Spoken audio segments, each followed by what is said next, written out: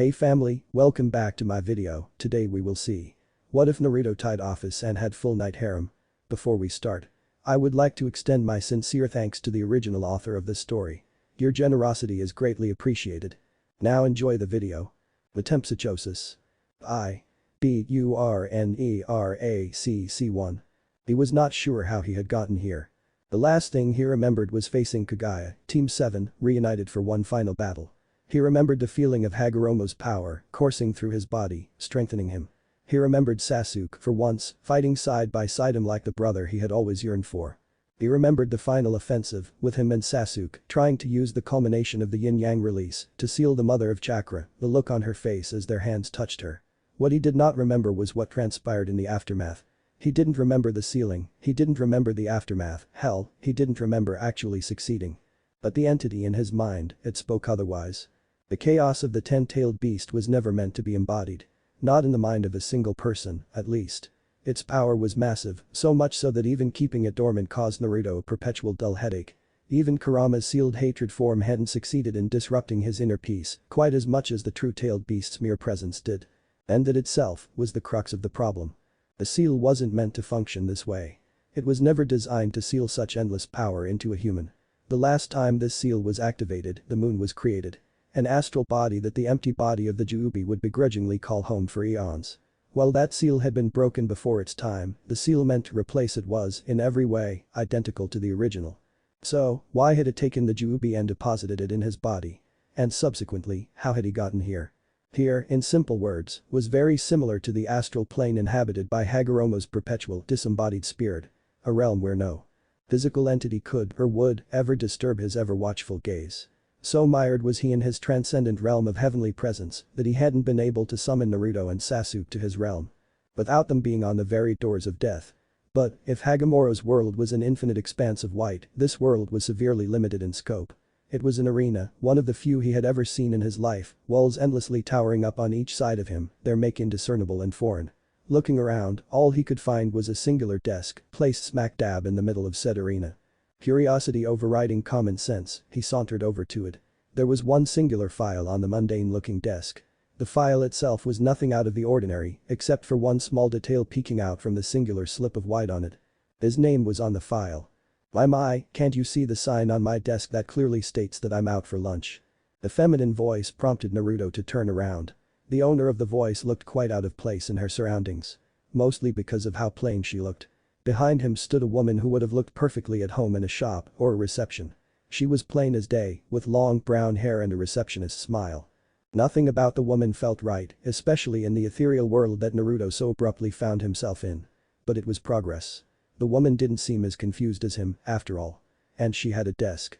The only people who had desks were people who had their shit together. And the woman in front of him was a perfect example of such a person. Ah, sorry about that. I was just wondering how I got here. Naruto sheepishly commented, rubbing the back of his head in embarrassment. The woman chuckled, apparently expecting his friendly reaction. Naruto caught on to this. How could he not, after all, when the only people that were used to his mannerisms were the ones he had spent his entire teenage life with? It was apparent this woman knew more than she was letting on, and Naruto would get to the bottom of this. But for now, he needed answers. Pardon me, miss, Naruto hesitantly began, but where is this place exactly, and how did I get here? On hearing the question, the woman smiled. Something about the smile put Naruto on edge. It wasn't just any smile, after all. It had a barely restrained omniscient quality to it. This woman knew stuff, much more than he did, at the very least. And she knew that he wasn't capable of understanding half of it. Naruto didn't like being looked down upon, and by merely smiling at him, this woman had managed to completely put him on edge. Said woman then took her seat behind the desk and locked eyes with him. Her smile was unwavering and extremely unnerving. I think you need to rephrase your question, young one. To explain where we are would be impossible for me. A fact that is in no way helped by the extremely limited intellect you humans possess, she said no, quoted, as if reading off a script she'd done millions of times before completely disregarding the angry expression on her companion's face. What you should be asking me, Naruto Uzumaki, is why you are here, she concluded, doing nothing to mince her hurtful words. Naruto held back a string of expletives and asked her the needful. Her smile grew just a little bit. Well, the only reason you can be here is because you died. Naruto stopped for a moment, his breath caught in his throat. It all made sense now. He didn't remember anything because there was nothing to remember. The Juubi was sealed inside him, and that was more than enough to kill any mortal, former Jinchuriki or not. But what that didn't explain was why he felt said power dormant in his body at this very instant. The Juubi was immortal, it definitely couldn't die. So why was it in this state? Sensing his confusion, the woman picked up the file in front of him and began reading. Naruto Namikaze, legally Uzumaki. 17 years of age. Died when the target of a sealing attempt was changed to him, locking the fully evolved Juubi inside him. Due to a clause pertained by an elder being, was able to kill an immortal while doing so. She closed the file, dropping it back onto her desk. I believe both you and I know who this immortal is. Your ethereal body is currently disintegrating. Under the strain of keeping the Juubi spirit at bay. That was all Naruto needed to snap himself out of his reverie. His body truly was, physically, deteriorating. He could see the tips of his fingers begin to disintegrate as the woman continued to speak, and it was terrifying, especially with how laissez-faire the lady appeared to be about it. You mentioned a clause. What do you mean by that? He asked, eliciting a chuckle from his companion. That would be me, she explained, her tone adopting a hint of mischief for the first time, instead of the bland monotony it has formerly exemplified. And before you ask why. I did it because you, Naruto Uzumaki, belong to me. Naruto took offense to that.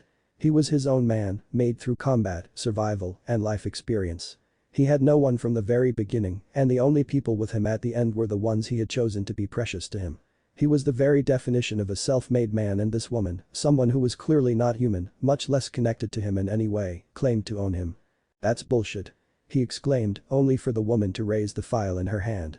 This, she began, sounding less like a bored receptionist and now like a tired mother who was telling her child off for the umpteenth time, is a contract that claims that your soul belongs to me through the ages. The power you were born with, the life you were born into.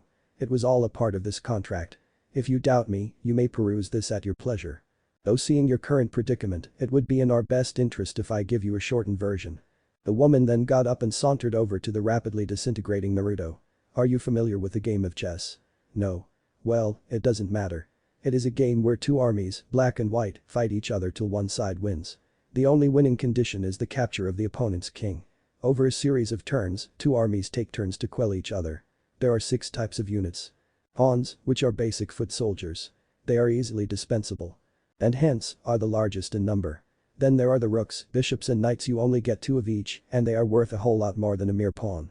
Then, there is the queen, the strongest unit on the board, funnily enough. And then, there is a king, almost worthless and in need of constant protection.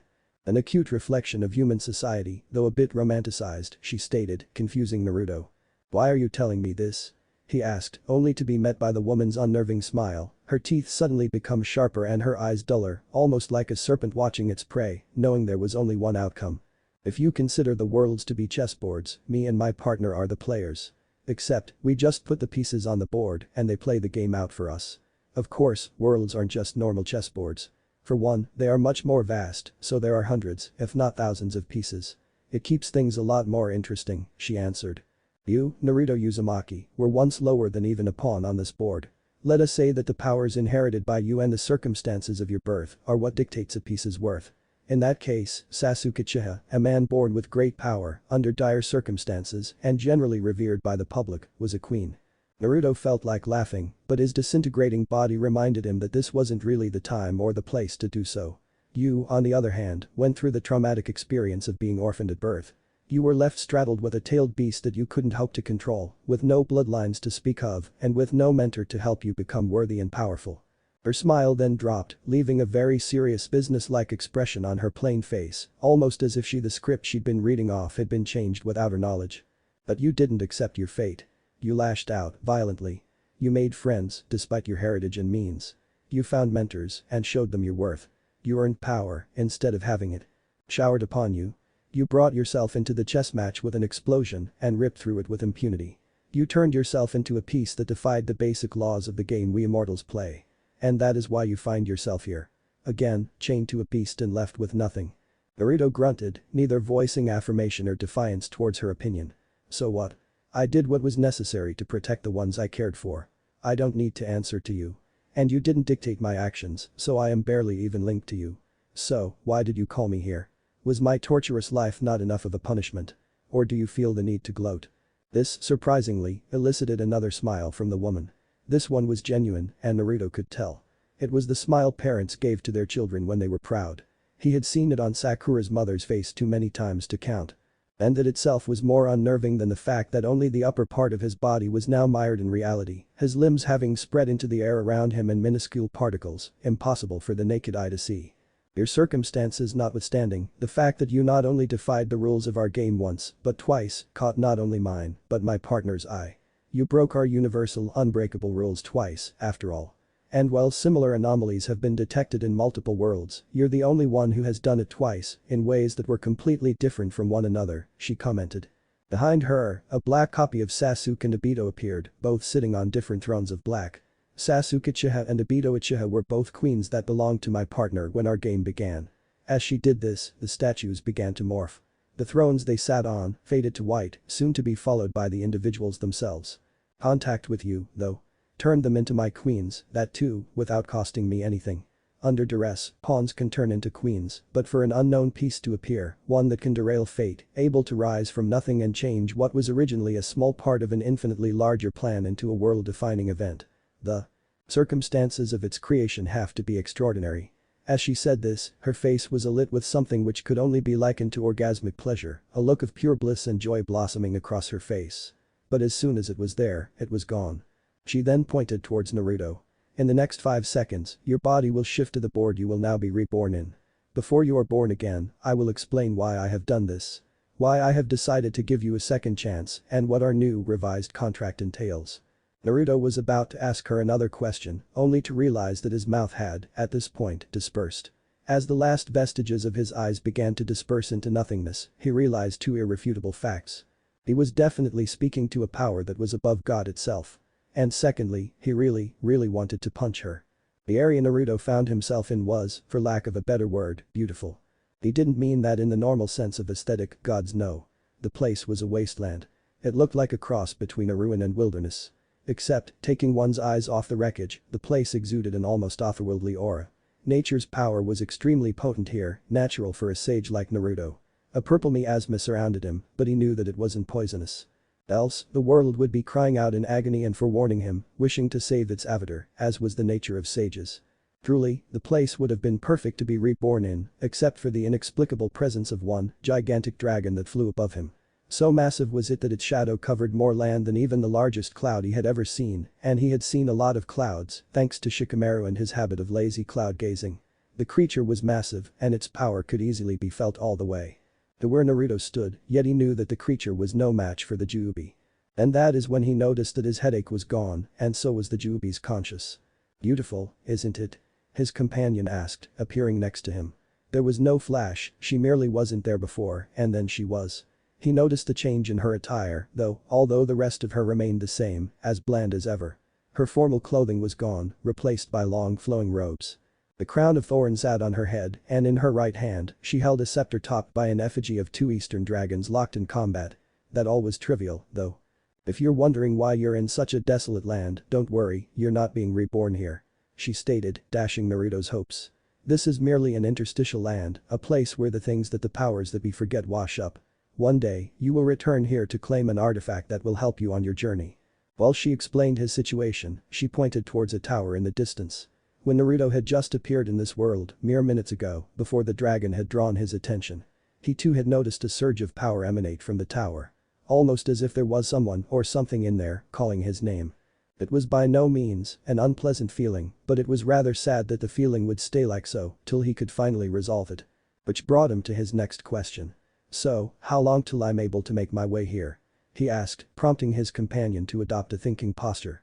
Honestly, she began. You could make your way here anytime you feel it is necessary. But I would recommend waiting. The 2 powers that reside in this dimensional gap are very territorial. To claim your reward, you will have to fight them. Knowing their powers and yours firsthand, I'd wager the fight would last months. So, it would be best to come here when there is no one or nothing awaiting your return. Naruto nodded, accepting the answer as the best he would possibly get. And what about the Jubi? He questioned. His power seems to have become one with my own. My chakra reserves are massive, and my eyes, they feel different. Did you have something to do with this? The woman nodded, confirming his theory. You should look into this, she spoke, materializing a small, handheld mirror out of nowhere. Naruto took it from her and was shocked at what he saw. He had the Rin Sharingan in his left eye. the coveted third eye of Kagaya. The connotations of his newly acquired eye was not lost on him. With the massive reserves of chakra left behind by the Juubi, he could very well destroy the entire world at will. Not that he wanted to do that, of course. You'll need it to fight the enemies you will face, the woman commented. Noticing him looking in the mirror. My companion, Kath, is quite angry due to the fact that I hold your contract. The fact that I'm using you to replace this world's king, a creature who died to a neutral piece, has made him extremely angry at me. Hence, he too, will be able to bring multiple powerful pieces into play. She said all this matter-of-factly, as if she wasn't speaking of beings capable of bringing about the destruction of the world manifold. Neutral pieces? What are those? Naruto asked. The woman's explanation had made it clear that she and her companion, Kath, waged war using their own pieces. Equating the game of chess to shogi, a game favored by the people of his time, Naruto was able to deduce that these neutral pieces were not normally a part of chess either. The woman seemed to have caught on to his train of thought, though. Neutral pieces are the will of the world. They are creatures who are not defined by us, not created by us, and cannot be manipulated by us. The two creatures that inhabit this plane are neutral pieces. In your world, the tailed beasts were neutral pieces. Every single creature that hasn't been pitted in combat by either me or Kath are neutral pieces. Hence, they outnumber us by the millions though, most of them aren't powerful enough to stand in your way. The last. It was added as an afterthought, possibly to pacify Naruto, who was understandably getting a bit jittery. So, you're going to put me in this universe as your greatest asset. But why? Naruto asked, his list of questions running thin, and the answers he was getting were less than adequate. The woman's face grew ever so slightly grim, showing Naruto that he was, at least, making some progress. This world is on the precipice of a war. A war where sworn enemies fight together against foes that beguile their very existence. The last time this happened, both me and Kath lost our kings. And this time, without our kings, we have no way of protecting the people of this world. Kath doesn't really care. Apparently, his new king too shows a lot of promise. But I am going above and beyond to bring you into this world so that you can turn my forces into an army capable of fighting a war. She locked her gaze with Naruto's own, her sight so keen it felt like it was boring a hole into his soul. You, Naruto Uzumaki, are, simply put, my insurance policy. Naruto stayed silent for a moment. He had merely one last question left to ask, and in his mind, it was the most poignant one. Why me? He voiced, his tone quavering, barely above a whisper. He asked a question, sure, but his mind already knew this answer. He needed to hear it. He had just come from one hellish war, and he was just about to be flung into another. The knowledge that there were powers beyond his understanding that dictated the condition with said wars did not give him much reassurance either. I chose you because you are you, the woman nonchalantly answered. You are tenacious, fierce, powerful and, now, experienced. Most of all, you are borderline impossible to truly hate. You make friends faster than anyone I know. And you can redeem people that all others have lost hope in. That is why I chose you, Naruto Uzumaki. You are a man who defies fate, I need you on my side, she answered, her gaze still as strong as ever, no longer a boring desk jockey, now a Madonna who could lead armies of countless worlds to a hopeless battle in high spirits. It was then that Naruto realized that the creature in front of him, no matter all her shortcomings as an omnipotent being, did truly care. She didn't bring him in because she wanted to win this.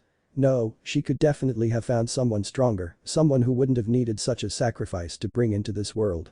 By bringing him here specifically, she had allowed Kath to gain a huge lead on her. She didn't care about the game like her companion seemed to. But that in mind, maybe it wouldn't be too bad working with her. I believe it is time for you to go now, she stated. You will. Remember all of this, that is my parting gift to you. You will also gain powers that are localized to this world. And I suggest using them unless you truly need to call upon the power of chakra. She then raised her staff. I am taking a huge risk by placing you in this world. Kath has no idea that we are currently having this conversation or that you are aware of the world I'm sending you into. Hence, I'd recommend not drawing his attention till it is absolutely necessary. Naruto merely nodded as a multicolored beam shot from the staff the woman held. My name is Framp. I thought you should know, she stated with a smile. Naruto responded with a bright one of his own as his body started to fade. It was then that he realized that his body wasn't just fading. It was shrinking. He was rapidly losing the physical strength that he had gained through endless practice. He was de-aging. The smile on Framp's face gained a comedic quality to itself as she noticed the changes occur. Naruto looked at her, bewildered, as his vocal cords evolved to a point where he was unable to hold a coherent conversation. The only thing that stayed was his expression of abject betrayal. The wonder of childbirth is a glorious thing, Naruto. And now, you get to experience it again. Firsthand and lucid. Demons, creatures of immense power that devils simply could not match. History spoke of a time when demons were abundant. When legions of thousands flew on wings of darkness, locked in a perpetual war against the creations of light. Each and every one of them possessed powers that made even the Longinus pale in comparison. The end of the First Great War was hard on them. Demons were limited in number, after all. And he who sat on his radiant throne in heaven held the very power of creation. He could create an unlimited number of angels. And no matter how powerful the demons were, they were whittled down by endless armies of white. In the end, demonkind was eradicated. But they left their legacy behind. Devils, creatures of lesser evil, but with the power to adapt and survive, who took charge of becoming what their progenitors could not. These devils carried on the Great War, even though they were a new faction altogether. They were slated to die, crushed by the massive hordes of heaven. But luck shone on them, and another faction was born. One formed by angels themselves. Dissent in their ranks caused chaos, and many an angel found itself cast from heaven, wings darkened by heresy. These blighted angels formed yet another faction, comparable to that of devilkind. And under the leadership of the crafty Grigori, christened themselves as the Fallen. Thus ensued a three-sided war. A war that went on for centuries. In the first quadrant of the war, the angels held firm. They dealt massive blows to both the Fallen and the devils. Such was the war that waged between the three factions. For every angel they felled, 5 more would take its place. What more, the archangels, resplendent in their glory, took the field of battle by storm.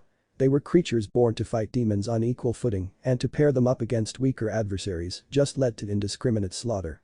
Many victories were earned this way, with devils and fallen quelled mercilessly by the radiant blades of God's greatest creations. Till one day, out of the blue, things changed. The balance shifted, so to speak, and the only indication of that happening was the sudden increase in the ranks of the fallen. The next times the forces clashed, the status quo had changed. Angels were no longer the radiant, indomitable force they once embodied. They fell to devils and fallen, and none rose to replace them. Archangels, creatures that once embodied true might, fell to their equals on the other side of battle. The Grigori charged through fields of battle, now able to take the fight to their erstwhile brethren. And the devils bred. They bred at speeds that could give humans a run for their money. A new breed of devil was created by the mixing of bloodlines. Super devils, they were called, lauded as beyond even demons by some, and 4 of them convened to lead their separated armies as one. They were led by Rizavum and Lucifer, the prodigal son of the original Lucifer Morningstar and the demon mother Lilith. With his faithful followers and his co-leaders, he too made the field of battle his home. But it was apparent that at this pace, the 3 factions would only end this war when none of them survived. To end this, one side needed a trump card. And today, the devils were fated to get theirs. The signs are right, the stars read true. It is just as that magician claimed. Today, a demon will be born. Stronger than the dragons themselves, Crucerius Matius stated. The Satan faction had been waiting for this day for over 100 years, ever since the early days of the war. The original Crimson King, a human sorcerer with no par, had decreed that there would come a day where the boundaries between the dimensional gap and the worlds would weaken. A child would be born that day, a devil child, who would be much more than just a simple devil. Harnessing the power of the true demons of old, this child would be the first demon born in over half a millennium. And today was the day. The sea page from the world beyond the rim was at an all-time high, and the demonic obelisks were unable to keep the eldritch energies at bay, and devilkind felt its effects. Even though the sea page was too tiny to be a threat, magicians had been out applying purging spell shields around the abodes of the devils from the greater families. Little did the houses know, the magicians served a secondary purpose. Demons bred at an expedited rate, and there was quite a bit of bad blood between the families that were part of the 72 pillars. Childbirth was something they hid with utmost secrecy. And usually, the 4 great Satans let this breach in decorum be forgiven. After all, the children born to the families from the 72 pillars were powerful and would soon be unveiled on the field of battle, young and full of promise. But today, the need for knowledge was dire. And the magicians would make sure that any child born today would be reported. The future of devilkind hung in the balance, hence, the need for them to obtain that child was imperative. The child will be identified by the end of the night, Rizavum Lucifer stated, taking a swig of wine from the glass he held. What concerns me is how to deal with the child. By all means, a demon is higher up the food chain than us devils. And if we forcefully take the child away from its house, we could face a rebellion the likes of which the devil world has never seen before. The Terra Leviathan, mistress of water, nodded in confirmation. We'll have to treat the child with both respect and caution. We'll give it gifts. Servants and powerful child devils from the extra houses. We'll call on houses Lucifuge and Abidan, they too are expecting to have children. We'll give the child's family more of a say in how we do things, that should be enough to guarantee their loyalty. Shalba Beelzebub grunted in affirmation. We buy the parents, and we spoil the child. Typical.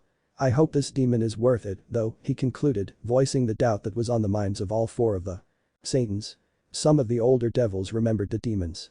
They remembered the chaos that a single one of them could weave. By all accounts, such power was terrifying. If the four Satans failed to muzzle the beast before it grew its fangs, they'd pay heavily for it. But devils were creatures that worshipped power. They were drawn to it like moths to light. And hence, their course was already decided. As they sat on their thrones, content in their plan of action, the doors to their antechamber opened, and in rushed a group of magicians. Their leader was a nameless devil from one of the extra houses, but the details didn't matter. What mattered was the news he had brought. My lord. He spoke. The Phoenix clan have delivered. It is a girl who wields the long-lost black flames. If the four Satans were shocked, they did not show it. Lucifer simply beckoned to his assistant, a young female devil from House Citri. Lena, contact the Phoenix. Tell them that their child will now be under the direct supervision and training of the four Satans. Also, tell them that the firstborns of Lucifuge and the Abidan will serve the child as her personal retainers. Lucifer then paused for a second. Oh, and tell the current Phoenix head that we're organizing a private party for the heads of the 72 pillars to celebrate the birth of his child, the true demon. He added the last part dully, almost as an afterthought, no real emotion going into it. The assistant nodded before using her magic to teleport off. As she left, the last thing she saw was a victorious smile on her lord's face. It was in all this hubbub that another child was born. On the outskirts of the underworld, in an old dilapidated castle, the wife of Nur Abidan, Sheila, was giving birth. And unknown to her, the child inside her womb was very much aware of what the hell was going on and was certainly not pleased at the person who had left him in such a state. As the child was delivered, he started to wail, his vocal cords still unable to form coherent words. He has a powerful voice, my love. Nur commented. Sheila looked at her child, finding it hard to concentrate due to her drowsiness. He's beautiful, she said. And the child was quite beautiful. A blonde, blue-eyed boy. Showing the best traits of both his Abidan father and Belphegor mother. Sheila smiled and looked up at her husband, the love of her life. Dear, do you have a name that we can call him? I believe it should be the man of the house who gets the last say in such matters. Nur's smile dropped as he racked his mind for names that could embody the sheer amount of pride that he felt. Almost unbidden, one singular name came to his mind. It wasn't a word he had ever heard of, but for some reason, he knew the meaning behind it. Maelstrom, or as the Easterners called it. Naruto. We'll name him Naruto. Naruto Abidan. And if baby Naruto could have rolled his eyes, he'd have done so. As he was still trying to come to terms with his current predicament, Nur handed him over to his mother, and looking up at her beautiful face, he realized why Nur had done so. Who's a hungry little boy? Sheila playfully commented, ignoring how tired she was, as a shadow felt over baby Naruto's face. As he realized that he was being breached, he tried to exhume another choice string of expletives which, of course, came across as nothing but a garbled cry. His childhood did not look like it would be a good experience. Are you nervous, son? Naruto looked up to see the unchanging, forever youthful face of his new father. It had been 16 years since he was born, and even if he hadn't already been informed about the fact that he was born into a society of devils, he would have easily noticed that his parents just didn't seem to age. Also, learning that they were hundreds of years old also told Naruto that the same detention of age would face him once he too passed his prime. And the answer to his father's question was, of course, no. Naruto had faced much tougher opponents than the Phoenix Lord that was currently greeting the Lucifuge family head a few yards away from him. He had faced those opponents and persevered. A mangy bird with the powers of regeneration did not even faze him. After all, each and every power had a limit. Notwithstanding, he had a reputation to maintain. He was a member of a family hailing from the extra houses. As such, he was expected to have a healthy amount of fear and respect for the members of the 72 pillars. Hence, he nodded. Sadly, his father picked up on his emotional state and chuckled. That was a good display, Naruto. The head of the Phoenix family isn't the most powerful or impressive devil out there, but he's not the reason you're here. I'm here because of the contract, right? He countered. The one that basically gives us up to the Phoenix's firstborn, like slaves. Nur was surprised again by how astute his child was. Of course, he had no way of knowing that Naruto's ideals and knowledge came from his last life. He chuckled once again. Think of it as an easy way to climb the political ladder. The child you will be serving is the reason the Phoenix enjoy the exalted power they currently possess. Naruto sighed. The true demon, right. If she's anything like her father, it will be quite disappointing. Noor locked his gaze with his son's, trepidation apparent in his amber orbs. Do not underestimate the demon, Naruto. You are strong. Our power runs through you. The whole is a power that took me 30 years to master, you did it in 12. You might be a prodigy, but the demon too is one. Naruto could see the concern his father felt. 16 years, this man had raised him, sheltered him and loved him. Now that it was time too for him to let go. His father couldn't protect him from the machinations of the Satans. And Naruto was more than okay with proving that he wouldn't need to. Ah, Noor, how are you? Lord Phoenix greeted his father. Persevering, as we are oft known to do, Lord Phoenix, his father commented, faked reverence apparent in his voice. The Lord then took note of Naruto, a quizzical look appearing on his face. This, I presume, is your son. What is your name, child? Not breaching decorum, Naruto bowed. Naruto Abidan, at your service, Lord. He greeted. Unlike his father, though, his movements and voice were ever so slightly stiff, a fact that the centuries-old Phoenix patriarch caught on to. Ah, seems your kid has some spunk. Youth, such a brilliant time. When anything you do is never truly beyond reproach, he stated, the mirth in his voice surprising the shinobi-turned-devil. Apparently, the Lord was comparatively much more easygoing than most of the other royals he had met. A genuine smile came to his face. Maybe working under him wouldn't be quite as harsh a fate as he imagined it being. Excuse him, Lord, it seems his mother and I have spoiled him a bit, his father said, covering for his transgression. Lord Phoenix didn't seem to mind all that much, though. He can't hide his feelings, seems to have a sense of pride, and looks pretty strong. I believe those are good qualities in any devil, birth being irrelevant. Lord Phoenix then started to move off, beckoning Naruto to follow. As the two entered the building, Naruto felt his father's telltale demonic signature vanish. From here onwards, he was on his own. Well, him and the Lucifuge girl following him. And boy, the girl was a looker. Silver hair and eyes to match, possessing an aristocratic look that wouldn't be foreign on a woman of royal birth. Her skin was alabaster, and overall, she exuded this feeling of untouchability. She was strong, make no mistake. Much stronger than almost any devil Naruto had grown up with, sans his parents and others who'd fought in the Great War. He would estimate that as she was currently, she'd be a low ultimate class devil. But her power lay in subtlety. Unless her opponent could read her like he could, he or she would be in for a surprise of a lifetime. As such, Naruto took the chance to introduce himself to his newest peer. Hello, I'm Naruto Abidan. And you'd be? The girl looked at him, taking a second to size him up. If she noticed anything impressive, she didn't show it. Which either proved that Naruto truly was good at suppressing the obscene amount of power he possessed, or that the woman was extremely good at hiding her emotions. I'm Grafia Lucifuge. Please take care of me, she stated in a chilly professional tone. Naruto sighed, if he was to work with her, he'd have to get through the shell she had around herself. That could take ages, and that would take effort. Still, it was something he looked forward to. The company of three then came to an open arena. The fact that such a large structure was housed inside the Phoenix estate showed Naruto the difference between the 72 pillars and the extra houses. All the Abidans had was a rickety old castle. He could see the same look of wonder as he had on his companion's face. Comparatively to the Abidan and the Lucifuge household, most other families had much less. The fact that this disparity existed did not go unnoticed by the blonde Abidan. More interesting than the arena itself, though, was the person who was currently using the arena. Misshapen forms of monsters lay burnt and charred around the periphery of one young, black-haired girl, who for some reason, gave Naruto serious Uchiha vibes. Other monstrosities stepped over their forebears as they circled the girl. On closer inspection, Naruto could see that even though the girl looked a bit winded, there wasn't a single scratch on her beautiful, immaculate visage. He could swear that there was some genetic imbalance that allowed devil women to all be beautiful and, for lack of a better word, bountiful. As the monstrosities leapt at her, wings of black fire shot out of her back, surprising Naruto for a singular instant. He made to compare these black flames to those of Amaterasu, but the comparison fell short. While dangerous, the black fire that the Phoenix used could not compare to the god-smiting hellfire of the Uchihas. But the fire was still potent, as it ripped through the monstrosities without even a shred of resistance, transforming bones and flesh into ash and smoke. Naruto had to admit, he was impressed, though very little. As the girl faced off against her final opponent, a beast larger than the others, she noticed her father at the entrance of the arena. In order to make a show, she flew out of the path of her enemy as it charged. She then stayed in the air, right behind the creature, who had now found new targets. Naruto smirked. She's testing us. As he stated the obvious, the monstrosity charged towards him and Grafia. The Phoenix Lord behind them noticed how Naruto's body tensed up in anticipation, similar to that of a man who was used to mortal combat and relished every single moment of it. The creature then leapt, closing the distance between itself and its new targets. Grafia was the first to react. Naruto's doubt was confirmed when a giant block of ice erupted from the ground, forcing the creature to slam into it mid-leap.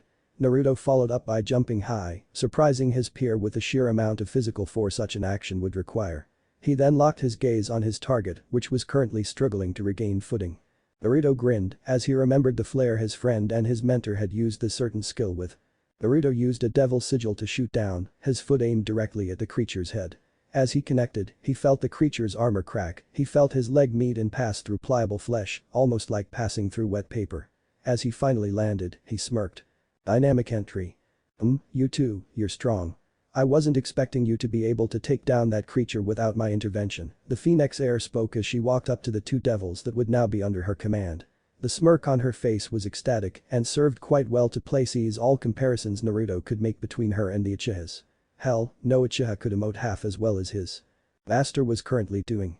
My name is Arya Phoenix. The girl pushed a stray length of hair out of her eyes. I don't care who you are, but I care if you're strong enough to stay alive. From today onwards, you will be working under me. As such, your only job is to support me on my jobs. I hope you too will be able to do the needful. For your sake, purely, because if your efforts are subpar, you'll be replaced, the Satans and their contracts be damned. Naruto and Grafia nodded in unison. The former intrigued by the confidence the Phoenix exuded, even without any prior true combat experience. And the latter instantly enamored by the professional attitude her new superior embodied. Satisfied with the response, the Phoenix member turned to retreat from the arena, beckoning her new followers to come with her. Oh, and by the way, welcome to the strongest team the underworld has seen in centuries. Of all the missions we could have possibly gotten, why have we been sent to the human world? Naruto spared a second to look at Arya. 30 years had passed since they became a team. 30 years of painstakingly being the glue that held together his team, and he still couldn't understand why Arya hated the human world. Over the course of them being a team, they had completed more missions than any other team on record. But their varied powers and skills, no mission was ever too hard for them. Which is why it was coming as no surprise that the three of them were now only contracted for missions that were nigh on impossible for other teams to do. Which was partly why they found themselves currently in Greece, a country which, under great leadership, was proving to be the most dominant nation in the world. By leadership, Naruto meant sacred gears. It had taken the blonde shinobi a while to grasp the concept of these sacred gears. Relics bound to humans by God, still weird to know there was a guy who had the capital G and all that, but he digressed, that provided them a means to defend themselves against the occult. In theory, it was easy to understand. But considering the fact that these were weapons that could kill gods, he figured there was a secondary reason for their existence as well. Though the entire concept of a human taking on a god amused him a bit. Who would be that suicidal, after all? If the Jubi still had a will, he was sure it would be laughing inside him right now. Bremery and his team were severely injured in this area. They reported that the forces here could cause a hitch in our plans. We're here for preemptive defense. Consider it a holiday, guys, Naruto commented, lying down on a rock and choosing to ignore his teammates in favor of looking at the setting sun. Arya sighed. Gremory and his three mooks are merely inept. It wouldn't take much to send them scurrying away in fear. Could be a single angel for all we know. Behind them, Grafia made a disappointed sound. They aren't that bad, Arya. They did give us quite a fight during our ultimate class tournament match. Naruto sighed. Doesn't change the fact that they would have lost had the examiner let us go on. None of us truly went all out in the fight, Surziches was constantly using his true form, while the rest too. We're going all out already, stalling for him. Arya didn't even use her flames, and I didn't even have to use the whole.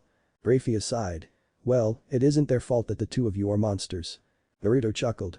The only monster on our team is our resident demon, I'm just a simple medic, he concluded, earning a blank stare from both his teammates. You might be a medic, Arya started. But not many medics can punch an archangel 6 ways to Sunday. I think Raphael got a little cranky when my flames proved to be greater than his, but I wasn't the one who punched Raziel through a mountain. Naruto groaned. Don't remind me of that guy, he was too mysterious for his own good. Kept going on about how I wouldn't understand half the stuff that went on in his mind. Arya just shrugged. I feel his pain, you are a grade 8 dumbus after all. Naruto let the comment pass, but noticed how Grafia chuckled. It was good for her, being herself once in a while. It took Naruto the better part of a decade to get her to break character, and even now, she'd go back to being what society expected her to be all the time. Well, look who's laughing. Mind sharing the joke with little old me? Naruto commented, making Grafia choke on air. Arya, not one to miss an opportunity, pressed where it hurt. Bet she's thinking of Surziches right now. Tell me again, what is it about him that you find cute exactly? Cause I still cannot see it. Naruto butted in again, seeing his opening. Ooh, you find that dullard cuter than me? My, I should dump you for that, Graphia-chan. The dark shadow passed over Arya's face. Naruto had forgotten that she did not like it when Naruto brought up his relationship with Graphia when they were working. Said something about it breaking professional decorum. So, Naruto decided to shut up. Graphia, having gotten the point, concluded her answer as fast as she could. Definitely not cuter than you, Naruto. And I didn't ever call him cute, I just said that I found the passion he had behind his entire equality speech during the examinations quite admirable. That is all. Arya cleared her throat loudly, getting their attention. So, the scouts state that Gremory's little gang were last seen along the northern ridge of Mount Parnassus. The mortals in the area too have reported occult phenomena along said region. As of now, we will split up and search the mountain for the perpetrators. When you find them, report to me. Our communication glyphs will be active till the end of the mission. Do not engage alone. Now, go. Naruto nodded as he summoned his wings. His companions followed suit. They flew up, gaining altitude over the mountain. As they reached the peak, it became increasingly apparent that whatever had taken out Gremory's group had in fact been much more powerful than any stray angel. Because the top of the mountain was ravaged, completely obliterated from the face of the earth. Oh, so it is one of those days. Longinus. Of all the blasted things it could have been, it's the Longinus. Two of them. Well, Naruto could definitely sympathize with the frustration his master felt. He felt his role was better served by thinking of a way to resolve the bloody mess that they had gotten into. The two Longinus in question were the Divine Dividing and the Boosted Gear. Locked again in endless battle against each other. And oh, what a battle it was. They had been fighting for the entirety of 2 days or more, considering Gremory's clique had gotten here around that time frame. Their weapons were battered, and even their balance breakers were beginning to crack. Most of all, their surroundings were what painted a better picture of their battleground reflecting this, or the lack thereof. The mountain peak had been decimated to the point where the two dragon wielders were now fighting inside a crater of their own making. If they had noticed them, they didn't show it. So engrossed with each other were they that their surroundings simply didn't matter. Such was their hatred for one another, such was a rivalry that transcended past multiple lifetimes. They haven't noticed us yet. We might be able to call for backup. Possibly get a Satan to help us out, Graphia added. While it was true that the three of them had yet to be discovered, exiting their current hiding spot would increase the chances of that happening manifold. It was a risk, yes, but so was fighting them. If push came to shove, Naruto was more than sure he could take them down, dragon and all. But he didn't wish to reveal the extents of his power. We should fight them. There are two of them, and they have obviously been at this for a while now. They are weak, we are strong. There is no need to involve the Satans, Arya stated. Graphia gave her a disapproving stare. Weakened they might be, but they are still dragons. I don't think it is a good idea for us to engage them, period. As the two bickered on, Naruto noticed the warriors stop fighting. In unison, their armored heads turned towards the group of three devils. Guys, I don't think we get to choose any longer. Naruto stated, pointing towards the two warriors, who were now aiming their cannons at their motley group. Arya was the first to react, her wings of fire already extended in anticipation. Team. Scatter and engage. She yelled as she dodged. The two blasts of obscene power that headed her way. She then maneuvered mid-flight and delivered a blast of fire to the white warrior. Naruto meanwhile, accelerated straight into the Red Knight, who swung his sword, seemingly an extension of the boosted gear, possibly some form of a subspecies balance breaker, in response. The sword was trapped mid-swing by Graphia's eyes, allowing Naruto to punch the Red Knight into the mountain. Having distanced themselves, both sides regrouped. You survived our initial barrage. Impressive, for devils, the White Knight spoke, ephemeral blue motes of power dispersing from the ethereal wings on his back. The Red Knight dislodged from the mountain and flew up, joining his white rival. Indeed, you are better than the last four. They weren't even worth killing. Arya smirked. If you are trying to compare us to Gremory and his flunkies, you're making a very wrong comparison. We're leagues above those buffoons. She chuckled. Do give me your names before you keel over and die, though. I like to know who my victims are. Behind her, Naruto sighed, leave it to Arya to taunt opponents that could kill her twice over before she could so much as blink. The two knights took her impending threat as something of a joke, as was made apparent by their laughs. Sure, princess. My name is Davian, scion of the Great Welsh, the red-scaled knight proclaimed, bashing his sword on his cannon. His companion, though, was a lot subtler in his retort. I have no name, but you may call me a Spro. Arya's smile grew wider. I am Arya Phoenix, true demon of the underworld. Now, do me a favor and try to put up a good fig. Arya's taunt was cut midway when a Spro flew at her with speed that she couldn't hope to match. She was barely able to avoid his sword as it pierced the air where her head was a second ago. She lashed out with a kick, only to be blocked by the knight's seemingly impervious armor. Naruto moved to intercept but was forced to defend against Avian, who moved in between him and Arya at speeds rivaling his eternal nemesis. Now, it wouldn't be sporting if I allowed their fight to be interrupted, so why don't you fight me instead? The Dragon Knight spoke as he lashed out at Naruto with his sword. Naruto easily dodged it and planted another fist on the knight's face. This time, though, the knight wasn't flung quite as far as he was last time. The same tactic won't work against me twice, he stated. Naruto then felt the knight's already immense power double. You'll have to do much more than that to take me down. Before Naruto could react, the knight was behind him, his charged arm cannon pointed right at Graphia. Naruto reinforced his wings with chakra, intercepting the blow. Sadly, he couldn't completely block out the explosion. As a result, Graphia was knocked away, unconscious, and Naruto was sent spiraling off the mountain. Arya saw this and grimaced. The knight fighting her was the wielder of the divine dividing, and he knew how to use it. Every time they two connected, she felt her power dip by half. The Phoenix regeneration was keeping her in the fight, but it was almost impossible for her to gain any distance from her quarry. She had to do something, and fast. Is this much fight enough for you, princess? A Spro commented as he lashed out with his sword again. Arya found herself eating her own words as the sword nicked her stomach, having her power again. The only way she could win here is if she used the one attack that reinforced her belief that she truly was a demon and not just a devil. She sent a giant blast of fire at her opponent. It served its purpose, as the knight chose to disengage. She then willed all her fire into existence, surrounding herself in a giant ball of black fire, the all-consuming light of which blotted out the dull orange rays cast by the setting sun. Witness the true power of a demon. Supernova. The ball of fire then began to expand outwards, destroying every single thing in its reach. Rocks melted under the sheer heat of what amounted to a small star. The dragons raised their arms in defense, incapable of escaping the rapidly expanding ball of doom. And for a second, there was silence. Then, the ball of fire dispersed, the flames burning out, running out of demonic energy to feed their existence. And Arya dropped to the ground, unconscious. Before she hit the magma underneath her, Naruto appeared in a burst of speed, catching her unconscious body. She'd be alright in 30 minutes, thanks to the regeneration factor of the Phoenix. Naruto would have transported her back to the foothills, like he did to Graphia. But currently, he had bigger issues.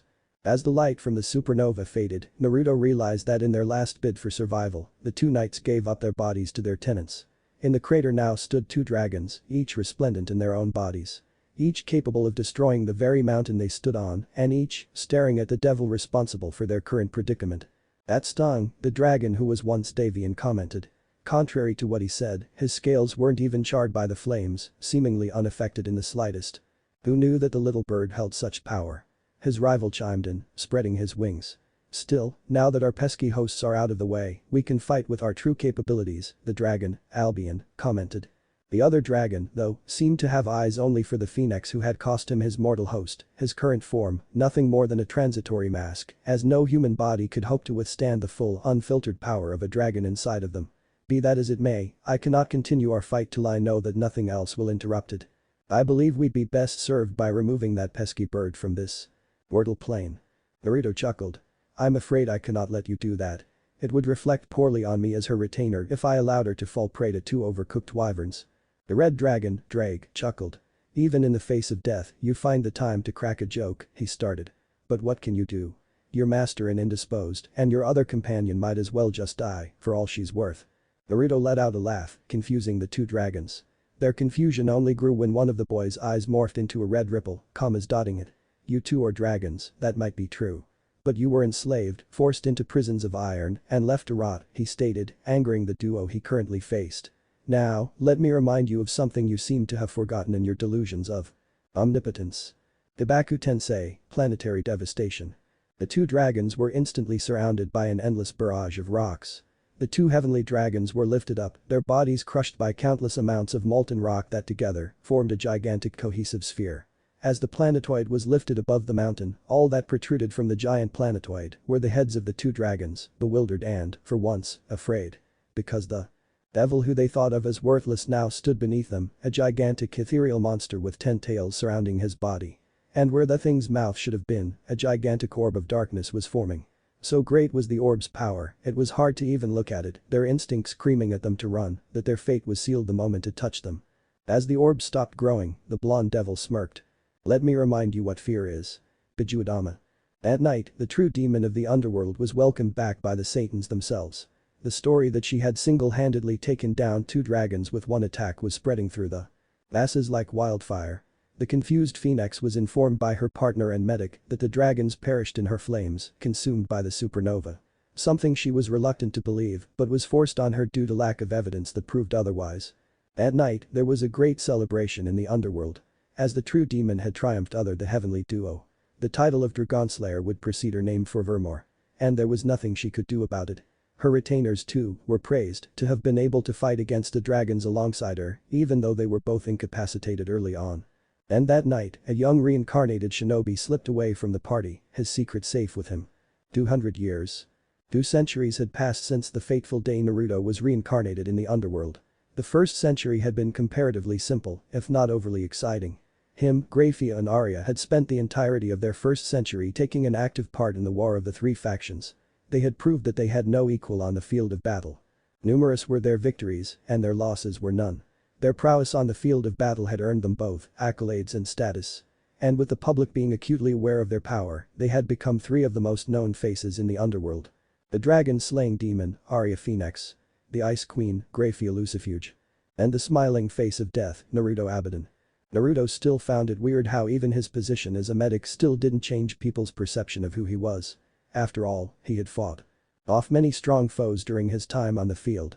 But both he and Graphia paled in comparison to the popularity Arya had received.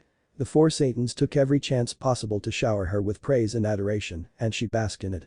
She was a household name in the underworld and had rejected hundreds of suitors from multiple great families. She was what every devil aimed to be.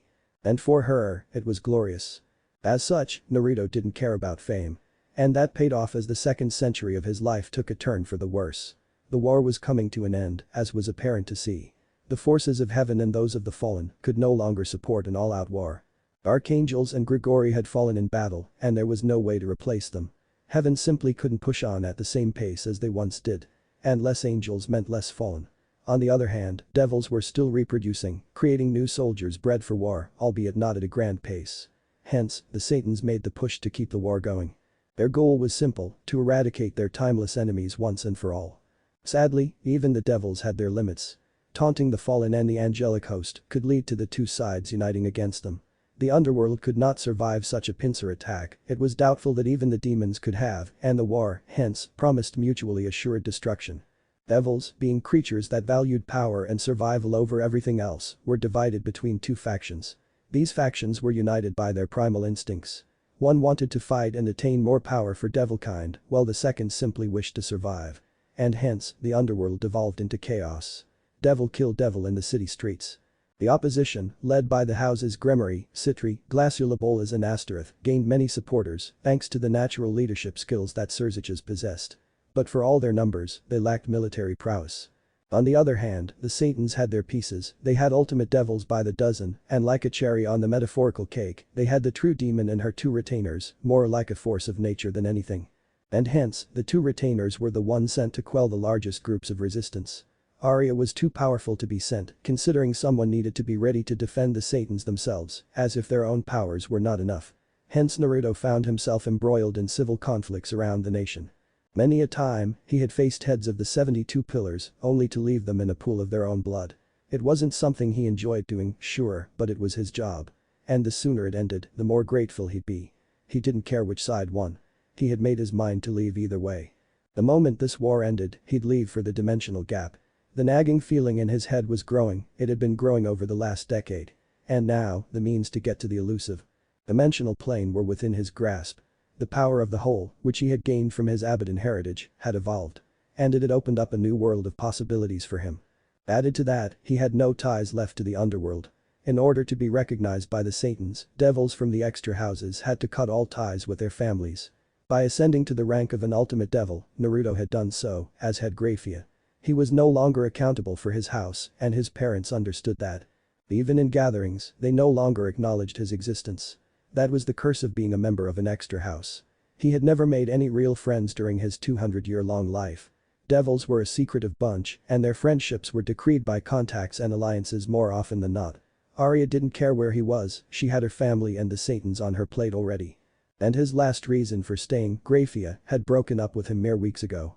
Which is why it came as quite a surprise when she asked him to meet her in a secluded location in the city's slums. Graphia wasn't one to ask for favors.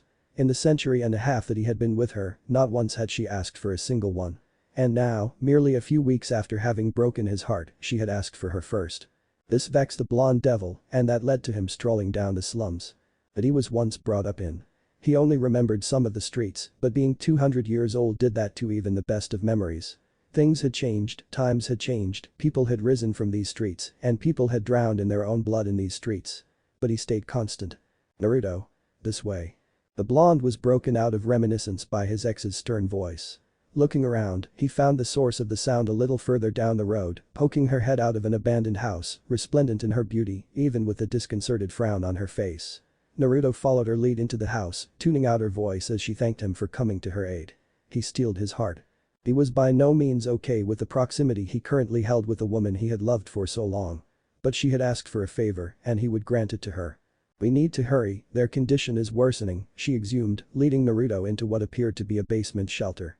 As his demonic eyes stabilized to the darkness, what he saw stunned him. The place Graphia had led her into was the medical chamber of the very foe they were currently fighting. And on the 3 beds lay the people who were spearheading this revolution. Serafol Citri, Akuja Glaciolabolas and Falbium Asmodeus. Beside them stood the heart of the revolution, Surzich's Gremory himself.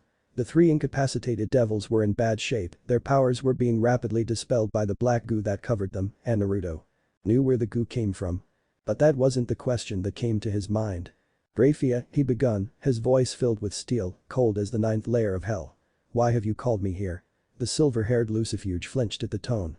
It wasn't something she had ever heard or seen Naruto use, but here he stood, unmistakable in his resplendent power and understandable confusion. She cleared her throat, shaking off the effect Naruto had on her. They faced Lord Barbados in battle, while they did take him down, they were struck by his attack. We cannot get the substance off them, and our healers can't do anything. I need you to help, she said, a slight pleading tone accompanying her erstwhile formal request. Surzichas, feeling the need to join in, walked up to the shinobi. Naruto, I know this is sudden, but you are possibly the only person who can help us here. Naruto locked his eyes with the Gremory air. You started this war, Gremory. You knew going in that there would be casualties. Yet, when faced with the death of your comrades, you come to the enemy for help. He drew a kunai at speeds that the red-haired devil couldn't even dream of being able to follow. Give me one reason not to strike you 4 down and end this war right now. Before the red-haired devil could respond, a wall of frost appeared between him and the blonde. Naruto jumped back, surprised by the sudden attack. He regained his bearings in record time as he drew his second kunai. Before he could respond, though, he caught sight of his assailant. Graphia, the woman he loved and cherished, now stood between him and the 4 seeds of rebellion, her arms defiantly channeling her potent ice magic. If they die, so do I, she stated, glaring at Naruto with defiant eyes. For a second, Naruto had the urge to respond in kind. But then his high faded and he realized who he was facing. You know that what you're doing is tantamount to treason? That you'll be killed if you are discovered? Naruto asked, his voice uncharacteristically concerned. Surzichas stepped out from behind the wall of ice, his face hesitant, his gait heavy. Naruto, the redeed began. If the Satans win this war, it won't matter. We'll all die. He then walked over to the blonde Abidan and handed him a scroll. That is a list of the families that have been eradicated by the wars. And this. Surzichas handed him another. Scroll. Is the list of devils that can reproduce. You should definitely read that one, your name is on it. Surzichas then sat down next to his immobile comrades. Read them and see why for yourself. Intrigued, Naruto went over the scrolls. The revelation that the information held caught him by surprise. Only 40 of the 72 families remain, and only 70 notable devils can currently breed. These numbers are paltry compared to what the Satans revealed. Surzichas nodded in response. We cannot continue our war with heaven, even given time. Our race is too broken to go to war. Surzichas revealed. And yet, the Satans want to throw us back out there, spilling our blood to wage a war none of the 3 sides want. And if we, by some miracle, win. They plan to throw us against the humans. And you, of all people, know how dangerous humans can be when given the right tools. Naruto nodded, moving over to the 3 incapacitated devils. He could save them, but doing so would make him an accessory to treason. While he could easily escape the underworld, he didn't want to leave the people he cared for here to rot. Sacred gears, he stated. God's gift to mankind, weapons we are not well equipped to fight. Surziches nodded, trepidation easily visible on his face. So, will you help us, Naruto Abidan? The blonde didn't respond verbally, instead, he summoned the green, healing chakra he had become known for using to great effect. If we plan to take down the Satans, we need to act fast, he commented, as smiles of relief spread on the faces of both his companions.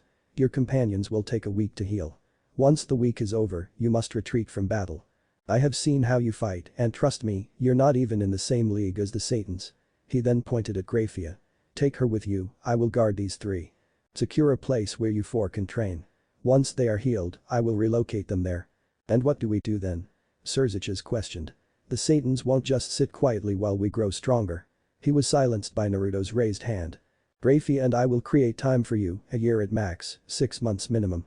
I will personally oversee your training, make sure you can defeat the Satans. We strike at the end of next year. Surziches was flabbergasted.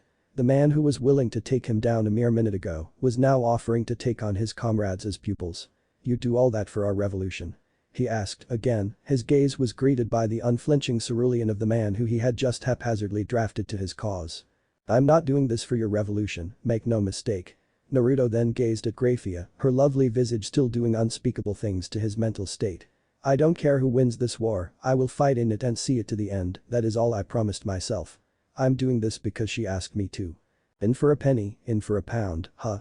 Graphia commented, her rare playful side shining through in her moment of happiness. Naruto too, chuckled dryly. Ah, a British proverb, how suitable. Now, move.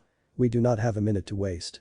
The next year was remarkable in devil history for 2 reasons. 1, the spearheads of the revolution, Gremory and his alliance, disappeared from the field of battle. They were replaced by the True Demon's 2 retainers. Being members of the extra houses, they were taken as a joke. Their feats of combat were originally taken as byproducts of being on the same team as the True Demon, and they were all but expected to keel over when faced by a devil from the families. That was their gravest mistake. Naruto and Graphia ripped through battlefields, both winning the revolutionary armies, many battles that were considered unwinnable. Alone, each of them proved equal to an army, together, they resembled a primordial force of nature. They kept the forces of the Satans at bay, and they did so in the most effective manner possible. By kidnapping the devils that lead those armies. Which lead to the second reason. Many such armies later chose to align themselves with the revolutionaries. Their heads defecting to the other side of the field of battle. Surziches was a natural-born leader, and he was well versed in the dealings of the court thanks to his upbringing as a Gremory. He cut deals where he could, took hostages where he could, and tortured whoever was left. Most devils broke at his feet, joining his army, be it for political gain, self-preservation, or plain old fear. All this time, as the war raged on, Naruto spent time with the 4 devils who had their eyes on the thrones that the Satans currently called their own. He trained them whenever he could, bringing out their potential, of which there was no lack. Powerful bloodlines bred powerful children, and these were the best of the best. He grew close to 3, Seraphol, Falbium and Akuja. The first was childish, but powerful. She held her morals above all, and would never abandon a teammate. She was instantly smitten with him, but would never show it, much to the dismay of her teammates. Akuja was a smart man, and Naruto, with his knowledge of war, was more than a match for him, on the training field and off. Falbium was lazy, a trait he shared with his current trainer. They would often talk when they both rested, gazing at the fake sky of the underworld and staring at fake clouds. Blow past. The one he couldn't bear was the Gremory. While he could understand that Surziches wasn't an evil man, he did not like the self-righteous posturing the devil was so fond of. His aristocratic passive way of dealing with issues was anathema to the blonde devil, who preferred to solve his issues with a much more active approach. Still. The man held his ideal above all, and he could respect that. Apparently, that was what drew Graphia to his cause. 1 year, he had spent, repeatedly smiting the 4 devils to the ground, over and over again. Yet, they would always get up. And every time they did, they came at him stronger and smarter than before. Before long, he found himself using the power of the whole to fend them off, and at the end of the year, they were hitting hard enough for him to take them seriously. If anyone could do it, other than him, it would be them. Trained and rested, today was the day that they assaulted the Satan's seat of power, Castle Inferno. Their army was currently battling the main force directly under the Satans, the largest army of the underworld. It was all a ruse, as the 6 devils who truly mattered made their way directly to the castle. Are you sure we're ready for this, Naruto? Seraphol asked, her beautiful face set in a permanent frown. The blonde nodded. As ready as you'll ever be. You 4, with Graphia, pose a serious threat to the Satans in there. Naruto pointed at the castle. I, meanwhile, will buy you the time necessary to take them down. Once the battle begins, I will be unable to provide you guys support, so everything that happens in there is up to you. Graphia had one eyebrow, slightly surprised. Why? Where will you be? She questioned, earning a chuckle from her ex. Naruto then looked up towards the sky. In our year of training, I believe you guys have forgotten that the Satans have one final line of defense. It took his companions a second to realize who he was talking about, and Seraphol was the first to respond, her mouth agape in abject terror. No. She exclaimed. Shit. How could we have forgotten? The demon guards the devils that dwell within. It was the only part of the revolution that we could never figure out a counter against. Her voice gained a pleading quality. Naruto, you can't. She's a demon, both literally and figuratively. But so is he, Graphia stepped forth. Naruto himself is a super devil only in name. I could hold her back, but not for long.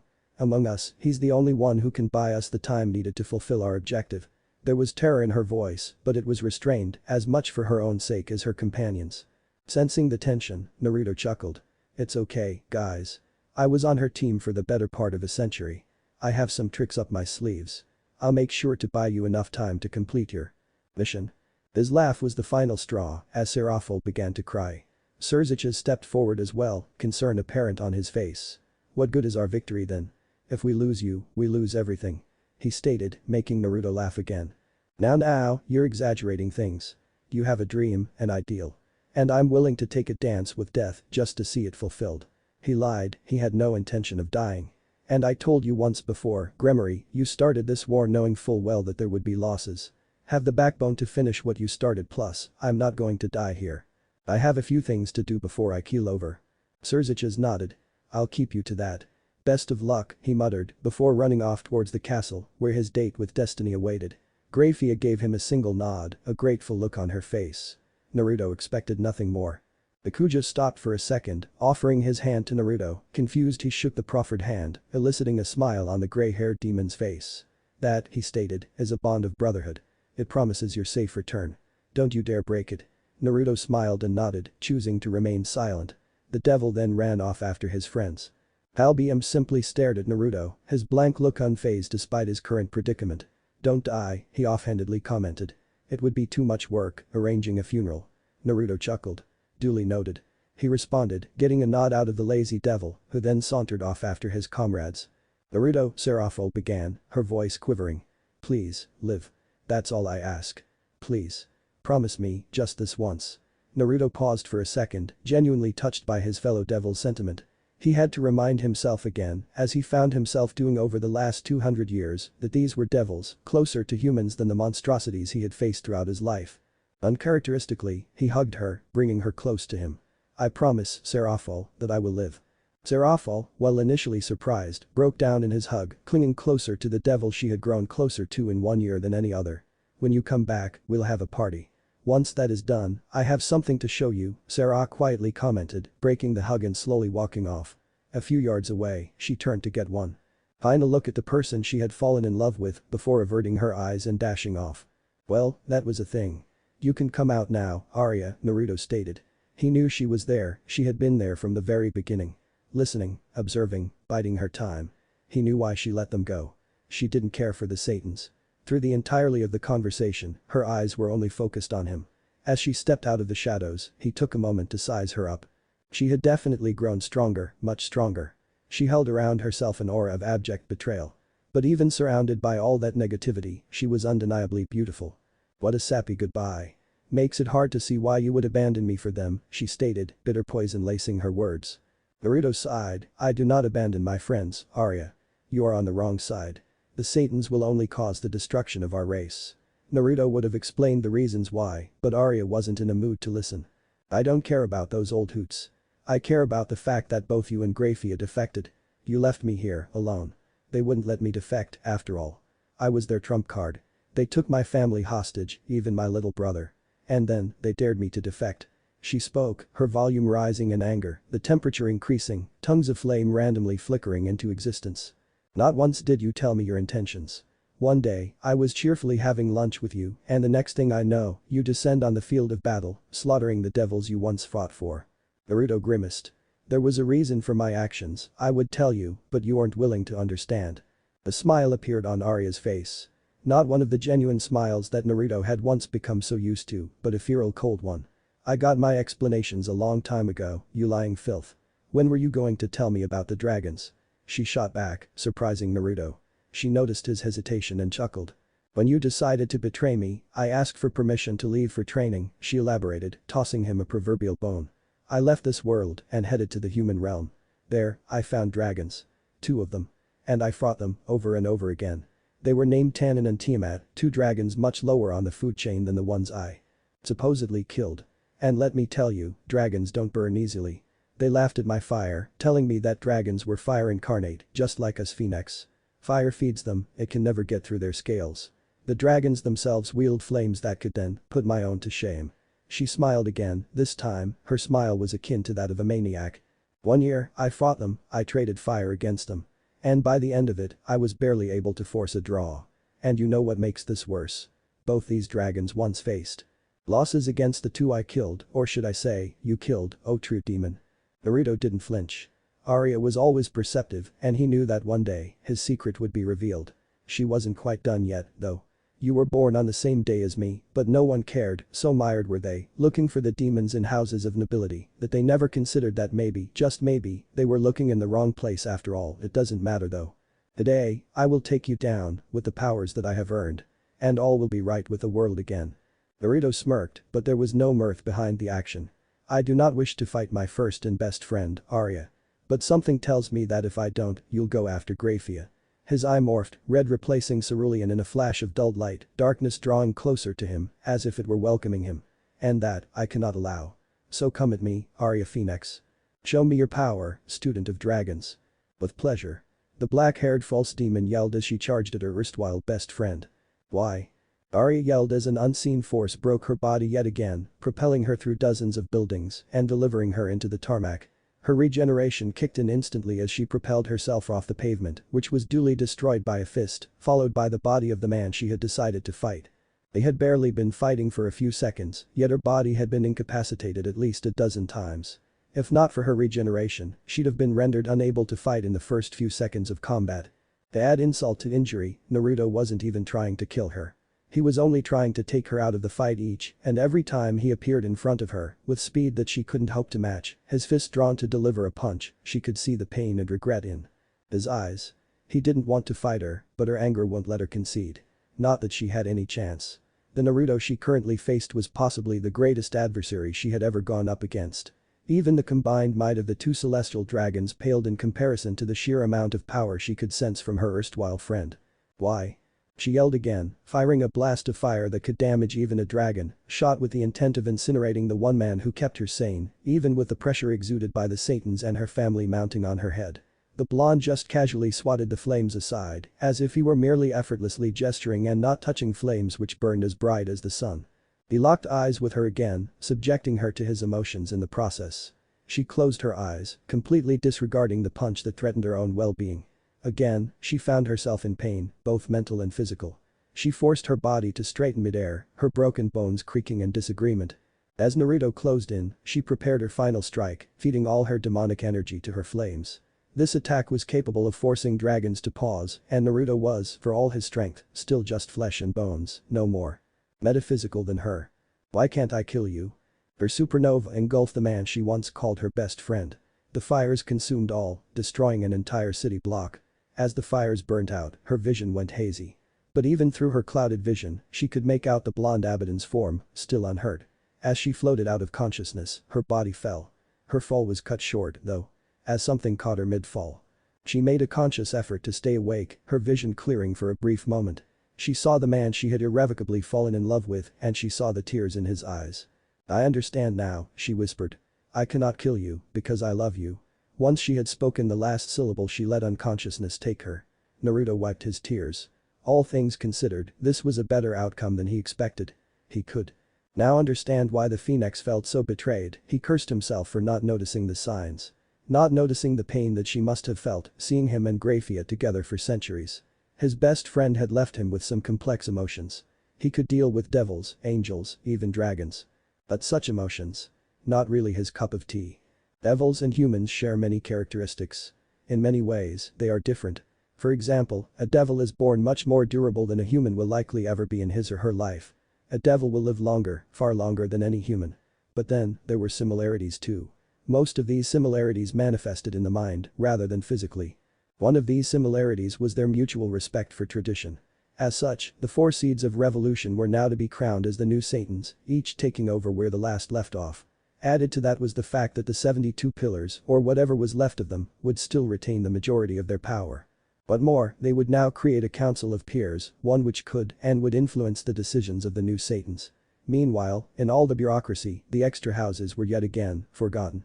More power to the powerful, none for the weak. Classic devil logic. While Naruto did not regret his choice, he did feel angry. The law that extra devils had to denounce their families in order to be recognized by the 72 pillars wasn't revoked. But now, extra devils did not need a sponsor or a master in order to take ascension exams. Which meant that extra devils could now work to get to the same level of social power that devils from greater families enjoyed from birth itself. How pathetic. But still, it was progress, and that was what mattered. Sitting here, away from the party, how typical. Naruto was brought out of his thoughts by the voice of his best friend. Apparently, a day was enough for her to heal off most of the damage he had caused her. Still, seeing the bandages around her waist did send a pang of guilt straight through his conscience. Arya noticed this and tutted disapprovingly. You did what you had to. I can't hate you for it. I came here to apologize, I was out of line.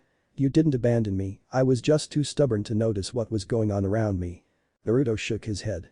No, neither of us are to blame. The blame lies solely on the heads of the old Satans, and they got their just desserts. His response got a smile from his companion. But they did, she agreed. So, what's your plan now? Naruto thought for a second. For one, I have to figure out my emotions, thanks to you, he spoke, making the black-haired phoenix blush. I believe me and Graphia have to talk. Even after all this, I still do love her. He stopped though, as a concerned look appeared on Arya's face. What? He asked, did I say something wrong? For a second, Arya went silent. Before Naruto could ask her what was wrong, she locked her gaze with his, fear and concern clearly visible in her gaze. Naruto, do you know why I left the party, even though I was technically a guest of honor? Confused, Naruto shook his head. The phoenix continued. In the middle of the party, Surziches left the podium, he walked over to Graphia, who is still not recognized as a member of the high-class society. She then choked, confusing Naruto even further. In front of the entire gathering, he asked her out, Arya continued, noticing the suspended horror on Naruto's face. And she said yes. The glass in Naruto's hand shattered, startling Arya and splashing whatever was left of his drink. That son of a bitch. Now he understood why Graphia was so protective of him, going as far as to betray her own faction to side with him. And in his folly, he had simply made her romance a reality. He now realized that she didn't break up with him because of her war duties, that notion had gone out of the window the moment he learned she defected. But because she had her eyes on another. And he had gone out of his way to make sure she and the man who stole her from him were safe during this pointless war. Oh, how naive, he should have noticed. Thinking back, he realized that throughout the 1 year that they were all together, her loving gaze was only meant for the new Lucifer. She used him, and it was very apparent that she got what she wanted. It made sense now why she wanted him to face Arya. She couldn't bear to face her erstwhile rival in love when she herself was trampling on the heart of the man who, for the better part of 2 centuries, belonged solely to her. How cruel. Naruto laughed, his mind trying to comprehend why she would do such a thing. But then again, it was obvious. He wasn't enough for her. And maybe Surziches was. A devil who would have died in a failed revolution was worth more to her than the man who, on countless occasions, saved her life. Pathetic. He commented. I'm being petty. But I don't know how to stop it. Luckily, he didn't have to. As 2 soft feminine hands encircled him, pulling him closer. You don't have to bear this pain alone, Naruto, Arya spoke, shedding her own tears. It was so shocking that Naruto stopped for a second. Arya was a phoenix, and a phoenix's heart only wept for those they loved. It was then that Naruto realized how much he meant to her. How her heart wept for the broken person his love had left him. And in that moment, Naruto did something that he should have done a long time ago. He kissed her. If she was surprised, she didn't show it. What she did show was eagerness. As her hands went to places that were socially out of bounds. Naruto relaxed in her grasp as she activated her teleportation glyph, taking them both back to her mansion. He was hers now, even though he wouldn't stay. At least, he was hers for the night. And she would make sure to savor every bit of it. Are you sure you have to leave? Naruto dressed in front of his lover, giving her a free show as he did. Last night had been eventful, to say the least. He hadn't made love with such passion since his first night with Grafia all those years ago. And even though she lacked the experience his past lover possessed, she made up for it with her endless stamina. The Phoenix regeneration factor truly was a godsend when it came to one's life. And afterwards, Naruto had enough time to sort out his feelings as well. He couldn't let Grafia's choice get to him. And he couldn't let his newfound love keep him from his destiny, especially considering the fact that his destiny was literally nagging him in his head. As such, he had to leave, and he had no plans of returning. Sadly, his second chance at love would have to be a long-distance affair. No can do. I don't want to take the blame for breaking your back again, old woman, he joked, causing his lover to pout. He made the mistake of looking at her in all her playful glory. The woman he had been around for almost all of his extremely expansive life. And the urge to stare rose up in his subconscious yet again. Thankfully, he was able to quell it. Though it was by no means an enjoyable act. What about the others? Not going to say your goodbyes? She asked, gaining a blank look from the blonde Abidan. Well, to be very honest. No. As of this moment, my parents haven't been allowed to even think of me as their son for almost 2 centuries. The people who I brought to victory, I couldn't care less about. And the woman I love, well, she already gets to say goodbye. Arya blushed again, but smiled through it. Well, they do know that you defeated me, all 5 of them. If you stay, they'll probably give you a position of power, she commented. Though as I say that, I am constantly reminded of how you've shunned the limelight all your life, Mr. Demon. Naruto chuckled. You understand me so well, don't you? He spoke, getting ready to call on his family's power. He was stopped, though, by 2 arms encircling him. Deciding that maybe he could stay for a few more minutes, he turned around to see the smiling face of the lover he should have chosen far earlier. Take this, she spoke, handing him a vial with a gold chain attached to it. Instantly, Naruto was stunned.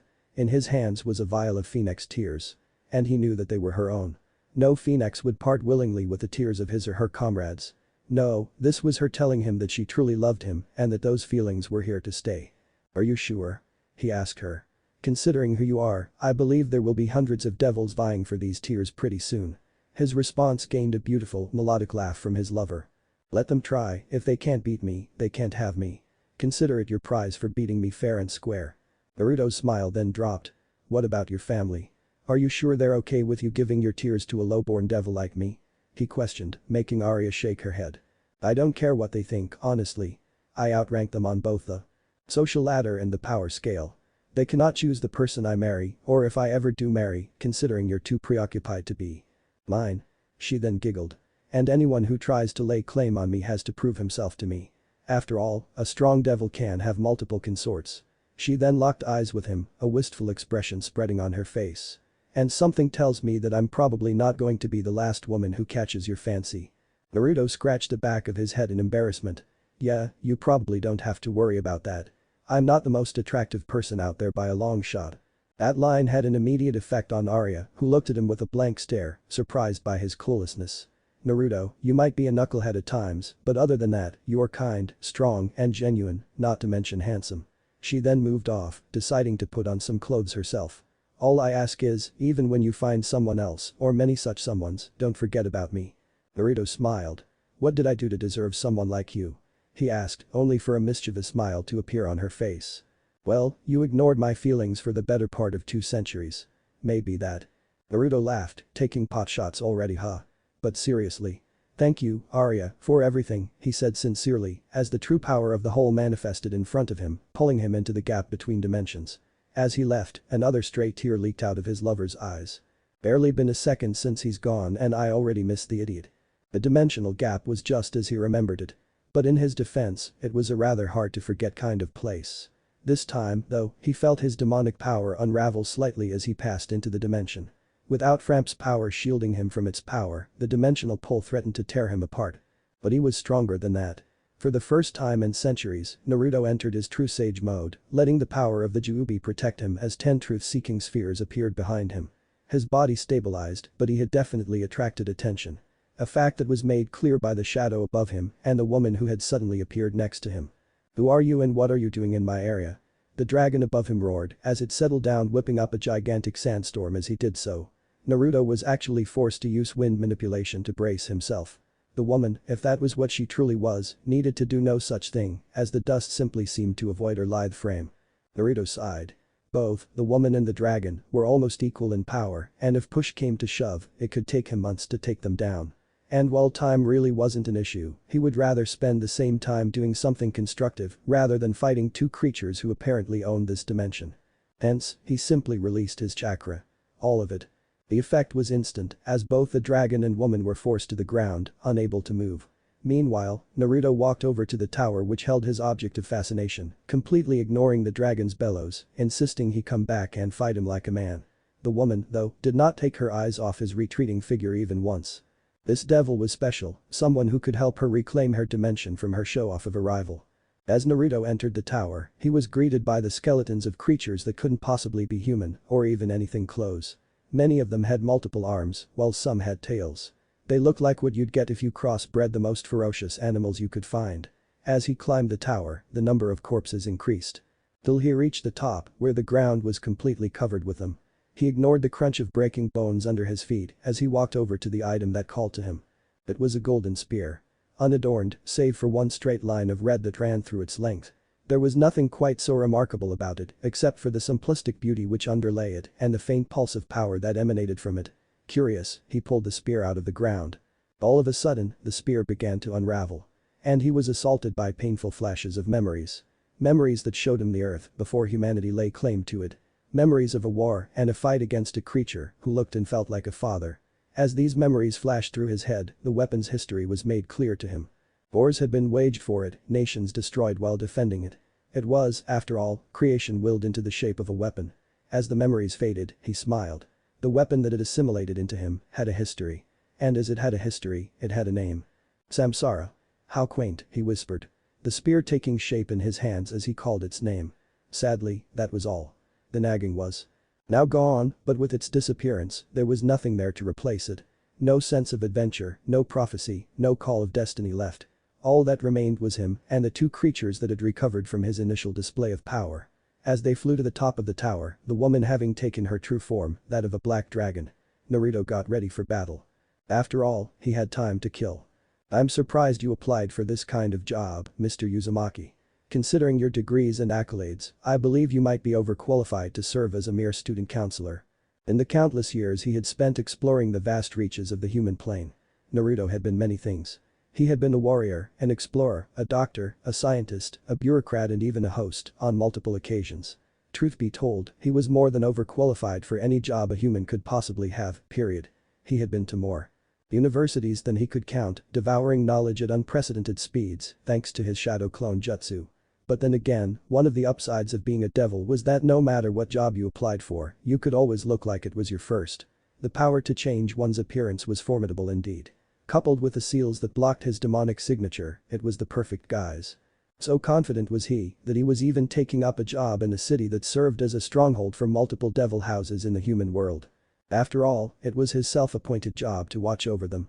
Out of sight, out of mind. I've always had an interest in pursuing teenage psychology. These are the formative years for children, and I believe the best way to learn how they form their worldview is to observe teenagers from as close as you possibly can. Hence, my choice. He answered. The school's headmaster, a balding man in his 50s, gave his papers another once-over. But Naruto knew his ruse. The decision was not his to make. That honor belonged to the devils who owned this school. And right now, he knew that they had already come to a decision. The headmaster closed his file with a smile. You drive a hard bargain, Mr. Uzumaki. I believe we'd be best served by having a man of your stature on board. Welcome to Kuo Academy. The man offered his hand, which Naruto shook post-haste. We'll just file your papers, you can start your work anytime you see fit next week. We'll be looking forward to hearing from you. Naruto nodded. Thank you, now, I believe it is time for me to excuse myself, Naruto said, detecting a familiar energy signature outside the room. Shaking the headmaster's hand one last time and wishing him well, the blonde Uzumaki exited the room, almost running directly into a boy who seemed to be looking for a hiding place. Seeing his chance, he hid behind the tall and broad-shouldered blonde. Just as he did so, a horde of angry females ran past, not even sparing a second glance at the strange man in the hallway, their tunnel vision too strong. "You? That was way too close," the boy exclaimed. Naruto's face paled as he felt the insatiable emotion of lust mixing with fear that the boy seemed to exude. So overpowering was his lecherous intent that the blonde devil almost couldn't believe that this boy was the holder of a Longinus. Specifically, the boosted gear. Well, they sure seem to have it out for you. I'm Naruto Uzumaki, by the way. The blonde offered the brown-haired kid his hand, which the boy promptly shook. Inside him, Naruto felt the dragon's energy shift, instinctively recoiling from his touch. Not noticing the subtle shift, the boy smiled back at the much taller blonde. Apparently, the boy wasn't even aware that one of this world's strongest existences currently dwelled inside him. Issei Haidu. Nice to meet ya. The boy introduced himself. Now, if you'll excuse me, I've got to make sure whether my friends are alive or not, the boy barked, running off in the direction he came from. Naruto chuckled, this would be an interesting year. And that's the end of chapter 1, as always. If this gains traction, I'll update this one too. Again, follow, favorite, review. Peace out. Cruelrun. Chapter 2. Whoa. So, of all my fics, till date, this one has grown the fastest. One chapter and over 700 favorites. I think it is safe to say that I got quite a lot of traction. And if the reviews are anything to go by, you people seem to like the premise enough to warrant successive chapters. Hence, who am I to disappoint? I'll just get a few reviews out of the way before I get the chapter started. For all the people asking whether this will become a full story, yes. For all the people who liked Arya, yes, she's going to be a main character. For the harem peeps, yes, there will be a harem, but a realistic one where each female gets equal screen time. For the people who want Graphia in the harem, no. For the people who want me to get Naruto to kill Surziches, no. For the people who want me to write shorter chapters, no, and that's because I only stop writing when my mind tells me enough is enough. Hence, my updates will not come out very often, but each update will be long enough to keep you satisfied for a while. For the people who complained about grammar English as my third language, please understand. For those asking about the members of the harem Arya, Yusaka, Roswis, Seraphol. You can always leave me a DM review if you want someone added removed from this, but you'll have to give me a good enough reason. As is the case with all my other stories, I take a lot of input from my reviewers, hence, if you want something added removed from the story, you just have to tell me why I should do it and be convincing about it. For those who were wondering how I'm going to add other mythological creatures, well, this chapter should give you a taste of what to expect. So, with that out of the way, here's the chapter. Enjoy. This is the third time this week you've been sent here, care to explain yourselves? Kuo, it was an academy that boasted a 9:1 girl-boy ratio, having been converted from a prestigious girls-only school to a co-ed platform. As such, incidents of perverts were much too common for his liking. What more, some of the students weren't even subtle about their lecherous intentions. Luckily, for the most part, in the 3 months he had spent here as the local counselor, he had been able to reform most of these perverts, helping some of them along with their love lives as a byproduct. But among the legions of perverts that called Kuo home, there were some that could simply not be converted to the light. Some, who had taken the will of perverseness from the greatest of the great and decided to run with it till the light left their eyes. And amongst the pantheon of these lecherous neo-gods, 3 stood out by far as the most perverted humans to ever walk planet Earth, or at least the human plane of it. And Naruto was sure that these 3 could give Jiraiya a run for his money. Hell, Jiraiya would take these 3 as his genin squad without a single peel of resistance. And that scared the blonde demon more than it had any right to.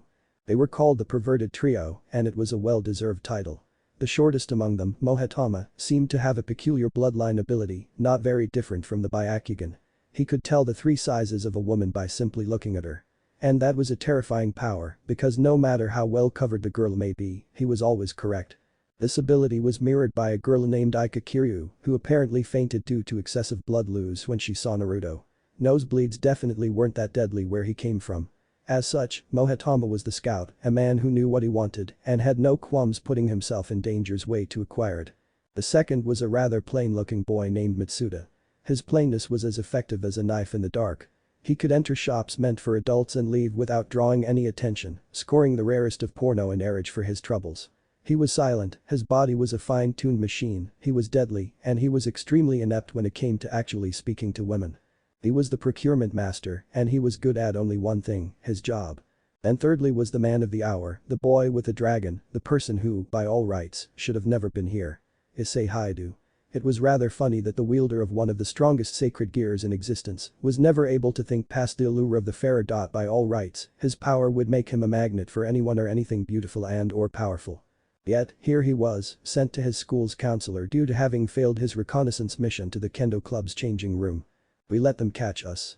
You have a TV in here, and Mitsuda got us some really cool DVDs to watch, Issei beamed, procuring a box of what looked like unmarked DVD cases from thin air. Naruto sighed, this too, had become common occurrence. His initial counseling had completely failed, with it being clear that they were incurable, harmless mind you, but incurable nonetheless, so now he just let the kids use his TV to watch porn. If someone walked in, he acted like he was having a session with them, switching the TV's channel to a therapy program. It was brilliant, all things considered. Not only did this arrangement help him get to know Issei better, it also put the rest of the school at ease. Plus, it was great material for his books. The plan killed 3 birds with 1 stone, pure genius. You seem rather cross today, Mitsuda, Mohatama. Anything you want to talk about? He asked, surprising the teens. Apparently, they were trying to hide whatever they felt from their brown-haired friend. But his PhD in the field of psychology wasn't just for show. They fidgeted a bit while Issei simply looked confused. That was the last straw for Mitsuda, who had apparently held his outburst in all day. Issei got himself a girlfriend. The boy yelled, completely taking Naruto by surprise. He's been going on and on about her all day. Yuma this, Yuma that. It is almost as if now that he has a girlfriend, he's lost his way. Naruto was a bit confused. Issei had an endgame. That was news to him. The only real defining will the boy possessed was to enjoy the fare in whatever way he could. For him to have motives that went beyond that was something new. And by the way Issei was aggravated by his friend's outburst, it seemed that he definitely didn't want Naruto in the loop. I have not forgotten our pact, Mitsuda. Issei stated indignantly, jumping up. Yuma is merely a beginning. I told you two once that one day, I would be a harem king. And this is just the beginning. I don't want my 2 corporals to lose hope. I will be a harem king. And you will help me make this dream a reality. The fire burning in his eyes was intense, his voice filled with steel and laced with gold, standing with one leg up on the coffee table and a clenched fist extended into the air. Issei gave off the impression of a hero of legend, leading his people to victory well, he would have been it not for the absolutely perverse nature of his seemingly heroic speech. Naruto was stunned. Of course he knew that Issei wanted a harem for himself. It was one of his defining traits.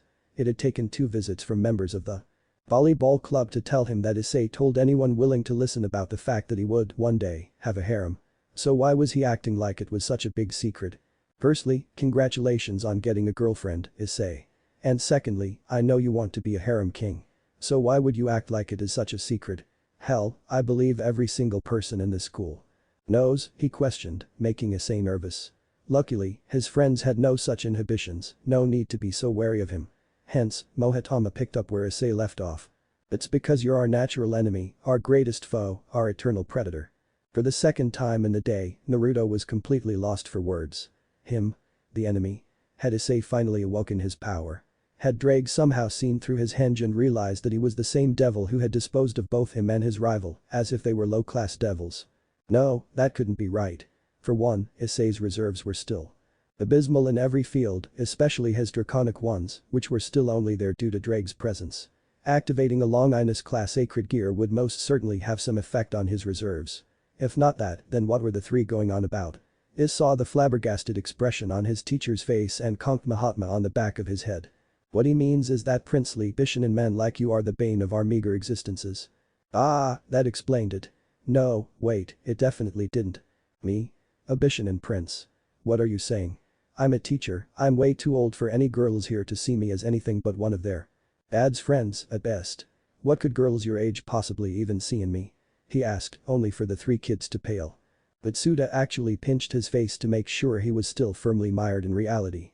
Uzumaki-sensei, he stated, his voice laced with trepidation. You have a fan club. And by fan club, I mean a faculty-sanctioned club dedicated to your fangirls and in some cases, fanboys. Naruto froze. The blonde shinobi turned devil liked to consider himself a brave man. Hell, anyone who went toe-to-toe with what could only be defined as a god could definitely be considered either brave or stupid. He liked to think he was the former. But there were 2 things that he definitely feared. One was the abolishment of ramen as food, and the second, the one that currently perturbed him, were fangirls. He had seen Sasuke's fangirls, he had seen Niji's fangirls, he had even seen Gaara's fangirls. And nothing terrified him more than the power wielded by the crazed fanatical women pursuing their object of worship. As such, he fell back to his shinobi ways, his spine straightening and his eyes narrowing, as he asked the questions that really mattered. When? Mitsuda gulped, seeing the sudden professional change that had taken over Naruto. Well, it started after your introduction at the start of the school year. 2 days later, the club was up and running. His question answered, Naruto moved on. Where? This time, Issei spoke up. Right across the hall, 3 rooms down. The old telepathy club room. They operated under the guise of the Body Improvement Club till a teacher joined in and sanctioned the club. Perturbed, Naruto asked the one question that meant the most to him. How many? Mohatama fiddled with his spectacles before answering, a victorious smirk on his face. Over 200 students and teachers. 4 of the top 10 beauties in the school are part of it and almost all the female teachers too. Quite a selection. Naruto gulped, this was worse than he had thought. Much, much worse. And if I want to raise a complaint against the club, where do I go? Issei put a finger to his chin in an expression of thoughtfulness. Well, the teachers don't really have that much power over the clubs, but the student council president should be able to field any complaints, although. Issei was cut off when, with speed that belied humanity, Naruto closed the distance between himself and the door. He gave them one final fevered look. Boys, I'm leaving on a mission that means a lot to me. Carry on with your porn, by all means. And if I don't make it back, you can do with my room as you will. The 3 youths looked at each other in confusion. Why did the revelation that he had a fan club consisting of possibly the hottest women in the school scare their teacher so much? Hell, any of them would pay to be in his shoes right now. But they didn't know what Naruto Uzumaki knew. This was grave news and it had to be dealt with, post-haste. Metempsychosis Chapter 2. Sona Shitori, a young girl trying to shoulder the responsibilities of the world and as the only mature Citri, Naruto could see why. The only reason he knew she was a Citri, other than the distinct feel of the water-based affinity they were known for, was due to her unmistakably violet eyes. Eyes carried both by the Lord Citri and Seraphol. But the similarities ended right there. Unlike her sister, there was a certain aura of untouchability that surrounded the younger sibling. It almost felt like Sona was trying her hardest to be the very opposite of her sister. And she was succeeding, albeit not very much. While Seraphol was not a very commanding individual, she had a crazy amount of power and almost perfect control to command people for her. She didn't have the charisma of the Gremory lad, but she did have spunk, a clever mind, and as mentioned before, great power. In Sona's case, it was the very opposite. She was stern. Forceful and disciplined. However, what she did not have was power. And it would take a single burst of killing intent to shred the condescending look on her face. But he was an outlier in this political game warred by the powers that be. And it would be remiss of him to show his hand before it was sorely needed. This was devil territory, and his presence, while welcome, would ruin the surprise. He couldn't ruin that now, could he? How may I help you, Mr. Uzumaki? She asked, her visage not betraying her surprise. But Naruto was better than that. If the minuscule tightening of her muscles told him anything, it was that she did not expect to see him here. For one, she had all but avoided him after he had called her in for counseling. He had spent an hour completely dismantling her, and her psychological report was the only negative on her otherwise flawless school record. And that was sure to irk a perfectionist like her. He knew that he was playing with fire, considering the Citri and the Gremory jointly owned Kuo, both the academy and the city. But firing him would raise questions. His record was solid, and the students loved him. And such questions would jeopardize the secrecy of the underworld. A risk like that would end the 2 teenage devils' tenure in the mortal realm. And he was completely sure neither of them wanted that. And if that wasn't enough, Rias positively adored him. She was one of the students who frequented his office, mostly because she had discovered Naruto's second biggest addiction on the mortal plane. Figurine collection. Ah, yes. I came here to talk to you about the one true Naruto Uzumaki fan club. I request dissolution of the club, he plainly stated. There was no reason to muck about on the topic. The Citri raised an eyebrow in interest, a habit that she must have gotten from her father. On what grounds? She asked, and Naruto was almost brought to a stop. What grounds? There was a group of fangirls who had dedicated 6 hours per week just to study him. Was that not reason enough? It seemed the Citri heiress wanted to play, the little thing actually thought she had all the cards in her hands. How cute. Well, firstly, the club uses my name, so that is an identity issue. Lawsuits have been filed for less. And I'm sure you can understand why I am concerned, considering the club's operations revolve around the studies of yours truly, he answered with a mockingly grandiose bow. And secondly, I am a teacher, albeit a young one, I'd rather not lead these women on, they deserve better, and they deserve someone in their own age bracket. The Citri shook her head, for your first issue, I can notify the club to change their name. If Kentucky Fried Chicken can get away with renaming themselves to KFC, I'm sure the club will do just fine. The smile on her face grew predatorial at this point.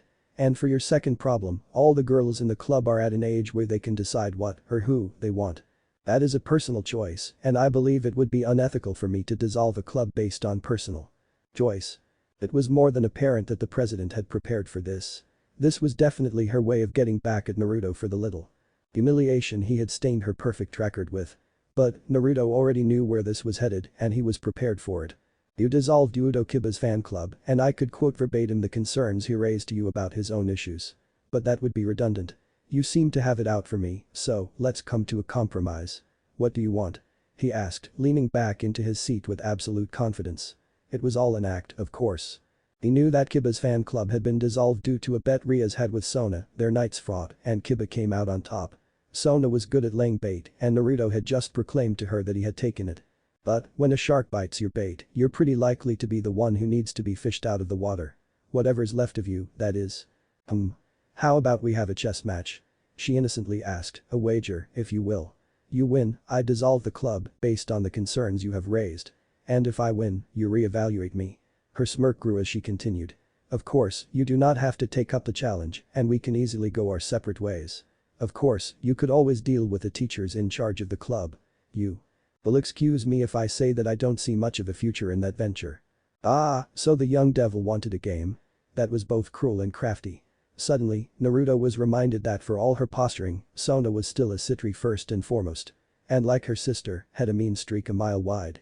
To use her experience at chess to not only mark her slate clean, but also to make sure she got her revenge on Naruto. It was a perfect plan, at least, in her head. Of course, she had no idea that Naruto was centuries old and had centuries of experience playing the one game that devils were oh so obsessed with. Well then, what do I have to lose? He could have sworn that he saw a victorious smirk on her face as she asked her vice president, Shinra Tsubaki, to retrieve her chess set. Little did she know, over the course of the next few hours, that smirk would end up replaced with something a lot less savory. This is absurd. Naruto had to agree, Sona's king was currently beset on one side by Naruto's rook and his bishop brought up the flank. It was the classic box-in maneuver and the surprising part was, it had worked on Sona, who was widely proclaimed as one of the underworld's best chess players. But Naruto had played chess with Akuja and the young Citri couldn't hold a candle against the green-haired Satan. What surprised him, though, was that it had taken them 221 moves to get to this point. Unlike Akuja, Sona was a lot more compassed. It really didn't matter, cause her impatience slowly broke her down. And over the course of 14 long, grueling hours of competition, she allowed Naruto to set up one of the simplest traps in chess, and she fell for it. As he once told Akuja, if you can't play the game, play the player. Well, I believe the result is quite conclusive. Now, if you'd excuse me, I have to get in a few hours of sleep before I report for work. I'm pretty sure the principal won't give me a day off just because I spent the night playing games. His words didn't even reach the dumbstruck young woman. This was a mistake, it had to be. She had lost in chess to a human. Not even a professional player, but a mere psychologist. How would she explain this to her peerage? What face would she show Riaz? This was preposterous. People cannot know about this. Naruto was brought to a pause by the sudden icy cold feeling emanating from Sona. He wouldn't be so surprised had he not seen the same reaction come from someone else long ago when he would tease her during training. Sure, Sona was nowhere near as powerful as the other, namely her own sister. But he was sure that he wouldn't be able to handle her and keep her suspicion off him. So, he did what he had never done for her sister. He began to barter. Sure, after a match that long I believe the result can barely be considered conclusive. We're both tired, he answered lazily. Although, it did force me to rethink a few points on your psychology report. I think you should come in again when you're free. I'd like to reevaluate your report. The effect was immediate. Not only was Naruto okay with completely disregarding the, frankly humiliating, outcome of her challenge, but also offering to take her part of the deal up. As long as you schedule your visit after the fan club is disbanded. Ah, of course. Her opponent had conceded so graciously, it would only be fitting for her to keep up her end of the bargain. She was a high-class devil, and devils were always gracious, even in defeat. She nodded to him with a genuine smile. Maybe, the blonde teacher wasn't quite as bad as she first made him out to be. Naruto slowly made his way to his office. As he walked out of the main campus, the protective glyphs covering the building finally stopped impeding his senses. And he tensed instantly. For in his office, he felt the telltale signature of a devil. One that smelt of, in equal parts, a dragon and a grimoire. He ran to his office and flung open his door, hoping that he was wrong, that it was merely one of Surzich's many servants, sent over to check up on the school's newest teacher. But the sight of brown hair and a horribly confused face served only to prove the worst of his fears true. Issei had been reincarnated.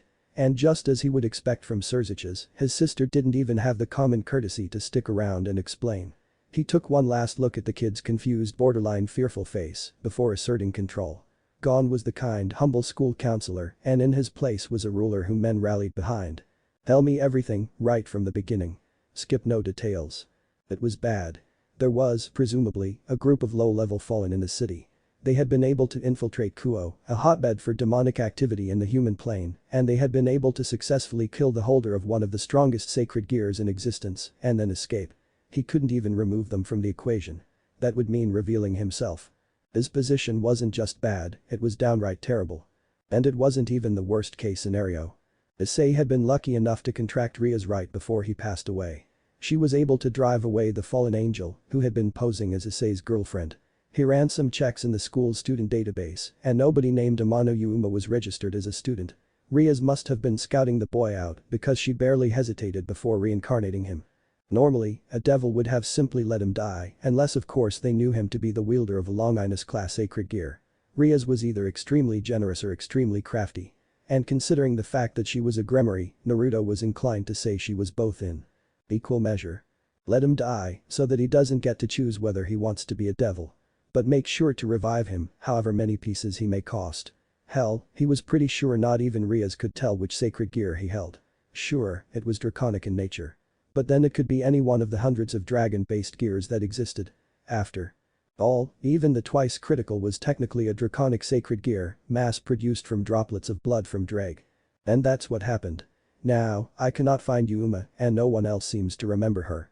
Of course, it made perfect sense that the boy would be confused. For someone who held a Longinus, he was woefully unaware of the world around him, both the occult and the normal. Else, the immunity his draconic tenant provided him against lower-grade magic would have made sure Yuma's mental spell never even touched him. Yet, the moment he found out that there was an attractive girl interested in him, he threw caution to the wind and simply went for it. Of course, he was Issei, a simple kind teenage boy, if a bit, extremely perverted, so it was expected. That's because she was never a student here. I just checked the school records, Naruto answered, turning his laptop around so that Issei could see. As for what all you told me, I think I have a general idea about what happened last night. He answered. Issei perked up a bit, hoping he'd finally get some answers. You died. The teen stopped, his breathing, movement, even the expression on his face went blank. Of course, completely disregarding the simpler explanations, he directly went for the most far-fetched one. Wait, so you're saying that I'm a ghost, but I can't pass through walls, look. Before the blonde could even get a single word in edgewise, Issei shot up from his seat and dashed headfirst into a wall. To his credit, he got up a mere second after his cranium impacted the solid marble flooring. See? Completely physical. He touted, pointing at himself for the sake of emphasis. Naruto sighed. Hey Issei, imagine having wings. Okay, let me get into my thinking pose. Issei spoke before closing his eyes. A second later, two very pronounced black wings phased into existence, their slight added weight knocking Issei out of his contemplative, albeit stupid, pose. His confusion grew as his mind grasped at what little knowledge of the occult he had. Bat wings. There was only one connection he could make. Please tell me I'm not a monster or a demon. He hesitantly pleaded, fearing Naruto's response. Naruto shook his head. No, you're not a demon. As he said this, a wave of relief passed over the brown-haired boy. You're a devil. If you were a demon or a monster, I'd have to kill you. The look on Issei's face was priceless. The blood ran out of his face, leaving it as colorless as a sheet of acetate.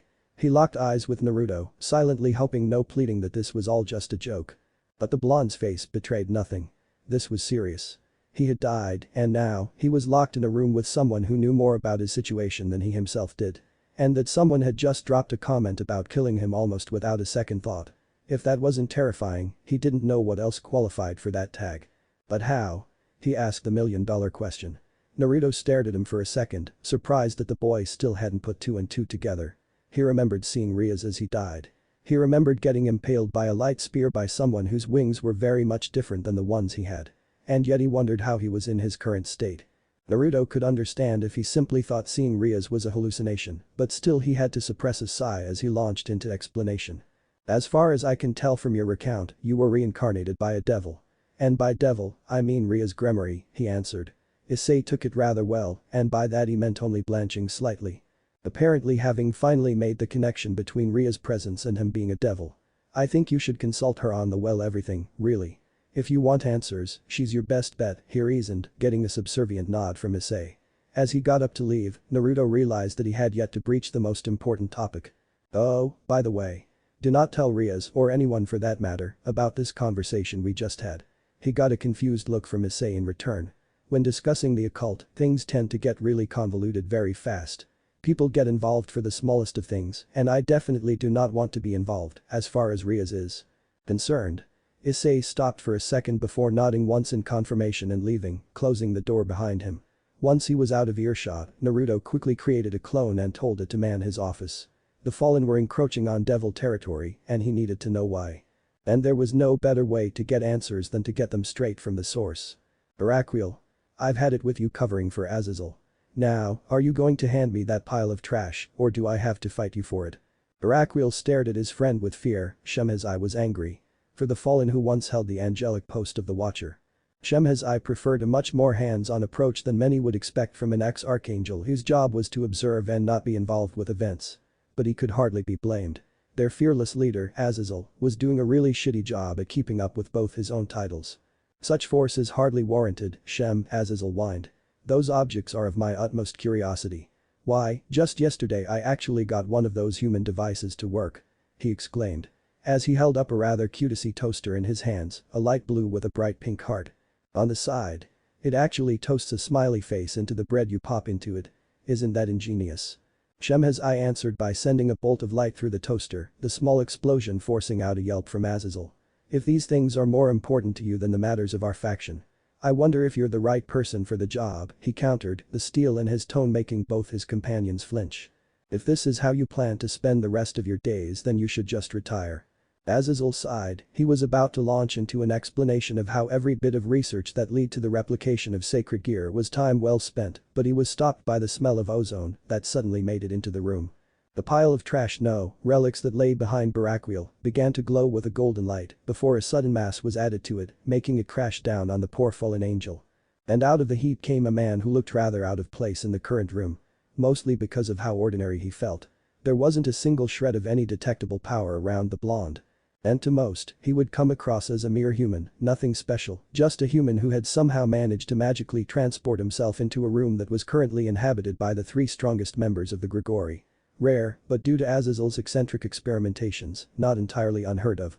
But then, the man's skin rippled, and like a curtain, his appearance fell away and was replaced by something a lot more recognizable. Azazel had to say, time was kind to his old enemy turned friend. His blonde hair was scruffy and came down to his shoulders. The blonde was taller than anyone in the room, and that was saying something.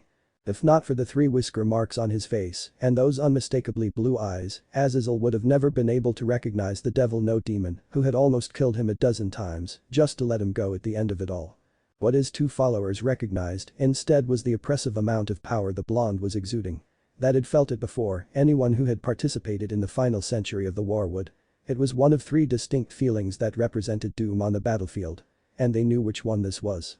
So, you live, Naruto Abidan, Azazel stated, any pretense of playfulness was instantly removed from his tone. Behind him, his 2 friends tensed. They did not like their odds in this battle. Sure, they were once archangels, but Naruto Abidan was a core member of the Phoenix team, a team whose arrival signaled a bloody end to any conflict they chose to be a part of. Flee on sight was the general command given to all fallen when faced with him. And of all 3, he was possibly the one that provided the hardest challenge. One could deal with the healing of the Phoenix, but the sheer versatility Naruto had shown in the war was something no countermeasure survived contact with. I'm a hard man to kill, he answered, before staring down his adversaries. You seem to be prepared for my eventual appearance, though. It seems you have been warned.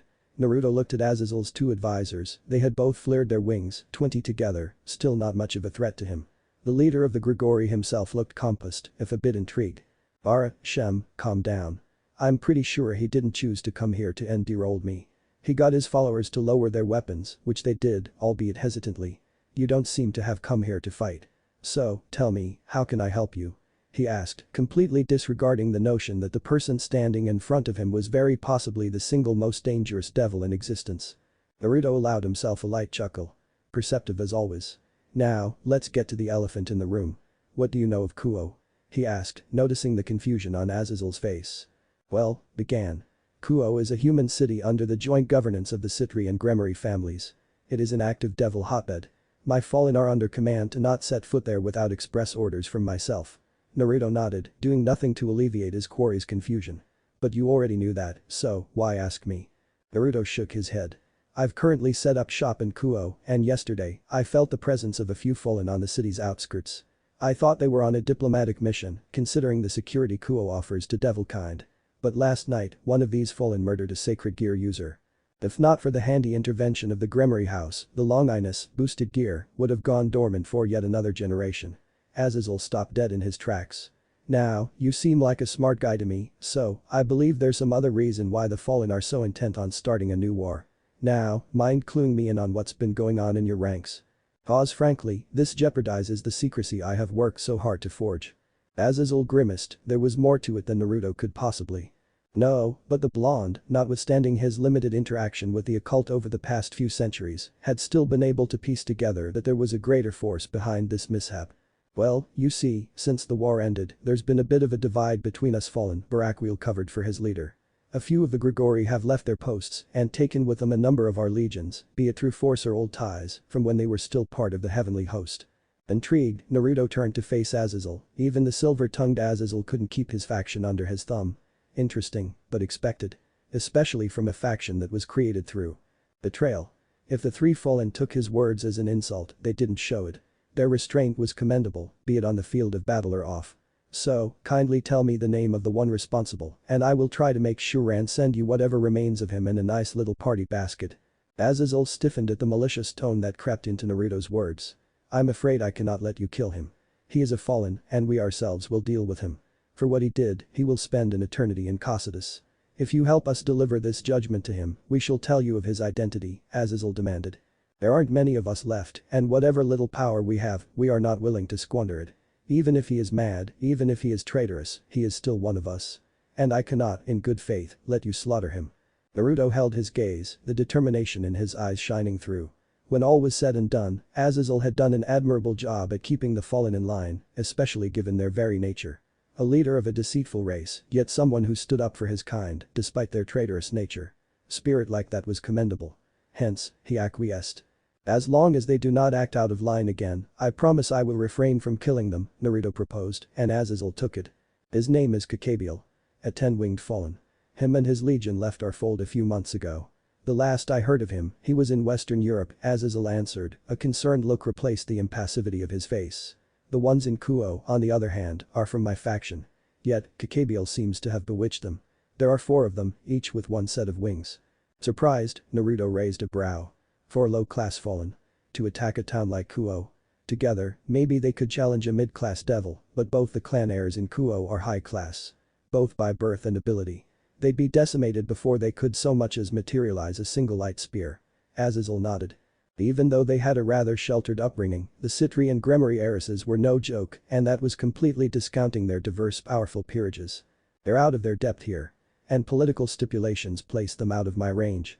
They will die out there. Hence, if I may, I'd like to ask you for a favor. Naruto laughed. A favor? For you? The man who cut down countless members of my race mercilessly. For the man who made angels fall like rain. Give me one reason why I'd do that. Azazel didn't rise to the bait. Instead he raised 2 fingers. I could give you 2. For one, I have some information that expressly concerns you. And second, we'll keep all knowledge of you secret. Hell, we'll even add in information about the underworld, which you seem to sorely lack. Naruto thought it over for a moment. Azazel was one of the most informed members of the moonlit world. He had always been a man who valued information over power, which even showed during the war. He'd cut off supply lines and take down larger garrisons of both devils and angels. He wasn't a master tactician just because of his heavenly standing.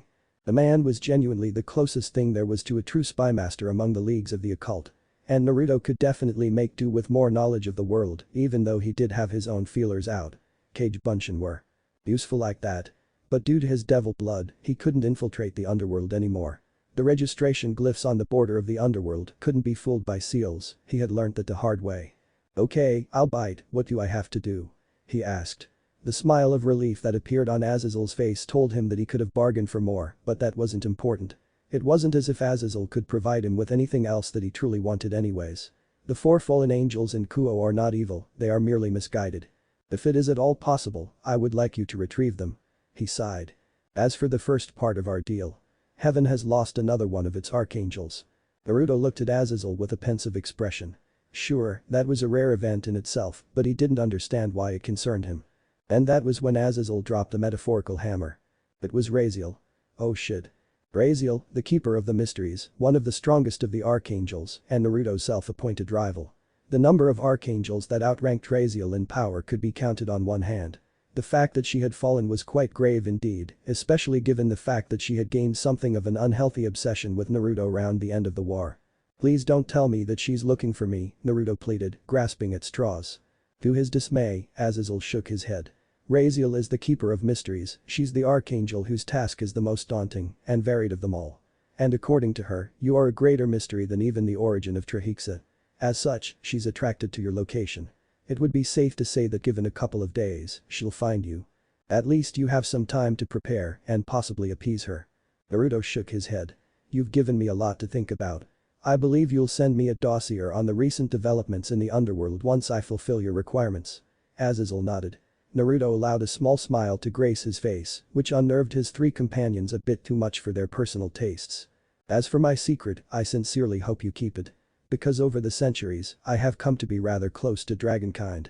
As such, I know of your artificial sacred gear. If you leak my secret, I can disappear again. You, on the other hand, will have to answer to both Serziches and Michael about it.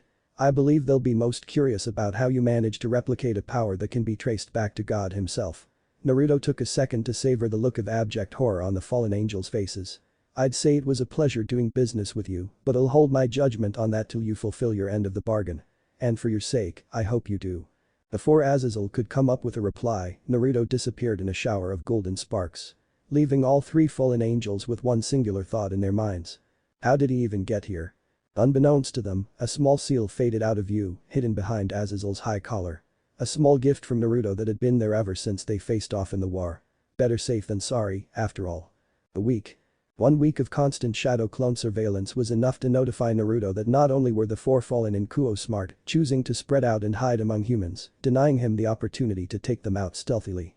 Together, they generally assembled in a church on the outskirts of the city. But he couldn't risk going there. Cause that's where she had made her home. Raziel, the archangel of mysteries. She was generally paired with Raphael and Casfiel during the war and whenever they were deployed, so were the members of Naruto's team. Originally, Naruto had believed Raziel to be male, considering her robes, the completely covered attire of a mage. It was only after repeated confrontations and an unintended wardrobe malfunction that Naruto's team learned that Raziel was a woman. As the archangel of mysteries, it did make sense. To keep the mysteries of the world was her divine duty, and that duty was what had led her to Kuo. Though Naruto was pretty adept at hiding himself, he was rather skeptical about his chances of escaping Raziel's scrutiny. He didn't want to take a chance and had the patience needed to make sure he didn't need to. Once Raziel decided that Kuo was merely a false alarm or the four fallen angels decided to make a move, he'd make his own. Till then, it was all about planning, and he was fine with that. But what really confused him was Kakabiel and his endgame. He had sent 4 two-winged fallen to take on a bastion of devilkind, one guarded by 2 of the strongest families in the underworld, manned by the heirs of said families. They weren't misdirection, he could tell, and they were obviously proficient and crafty, as the fallen were wont. They had displayed their ingenuity in the way that they had taken out Issei, but the devils of Kuo were not far behind in their own wily ways. Riaz had been there, she had known, and she had acted. Hell, she had even pulled one off on him. It was pointless to blame her, considering the fallen had the means and power to successfully disguise themselves to resemble humans, considering the fact that sin ran through both species and both were once holy, righteous creations of the Almighty. The sin of the humans was disobeying the will of God, of consuming the forbidden fruit. The sin of the fallen was betraying their purpose. In all honesty, the difference between the two races was merely one of circumstance. Back to the point, Kakabiel. Naruto had met Kakabiel and his legion on the fields of battle twice, and each time, the valiant, smart legions under Kakabiel's leadership had held them off long enough to allow his faction to retreat. He was a good leader, a man who knew war like the back of his hand. And with a title like Kakabiel of the Legion, that was to be expected. He had 10 wings, but if mental alacrity and militaristic acumen were something to go by, Naruto would consider him 12-winged. Hence, his moves surprised Naruto. It was too obvious to be a misdirection and too stupid to be successful. The only reason Naruto could guess was that Kakabiel merely wanted to get rid of these few fallen. Considering they were operating under the illusion that their orders came directly from Azazel, it would definitely raise concerns among the other two factions. Azazel wouldn't sell Kakabiel out, considering he wanted to deal with his erstwhile underling personally. And the other factions would take that as a challenge. All in all, the only purpose it served was to remove Kakabiel from public vision. That could only mean his plan relied on stealth. As a shinobi, he could easily draw this conclusion. But the men and women of the occult were prideful, they were the kind of people that believed in power above finesse. Part of the reason he was so successful in the war was because he could generally use their hubris against them. But Kakabiel was not like that. He had never been like that. And in that regard, he had Naruto's respect. But respect didn't wipe away doubts. Instead, it merely served to bring them to the forefront. Kakabiel wouldn't openly defy Azazel unless his plan was already near fruition. And considering that his legion had left with him too, his plan would be much more large-scale than Azazel could guess. This was why he didn't like fighting the Fallen, or for that matter, humans. They were wily opponents and had the smarts to back up their power. And that was why the Fallen, even though the faction possessed merely one 12-winged angel, were one of the biggest threats of the Great War. If push came to shove, he'd act. But in case things went according to plan, he wouldn't have to. The Red Dragon Emperor had awoken, and he could always be Naruto's proxy. And if that didn't work out, he could always work through a path. The Rinnegan was useful like that. As he filed in his paperwork for the day, planning to make it home early and possibly cook himself some ramen, he was caught unaware by a knock on his door.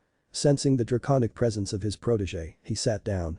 The door opened, and Issei all but ran and crashed on his chair. Apparently, he'd been running for a while now, if the perspiration on his face was anything to go by. But what really brought Naruto to a stop were the emotions coming from him, and more so, the fact that he barely needed to read them to understand what had transpired. Because the look on Issei's face was something he remembered far too well. He remembered seeing it on his own face, a long time ago, before he was embroiled in the doings of devilkind. Someone he cared for was in danger. "I need your help," Issei exclaimed between labored breaths. Naruto nodded before folding his hands under his chin. And with a perfectly neutral face, he spoke. "Tell me everything, from the start." It was just as he expected. The Fallen were brash, but they had made their move. They had kidnapped a sacred gear holder right under Gremory's nose, in Gremory territory no less. And if Issei's account of her powers was to be believed, the girl held a healing sacred gear, one of the rarest and most treasured kinds. In some ways, the rarity of healing sacred gears even outshot that of the Longinus. And he had an inkling of what they planned to do with it. He had seen Azazel's old machines in action. Seen the horrifying process that preceded the removal of a sacred gear. But this was Gremory turf. So why was Issei asking him for help? "I understand your concerns, but why would you come to me about this and not go to Ria's?" he asked. Though he knew the answer. The girl would make for an amazing peerage member, undoubtedly. But as a holy maiden, would she even accept Ria's proposal? In this case, wasn't it better to remove the choice from the equation altogether? It was ingenious, sure, but it was equally inhumane. It wasn't something Naruto could stand for. Issei shook his head. "She told me not to mess with angels, even if they're fallen. She doesn't know Asia, and she is too scared of risking me." His head fell and his body started to tremble. "She's willing to sacrifice Asia just so that I can be safe." The trembling increased, and so did his voice. "But I promised her that she'd be my friend. I promised to keep her safe. What kind of person would I be if I can't even keep the people I care about safe?" Naruto smiled, the resemblance was uncanny. Unlike him, who had to be taught the meaning of true strength by Haku, Issei already understood it.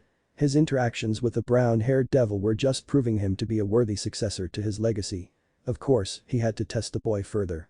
He needed to know just how far the boy was willing to go in order to make sure those he cares for are safe. "Remember, I told you that I do not want to be embroiled in the machinations of devilkind. So, kindly explain why you believe I'll be willing to charge into fallen angel territory with you?" he asked, making Issei tense up further. The resolve that crept up into the young boy's eyes was admirable indeed. "You'll be going with me, so you won't have to reveal yourself. Rias doesn't know that I plan to go against her orders," he answered, his voice not wavering once and his will not even remotely bending to Naruto, but the unheard question still hung heavy between the two of them.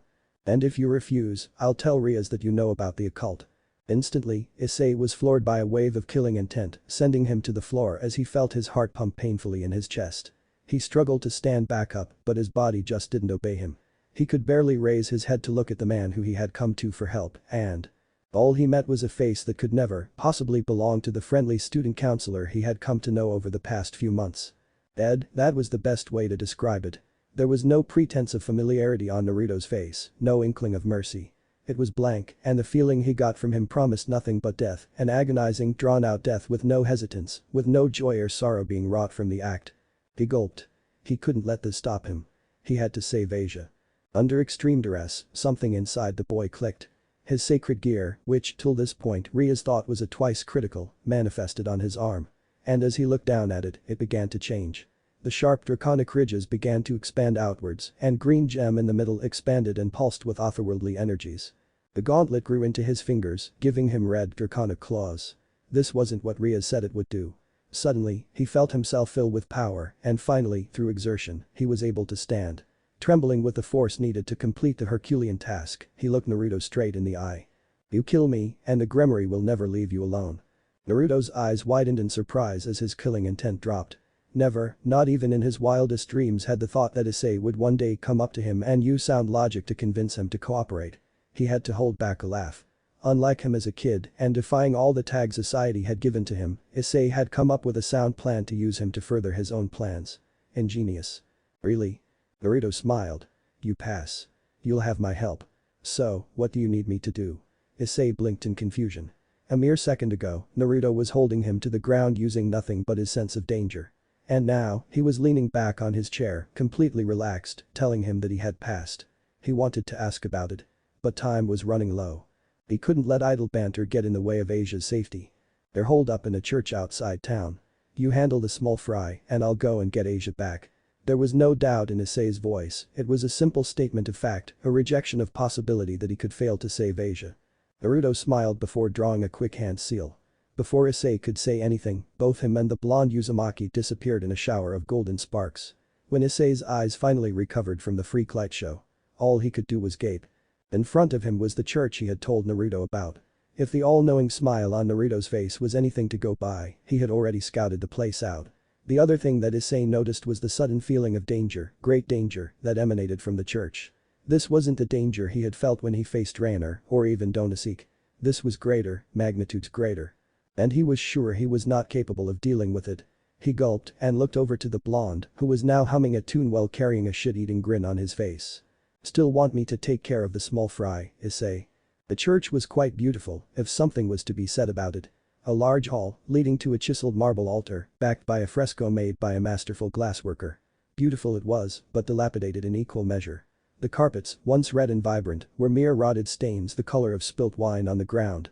The benches, once hewn out of the most beautiful redwoods, were nothing more than breeding grounds for the multiple infestations that now called the church home. The dichotomy was ironic and sad in equal measure. So was the fact that a church, the bastion for the holy, now served as a hiding spot for the fallen, the lesser evil, but unworthy of the light just as well. A faction that was comprised solely of the scum of angel kind, abandoned by heaven itself. Oh, how similar they were to this abandoned church. Irony at its finest. "How many of them are here?"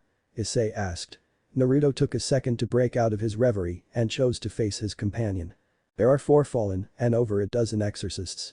You don't need to worry about them. Rainer is in the sanctuary behind the main hall." He pointed towards the rather ominous-looking door leading downstairs. Issei locked eyes with him once again. "What happened to the ominous presence we felt outside?" Naruto chuckled. Raziel's aura had diminished the moment he flared his own. She knew he was here. And she was content with that knowledge. She didn't wish to confront him while he was in the presence of someone so far below her stature. She might have fallen, but she was still an angel. And for an angel, pride always came first and foremost. "Oh, she'll be here soon enough." As for the others, Naruto quickly drew a one-handed seal, making 15 clones pop into existence and completely stunning Issei. "They are none of your concern. You have a job to do, a princess to save."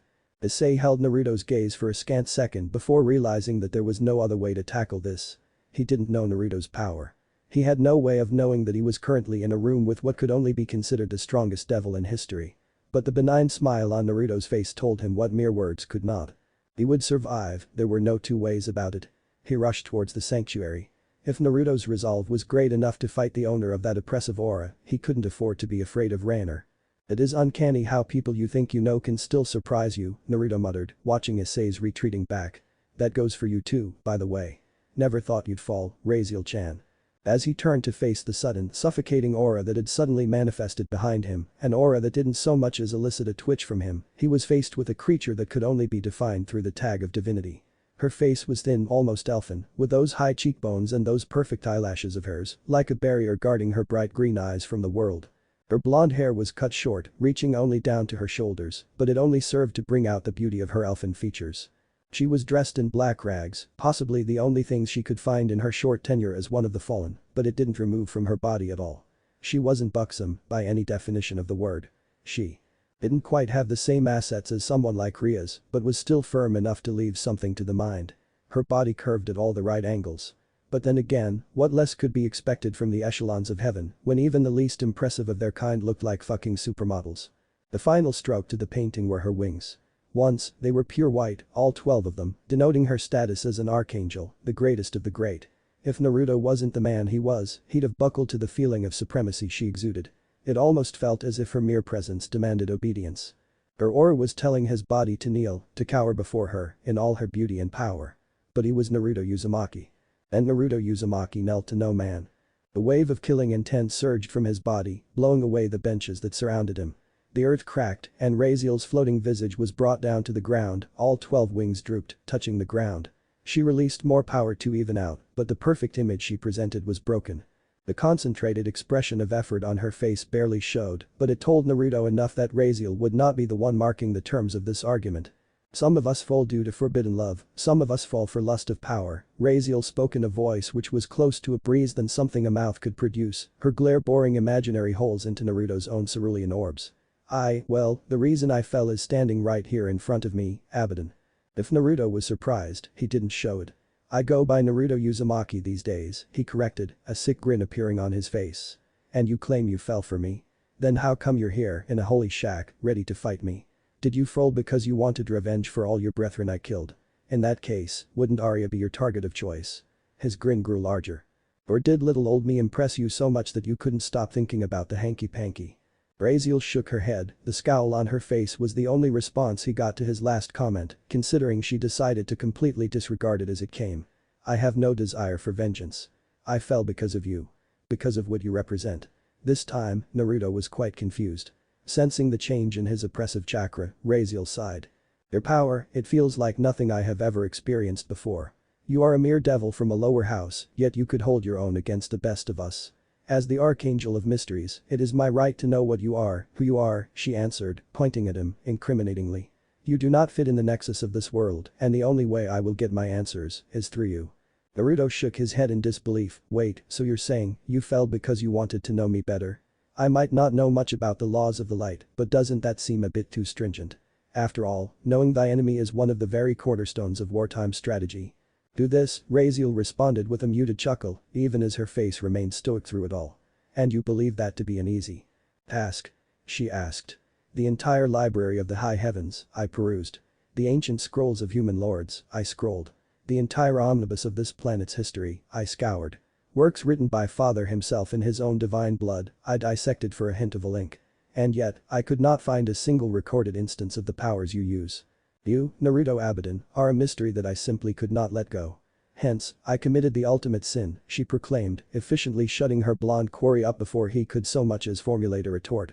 I partook knowledge that is forbidden to my kind, she answered. I approached the fates, and while they were originally hesitant to aid me, I made them talk. Black feathers ruffled in the airy gusts that came through the church's broken fresco, leaving almost no doubts as to what she meant by persuasion. Clotho, the youngest, told me that she had never spun the thread of your fate. Lachesis, the elder, told me that she had never measured the length of your thread. And Atropos, the eldest, she told me that her scissors couldn't cut something that simply didn't exist. Naruto paled. Of course, the three sisters of fate. Greek goddesses who guarded the forbidden knowledge of their namesake, fate. Ones who could tell the life and death of a man through a mere look. These women had failed to find his fate because, simply put, he didn't belong here. And as such, him having one would be both redundant and impossible in equal measure. Raziel caught up on this and smirked victoriously. So, you do have the answers. Very well, I shall take them from you. Naruto snapped out of his sudden lapse of concentration, and you believe I'm just going to willingly spill the beans to someone who was, at least till a few days ago, fighting for the other side. He was answered by the materialization of 100 orbs of pure light all around his current opponent. He barely moved in time as they all shot out, completely destroying the ground where he stood mere moments ago. I knew you wouldn't give over your secrets lightly, she answered, preparing for another strike as the first volley were still being dodged by the blonde devil. Which is why I have been preparing for this day. Naruto dodged yet another sphere before pulling out a seal and using the pre-drawn array to absorb all the light in an area. He was met with success as the orbs forming around Raziel suddenly dimmed and faded away. The seal of eternal darkness, the reason why he had been able to succeed where his fellow devils failed in the war. You'll have to try better than that, Missy. Naruto shot back as he rushed in towards his opponent at a speed too fast for even her angelic eyes to follow. As he was about to jab a chakra-reinforced fist into her abdomen and end the frankly pointless fight, his reflexes kicked in, making him jump back just in time to see 3 balls of an unknown energy whiz by the place where his head had been merely a fraction of a second ago. As such, he quickly backed off, glaring daggers at Raziel, who seemed to have a rather self-satisfied expression on her face. The last time we fought, I suffered loss at your hands, merely because you nulled the light we use. The orbs that surrounded her this time were pure white, not golden. The power he felt within these orbs was too great for it to merely be light. So, I created a new source of power, again, a forbidden art, as we angels are only meant to use God's gifts as our weapons. This power is decidedly not something God would bestow on us, almighty power, the bringer of the apocalypse. The orbs began to revolve her, slowly at first, but steadily gaining speed. You are possibly the fastest person I have ever met on the field of battle. It doesn't matter, when faced with the ultimate defense, you will fall. Almighty vortex, she yelled as the hundreds of orbs created a defensive rotating sphere surrounding her. Naruto had to give her props, the plan was well thought out. Too bad, it wouldn't stand for much. Now, fall. Heaven's Gate, she shouted as she shot towards Naruto at a mind-boggling speed, her orbs destroying anything they touched. Naruto took the chance to dodge, setting up a seal on the ground, his own modified area-based version of the Harem. As the seal spread outwards, he used it to dodge Raziel's attack yet again, disappearing in a shower of sparks. You can't hit me if you can't catch me, he taunted, dodging yet another charge. Raziel stopped, realizing that Naruto could definitely dodge her attacks till kingdom come. She rose off the ground on her 12 outstretched wings, her vortex shrinking closer to her body. Did you really think my attack was merely defensive? Even I'm not stupid enough to believe that I could beat you in a war of attrition. The orbs making up the vortex suddenly stopped rotating and started to vibrate in place. Now, face the second phase of my technique. Almighty vortex. Splash. The orbs shot out at a speed that not even Naruto could follow. Hundreds of them, fired off like a shotgun's buckshot. He couldn't dodge, so instead, he stood his ground as a flash of gold enveloped him. The orbs impacted, causing explosions wherever they hit. The effect was immediate as the entire church hall collapsed around her. Raziel allowed herself a small smile, knowing beyond doubt that her quarry would no longer be able to fight back. As the dust settled, though, the smile instantly turned sour as her opponent came into view, that sour expression turned into one of abject terror. Defending Naruto was a shield of pure gold, a metal that by all rights would have melted like butter under the force of her attack. But seldom were such weapons ever what they appeared to be, for the only weapons of gold that ever survived the test of time were those forged by the gods themselves. The Deus Iphos, Michael's sword, was forged out of gold, which could fell even the strongest of foes. A weapon that could cleave through Trahexa itself. But the Deus Iphos had never filled her with the same sense of foreboding that Naruto's shield did. The fact that said shield was now rapidly transforming into a sword did nothing to comfort her either. That weapon, do you even comprehend what you wield? She hesitantly questioned, getting a sheepish smile from Naruto. Even I'm not that dumb, Raziel. Say hello to the Samsara. He replied, raising the simple yet deadly single-edged bastard sword in a mock salute. Raziel seethed with anger, the weapon created and wielded by the traitor of humanity. How apt. I hope you realize that I cannot let you carry the very essence of creation in your hands. Without further ado, more orbs appeared around the arcanist fallen. That weapon is too dangerous to be entrusted to the hands of a devil. Naruto let out a challenging laugh. Well then, let's fight for it. Fair warning, I really cannot hold back when using this. The only reply he got was the reformation of Raziel's vortex. This time, she spread her wings to their full wingspan. She was going to charge him. And he didn't plan to disappoint. Hit me with your best shot, Abidan. Almighty crush, she shot off towards him, the power of her wings adding to her speed. Had he been who he once was, before being reincarnated, the attack would have killed him with ease. But now, well, things were different. He started to run towards Raziel, one hand on Samsara as he channeled chakra into it, almost rivaling Raziel's own power. At the matter of a second, they'd clash. And when she was in his sword's reach, he let the power he had built up loose. I'm sorry for this. Deathbound. His sword slashed out, surrounded by the golden glow of his chakra mixing with Samsara's own arcane powers. It clashed with Raziel's attack, and the orbs made a noise almost akin to a crunch before the combined power of both attacks decided that it didn't like being compressed. And it expanded, taking out whatever was left of the church's main hall in a dome of golden light. Asia? No. Talk to me. The scene that played out in front of Naruto as he walked in told him loud and clear that Issei had failed. For one, the boy looked like he had been beaten within an inch of his life. The only reason he was still alive was because he could, apparently, take a lot more punishment than Rainer, who was out cold in a corner. One clean punch was all it had taken to end her, the fact that she still lived proving that Issei still held belief in the sanctity of life. Even if it was the life of the person who had killed him, and effectively, the only female friend he had made of his own volition. Uzumaki-sensei. Issei yelled, a look of helplessness on his face. Please, you have to help her. He pleaded. Naruto simply nodded before grabbing hold of Issei's shoulder and initiating a hurrition to his house.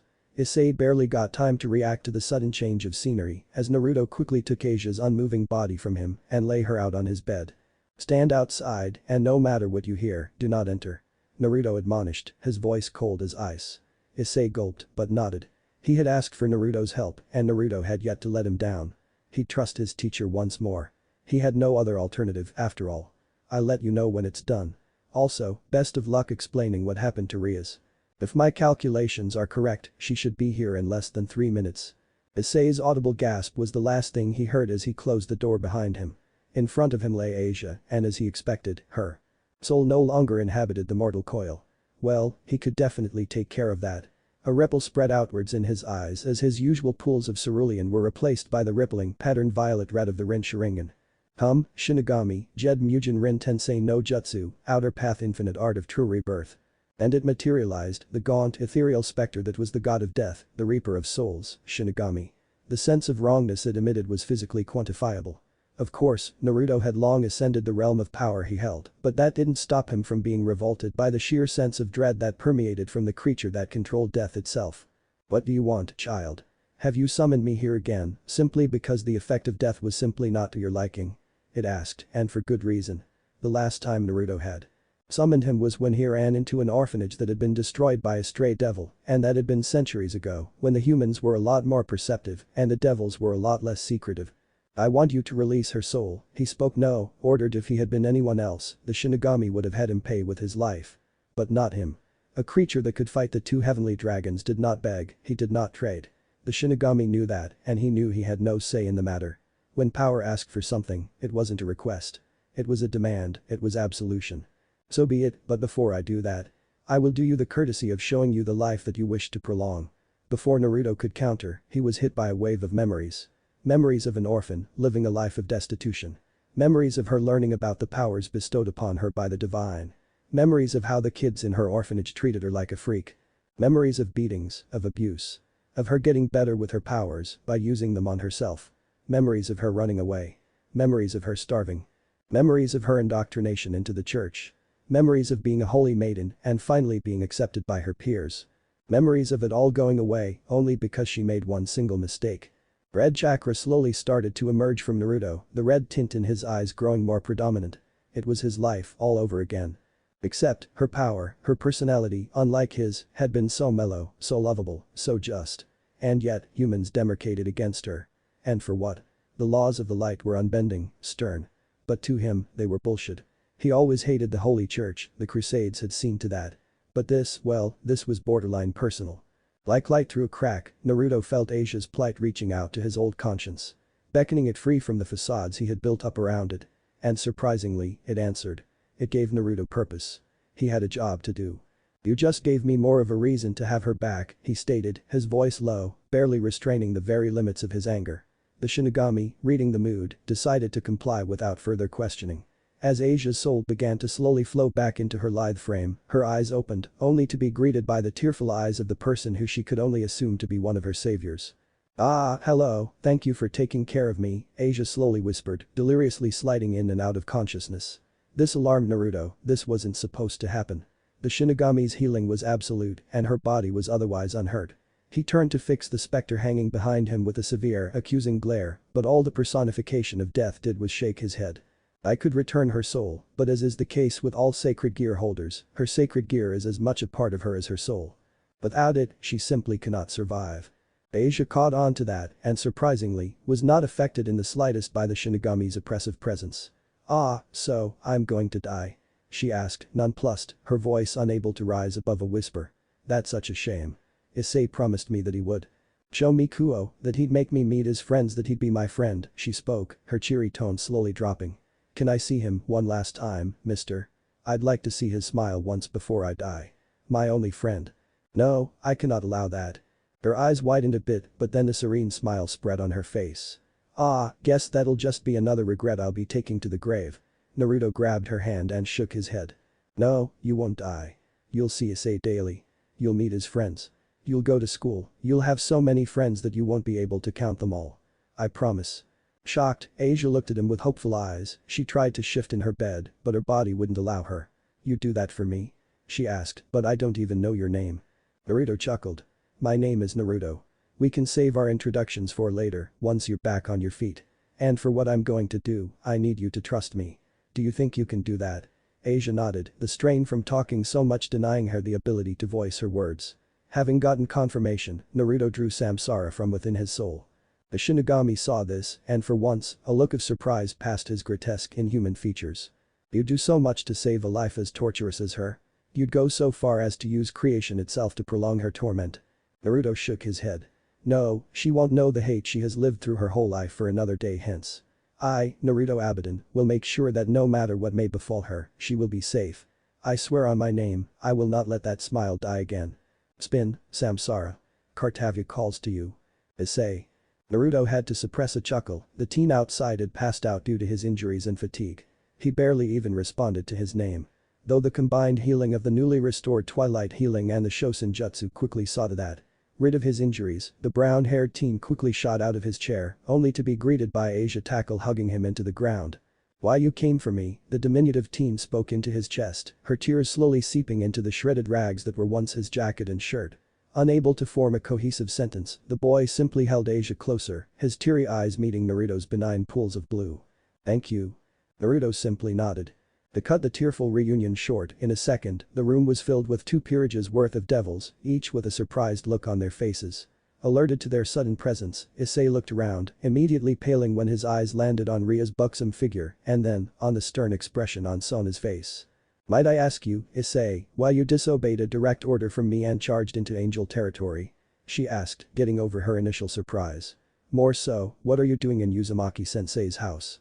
Deciding that this was a good time as any to put Issei out of his misery and save whatever was left of his cover, Naruto spoke up.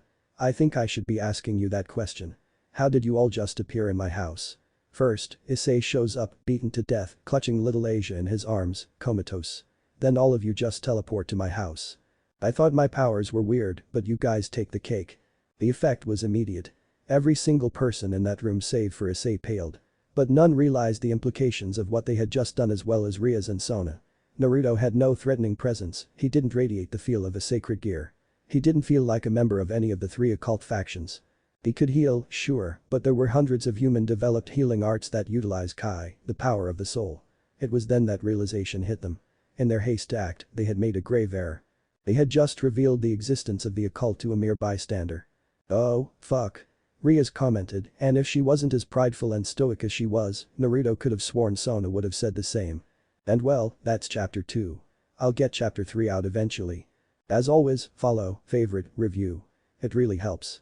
The chapter was beta read by Pureblank, who is and will always be my go-to beta D00D. Prolorin. Chapter 3. Hello guys, guess which story is not dead? After my last update, the new DxD crossover, that which remains, many of you asked me whether I was going to continue this. For all them folks, fear not. This will definitely go on. I only plan to retire my RWBY story and will be replacing it with something new soon. As for all you guys asking for a bigger harem, sorry, not going to happen. But that out of the way, let's get on with the chapter. So, you know about us devils. Naruto shook his head. Not specifically about you guys. But I've heard of devils before. Never expected to run into one during my lifetime, guess the world is out to get me. Rias sighed in relief, well that's somewhat heartening, but I'll need you to tell me why you are here, in Kuo of all places. Who does your allegiance lie with? Naruto looked at her, a nonplussed expression on his face, no one, really. I was born and raised in Kyoto, if you need to know how I already know about the occult. Once you've seen one kappa, you've seen everything the world has to offer. Rias chuckled. Sona, on the other hand, wasn't quite as convinced by Naruto's cover. The Kyoto Yaokai faction is well known for how fiercely they defend their members from the influence of other factions. So, how come they allowed a healer, someone with such a useful skill, to leave their fold and go to Kuo? I mean, this place is a known bastion for devilkind. Naruto locked his gaze with hers. Sona, I'm not a part of the Yaokai faction. They do not take kindly to other races, and their mistrust has peaked since the eradication of the Nekashu faction. He did not miss the wince that came from Ria's or the sudden deflation of Kaneko behind her. He was playing his cards right. But the Nekashu massacre was unfortunately perpetrated by devilkind. Why would the Yaokai hate humans for something done exclusively by the devils? Naruto's smile dropped for a mere second. Sona, the devils didn't fight alone. They had agents within humanity, and when the time came, they too fought the Yaokai. They kept the Yaokai busy while devils committed genocide. No one side bears the blame. He glanced at Asia, who was now a devil in Ria's service. And now that I know humans can become devils, it makes sense how devilkind got their fangs into our ranks. Sona grimaced. You sound like someone who has a lot to hold against our kind. So, answer this. Why are you so comfortable around us, now that you know what we are? Because I cannot, in good conscience, hate an entire race for what they did. The simple, yet apt answer stunned Sona. It was refreshing to see that humanity, for all its flaws, didn't keep grudges quite the same way devils did. That was a bonus of having a short lifespan. Maybe if devils weren't an immortal, unchanging species, they too would be able to adapt and progress the way humans had. Maybe then her dream wouldn't seem so absurd to those in power. I see. Naruto looked around, content, his work was done. After this, it was unlikely that Rias or Sona would pester him further about who he was, make them believe that they wronged him, and their pride would see to everything else. Devils were prideful creatures, and pride always came before a fall. If we're done discussing you and me, should we move on to the topic at hand? Naruto asked, pointing his right index finger towards Asia, who was asleep next to Issei.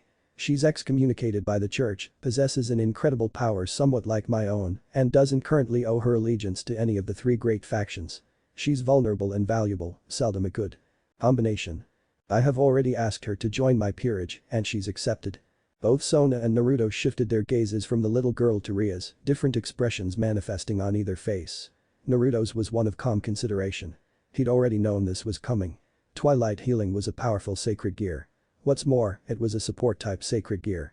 Support types were the rarest kinds of sacred gear, only below the god-slaying Longinus themselves. Sona, on the other hand, was trying hard to rein in her jealousy. With the addition of the Red Dragon Emperor and Twilight healing, her peerage had suddenly become a lot more powerful. While she understood Ria's desperation to gain more strength, this did not bode well for her. The young devil's gathering was mere months away, after all. There was hope for her, though. She switched her gaze to her least favorite teacher, who she now saw in a new light. Sure, his healing magic wasn't as powerful as Asia's sacred gear, but with his build and age, he could be a very good rook, even a bishop with combat abilities. A versatile piece, the best kind. I have no objections to your proposal, Sona commented, merely as a formality. She didn't have any claim over Asia to begin with. The girl was enamored with her saviors, both of them. She'd have a shot if she got Uzumaki-sensei to accept her proposal, but it would be too late nonetheless. I have two objections. Both the high-class devils gazed at Naruto, who now held a concerned frown on his face. 1. You cannot claim her without asking her if she wants to be a part of your peerage. You've already done well to follow it. 2. Considering she has already decided to join your peerage, you need to arrange for her to attend school, including a place to live that allows her to meet her friends daily. For your first term, Uzumaki-sensei, I have already asked her if she wishes to be part of my peerage, as you know, and she has agreed. Naruto sighed in relief, maybe judging Ria's by the same standards he did her brother wasn't fair. She did respect decency and the right to choose, even after Issei's little scrape with death. As for where she'll live, I believe she'd like to live with Issei. Naruto's head shook sideways so fast, so violently, that both Sona and Rias cringed, expecting whiplash to follow. No, as much as I like Issei as a person, as a teacher, I cannot allow her to stay with him. He'll never hurt her, yes. But she's a beautiful little girl and he's a pervert. Kaneko demurely supplied from her position on the couch, prompting a nod from Naruto. Ria sighed. She can't live in my mansion for the time being. My family will have their reservations about having an erstwhile member of the church on the premises. I think I would like to live with Mr. Naruto, if he doesn't mind. Every occupant of the room shifted their gaze to the little holy maiden, who had woken up on hearing her name. Naruto knew she was up though, so his face was the only one that lacked even the smallest tinge of surprise. It was her life they were discussing here, and she deserved to have a say in it. As a third party, I believe that would be the best course of action too, Sona interjected, raising a hand as she did so. Uzumaki. Sensei isn't just a teacher in the school, he also now knows about us. He too is involved now, and that puts him at risk. I'd place someone from my peerage in his care, but seeing Asia's circumstances, it would be best if she stayed with Uzumaki-sensei. I have no objections to this, Naruto stated, fighting hard to keep a genuine smile from breaking out on his face. Rias nodded. Then, it is settled. Good, now, can you all get home? It is getting late at night and as a teacher, I have to report to school 2 hours before any of you. Rias nodded and Akeno stepped forward. She snapped her fingers, and red sigils appeared beneath each member of her peerage, even Asia. Naruto chuckled, of course. She'd already gone ahead and done the deed. There was a bit more of her brother in her than he thought, but only the good parts as far as he could tell. Sona's peerage disappeared next, but their king stayed behind. The only reaction Naruto gave her continued presence was a raised eyebrow. Uzumaki-sensei, I wish to make you a proposal. Naruto shrugged, sure, though I already know what you're going to ask me, and the answer is a firm no. Sona looked at him like he was mentally challenged, but we explained the benefits of being a devil. You have nothing to lose and everything to gain. With your magic, you would become a piece of extremely high value. Naruto shook his head. Sona, I left Kyoto because I did not wish to involve myself in the matters of the occult. I simply want to keep my head down and live out the rest of my life as a psychologist. Please respect that. Not entirely convinced by Naruto's reasoning, Sona decided to give her proposal one last try. Sadly, the determined expression on his face told her that there would be no change of heart. The most she could do was wait and hope Naruto decided that joining her wasn't as bad as he thought it to be. And in the meantime, she'd do some research on the person himself. Without his permission, of course. Metempsychosis Chapter 3. I believe the dossier we sent you was helpful. Naruto nodded as his frenemy gave his 4 errant followers a once-over. Issei and his own clones hadn't done enough damage to debilitate them, sure. Still, they'd carry the mental scars of humiliating loss as long as they lived. It was informative. I didn't expect the new mass to be so easygoing. And it was true. The current mental states of his 4 students served to prove his theory that the stronger a devil got, the more susceptible they became to the sins they harbored. One merely had to look at Falbium for proof. He was a devil of sloth, and he had become almost a complete recluse from society, not even showing up on events that required his express presence. Entropy, my friend. What heaven lost in strength, hell lost in character. God knows which is the worse of the two. Naruto sighed, he then looked at Raziel, sitting on the ground, covered almost head to toe in his paralysis array. Azazel, forgive me for asking this, but isn't Raziel higher than you in heaven's pecking order? Ah, I was hoping you wouldn't bring that up, Azazel said as precipitation began to emerge on his face. Raziel was older and stronger than him, and her presence as a fallen would jeopardize his right to rule. With the kind of shit he pulled on a daily basis, her existence put his life's work in jeopardy. What do you plan to do with her? Put her in Cocytus. You do know that she is the Archangel of Mysteries, right? She'd escape before you could write down your will. Azazel almost choked at Naruto's blunt reply and then started to fidget. Ah, about that, I was hoping she herself could come up with a solution. She doesn't seem very inclined to join us anyway. He's correct. Naruto and Azazel both almost jumped out of their skins when they realized that there was a second Raziel in the room. An ethereal-looking glowing version of her and the sealed currently unconscious version that they knew. Before you ask, yes, I can use my magic without incantations, and no, I'm unable to break your seal. Naruto looked at her glowing visage, you severed your soul from your body just so that you could talk to us. That's rather extreme. Typical Raziel, reminds me of the time back in heaven when I tried to peep at her in her bath and found a homunculus in her stead. I don't believe my balls have ever been the same since. Unperturbed by the creepy statement, Raziel chose to completely ignore her brethren. Abidan, I shall live with you henceforth. I wish to learn more about you. You carry a weapon considered lost in both space and time, and you were able to defeat my Armageddon magic. I have several hypotheses considering who or what you are, and the best way to confirm them is to live with you for the foreseeable future. Whoa. Raziel-chan. Was that a proposal? Azazel spurted out before Naruto's death glare forced him to shut up. If you are to stay with me, you're going to spend all your time sealed. I cannot allow you to use your magic on anyone, neither can I have people know who you are. Azazel will be paying me for your upkeep, cause I'm damn sure they didn't teach you how to cook, clean or work a day job in heaven. Those terms are admissible to me. Oh god, her upkeep's gonna come out of my pockets. On that note, you're going to have to think up a cover story. Another person will be moving into my house shortly. She's a devil, and I can't have her know that you're a recently minted fallen angel, Naruto informed her, leaving no room for discussion. Raziel grimaced, the entire idea of having to socialize with a devil was unappealing to her, but considering she was living with one, she could make it too. As you wish, Abidan, she acquiesced. Oh, and my name is Naruto Uzumaki as a human. Don't blow my cover and call me Abidan. Raziel raised an eyebrow, why are you going to such lengths just to preserve this fake human identity of yours? You're a demon, the last demon. You could live in the underworld like a king, so why go this far to preserve your state of incognito? Naruto gave Raziel a baleful look, of course, power and status still mattered to the former angel. Because secrecy is my greatest weapon, Raziel. And soon, I'm going to need every weapon I can muster. So, wait, a dragon tried to speak to you in your dream? Issei sat across the desk from Naruto in his office, which was becoming a rather common occurrence. He was the one person who knew the most about Naruto, and any facet of his new life that he couldn't understand or ask Rias about, he brought to Naruto. It wasn't something either of them were uncomfortable with, and it guaranteed that Issei would keep Naruto's secret. That isn't even the major issue here, sensei. Issei barked, sweating into his chair. Ah yes, your little escapade with Rias. It's a shame that Graphia stopped you, but it would be a greater shame if you actually lost your virginity to someone desperate for freedom from a familial obligation, Naruto responded, relishing the stunned look on Issei's face. Why you know that silver-haired beauty? He asked. Typical Issei. I guess you could say me and Graphia know each other. You'll forgive me if I don't unearth my entire life story to you. Okay, that aside, what is this obligation you spoke about? Issei questioned. Naruto sighed, then looked at his watch. You'll get your answers a bit later today. She did say she'd drop by around lunchtime. Till then, let's discuss the other, more important issue. That, of course, is your dream. Issei scratched the back of his head. Yeah, that dream was weird. I didn't mind the first part as much as I did the second though. Funny thing is, it almost felt like I knew that dragon. That's because you do. Issei almost fell off his chair at Naruto's matter-of-fact proclamation. What do you mean I know that dragon? I didn't even know about the existence of the occult till a few weeks back. Naruto sighed in exasperation. Issei, what do you think powers your sacred gear? Issei shrugged. Rias told me that sacred gears were God's gift to man. So, I guess God powers our sacred gears. Naruto chuckled. So, by that logic, every time you boost, God doubles your strength.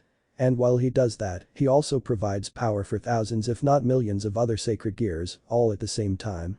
More so, would he still keep providing strength to a devil? To the embodiment of everything he prohibited to mankind. Issei threw his hands in the air, exasperated. God's supposed to be almighty and all-forgiving, right? It is possible that he's decided to cut us reincarnated devils some slack. I don't know, how would you explain it? Naruto laughed. Issei, I've been around long enough to know what powers sacred gears. Most of them draw power from entities which they've got inside of them, like your boosted gear. Now, give your sacred gear a once-over and tell me if it resembles the dragon you saw in your dream.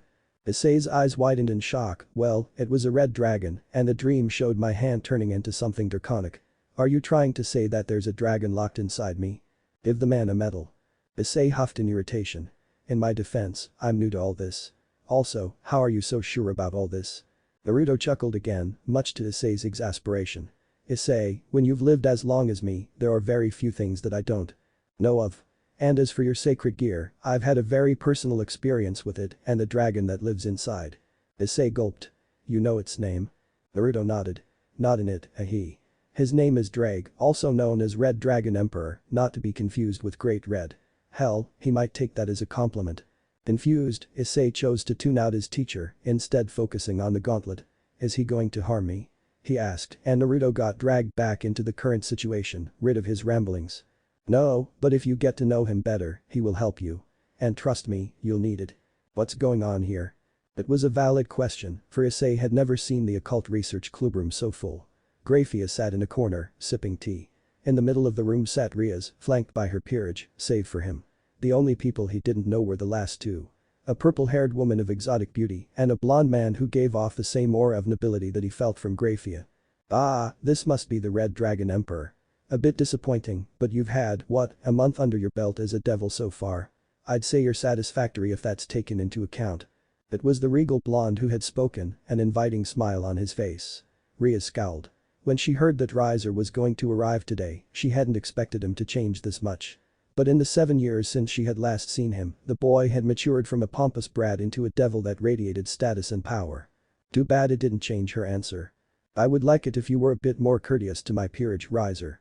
The blonde chuckled, my bad, it's not every day that you get to meet one of the two rivals of the Phoenix.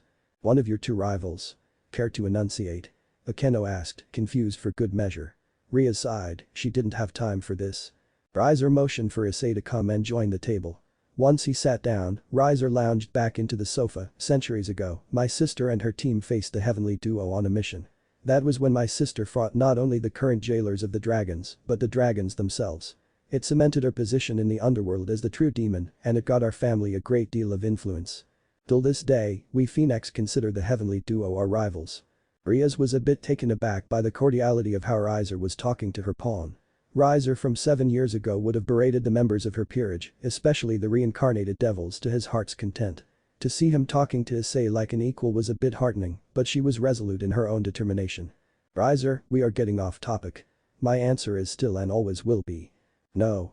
Riser sighed, Riaz, it was our parents' decision. I cannot directly appeal to them, considering how adamant they are about this matter. My sister has always taught me to deal with my problems myself. I myself cannot see a way that I can break this contract without your own drastic involvement. Ria's eyes widened in surprise. Wait, you don't want to marry me? She asked, and for good reason. 7 years ago, Riser had been more than willing to marry her. Not only would it exalt his standing in the social stratum of the devils to an obscene level. It would provide possibly the strongest devil since the birth of the Mau, perhaps even since the birth of the true demon. No, Riaz. I love you, Baluna. Hell, I love every single one of my peerage members. They're loyal to me, they love me, and they've been a part of my life for years. I'd marry any of them before I marry you. Riser proclaimed, ignoring the light dusting of pink that crept onto his queen's face. But more, the way he said it wasn't meant to be insulting to Riaz, it was just a true-to-heart proclamation of his feelings. How could someone hate him for that? Then why don't you dismiss it yourself? Riaz countered. Because in our lovely devil society, accords and contracts hold more power over our lives than our actions. Riaz raised an eyebrow in response, prompting Riser to continue. Your parents have always wanted your brother to wed a phoenix. They tried to make him take on Sister Arya as his first wife. Of course, one doesn't simply barter off the true demon. She challenged Surziches to what is now considered the first true rating game. It was Surziches and his pieces versus my sister and her queen. It was a bloodbath. The occupants of the room turned to the source of the voice to find Grafia holding a solid block of ice that was once a cup of tea. The chill released by her lack of restraint hit the occupants of the room, and everyone except for Riser started to shiver. My sister and her queen weren't hit even once in the fight. Surziches did go all out, props to him, but it was nowhere near enough. Hell, if not for my sister's social position as the true demon, she could have been offered the position of a Mau. Arya hates positions of power. You know that as much as I do, Grafia commented, her cup thawing out as she retracted her power. Riaz, though, had tuned out everything except for the first line of Riser's history lesson. So, if I defeat you in a rating game, I can dissolve the contract.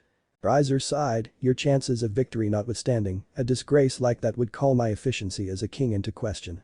If your brother then pulls some strings, and I am sure he will, we could dissolve this contract. Riaz grinned, then, Riser Phoenix, I challenge you to a rating game. Bold pretenses of civility disappeared from Riser's face in an instant. You plan to challenge me with this peerage? As it is, I wouldn't recommend it. Scared, are you? Lady Riaz, you might want to reconsider this. Grafia interjected, surprising her young charge. But why? He's a high-class devil, and so am I. I'm perfectly within my rights to challenge him. Grafia's gaze grew cold. Riaz, Riser holds many advantages over you. For one, he has a full peerage of battle-trained devils. Second, he currently holds a rating game record of 32 wins and 1 draw.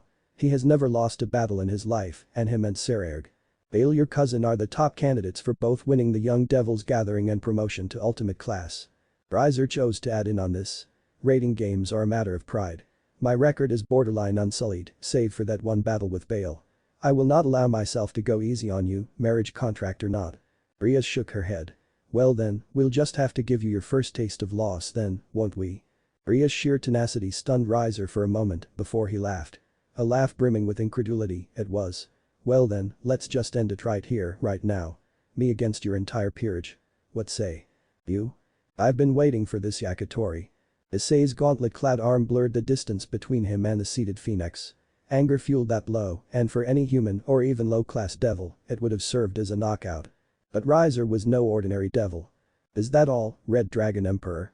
He taunted, catching Issei's gauntlet-covered hand within his own, burning palm.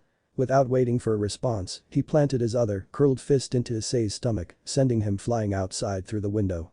Before Issei could even get up, he was kicked in the face by Riser, who seemingly teleported to him. "You'll stop this right now," Riser Phoenix Graphia interceded, a warning hand placed on the offender's shoulder. In response, Riser merely stopped holding back. An explosive release of devil energy was the only warning Graphia got before his whole body enshrouded in flames. She recognized this all too well, a technique that Arya had taken a decade to master. The Flame Guard, an armor made of fire that served both as a perfect defense and an exceptional offense. "The only reason I'm not an ultimate class devil right now, Graphia, is because I'm young," Riser said, his face hidden behind a mask of flame, his visage terrifying. He looked and acted almost exactly like his elder sister, always assured of victory, always powerful, always so damn why. "And I'd like this rare chance to find out if an ultimate class devil like you can defeat someone that used an element that counters why." Riser never got to complete his sentence as his face got deposited into the hard earth by a vicious punch.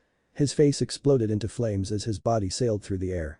Shocked, the occupants of the courtyard outside the occult research club room finally realized that they had a new visitor. And oh, what a visitor she was. She was around Graphia's age, which could be a millennium in devil time, but she was also Graphia's exact opposite. Whereas the Grimoire Queen dressed like a maid, the dark-haired woman wore low-cut jeans and a grey crop top. Her hair was long, flowing down to her waist, and on her face was a mischievous, yet calculating gaze. If Graphia was a Keno, this girl would be Ria's. While both were beautiful in their own regard, they were like night and day. It also didn't help that her very presence was suffocating for low-class devils, Issei included. "Riser, you idiot. What did I tell you about picking fights?" The man in question dug his head out from under the ground. Balking at the sudden appearance of the black-haired beauty. "You told me not to pick fights that I cannot win, sister." She then shifted her gaze, giving each present member a once-over, before landing on the two Grimoires in the room. "Ah, Riaz, it has been far too long." She spoke, and if the genuine smile that appeared on Ria's face was any sign of her feelings for the elder woman, then her presence was welcome here. "Graphia, you can't allow my younger brother to rile you up like this. You were once my teammate, fucking act like it." Everyone as Ria's peerage save for the king stiffened at the newcomer's words. The Grimoire household was their first taste of devil life, and if there were two things Graphia the head maid hated the most, they were profanities and innes. The newcomer had done two things wrong in one sentence, unholy retribution was the only thing that came from such a blunder. "My apologies, Lady Phoenix, I will make sure it never happens again." Well fuck. If this person was high enough in the social ladder that even Graphia, the punisher of Lord Lucifer, couldn't talk back to her, then they were utterly screwed. "Still gotta stick up your butt, I see. Well, your presence here doesn't matter," she concluded, as the sounds of many jaws hitting the proverbial floor echoed in the courtyard. "My business is here with Riaz. So, little one, have you made your decision?" Riaz nodded, albeit with a subtle hint of hesitance. "Yes. Riaz Grimoire, challenge Riser Phoenix in a rating game. If I win, then you will break this contract." "Oh. That's bold. I like it," the woman countered. "Such bravery merits a reward. As such, we'll give you a week to prepare your peerage for combat. Use it well." Turning around, the woman picked up both Riser and Issei by their collars, almost as if they weighed no more than the shirts they were wearing. "Also, I believe these two hotheads need some punishment. Is there a counselor in this beautiful facility of yours?" Riaz merely nodded, and apparently, that was all the confirmation that the woman needed. In a blink, she had disappeared, probably already in the counselor's office. As she disappeared, so did her oppressive power. Now that she was out of sight, Ria's knees finally gave way as she sunk to the ground shivering, but relieved. "She's as intense as ever, wonder if I'll be like that one day." Snapped out of his momentary terror paralysis, Kiba finally found his tongue. Shocked, he turned to the eldest person present for much needed answers, and who was that exactly? That was Arya Phoenix, the true demon of the underworld, the strongest female devil, and my old teammate. My, Arya Phoenix, as I live and breathe." Arya smiled at her lover, leaning and planting a chaste kiss on his lips. Riser huffed in response, while Issei just looked more confused. The beautiful woman knew Naruto well enough to kiss him. Now that was heresy. "Better room, you two." "Riser, what have I told about my relationship with Naruto?" "Not to question it." "Good boy," Arya finished, ruffling her younger brother's hair. A flustered Riser tried to get her hand out of his hair, but to no avail. Naruto chuckled in mirth, showing that he had previous experiences with this familial interaction. "It is good to see you again, Riser, it has been a bit over a year." Riser bowed deeply in response. "It is an honor to see you again, Lord Abidan." "Lord Abidan?" Issei questioned, freezing Riser in shock for a hot second. Naruto wasn't perturbed by the revelation though. Of course, Rias would have already taught Issei about the houses of the underworld. Yes, Issei. My real name is Naruto Abidan. I'm devil. Demon. Semantics, Arya. I still consider myself a devil. The demon life doesn't suit me. Arya grinned. Neither does the life of a devil, as I have said before. You haven't been to the underworld in the better part of a millennia. Hell, if not for the seal you gave me, I would have never been able to find you. Wait, so Naruto-sensei is a stray devil? Issei questioned, panic and worry beginning to rise in his voice, and with good reason. Arya looked at him as if he had a few screws loose, she had just called him Abidan. Did this kid know nothing about the underworld and its societal rules? Naruto is the strongest devil, Issei. He couldn't join a peerage even if he wanted to. And believe me, he definitely wanted to, Arya answered, grinning at her boyfriend. She had tried her hardest to add Naruto to her peerage, but even with the entire lump sum of her pieces, all mutation pieces, she was still unable to add him to her peerage.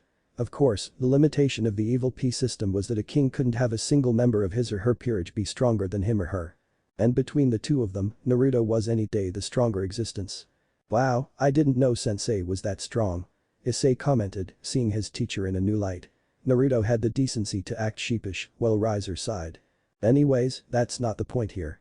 How have you been, Riser? Is Yubaluna's problem any better now? Riser shrugged. Some days, she's okay. She still has nightmares and she still can't bear men other than me. Believe me, I saw her blow up a middle-class devil's crotch in a social gathering just because he talked about swapping his queen for her, even though she knows I'd never do that. The high-class devil shifted in his seat, nervous out of character. She still has a hard time believing that I love her, even after all that I've done. It'll take time, Riser. I heard you even added Ravel to your peerage. That was a very smart move. Though I must say, it looks like you've created an unintentional harem for yourself, Naruto countered, shocking Issei on the sidelines. Wait, the Akatori has a harem? You bastard. Issei yelled out indignantly, forcing a groan out of his companion. Naruto gave Issei a forceful glare, forcing him to back away. It was definitely not intentional, but I can't even deny that accusation. I filled up my peerage with female devils so that Yubaluna wouldn't have to deal with men. I didn't think that I'd fall in love with each one of them and vice versa. That's a very weak excuse. You're not worthy of Rias. Issei countered, righteous flames burning in his eyes. Riser held his gaze for a few seconds, unsure how to react to this strange devil, before shrugging. I don't want Rias, and that's what I got you here to talk about. Issei, stunned yet again. What do you mean you don't want her? You don't think she's good enough for you? Is that it? Ugh. If you could maybe sit quiet for a second, I'll explain my predicament to you. Issei crossed his arms over his chest. Fine, go on. As it stands, Ria's peerage has no chance of beating mine in a rating game. Arya had to hold back Issei as he leapt at Riser, boosted gear ready to go. Unperturbed, Riser continued. I'm sorry if it offends you, but it is the truth. Ria's has never been in a rating game. Her peerage might have potential, but that's all it is. Potential cannot beat experience without time. And a week is definitely not time enough for you all to meet the same level as my own peerage, who have been fighting in rating games for the last 4 years. The rationale was enough to borderline subdue Issei, but the true reasoning didn't make it through his thick skull. Appeased, Riser continued. You're the Red Dragon Emperor's vessel. You're supposed to be able to go toe-to-toe with Satans and gods alike. Yet currently, you're weaker than any one of my 8 pawns. But given time, you could very well be the key to winning Ria's freedom. What do I have to do? Issei asked. Without missing a single beat, Riser answered. You'll know what to do when the time is right. Also, he will assist you when you need it most. Issei had definitely not expected Arya to answer his question, neither had he expected her to point at a confused Naruto as a source of help. The counselor himself got taken aback by the sudden declaration. The shock passed quick and gave way to a calm, questioning visage. Arya chuckled, taking enjoyment in her partner's lack of knowledge. Till then, do your best. The rating game will be over before you know it, so buckle up. You'll get your chance. And when you do, you'd best fucking take it, for Ria's sake.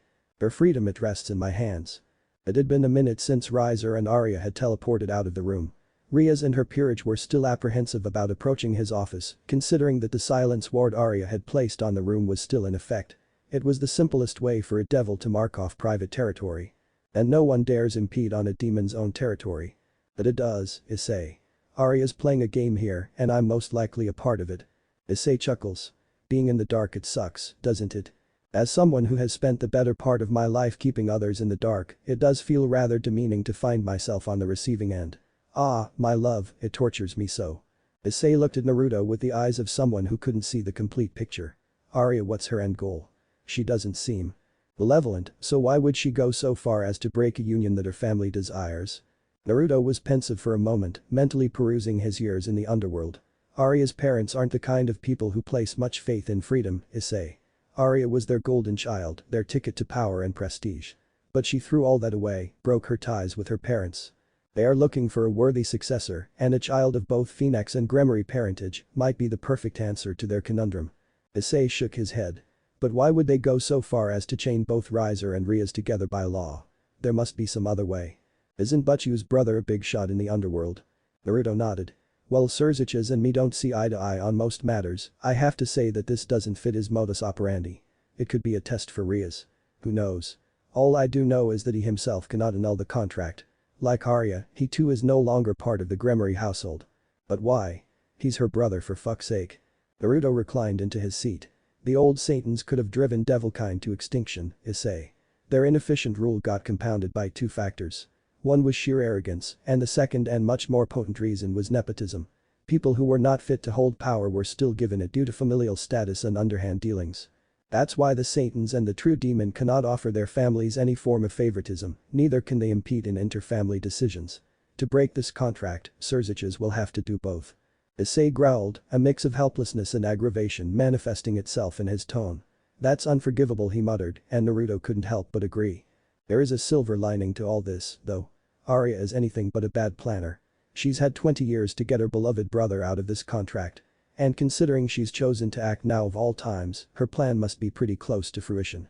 He took a sip of water from the canister on his desk, directing his gaze back to Issei. And you have a part to play in her plan. Issei groaned. Being used sucks, you know. But I cannot complain. What I cannot understand is why she's doing this. Naruto shifted his gaze away from Issei, choosing instead to gaze at the window. Centuries ago, someone she cared about was wronged by the Gremory family. She's carried a general disdain for them ever since. She doesn't want one of her brothers to become a diplomatic hostage to the Gremory. He sighed, shuffling the papers on his desk. The Silence Ward was about to run out of power, he'd have to wrap this up fast. What exactly did the Gremory do to make her angry? Issei asked. Naruto smiled. That's a story for another time, Issei. Someone will be coming to collect you soon. True to his word, the moment the ward collapsed, two teleportation circles popped into existence in the room. Out of one came the Gremory heiress herself, and out of the other came the one person who Naruto didn't wish to see. Raphia. Time had definitely been kind to her. The clothes she wore did nothing to undermine her regal aura, or beauty, for that matter. The Maid Queen, bound to eternal servitude to the man she loved, not able to ever truly be a wife to the man she loved, as she was a servant before she was a devil. How tragic.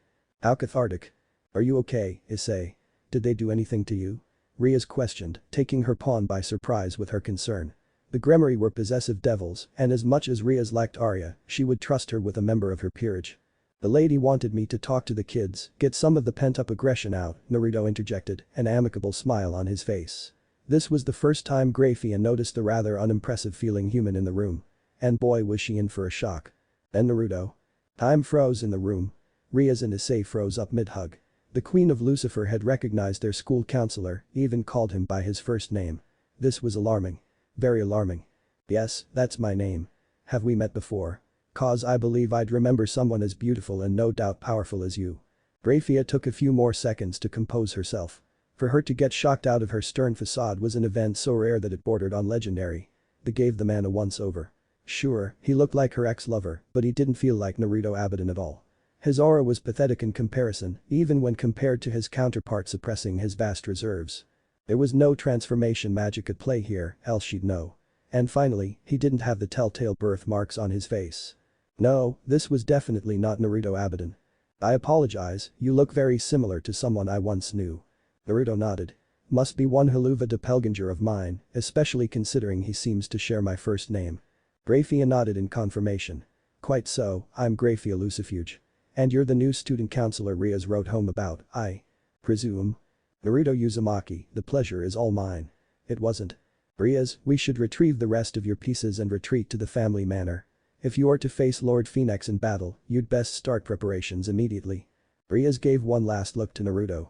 "Uzumaki-sensei, please hold down the fort while we're gone." And in a burst of red light, the three were gone, leaving a relieved Naruto behind. That was much too close for comfort. I'm actually quite surprised that they managed to do so much in so little time. Naruto and Raziel both sat on the couch, huddled around his phone. Rias had provided him the app necessary to browse the devil's only internet, and he had taken the chance to subscribe to Devilflix, the streaming service of the underworld. The rating battle between Rias and Riser was the most watched livestream for the day, considering the members involved. With a viewership count over twice over that of the second most watched show of the day, something named Magic Girl Leviathan, which really scared Naruto for some odd reason. It was safe to say that whatever spectacle Arya was planning would spread far and wide by the end of the day. As for the fight itself, well, it was too one-sided to qualify as anywhere near fair. Riser's peerage was too precise, too well-trained to fall to any haphazard plan that Rias had thrown against him. And the results were easy to see. Riser's peerage hadn't taken a single casualty yet, and Ria's peerage was down to herself, a heavily injured Akeno and Issei, who had somehow broken through Riser's blockade of pawns at the cost of Kiba's metaphorical life. Of course, it wouldn't last for long. They barricaded themselves up in a hyper-realistic rendition of Kuo Academy in Naruto's own office, to be specific. As Naruto saw Riser, Ravel and Ubaluna bring forth their magic, he knew this wasn't going to end well for Rias. When the spells were finally released, it was far beyond even the realms of overkill. Ravel's wind magic was a catalyst for the fire and explosions of her king and queen. The resulting combination didn't only blow up Naruto's office, but the entire school block attached to it as well. It was a massacre, plain as day. As the commentators proclaimed a retirement of the final vestiges of Ria's peerage, not even a smile appeared on Riser's face. The only change that took place was the comfortable unclenching of his jaw. The battle had served only to consolidate his position as an ultimate class candidate. He demonstrated that he was a better king than Rias, and on the battlefield, there is only room for one king. The ultimate. The camera then cut away from the smoking wreckage, landing on the proctor of the battle, Arya herself. The smirk on her face told Naruto that he definitely wasn't going to like what would come next. "I hope you all enjoyed tonight's entertainment, ladies and gente devils." She greeted the camera and through it, the greater part of the demon world. Or I definitely did not. Ah, there it was. The Grimoire family and the Phoenix family have been at each other's throats for years, even before the fall of the old Satans. This marriage is the way our elders wished to reconcile our differences. That's an admirable notion, is it not? The spectators sitting behind Arya replied with a resounding yes, but Arya's smile spoke something else. "I myself think that this is a mere farce." The crowd fell silent faster than one could say pin-drop silence. The weight of Arya's words set in, the blatant denial of a contract between two of the most prestigious families of the underworld. If anyone else made this move, punishment would be swift. But she was the true demon of the underworld, an existence who stood far atop any other in the underworld. You don't fuck with a demon. I myself believe that the Grimoire family isn't fit to join with the Phoenix, at least not on equal terms. After all, we like all other devils value power, we value military acumen. We value the qualities of leadership, but most of all, we value the gift of foresight, the ability to acquire and train devils who will surpass even the demons of yore. The young Grimoire today has shown none of these gifts. The silence wouldn't end. Every pair of eyes in the room turned to Arya, calculating, waiting for her to make her gambit. "It seems she's as brash as ever," Raziel commented, glued to the screen. Naruto couldn't help but feel a slight hint of trepidation regarding the events to come. Also, part of the young Grimoire's peerage is the current container of the Red Dragon Emperor, the wielder of the Longinus boosted gear. Yet, he couldn't make even a dent in today's battle. As a past member of the Phoenix household, and as the true devil of the underworld, I cannot let this slide. To see my past rival in such a sorry state isn't something fair or entertaining. Naruto choked, "Here it comes. By the power vested in me, I call for a battle between my brother, Riser Phoenix, and Ria's Grimoire's pawn, Haidu Issei. 1 month hence, they will face each other on the day of Ria's wedding. And to the victor, I will bequeath an honor I reserve only for the worthiest of the worthy. The winner will to request one thing from me, and I will do everything in my substantial power to make it a reality." The bombshell dropped, and the crowd started to titter. Murmurs spread among the upper echelons of the devil race, the devil web was abuzz with news mere moments later. But no, Arya wasn't done yet. Not even close. Neither of the two combatants will receive any help in training from their families or any of their proxies. Furthermore, both combatants will train in the human realm to avoid any and all confrontation with their respective families. The fight will take place on the day of the wedding, as entertainment before the ceremony. If any of you have objections, you know exactly where to shove them. Have a good day. Naruto sighed as the feed cut to black. Of course, he should have expected something like this from the woman he had fallen for. She got me yet again. Confused, Raziel raised an eyebrow in question. Got you, how? Naruto got up from the sofa and walked over to a closet filled with scrolls. After a little bit of rummaging, he pulled out an unmarked white scroll with a dragon head on each end of the rolling spool. She's definitely going to train Riser herself. Ah, got to love loopholes. Surziches cannot train Issei because he is in a position of leadership. What do you think this leads to, Raziel? The Archangel of Mysteries shrugged. Subterfuge and deceit weren't core tenets of her angelic lifestyle. The beauty of Arya's devious scheme was completely lost on her, it seemed. It is simple, Raziel. She wants me to train Issei. It is a competition and she's now forced me to pick a side. And I don't plan to disappoint. Yep, bet you didn't expect most of that. Yes, Riser is a lot better in this timeline, considering he's been raised under Arya's guidance with a little input from Naruto. More on that later. You can basically expect him to be better, stronger, and a lot more tactful. Definitely didn't bet that from Naruto. And this is just the first of many character changes I have planned. So, as I always say, wait and watch, boys. Wait and watch. Krulrun. Chapter 4. Finally done, a good 16k word chapter to end the Phoenix arc. Possibly the longest chapter 1 have done to date. Now, to clear out certain doubts and address some issues. One Issei haters so, guys. I'm not going to just remove Issei. I will slowly mold him into a better character or at least attempt to. Sure, I might not succeed, but this is my story and if you don't like it, you really don't have to read it. Sure, letting me know this bit in reviews is completely up to you, but you will definitely be ignored henceforth. Do, make the harem bigger one word, no. I might change members, but the size is staying. Re-update soon you really don't need to spam this in chat. I am physically incapable of updating at a fast rate. Though that doesn't mean I'm not writing, far from it. Finally, I'd like to bring your attention to my personal Discord channel which is discord.gg. It's called Krulrun's Lounge and is open to all. It's a pretty chill place and we have people like Rafadalum, Crazerajit and Infamous Storm already in there. Join, hang out with us, chill, discuss shit. Absolutely open for all.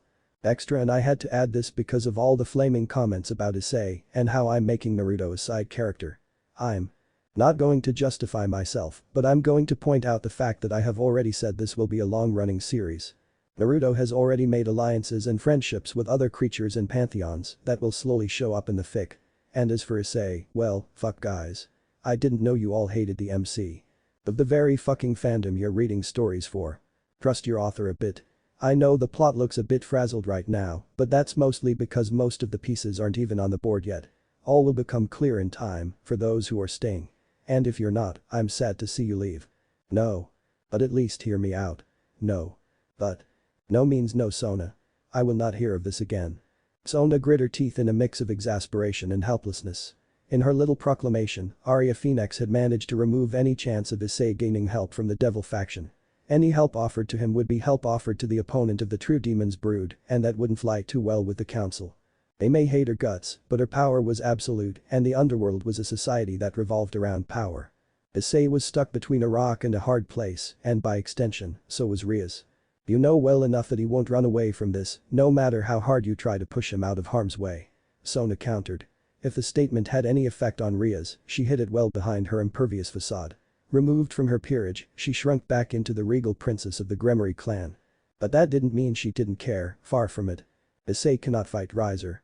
I trained him for a week before the fight and found a lack of any magical capability.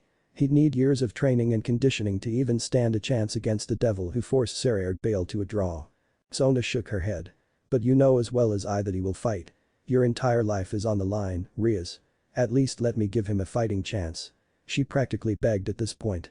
Rias was her rival, a measuring stick for her own personal growth and also her closest friend.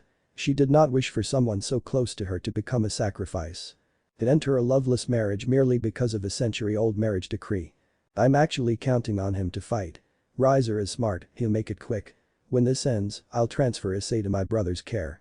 I'm sure he'll be grateful to have the wielder of Longinus in his peerage. Sona couldn't believe what Rias was saying, but the defeatism in her tone, as well as the mention of actually giving up one of her most valuable peerage members, drove the reality of her situation home. Her hands were tied, as they had been since the day she was born. What about your brother? Can he not oppose this? He's a bloody Satan for crying out loud, the only one who actually matters. Rias gave Sona a look that chilled her to the spine. My brother is a Satan, yes, and that is the one reason why he cannot interfere. Nepotism is the bane of our kind, and breaking my contract with the Phoenix would definitely be seen as a sign of such. It would cause unrest within the council, and that, well, you know where that leads. Sona was grasping at straws at this point. What about Arya Phoenix? Riser doesn't want you to be his wife, couldn't she do something here? She have me not one, but two chances at breaking the contract. It isn't her fault that the member of my peerage with the most potential of beating Riser is completely untrained. Plus, being the true demon, she doesn't have a stake in the underworld's politics, she has public influence, and this is all she can do with it. Sona sighed, you've given up already, haven't you? You're refusing any help you're given, you're denying Issei of any and all remaining forms of help. You just want this to end, don't you? Riaz didn't answer, but her mere silence was no less than a blatant admission of guilt. Well, since you've decided to speak for both Issei and yourself, I'm not going to involve myself any further.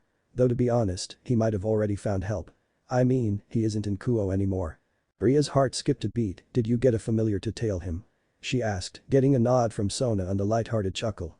Yep, and I'm actually quite surprised where this little adventure of his is leading him. After all, it isn't every day that a bona fide devil takes a bus to Mount Fuji. Ria's eyes widened in surprise. Mount Fuji? He's going there? Not Kyoto.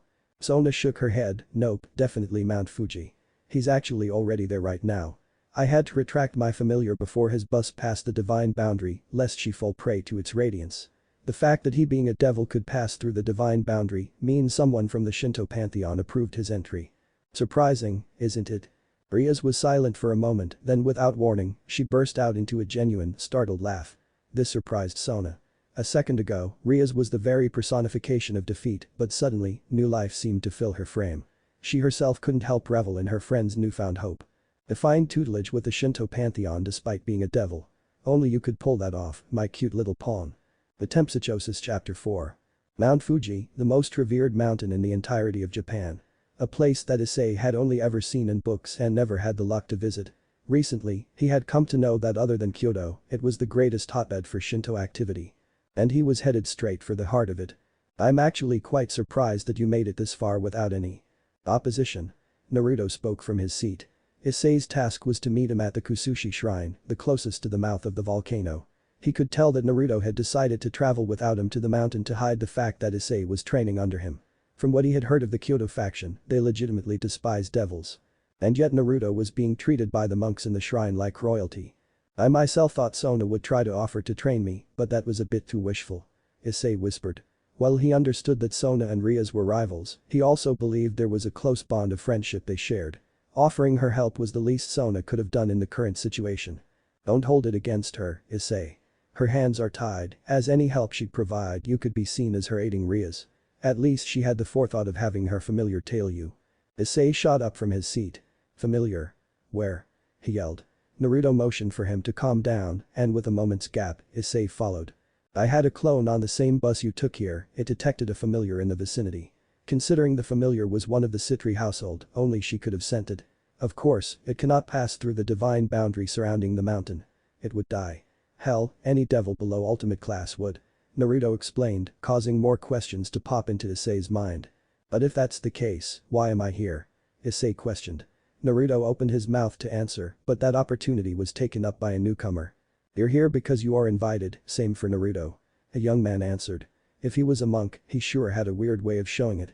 His hair was long and well kept, and he wore clothes that resembled those of a shut-in otaku, having making his first foray into the known world. A trench coat 3 sizes too big and wonky, huge glasses. His build was hidden under the many folds of his coat, but his hardened, scarred face showed that he was not someone to be trifled with. You're late, as usual. Naruto commented, bringing a frown onto the newcomer's face. The man chose to ignore Naruto, instead choosing to study Issei. He took only a moment to announce his displeasure with a half-hearted grunt. This is the wielder of the Great Welsh. What a shame. He doesn't even look like he could last a minute against one of my avatars, leave alone any of the national defense divinities. Issei sprung to life at the casual mention of his weakness, a few choice expletives ready to be rapid-fired from his mouth, but a casual wave of Naruto's hand stopped him before he could spew venom. He is weak, yes, we know. I wouldn't have brought him here as he wasn't. The main question is, how much do you think he can improve in the span of a month? The man cupped his chin and gave Issei another thoughtful stare. He could become great if given time. His only faults are lack of training and weak reserves, and both can be trained. His potential is almost infinite and his power will grow exponentially. So there was hope for Issei yet, maybe he had gotten off on the wrong foot with this guy. But the possibility of him becoming the equal of an ultimate class devil in a month is very slim. Ah, so the man was actually a bitch. Naruto chuckled, yeah, thanks for confirming my suspicions. Though you'll have to excuse me if I still plan to ask for your help in training him. The man sighed, a deal's a deal, Naruto. It pains me that you'd use one of the favors I owe you on something this trivial, but my word is my law, and I must abide. Naruto grinned, thanks, I knew I could count on you. Now, shall we proceed? The man nodded and waved his hand in the air in a circular motion. As he did so, arcane energy sprung from the tips of his fingers, escaping into the surrounding air like a miasma of power. Within a mere moment, their surroundings transformed from the insides of a peaceful shrine into the very heart of an active volcano. Issei was understandably cross about the whole affair, and his scream let the world know of his displeasure. But once he realized that he was standing over lava that refused to even melt through his shoes, he calmed down. Shock value aside, welcome to the heart of Mount Fuji, this will be your training ground for the next month. The man spoke to Issei, who dumbly nodded along. Naruto chucked a three-pronged kunai as far as he could, disappearing in a flash of gold light. Issei, to fight a phoenix, you must understand how he or she works. Unlike the Gremory or Bale, for that matter who rely on absolute burst damage to quickly overpower their foes, the Phoenix have always been known for their sustainability as well as the ability to nuke their opponents down. Their bodies are flames, and your fists are actually the poorest weapon you can take against them. But given your current circumstances, they'll have to do. Spoke the yet unnamed man. Naruto, meanwhile, stood on the other side of the lava-filled pit. He activated his Rin Sharingan and allowed the basic skeletal structure of the Susanoo to form. Golden, ethereal-looking bones stretched over his body and rose to the size of a small house. On the other side of the pit, Issei gulped in fear. So, the only way you'll be able to take down enemies who can regen faster than you can damage them is through pure burst damage. You need to strike hard enough to completely overwhelm their capability to heal. And with your sacred gear, you have the potential to do so. Another Naruto appeared outside the Susanoo. Having left the Sharingan creation to one of his clones, Naruto began to walk towards his two companions. But that isn't as easy as it sounds. The Phoenix are both fast, strong and extremely defensive. To beat them, you'll have to counter-draft them, you'll have to create a lineup of abilities that take them down, you'll have to itemize correctly your draft. The man got cut short by Issei's raised arm, I have 3 questions. 1. Who are you? 2. Why are you explaining everything to me in Badiagam terminology? 3. What in the name of the Satans is that monstrosity? The man sighed, that monstrosity is one of Naruto's techniques. He calls it the Susanoo, a name that I hate for personal reasons, and this watered-down version of it will test your offensive output. If you can break it, you stand a chance. To reward you, there's something inside it that might be of interest to you. Issei squinted, getting a better look through the translucent bone structure of the Susanoo. And confirming the man's statement, there was definitely something in there of absolute interest for Issei. Inside the Susanoo stood a blonde girl with some of the greatest assets he had the honor to ever behold. The only thing between him and a good view of those glorious was the translucent ever-shifting patterns of the Susanoo's body itself. Oh, the things he could do for those amazing Oppai. The man standing next to him cleared his throat, unnerved by Issei's sudden change of expression. I explained it all to you in Vidyagam lingo because teenagers like you find it easier to understand, or so I believe. And also because he spends 10 hours a day playing Dota. Naruto chimed in, finally regrouping with his companions. Also, the Susanoo will not attack you, and if you can break it, your training will be complete. Issei was confused for a moment, so, I just have to keep hitting the Susanoo till it breaks. I mean, I could do that all day. There must be some kind of catch here. The man standing next to him chuckled. He raised a hand, and the same magical powers from before coalesced into his outstretched palm, forming a plain Japanese katana. Quite perceptive, Issei. The catch is simple. You'll have to attack the Susanoo and destroy it while also fighting me. I will be holding back, of course, but I might accidentally still kill you, so treat this like a proper life or death battle. Yep, or your dreams of becoming a harem king will always remain mere dreams. Naruto added, causing the unnamed man to grimace. The man drew his sword and walked a few paces away from Issei, pointing the unremarkable blade straight at him in a proclamation of war. As for my name, you may call me Stormbringer. Now, young Issei, draw. And that's the current state of the fallen. Yes. And you wish to ask for Naruto's help in dealing with this, because we're not capable of dealing with this ourselves. And remind me, who let this minor example of insurrection become so dangerous? Me. And yet you think he'll help you? One can always hope. You hope too much. Spoke Naruto, stepping out of his room. He had Harem Ed back mere moments ago, but he knew well enough who Raziel was talking to. It wasn't easy to forget the voice of Azazel. It was his true weapon, after all. How much of that did you hear? He asked. Naruto shrugged. He took a moment to savor the panic-stricken look on Azazel's face. It wasn't the kind of panic born from surprise, but the kind that accrues over time. It was to Naruto priceless. Only the last bit. His power signature didn't register till mere moments ago. Raziel stated in her usual monotonous voice. She'd gone shopping when Naruto wasn't around and he liked what he saw. A white turtleneck and black pants. Impressive. Then let me run the current situation by you. Azazel cleared his throat, his face contorted into a grim blank slate that was extremely out of place. The last time we spoke, Kakabiel was a small issue.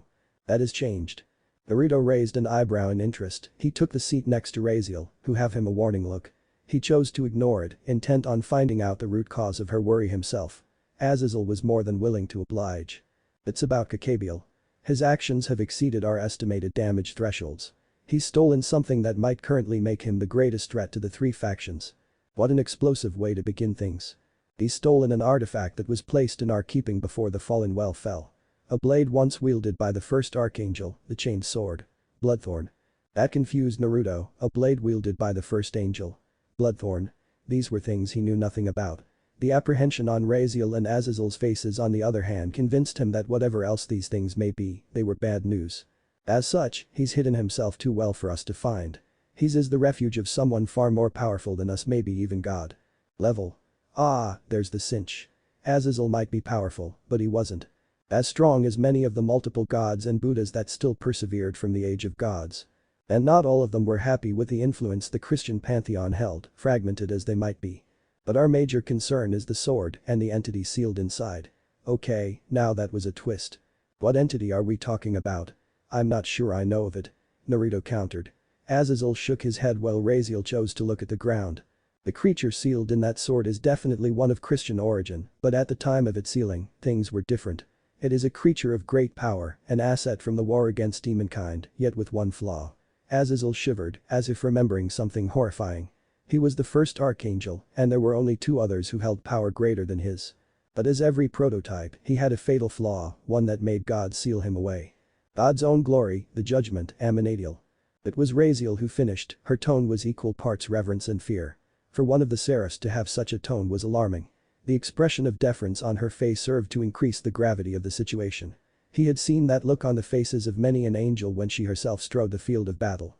Such a look was only reserved for those who possess absolute dominance. Let me guess, Kakabiel plans to unseal this Amanadiel. So, how do we stop this? Naruto asked, breaking the silence that had fallen over the room. Azazel shook his head and resumed his explanation. Well, that's the reason this is getting a lot more urgent. We believe that Kakabiel might be setting his eyes on Kuo for the unsealing ritual. Naruto stared at him for a second. Isn't that good for us? We can set up defenses, make sure that this city is his burial ground. Azazel shook his head. Naruto, if he's being hidden by a higher existence, we won't even know he's here till he's ready to show his hand. Plus, him doing the ritual here could lead to a new great war. That's not an outcome we can deal with. Naruto nodded, that would be bad. So, what does he need to unseal the big dude? The dejected look on Azazel's face told him that his wasn't anything good.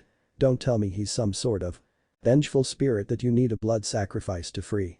Raziel's quick wince was enough to tell him that his guess hit very close to home. A sacrifice, yes. The terms are variable. It could be a blood sacrifice, could be a relic of great power, could be many smaller sacrifices. The third is the most viable because the others don't come across often or are willing to become sacrifices. Azazel nodded, and sacrificing the town of Kuo won't only bring back Amanadiel, it would also start a war. The kin of the Satans would make for worthy sacrifices, and that has to be prevented at all costs. Naruto sighed, then go to Surzich's, or Michael. Why are you asking me for help when this is a matter that concerns all three of your factions?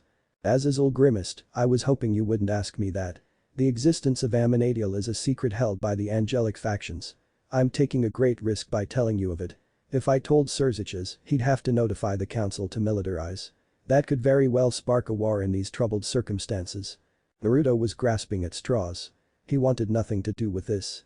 His focus was on a greater, unseen foe, somebody who wouldn't need a superchanged angel to help wipe out the world. He needed to be secretive to build his forces from anonymity. To help here would jeopardize his anonymity, and he couldn't let that happen at least yet. What about Michael? Do you really believe Devilkind would allow the forces of light to set up a garrison in Kuo without a real reason? Point taken. There was silence for a few moments as Naruto processed all his options. He could choose not to help and risk another war. He would survive and recreate his forces. But he didn't know how much more time he had before his enemies would make their moves. The war between the strongest occult factions would be a perfect time for any and all miscreants to barge in and take control, old and new gods included. Or, he could help Azazel get this over with and deal with the fallout like a respectable adult by running away. I'll see what I can do, Azazel, but I make no promises. That's all that I can ask of you, Naruto. It's been 2 weeks, Issei. You don't have to remind me, shitty dragon. Someone has to point it out. 2 weeks and you can barely hold balance breaker for 10 minutes. You'll need a better way to counter the Phoenix's flames. Issei grunted. His mindscape was not the most interesting place to be in. All it held was him, Drake, and the endless darkness that surrounded them. His lack of surrounding made it rather hard for him to ignore the gigantic dragon coiled up in front of him. I can't concentrate on defense, Drake. I haven't even put a dent on Susanoo. It's hard enough to get away from Stormbringer long enough to attack that blasted skeleton. Drake chuckled. Sure, you might be able to gain enough strength by the end of this month to one-shot a Phoenix. Though, how would you even get close enough to land a sure shot without getting burnt to cinders? Issei shrugged. I don't know, I guess scale mail will have to do. The dragon laughed openly, flaring his wings in exaggeration. Kid, your scale mail can't even block Stormbringer's sword, and that's just your regular everyday katana. The flames of the Phoenix would melt through it like a hot knife through butter. Issei shook his head in dissatisfaction. Then what's the point of even using it? How worthless are your scales if they cannot even resist fire? Drake roared without preamble, knocking Issei a good 10 feet back using mere sound. Don't you dare disrespect my scales by comparing them to yours, fledgling. He yelled, putting the fear of God into Issei. The boy almost pissed his pants, but the curiosity that came with the statement helped him continue. What do you mean? Isn't scale mail supposed to forged out of your scales? The dragon shook his majestic head, a human habit that didn't seem to suit the majestic creature much. No, fledgling. Those are your creations, your own scales. My scales could take the flames of gods. Such as Vulcanus and Apollo almost unscathed. Yours pale in comparison, for our scales grow tougher as we grow stronger. How much stronger do I have to get to be able to block Riser's flames? Drake was silent in thought for a moment. You'd have to be able to hold scale mail for an hour before you could stop the fires of the weakest Phoenix. For someone of the blonde brat's caliber, you'd have to hold it for a day. Issei shook his head. That sounds impossible. I'd have to be many, many times stronger than I am now to manage that. I guess this really is a suicide mission for me. Drake snorted. It seems you're one of my typical custodians. If you can't brute force your way through a problem, you give up. It is times like this that make me miss Davian. He knew how to use his brains. Issei raised an eyebrow. Davian. Was he one of your past wielders? A nod from Drake confirmed his assumption. Davian's situation was once a lot like yours. He was borderline powerless when he was thrust into a world of war and he had to get stronger to use my powers. But unlike you, he had something that set him apart from all my wielders, even the strongest ones. Issei glared at Drake, and what's this thing he possessed? Drake gave Issei a baleful look. Unlike you all, he wasn't a complete dumbass. Sudden resentment aside, Issei continued. How's not being a dumbass going to help here? If I wasn't a dumbass, I'd already have given up on this whole situation. The silence he got from Drake was palpable. Well, that was a rather astute observation. So, you do not believe you can win here? Issei shook his head. Not only is Riser a monster, he has years of experience on the field of battle that I lack. I cannot make up for it in a month, no matter how hard I try. The only thing I do have in my favor is you and the fact that he does not know how I fight and what all I can bring to the table. Even with that, my chances of victory are very, very low. Again, silence. Wait, so you aren't a complete dumbass? Drake asked, genuinely shocked. If Issei felt belittled by the dragon, he didn't show it, instead wearing a mask of morbid curiosity. I'm not the sharpest tool in the shed, Drake, but I can put 2 and 2 together easy enough. He didn't expect Drake the almighty dragon to collapse in a fit of laughter, but that is exactly what happened. Now, this was getting absurd. He was a weak devil, sure. He wasn't smart or athletic or good-looking or even talented. Still, he wouldn't let someone be so condescending without any real payback. Boy. You oaf. You may call me dumb, but I'm not the one locked forever inside someone else's body. He commented, finally getting Drake to shut up. The dragon would have reprimanded him, but seeing the kid take offense to his earlier actions was already priceless enough. My mirth wasn't meant to disrespect or belittle you, Issei. I was happy that after centuries, I have finally found a partner who can actually think for himself. Now that confused Issei. Your past tenants couldn't be that bad, could they? Bray gave him a deadpan look. Most of them were too dumb to even figure out body armor. The ones who did never were able to figure out the process of putting it on. Sure, they might have had more initial power than you, but having some smarts is vastly preferable to that. Twice so with the potential that you humans enjoy. Issei grimaced. That makes me feel a bit better and all, but how's that going to help? Riser's power is not something I can equal in the given time. What am I supposed to do? Braig locked eyes with his partner, no humor left on his visage. Issei, did you know that all dragons except for Abidan and me have special powers? He asked. Issei shook his head, just as he had expected. Tiamat could control the very sea, while Vritra had scales that could never crack. Me and Albion never had either, but it was us who rose above those others. We fought with our claws and fire against them and their mythical powers, and we prevailed. Do you know why? We won because we used our minds. Issei was a bit confused, so Drake continued. Take a drake of the sea to a desert and you have the advantage. Drop a mountain on the drake whose scales you cannot cut through, and you have already won. If you can't rip through them, pierce them. If you cannot fly over a mountain, fly around it, not through it. Issei nodded. That rhetoric might hold up for you, but you have to remember that I do not have the same strength that you have. I cannot drop a mountain over Riser. Our battle will happen in a closed arena, so I cannot even drag him into an ocean.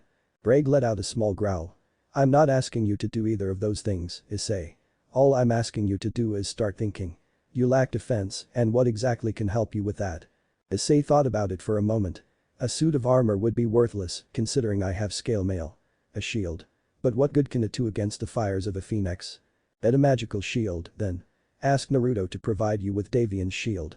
That thing was immune to most types of fire and would definitely hold up against Riser's flames.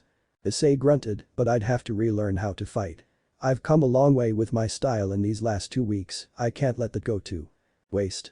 Brain shook his head yet again. A shield isn't like a sword, Issei. Well, it takes practice and training to use a sword, a shield is a weapon of instincts. It exists to protect and, on the off chance, bash your opponent's face in. You already do both with your bare fists, it would only be stronger with the presence of a shield. Issei nodded. If I could get this shield, my chances of surviving Riser's initial onslaught would increase. Though, I have one question about the shield you mentioned. Drake nodded, signaling Issei to proceed. Why does Naruto-sensei have Davian's shield? Drake was silent for a moment before he responded. The response was enough to burrow a deep-seated seed of fear into Issei's mind. He took it as spoils of war from the carcass of Davian after he slew both me and Albion, manifested in this realm. Yeah, apparently Naruto was a lot stronger than he had imagined. But you really have to do this, Riser. Ubaluna's worry showed on her face, its mere presence making Riser rethink his actions. I still don't get what the big deal is, guys. The dragon brat wasn't able to do jack shit when we fought him, what chance does he stand against Lord Phoenix? Mira asked. In her mind, she had a point. She was able to grievously injure Issei mere seconds into their fight. Though she hadn't ever managed to land a clean hit on Riser in the year she had spent as part of his peerage. But she didn't know Naruto Abidan, neither did most of her fellow peerage members. Call me by my first name Mira. And if it was just a fight against Issei, I would have no worries.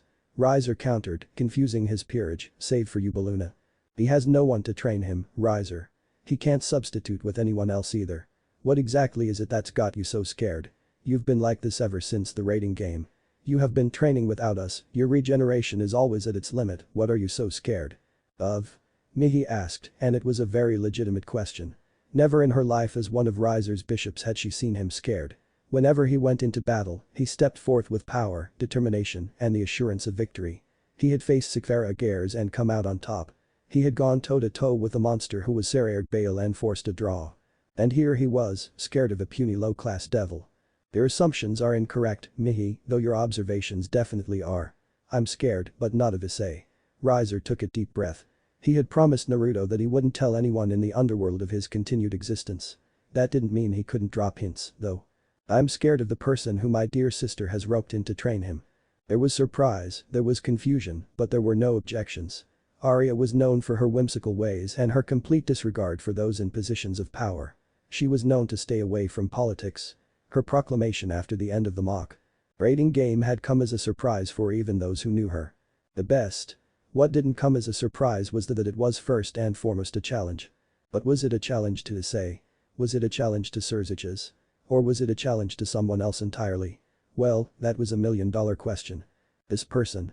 He or she's the one that Lady Phoenix is trying to challenge, isn't it? Mira asked, getting a nod from Riser. Of course, to most, the conditions of the fight looked rather lopsided. Except, if there is one thing that the underworld knew, it was that Arya Phoenix loved fair fights. And she would never place her own side on higher footing. The person who she's challenged is the same man who trained me and Yuna in our 3-year training trip of the human realm. He's the one who helped Yuna get over her crippling fear of men, and he's the only person to have ever bested my sister in fair combat. Worst of all, I know that if there's someone who can draw out Issei's vast potential, it is him. Shock. Pure and absolute all-encompassing shock manifested on the faces of his peerage as they realized who Riser spoke of. The devil who beat the true demon, the one hailed as only the archdemon. His name, removed from devil history by those of the Elder Council long supposed to be dead. The unknown hero of the Great Civil War. I see it has finally dawned on you, the identity of whom I now face, even though through a proxy. Riser stated, and his peerage nodded. The ground rumbled and in the distance, he saw the creatures he had come to fight against. 2 dragons, nameless ones. They were nothing compared to the dragons that her sister had fought, but neither was Issei much when compared to the ancient wielders of the boosted gear.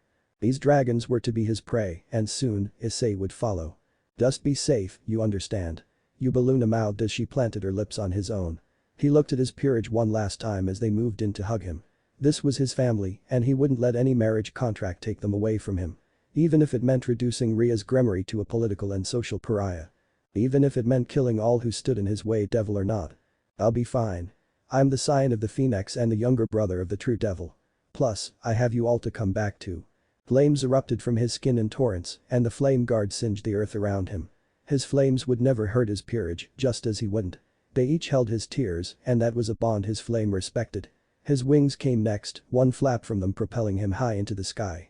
From there he could see the carnage caused by the rampaging beasts better. Dragons were called the very personification of destruction, and from his vantage point, he could see why. Miles of decimated land surrounded the 2 warring drakes, and once he joined in, that was sure to increase. As he launched himself towards the 2 dragons, he thought of Issei, and a laugh came to his mind unbidden. As the dragons finally noticed him, a last thought crossed his mind. Somewhere out there. Issei was being trained by Naruto. And he'd rather face 10 dragons than be in Issei's shoes right now. This is absurd. Issei skid to a stop, ducking as Stormbringer's sword passed mere millimeters above him. He barely had the time to breathe before he was forced to jump back again, as Susanu's gigantic skeletal arm was buried into the ground where he stood but a few seconds ago. You chose this, Issei. Naruto said you could keep the Drakeblood Aegis if you were able to take down Susanu while it also attacks you. Stormbringer commented, moving in for another swipe of his sword. Issei blocked it, preparing for Susanu's next assault. It came mere seconds afterwards, but this time, Issei was ready. Boost. The release of energy was enough to knock Stormbringer back a few feet. It created enough space for him to concentrate on his major enemy. He transferred all his boosted energy into his gauntleted hand, and as Susanu's fist descended, it met his own. Cracks appeared on Susanu's fist, and Issei felt a second of elation before the spiderweb cracks began to mend. He would have tried to put in another boosted blow had he not been forced to raise his shield and defend against Stormbringer's blade. And what a shield it was. Thick red plates, forged in the shape of a dragon's scales, bordered by a thick bevel of gold. It was a kite shield, and in his hands, it felt perfect. Such was the Drakeblood Aegis, a shield forged out of Aurich alchemy and tempered in the blood of an elderworm. The shield was immune to most forms of fire, thus making it the perfect tool to fight the fire of a dragon. Or a phoenix, for that matter. That's the 15th time you've boosted since we started, Issei. That's 10 times more than what you were able to do 3 weeks ago. Issei grunted, it still isn't enough. I've seen Riser in action. I'm still at least 4 boosts lower than how powerful he is in his base state. Stormbringer sighed, we've already had this talk, Issei. Strength isn't everything. You have grown in strength due to this training. The fact that you now move and think like a warrior, though, is your greater accomplishment. Issei shook his head, dejected. That might be true, but the more I think about it, the less I believe I can win against Riser. For one, I don't even know the extent of his abilities. I didn't even know that the Phoenix could use wind till Naruto-sensei told me so. If I cannot make myself stronger than him, I cannot outbalance his versatility. Stormbringer scoffed, breaking Issei out of his monologue. Issei, the lack of information goes both ways.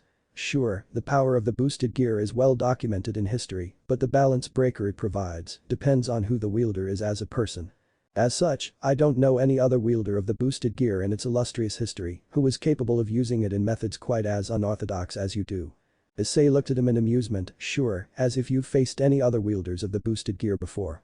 To his surprise, Stormbringer nodded. I faced 2 wielders of that weapon in my life and one of them died by my hand. He was an overly zealous man with nothing but the lust for battle on his mind. He challenged me and I slew him. Issei gulped. He knew that Stormbringer was holding back against him, but to hear that the man had fought and killed someone who had unlocked the full potential of Drake's sealed power. The second one, well, I married her. I even offered to turn her into a minor god, but she wouldn't have it. Okay, now that was unexpected. You married a wielder of the boosted gear? Issei asked, weighing each word on his tongue. Something about the idea itself seemed almost revolting. Ah, yes I did. She was such a charming lady, and powerful to boot. My other wife, Kusanada, never got along well with her, but it was a disagreement I learned to live with for the both of them. I still miss her dearly. Issei saw the pain in Stormbringer's eyes. It was the same expression he had seen on himself in the mirror the day after he lost the rating game. He truly loved the woman. What was she like? He asked, bringing Stormbringer's attention back to the present. She was feisty, yet calm. Beautiful, yet deadly. Strong, yet cunning. She was the person who would celebrate the loudest, yet also the person who wouldn't make a single noise for days.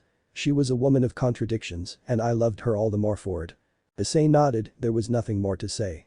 He understood Stormbringer because he too felt the same way. Except in his case, he could do something about it.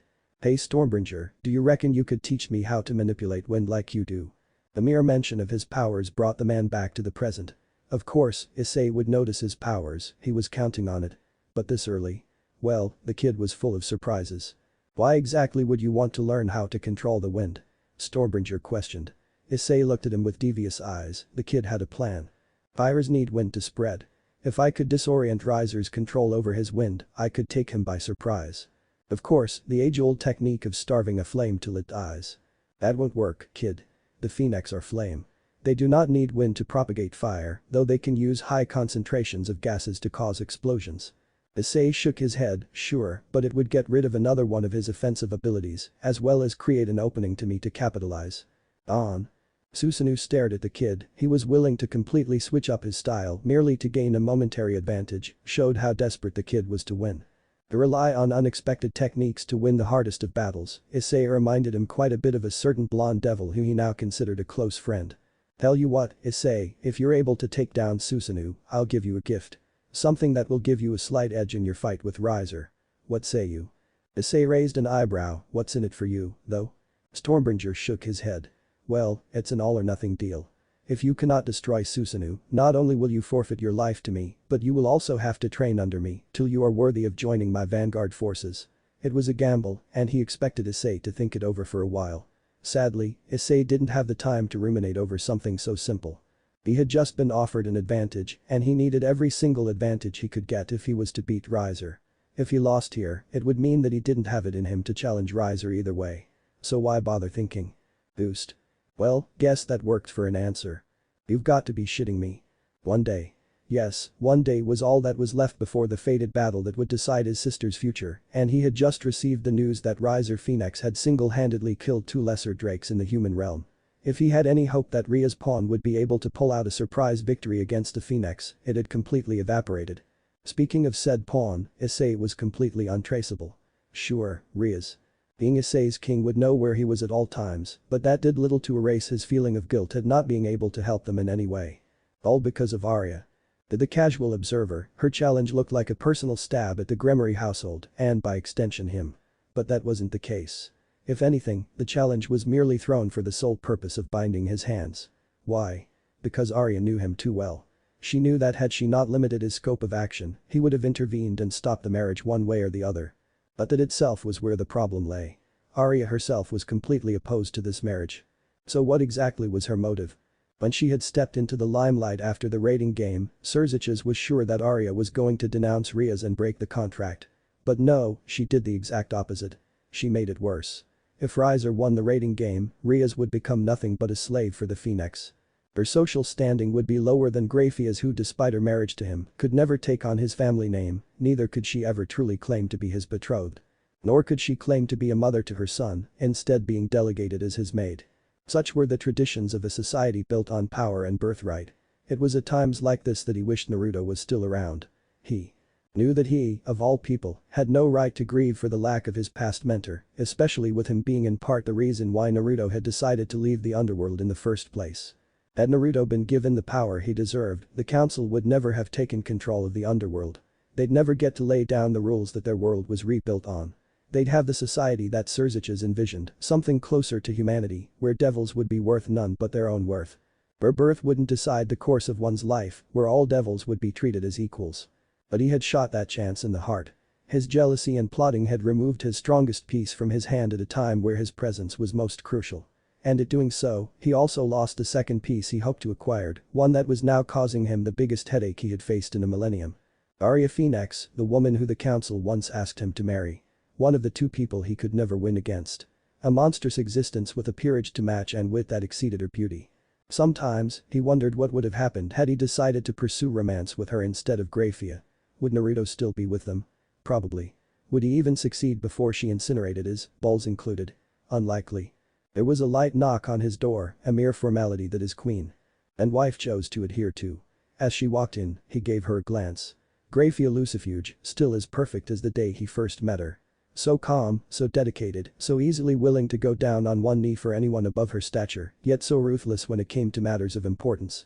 Truly, he couldn't wish for a more perfect wife. He never regretted the fact that he had to ruin someone else's relationship to claim her. No matter what the cost, she was worth it.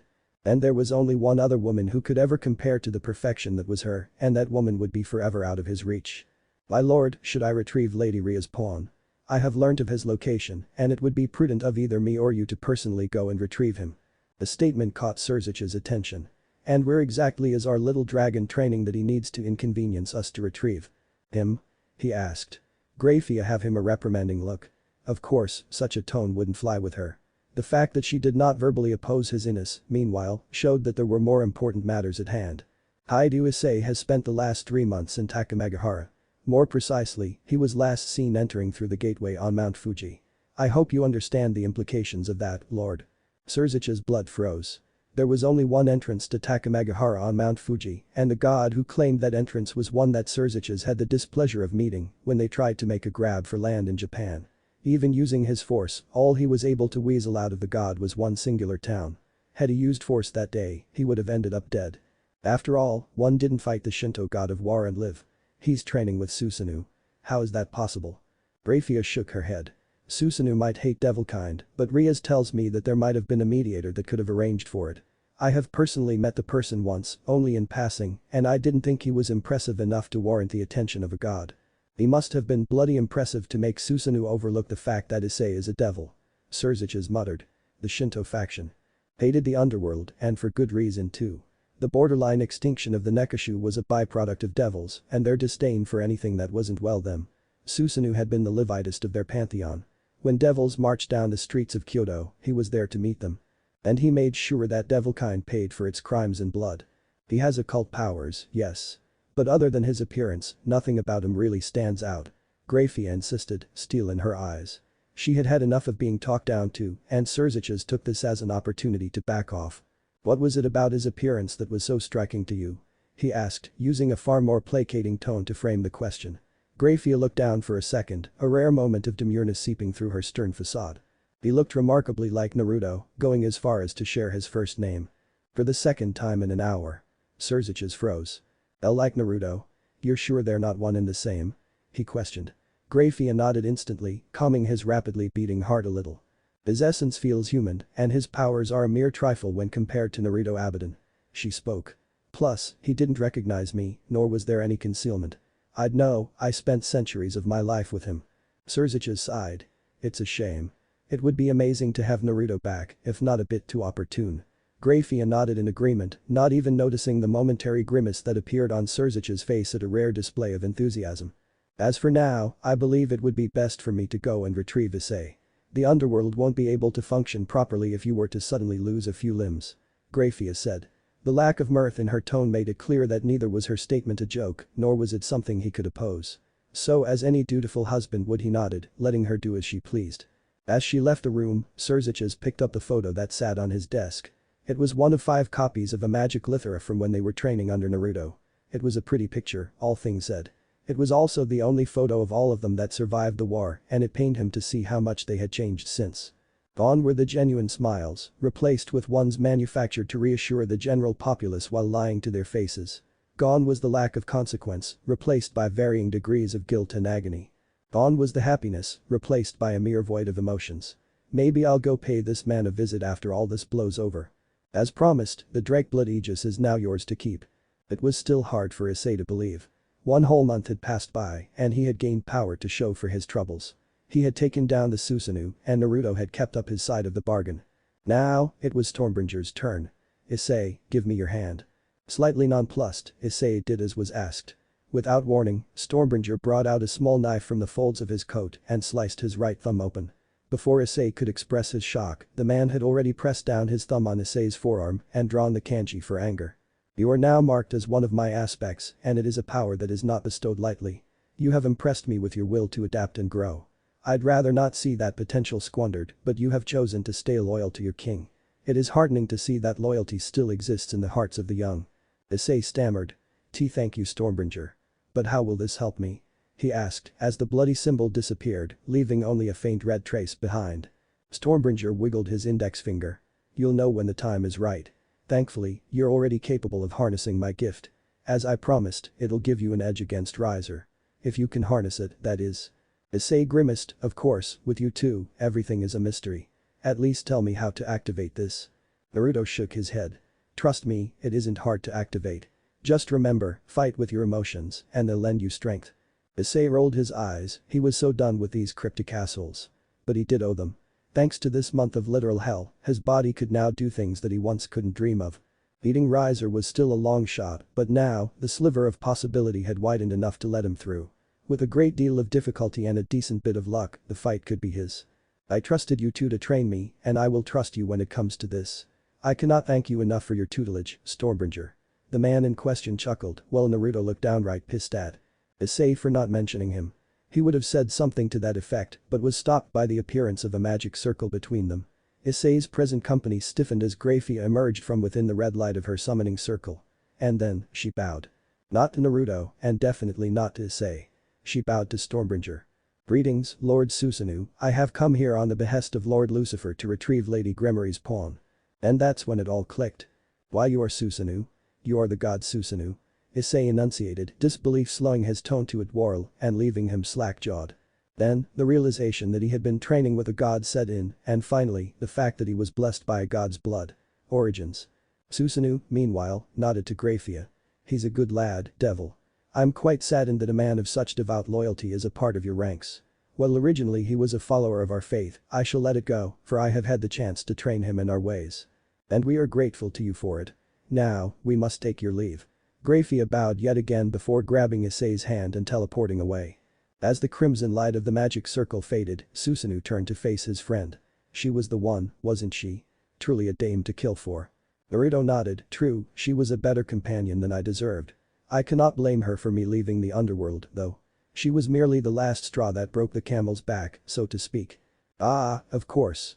You should know that when things do eventually take a turn for the worse, we'll be there, right behind you. Naruto chuckled, I'm counting on it, Susanoo. After all, 2 of my future knights still do work for you.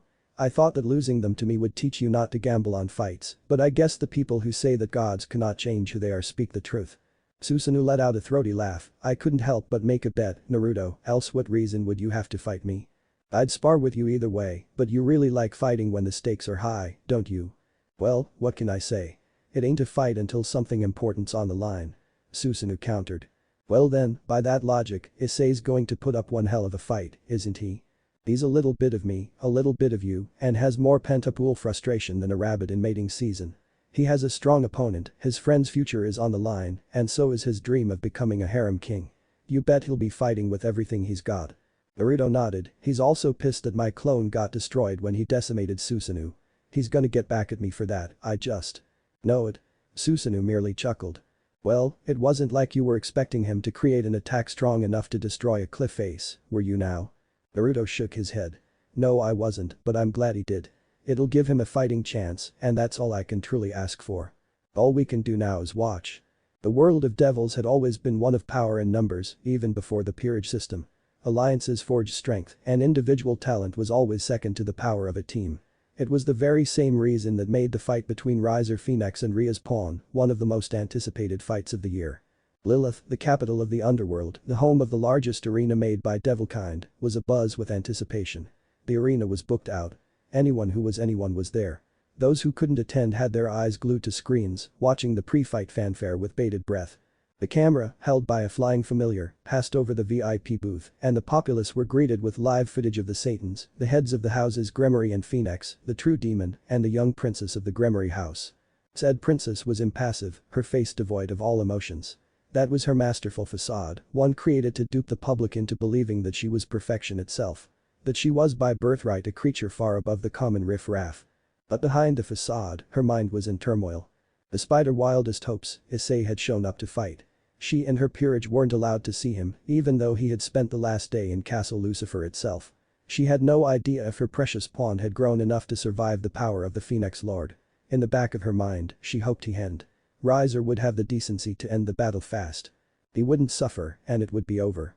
But on the off chance that his training had borne fruit, it would become worse. She had seen recordings of the fight between Saraerg and Riser. Such power shouldn't belong to high-class devils. They were beings that deserved the title of ultimate, and in the battle between the two monsters, it showed. Such power couldn't be gained in a month, no matter how hard the training, no matter who oversaw the training. Behind her, Akeno was equally troubled. She was the one who had initially trained Issei, and she knew that he had no magical or physical power to speak of. He was merely a normal human teen till mere months ago, and now, he was slated to face off against one of the underworld's own prodigies. Generally, this wouldn't be an issue. But this was not a rating game. Injuries sustained here would be real, and death was always a horrific but real threat. Here comes Riser. Surzich's observation brought both Rias and Akeno out of their ruminations, and true to his word, Riser was walking out of his corner of the arena. He was missing his trademark casual clothes, instead dressed in the fine golden black raiment that his sister was so fond of. But it wasn't the clothing that caught their eyes. That honor belonged to his scars. Scars that were inflicted by dragons. Dragons that he had murdered with his own hands. There were 2 of them, and his flames had not healed them. It was possible that he hadn't let them heal, choosing instead to wear them as a badge of honor. There was one on the bridge of his nose and one over his right eye.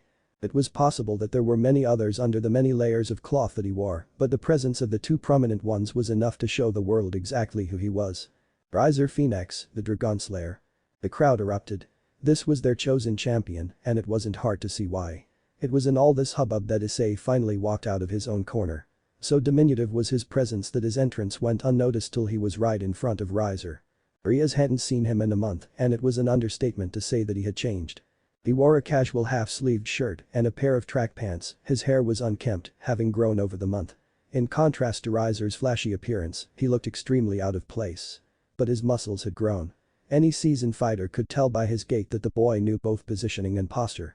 His confidence had also grown by leaps and bounds, as he didn't break away from Riser's gaze. He had become a warrior in his own right. It seems Naruto has trained you well, Issei. Riser commented in a volume too low for the crowd to hear him. He wasn't even there for the majority of my training. He just dumped me with his friend and left. He came back once a week to check on my progress, but that's about it. Riser was confused. Sure, he didn't doubt the effectiveness of whoever Naruto had hustled into training Issei, the results were clear to see, as long as one knew what to look for, but he knew how good a tutor Naruto was. So why did he get someone else to teach Issei in his stead? That's a shame. Riser commented, genuinely sorry. Issei had toughened up, sure, but if he didn't have that element of unpredictability that Naruto imparted on all his students, was he even worth fighting? Is there anything else we have to do or can we just get to the fighting? Issei asked. Riser was a bit shocked about how straightforward and confident Issei was being, but he decided to entertain the boy a bit. Even he was anxious to end this. No, we can begin now. Riser said, and he barely got his flames up in time to block Issei's gauntleted fist. What he didn't expect was the power behind the blow. Riser was sent spiraling into the walls of the arena, his body embedding itself in the wall. He hadn't expected that, not one bit. And it wasn't till he reconsidered Issei's question that he realized what his opponent had just pulled. The bastard had been boosting before the battle even began. Naruto might not have trained you, Issei, but the beginning to our fight has proven that you've already learned the core tenet of his fighting style. After all, who else would waste power before a fight just to get an unexpected preemptive blow in? You move fast, I wanted to take you off guard. Guess my reflexes still aren't as good as yours. Riser let loose a mirthful laugh. Well, now that we have all the niceties out of the way, we can truly begin. Huge wings of fire erupted from Riser's back as he willed a gigantic fireball into existence. As he fired it at Issei, he blasted forward, following the fireball on its way towards Issei. He expected the devil to dodge sideways, and he has prepared to follow suit. But he was surprised again when his fireball hit solid metal, and instead of leaving it a melted puddle dissipated into mere embers. His course was set on collision now, and he willed more flames into his hand, expecting to cut right through the shield that had suddenly appeared on Issei's left hand. His flames went out right as they hit the shield, but the force behind the blow sent Issei tumbling back a couple of feet. He regained his balance just in time to dodge the continuation of Riser's assault. Boost. Issei's power signature doubled in scale, and mere milliseconds after that, a punch backed by all that power buried itself in his abdomen, and the result was spectacular. Riser's flame guard broke, and he was flung 30 feet vertically. He broke a few bones, but his regeneration would take care of that. His wings stabilized him, and as he straightened, he saw Issei fly towards him. He dodged, and Issei was unable to follow. Before Issei could turn, Riser had already created space between the two of them. "A valiant effort, Issei, but you lack speed," Riser stated as 5 balls of flame gathered around him, slowly unveiling themselves to be humanoid shapes that resembled him. "You might be able to trade blows with one of me, but that won't get you far against my fire." Remnants. It was one of his signature moves, one that he had developed after seeing how efficient Naruto's clones were in combat. While they did not enjoy the same autonomy that Naruto's clones had, they were also indestructible, as long as he had the mana to feed them. The 5 remnants and Riser rushed towards Issei, and the tide of battle turned. The shield he wielded was, in the end, still a mere shield. There was no possible way he could fight against the onslaught of 6 opponents faster than him at the same time. And 5 kicks and a double-handed punch later, Issei went hurtling into the ground at a breakneck pace. He crashed into the ground, kicking up a huge cud of sand. Inside, Riser felt his power diminish. Scale mail. Or not. As the dust settled, Riser got his first look at the boosted gear's famed balance breaker. In the stalls, Arya smirked. It didn't look quite as impressive as she remembered, but it proved that Issei's training had definitely paid off. Boost. And suddenly, Issei's power exploded. He disappeared from Riser's view. His remnants moved into defensive positions, but it was worthless as Issei charged right through them, his shield covering his armored form. Said shield was bashed into Riser, who held it back with his arms. "I knew that I wasn't as strong as you from the very beginning," Issei spoke as he kicked Riser, who blocked with his arm. The leg broke. Through Riser's flame guard with ease, and then proceeded to shatter his forearm. Used to the pain, Riser used his other arm to punch Issei in the face, the force of the punch breaking the two apart. "I knew that I wasn't as fast as you as well." Riser barely got a breath in edgewise before Issei closed the gap between them again. His bone hadn't even begun healing, and he couldn't block. He saw Issei raise his shield, and then, he felt pain, once on the hit and twice when he crashed into the ground. "And now I know that I can face you as an equal," Issei concluded. Riser slowly got up from the cracked ground and gave Issei a smirk. "You've come far, Issei. But this isn't nearly enough." Riser spread his arms, and his power started to rise. The flames around his body grew, and so did his wings, gaining more corporeal, limb-like forms. Feast your eyes on the power of the Phoenix. Combustion reactor. And then, there were flames. The entire arena was covered by a gigantic expanding ball of flame with Riser at its center. Issei survived the flames, thanks to Drakeblood Aegis. Then something unexpected happened. Instead of dissipating, the flames started to compress. The process took less than a few seconds, but the result was clear. Riser had compressed all his flames into his body, and the resultant form he acquired was every bit as impressive as Issei's scale mail. Riser's body now had a dull red glow, like that of ember, coupled with telltale veins of fire, ready to burst into flame at a moment's notice. It formed a flaky armor over his body, and completing it was a crown of flames that framed his head. His wings were now actual limbs instead of the fiery formless appendages that they once were. In that moment, Issei knew that he was fucked. Riser was on him before he could even blink. He didn't even see Riser attack, and the pain from his vicious backhand registered before he could even comprehend the actual attack. He didn't hit the ground, instead coming to rest on Riser's outstretched fist, his scale mail cracked, preventing his spine from following suit. "You might as well give up, Issei. If I could access this power when fought Sererg, even he would stand no chance." Riser murmured in a hoarse, light voice, right as he appeared in front of Issei and planted his fist into his gut. in the span of the next 15 seconds. Issei was assaulted by a bevy of fire-empowered kicks and punches. He was nothing more than a ragdoll at this point. And then, Riser let him go. Issei bounced off the floor twice as his body came to a skidding rest. He still clung on to his scale mail, for if he let it go, the next attack would outright kill him. Riser floated down to the ground a few meters away from him, a sorrowful expression on his currently demonic features.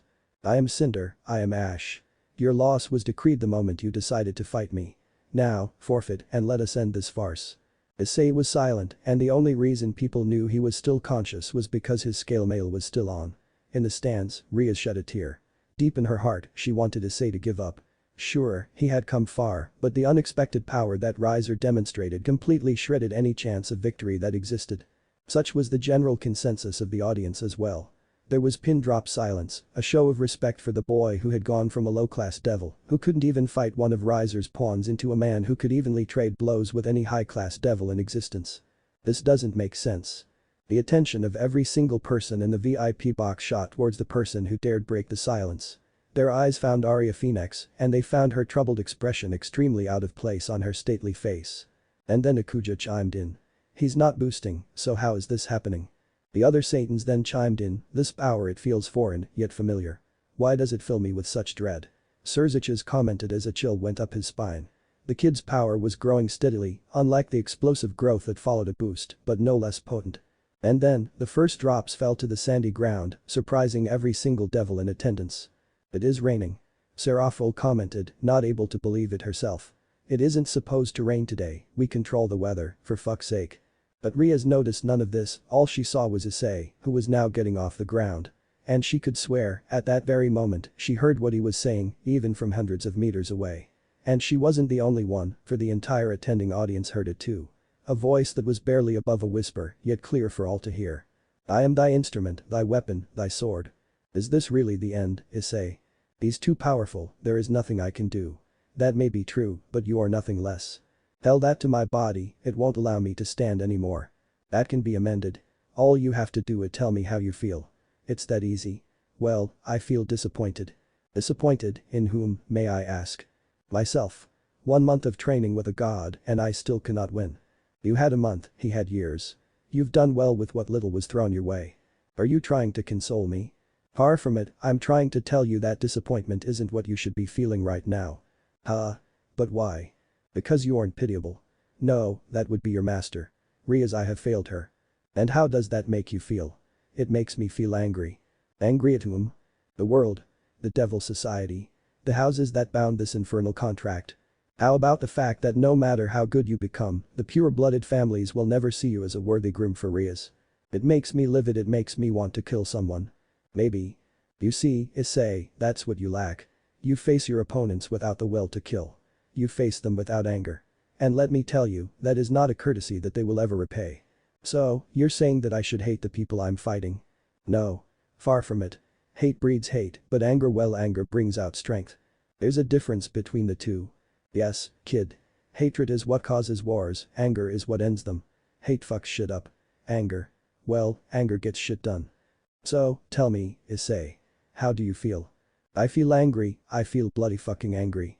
I want to tear down this contract and then do the same to Riser's father, then to Ria's father, then to the council. I want to tear down this establishment and make something anew, but most of all, I want to beat Riser's face in and make sure I don't fail Riaz. That is good, Issei. Now, you are ready for my gift. Susanoo, that's you, isn't it?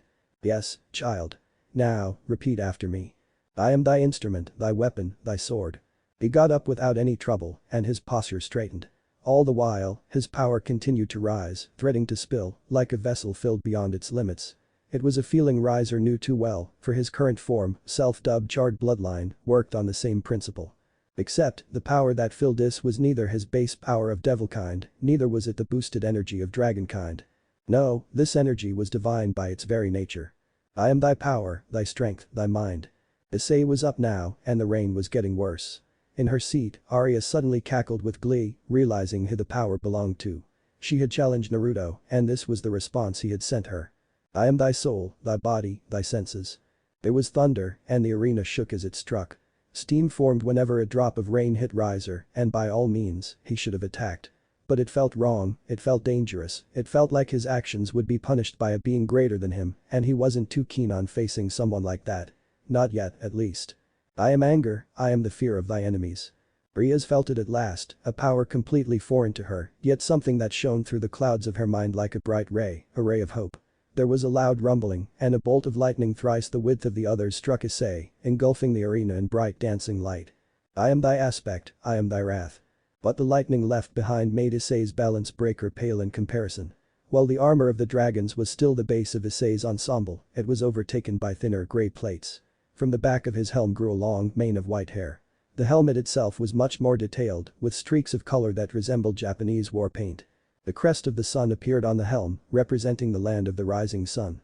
But the most unnerving thing about this new form were Issei's eyes. There was an ethereal white glow emanating from his eye sockets. Themselves. Riser liked to look into the eyes of his opponents as he fought, and being denied his battle ritual unnerved him to no end. That, and the fact that Issei was now just as powerful as him. I am you. Susanoo, he made Issei one of his aspects. Gasped Surziches, and the poignancy of his statement wasn't lost on his present company. A devil with a long Inus was considered a power piece, no matter what peerage he was on. A devil who was a god's aspect. Well, that was borderline unheard of. A portion of a god's power, bequeathed on another creature, given willingly. That was the power of an aspect. And like fine wine, it only got better with time. Now, Riser. Let's dance. There were no wings on his back, but Issei didn't need them either. The lack of appendages simply made flight easier for him. He was the storm god's aspect of wrath, and the sky was his very domain, as were the seas. Yet, the scion of the phoenix met him blow for blow. No longer was this a fight between two opponents of differing power levels. Each blow was met by another of equal intensity. Fire and wind battled for dominance, and the outcome depended solely on either skill or the element of unpredictability. This is the fight I wanted. Riser exclaimed in sheer undulating joy as his fist found purchase in Issei's face. The aspect of Susanoo deigned not to reply, instead bashing his shielded fist into Riser's face. The two flew back, creating a few meters of distance, right before they shot at each other again. Each punch made the last one feel like a gentle caress, each kick shattered armor and bone. The fight had devolved into an absolute slugfest. Issei's shield negated any ranged attack Riser could muster, and Issei's fighting styles depended on getting close and personal. Riser's fire remnants manifested and died within seconds. Issei's speed and the fire-dispelling powers of his shield completely nullified any advantage they offered. And he felt good because of it. He hadn't faced an opponent that could push him so far in months. He loved every second of the fight, but he couldn't keep this up forever, and he knew that neither could Issei. He couldn't keep on feeding his regeneration, and he was sure that Issei couldn't go on for much longer either. I'm gonna end this now. Issei shouted from the other end of the stadium, having created distance faster than Riser could follow. Issei was charging something, and Riser knew that the boy had come to the same conclusion that he had. Give me everything you have, Issei boy. Riser shouted.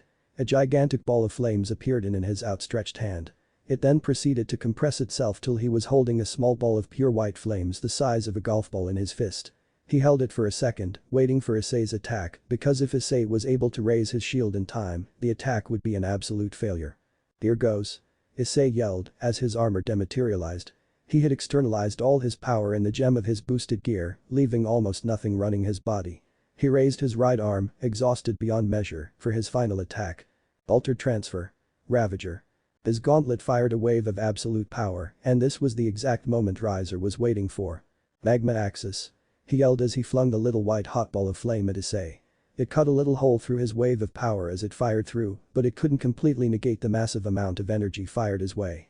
Issei was too drained to dodge. So they both chose the same course of action. Stand and take it like a man. The magma axis hit Issei a second before his attack landed on Riser, and as it struck him, it expanded.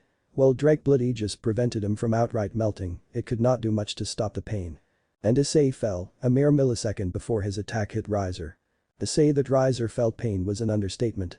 The wave of power could simply not be stopped, and it swept him right through the barrier protecting the civilians.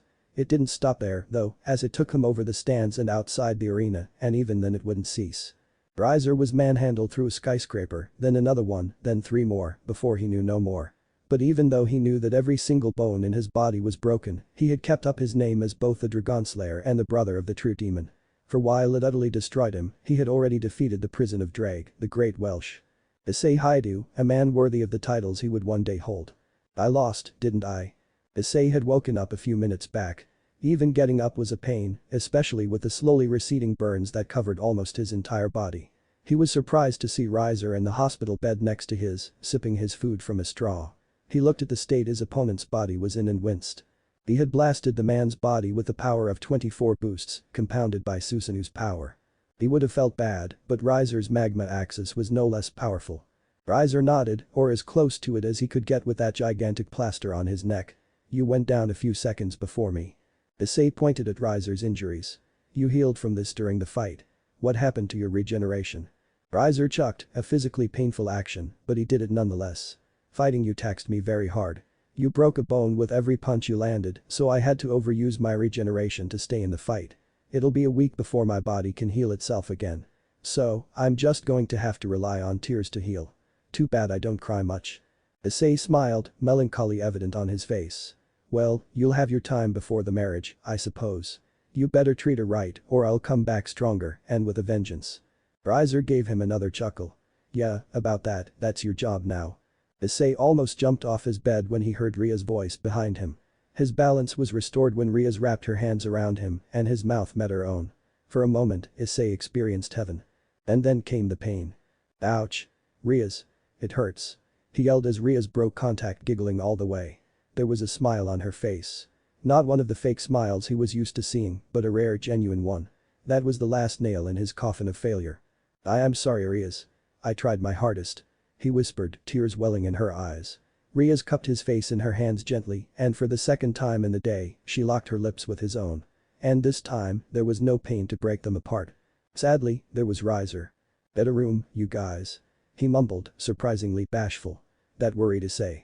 He had just kissed Ria's in front of her to-be husband, and the only response he had was to tell them to get a room. No righteous fury of the Phoenix. Nothing.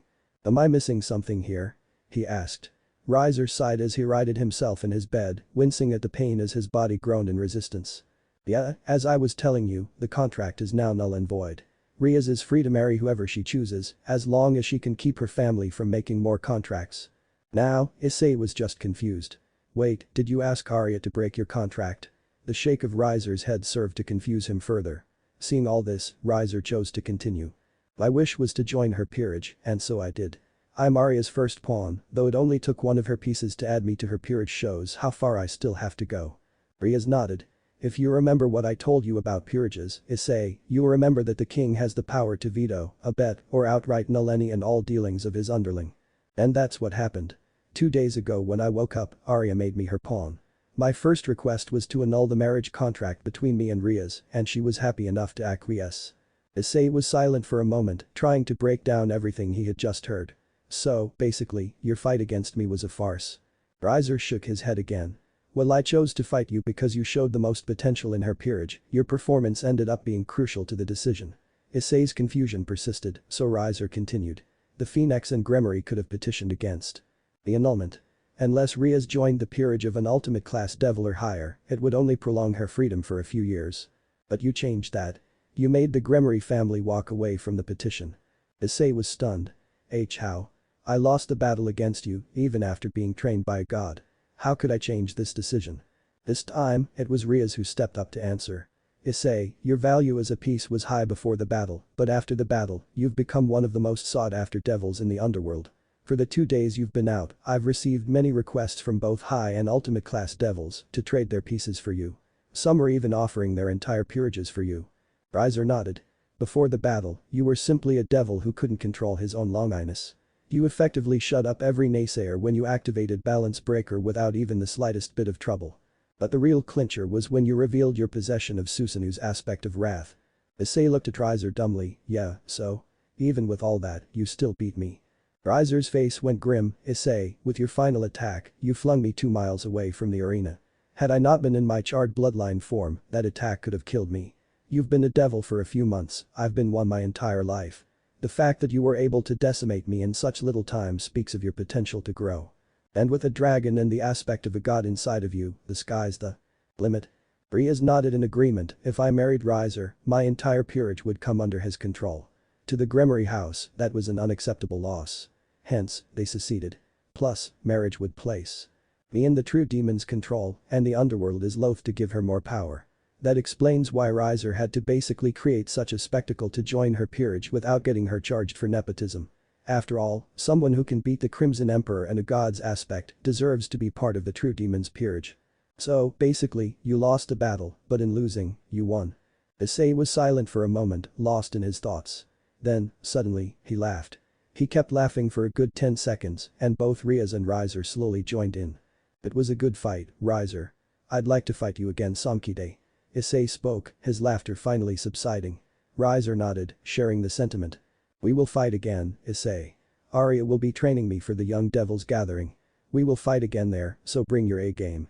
At the mention of Arya, Issei realized that he had yet to thank her.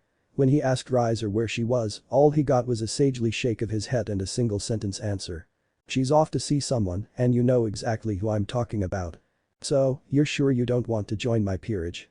No, my primary goal is to study Naruto. While joining your peerage sounds enticing, I'll have to respectfully decline. You're no fun, Raziel. Work comes before play, Arya. Of all the things he had expected to come home to, this wasn't one. Sitting in his lounge were Arya and Raziel, both his one-time rivals. And both having fought each other on numerous occasions. And they were getting along well enough to share tea. Oh, Naruto. You're here.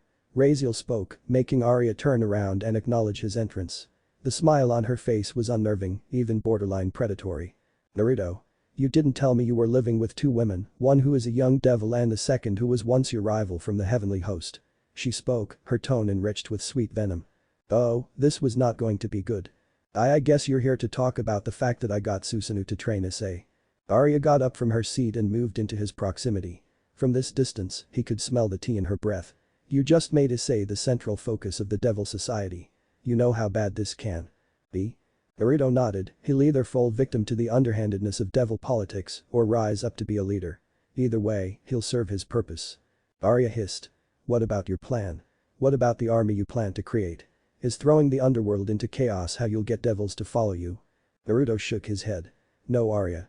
The devils will never follow me into battle unless I can give them a symbol who they can rally behind. And my own work is not done. I cannot be that symbol for each faction. Arya was growling at this point.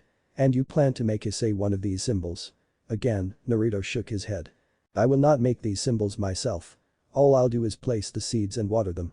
In the end, it is up to them to either grow up and lead or wilt and die. Arya was about to respond when holy lightning sparked outside the house and out of the light came a panicked Azazel. Her thoughts were put on hold as Azazel delivered the worst bit of news she had heard since the letter that proclaimed the Second World War. Naruto. It's Kakabiel. He's stolen 2 of the Excalibur fragments. He's heading towards Kuo. Well, shit. And that's that. Also, if you missed it above, discord.gg to join up. Prulrin. Chapter 5. Hello. I know this chapter's been a long time coming, but I have moved from my home country to Scotland for my master's course. Took me time to get everything done and settle down. Plus I rewrote this entire chapter twice. I've almost hit 19k words on this one and it definitely is my longest chapter. I'm not going to respond to reviews, I'm getting rid of that habit. In case there's something you want to ask me personally, the PM function is always available. Serena was a small bar outside Kuo, Maine. By virtue of being on the Kuo-Tokyo superhighway, it was a gathering place for people from all walks of life. Any day of the week, one could find both businessmen of repute and truck drivers on their daily haul sitting down together for a refreshing drink, only to return shortly to the roads. Inebriated, but rested. Sure, it was illegal, but the bar was just far enough from the city for the cops to not care much, and the proctors were smart enough to not let blackout drunkards reach their vehicles. As such, it was a place of anonymity. While it did have some rare regulars and semi-regulars, the majority of its clientele were nameless faces, stopping by for a spot of food and drink between the 200 or so mile-long road that connected Tokyo and Kuo. Most people who came by never visited twice, and why would they? The bar was nothing special, just a cheap place that offered refreshments and shelter. It was too far from Kuo and much too far from Tokyo. The proctors would count themselves lucky to see a mere tenth of the faces that visited more than once. It was where Naruto found himself, at Azazel's behest. As he entered the rather swanky bar, at least for its location, he took in its sights and smells. Wooden upholstery, leather-topped seats and uncommonly wide bar stools greeted him, as did the smells of alcohol and air mingling. The chandelier was a nice touch, sure, but it was far from the brightest thing in the room. That honor belonged solely to the person who he was supposed to meet here. Power and status came with its own aura, be it natural or self-made. In a crowd of hundreds, the great ones always stood out. This rule applied as much to the occult as it did to humanity. Azazel, for example, hated the limelight. He'd rather spend days and months tinkering on his next invention. As the leader of the fallen though, when he walked into a room, people took note no matter how much he would try to suppress his presence. Differently so, Surziches was one who had to manufacture the aura of a leader. He needed to consolidate his position as Lucifer, lest the council replace him with another. To do so, he had to seem untouchable, and hence was his aura created, purely out of sheer necessity. Contradictory to those two, the person sitting in front of the flustered barmaid had an aura so strong, it was physically radiant. Unlike those two, the creature that sat before him was crafted by a higher being's design. His sole purpose was to be a rallying point for his brethren. He was born to be a leader, the best of them. Michael. When Azazel said I'd meet at Angel in this bar, I didn't think he meant it literally. A restrained scowl appeared on Michael's face. Yes, the leader of the heavenly pantheon did not in fact like Naruto. Many were the times his personal cadre faced off against Arya's, and each time, his side would come out lacking. Sure, angels were meant to be forgiving by their very design, but even forgiveness knew its limit. You look different. Michael stated in a monotone as Naruto took the bar stool next to his own. Michael passed him a glass filled with amber liquid whiskey of some sort and continued to sip out of his own glass of colorless liquid. It was probably water, what with Michael being a representation of all that is good in the world. The years tend to do that to us devils, Michael. Rizivim is a fraction of your age, yet he looks like a middle-aged human. We can't all have the amazing looks that come with youth all our lives. Naruto countered, taking a sip of the liquor. Whatever it was, Michael was definitely not skimping on cost. Spare me your senseless drivel, Naruto. You're as much a devil as I am an angel. Though I do find it fascinating how you've duped us into believing you are a human. Even sitting next to you, I find it hard to believe that you're the same opponent that once gave me the challenge of a lifetime. Michael finished with a scoff uncharacteristic of a creature of his disposition. The war necessitated us to show our powers, to maximize the presence of the warriors that we were. Ever since, I've been working on methods to hide them instead. Your reaction to my presence just shows that my endeavors have been successful. Michael sighed. Well, I would love to ask you why you have been hiding from your own people. There are more pressing matters to discuss. Naruto nodded. Yeah, Azazel was quite distraught by your current dilemma. He fears that Kakabiel's actions might have far-reaching consequences. From what I remember of the war, he wasn't the most powerful combatant the Fallen had that too by a long shot. So why does Azazel fear him so much? Michael shook his head, his features tightening just a tad bit. Kakabiel might not be much alone, but his legion defected with him. He was always a tactician, and that has yet to change. Going to Kuo has basically made him inaccessible to all three factions. Naruto paused, choosing to take another sip of his drink rather than reply. Michael took his action as an opportunity to continue. Hao is exclusively owned by the devils. They bartered the city from the Shinto god centuries ago. They've had time to fortify it with wards and glyphs of Ajuka's creation since, but considering they use the town to actively scout and deal with humans, they cannot make it quite as secure as they would like to. Their wards identify potential threats to the city. I am one of them, and thus cannot take action. There was one problem with this, according to Naruto. Azazel and Raziel have been in the town almost constantly for the past few weeks, is that not a cause of concern for devilkind? Michael shook his head. The Fallen have long shared territory with the devils. Kuo is no exception. What bothers me by the way is how you have managed to set up camp in the heart of devil territory. Do they even know you live? Naruto shook his head. For the most part, they believe that I at least went missing at the end of the war against the old Satans. I would like to keep it that way for now. Michael was silent for a moment, probably considering Naruto's circumstances before giving up and moving on with his agenda. Either way, Azazel cannot directly interject either. He's a well-known figure in the Fallen faction, and his actions hold consequences. His presence in Kuo might not be problematic, but if he takes action, it could be seen as an act of war. Naruto grunted, by that logic, Raziel can't act either, can't she? Michael shook his head. The only factions that know of Raziel's defection are the Angels and the Fallen. The devils are blissfully unaware, and hence their wards do not recognize her as a threat. The power signature of her battle against you was chalked off as a byproduct of the Dragon Emperor's battle against Rainer, as far as I know. Naruto hummed as he took another sip of his drink. Isn't it a rather large oversight on their part? Michael nodded, it is, but they can only do so much with their wards. The majority of Japan is locked down by the Shinto, and to give deities free passage is part of the deal that was made in the Trade of Kuo. Plus, the power Raziel used to fight you was not one that is derived from the light. A nod followed. I wouldn't know all this. I've been estranged from my former homeland for a while now. Michael chuckled. Far too long, in my opinion. I'm actually quite surprised that the new Satans didn't put all their resources into looking for you the moment you went missing. If rumor is to be believed, you were a major factor in their victory. Naruto chuckled. Times may have changed, Michael, but Devil Society hasn't. I was an uncontrollable piece, and the council seems to have decided it best for me to just disappear. They did look for me, but not with the intent of bringing me back. Greedy, weak-minded and conniving as ever, your forebears. Michael offhandedly commented, a tinge of remembrance and hate mingling in his tone. Anyways, let's get to the topic at hand. Kakabiel. Why can't we locate him, and exactly how big a threat is he? Michael stopped in his tracks, his mind chained back down to reality. Kakabiel himself shouldn't cause you much trouble. But I believe his presence is being hidden by a higher power, possibly a god. Naruto grunted. Gods and their timeless schemes were no strangers to him. Barely if ever did they fail, and when they did, the fallouts were always catastrophic. One had only to look at the world wars. Praz Ferdinand, poor soul, had offended a nameless god, and his death led to one of the greatest wars in human history. The domino effect was something that gods loved to toy with, and they were no strangers to taking the effects too far. As such, Kakabiel can be defeated by almost any ultimate class being. Even a few high-class devils should effectively be able to end him. He cannot use the Bloodthorn in its sealed state, even if he has stolen it.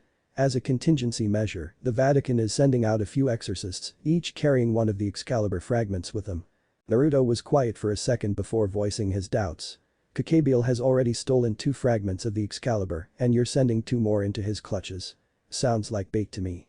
3 fragments, actually. He also possesses Excalibur Nightmare.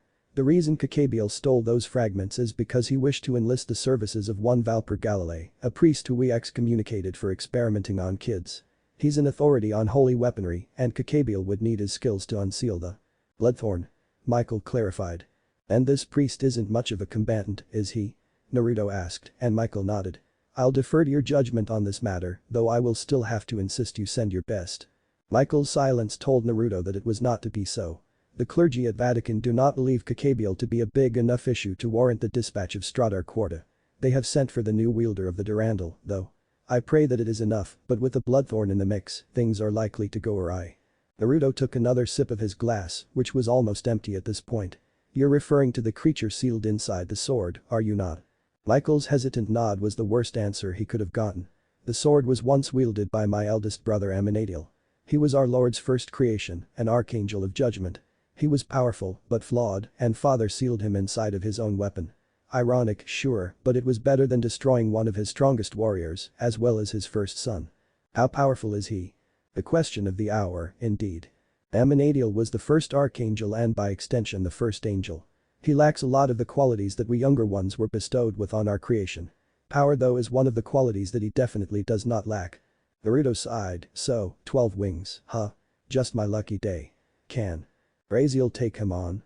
Michael shook his head in response, choosing to look into his glass of water rather than to meet Naruto's gaze. Not as she was. She may believe she can, especially with the new powers she has gained, but I know my elder brother better than any. Once Bloodthorn activates, she has no chance of defeating him. And what about me? Michael was silent, contemplating Naruto's question. I have fought you repeatedly for over a century, but I am unable to answer that. Never have I used Deus Ephos on you, and never have you given me the chance to do so either. To answer your question, I could barely defeat him when I was at the peak of my strength. While Father's death will have weakened him as it has weakened me, I cannot be certain without knowing your full potential. Naruto took Michael's words at face value. How could he not? Angels didn't lie, and even if he did, his face was resolute, his mind lost in memory of his fight against his eldest brother. So, what do you want me to do? Michael was brought out of his ruminations by Naruto's abrupt question. He hesitated for a second, his hands tightening around his glass threatening to shatter it. I wish for you to take care of the situation, if the need arises. Why? If you do it, I'll add your name to the Book of Life. Silence. The Book of Life, the final bond of humanity and the heavenly pantheon. To have your name added to it meant that angels would forever be subservient to the one named. Humans were added to it at birth and only removed when they sinned or died. It was a ticket into heaven for the one added. It was a collar of servitude for the entire heavenly pantheon. He would never agree to this. Michael chuckled. He's the one who writes in the book. He was the one who offered it to you should you succeed. This time, it was Naruto's turn to be shocked. I can't make a commitment. I have spent centuries ensuring my anonymity. You know well enough that I just can't merely throw that away. Michael held Naruto's gaze. He was offering Naruto a golden ticket into heaven's good graces. Yet, the devil was more concerned with his anonymity. He should have expected this deal's unpredictable outcome, even though it was offered to Naruto on a silver platter. After all, it was typical of Naruto Abidan to defy logic. The deal's still on the table, Naruto. Other than that, I need a small favor from you. The exorcists we are sending have little knowledge of life outside the Vatican.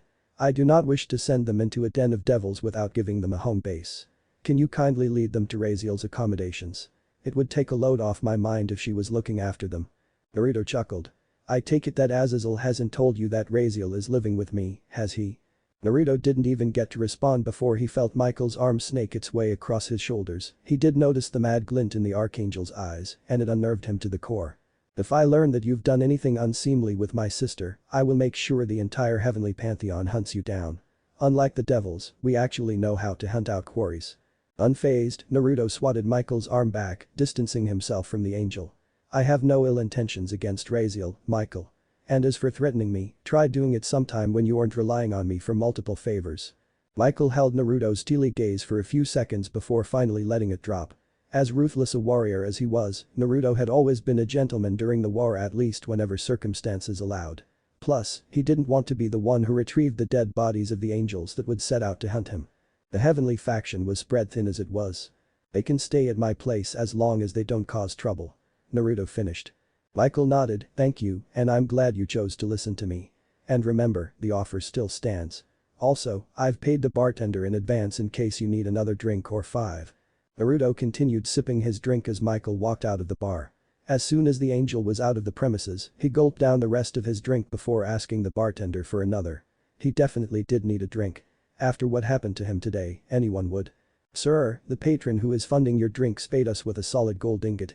Do you wish to continue drinking or should I pack up the bar's stock for you to take home? Naruto chuckled, of course, angels and civic sense never did go hand in hand. Just keep them coming, God knows I need them. Metempsychosis Chapter 5. Infuriating. It wasn't a word Sona generally associated with studying.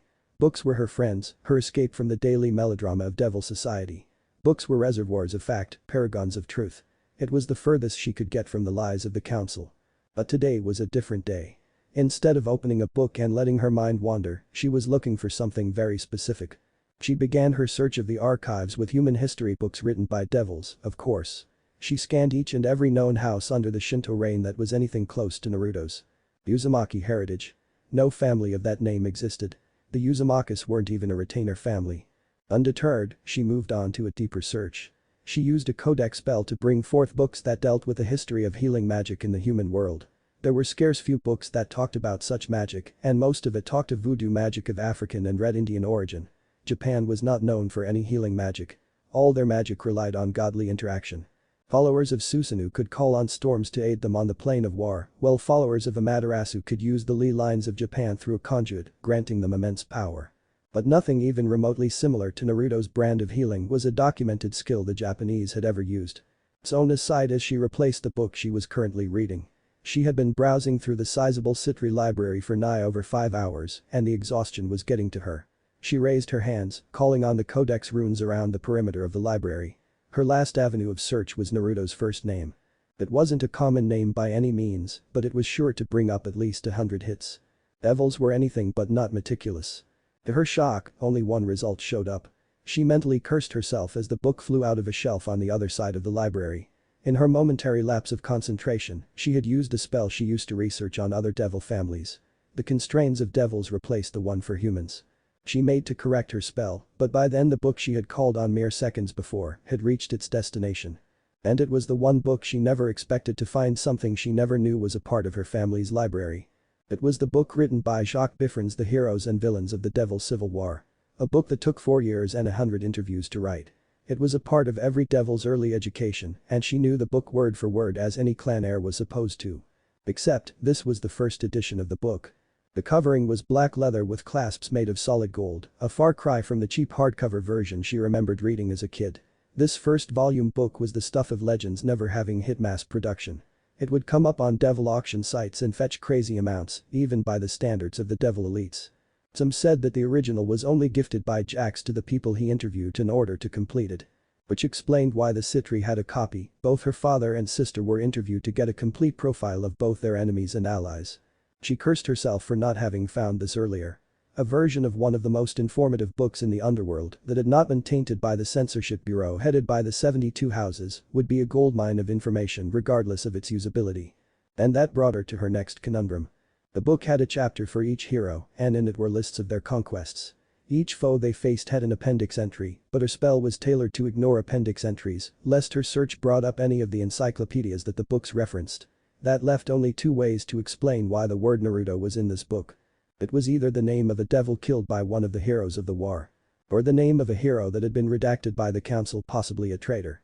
As she hit the book's index, she realized that it had exactly 32 more chapters than the version she had read. But that wasn't the biggest issue, not by a long shot. The chapters for the four Satans were much shorter than their censored counterparts, and the 100-page chapter dedicated to Arya Phoenix was nowhere to be found. Instead, there was a 10-page chapter on a certain Naruto Abidan. She deftly skipped to the chapter in question, her fingers moving through the pages with practiced ease. When she reached the chapter, her heart skipped a beat. Staring at her from the lifeless pages of the book was the pictograph of a man who could pass for her counselor's brother. Sure, there were enough differences to set them apart, but there were more similarities than she would have liked. Getting over her initial shock, she began to read. The beginning was bog standard. Naruto was part of an outer house and was presented as a retainer to Arya Phoenix on her 18th birthday, same as Grafia. He was considered the weakest of the trio, but powerful in his own right. He preferred to be a medic whenever he could. Another similarity to the Naruto she knew. Everything was bog standard till the starting of the Civil War. He defeated his fair share of angels fallen and otherwise, as well as disposed of some traitor devils. The most shocking thing she had come across till this point was his relationship with Grafia. As his history moved into the early days of the Civil War, though, things dramatically ramped up. Defecting to the new Satan faction, stalling the war for a year by kidnapping and torturing enemy leaders, making them defect, training the fucking Satans of all people. As all other profiles, the day of victory came up, and with it, the biggest shock of them all. This man was the one who defeated Arya Phoenix. Defeated the true demon. Alone. She gasped in shock as she reread the line over and over again.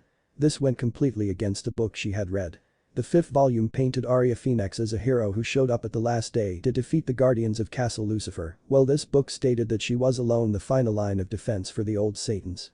His history ended with his disappearance on the day after the coronation of the Satans. He was presumed dead, not seen by any devil for centuries. And then followed 10 pages of his conquests, each with the appendix entries referencing the devils who confirmed the legitimacy of these feats. Arya Phoenix had confirmed her own loss to Naruto Abidan. The untouchable true demon had on record stated that she lost a fight against the weakest member of her team. She made to read further, but stopped as she noticed that she wasn't the only person reading the book. Naruto Abidan, huh? Been a real while since I've seen his name. Sona almost fell off her chair when she heard her sister's chirpy voice next to her. While she stabilized herself well, her hands seemed to have a mind of their own. The book went flying, it got a few seconds of airtime before Seraphal's magic brought it to a standstill in midair. The book then flew back to the table, open on the chapter dedicated to Naruto. I wondered when you'd find this book, considering how you've read half of the tomes in this library. Experiencing the censorship boards. Acts firsthand is one of the best way to realize that the Devil Society's entire foundation is based on lies. Sona was stunned. Her sister was serious, something that rarely happened. She gulped, and Seraphil continued. Though I must admit, when the Codex wards warned me that you had found my personal copy of this book, I didn't quite expect you to be searching for someone our society has worked so hard to forget. Sona stammered as she brought herself to speak. I found it by mistake. I wanted to search for the name Naruto among the human category. I just messed my spell up.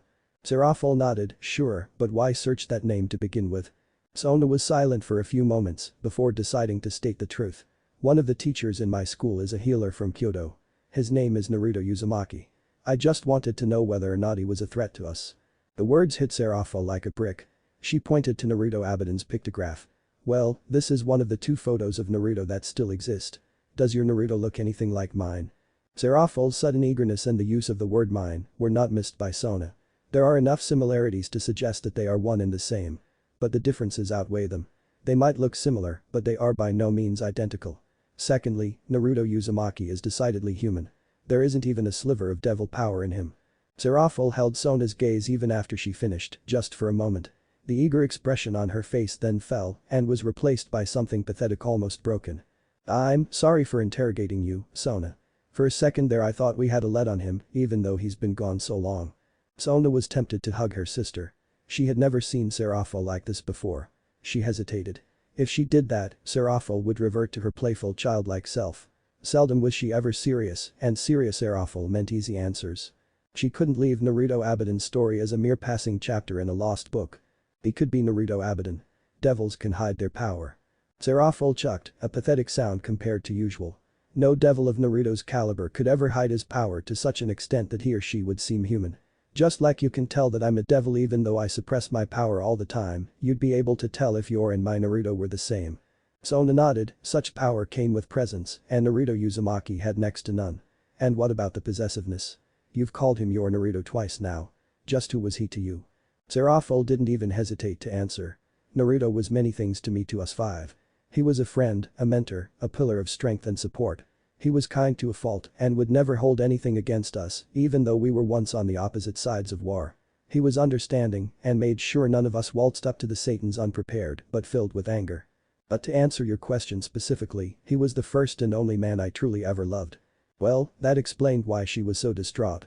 To be offered a slight ray of hope, a possibility that her beloved could still be alive only to have that hope destroyed within seconds. It hurt Sona to be the one causing her sister such pain. But she needed more answers. He single-handedly stalled the war for over a year. Serful nodded. He trained all 4 of the Satans. Another nod.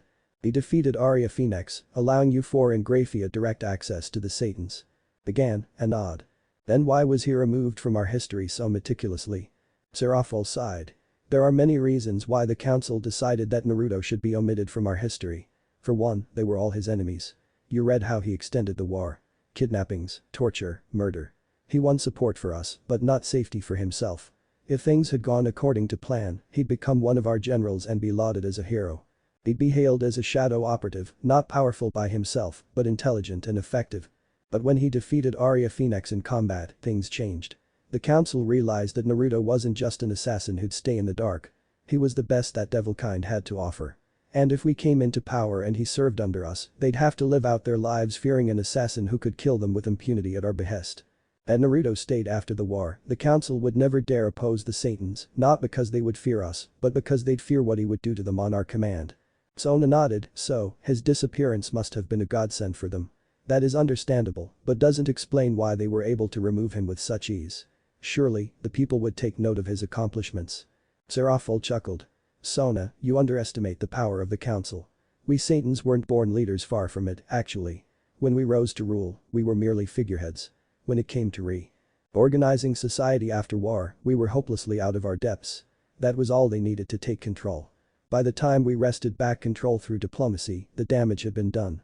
Arya Phoenix had become a household name as the high society hero that the council painted her out to be, and Naruto was removed from the annals of history. The fact that his impact on the war was only known to a few, it was easy enough to remove any and every trace of him.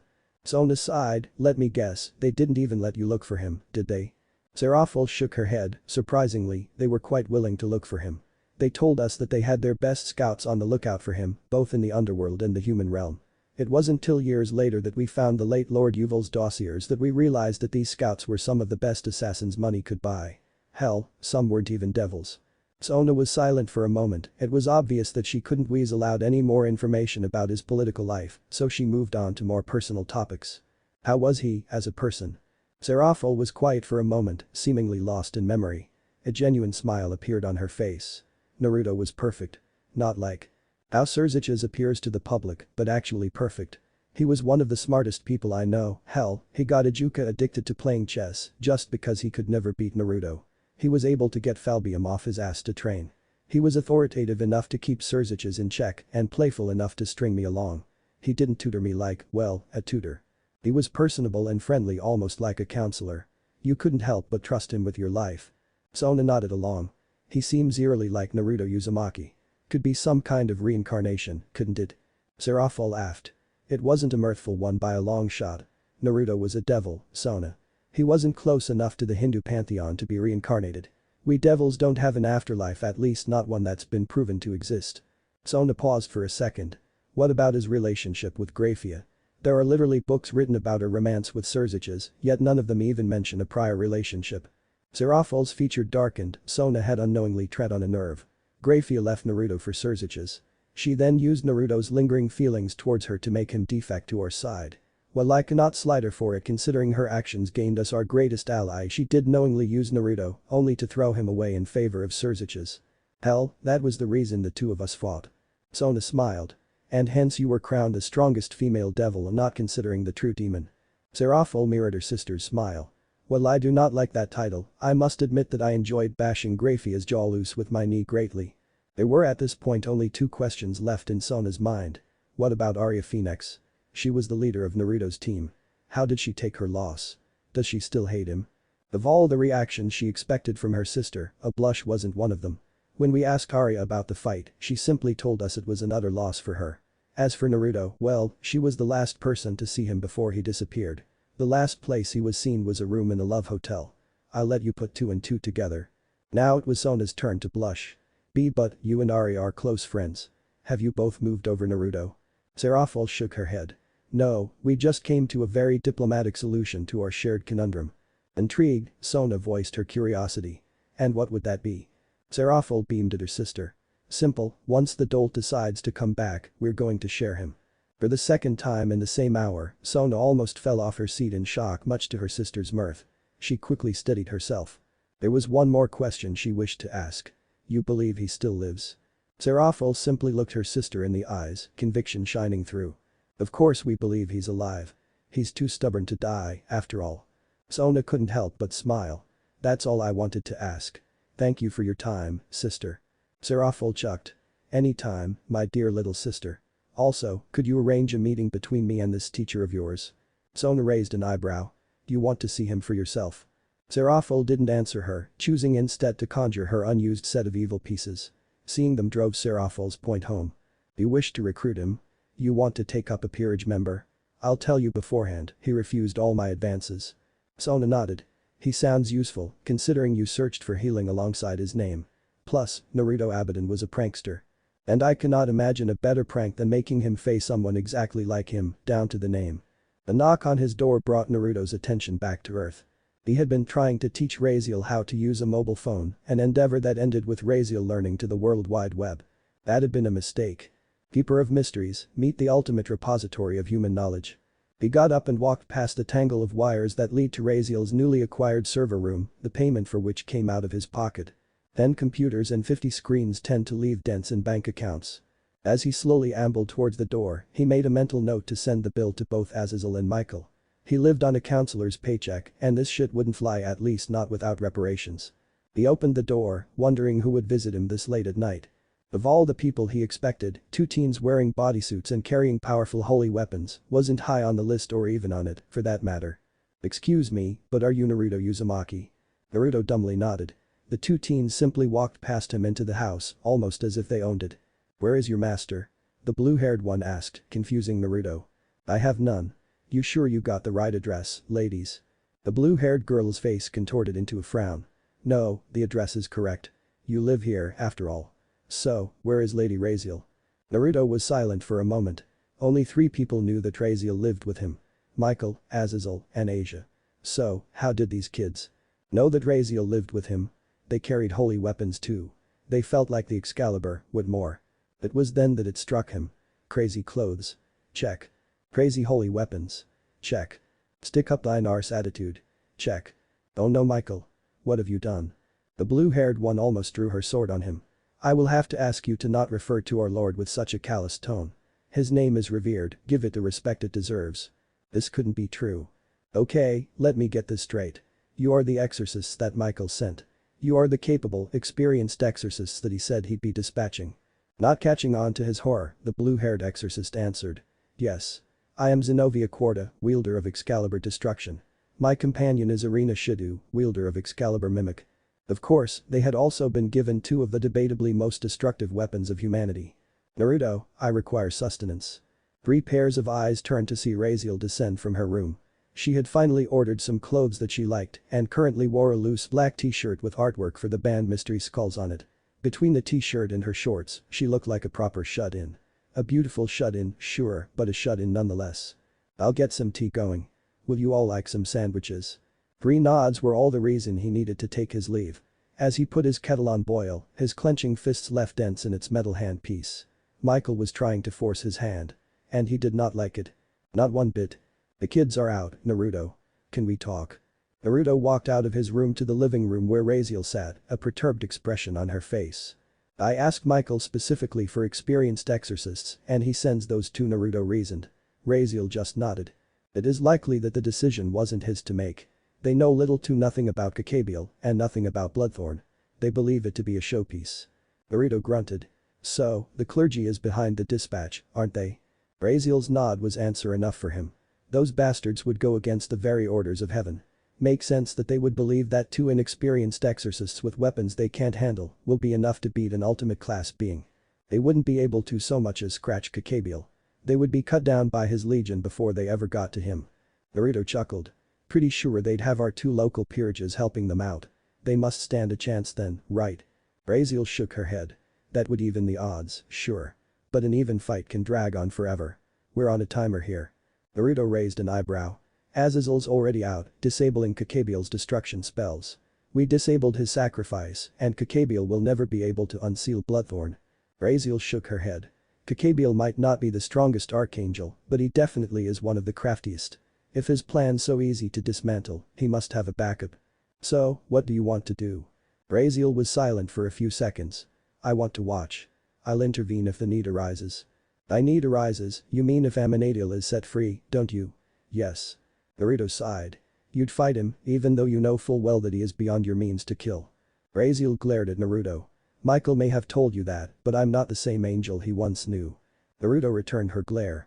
He did take your new powers into account, you know. Raziel scoffed. Michael is both overly protective of his family and tends to underestimate us. He does not know the upper limits of the power I have gained. Naruto sighed. I'll take your word for it. If things go south, I'll take you there. Raziel shook her head. It would be best if you didn't come with me. Naruto raised his eyebrow, silently asking Raziel to explain. You've done so much for me. You could have just killed me. You have a lot to lose by just keeping me alive, yet you did so. You could have easily denied Azazel and left me with nowhere to go. Yet, you became my caretaker.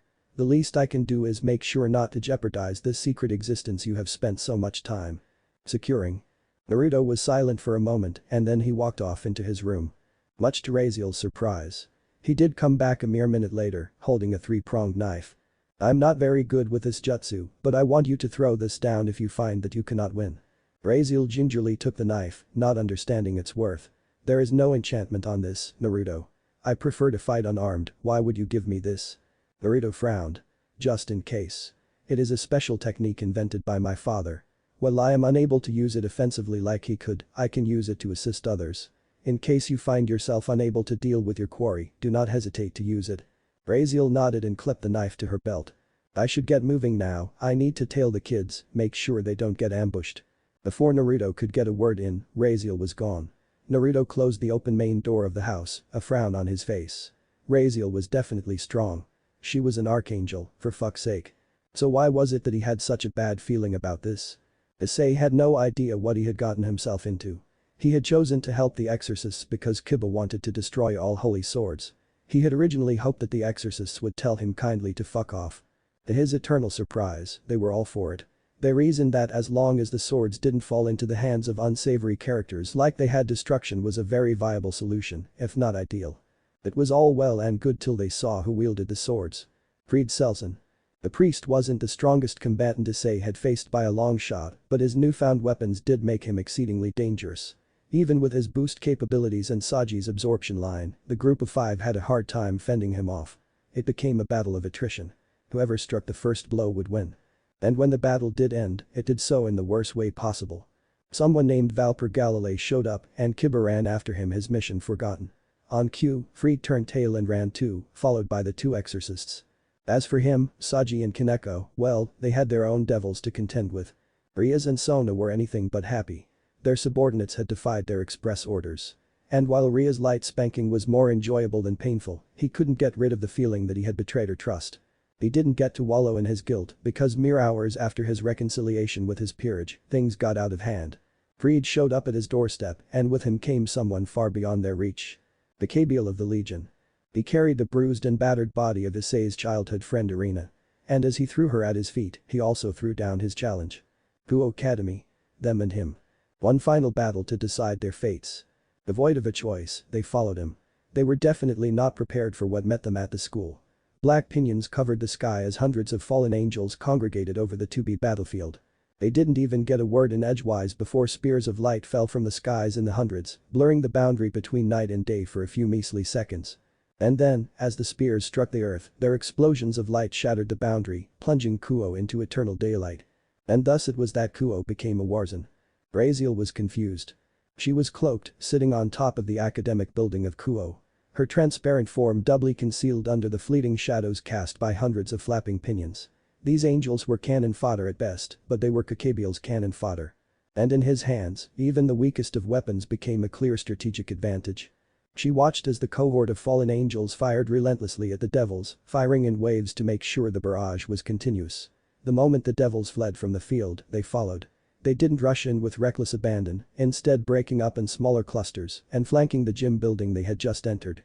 No avenue for escape, and the sheer size of the gym building made hunting the devils as easy as shooting fish in a barrel. But it wasn't to be.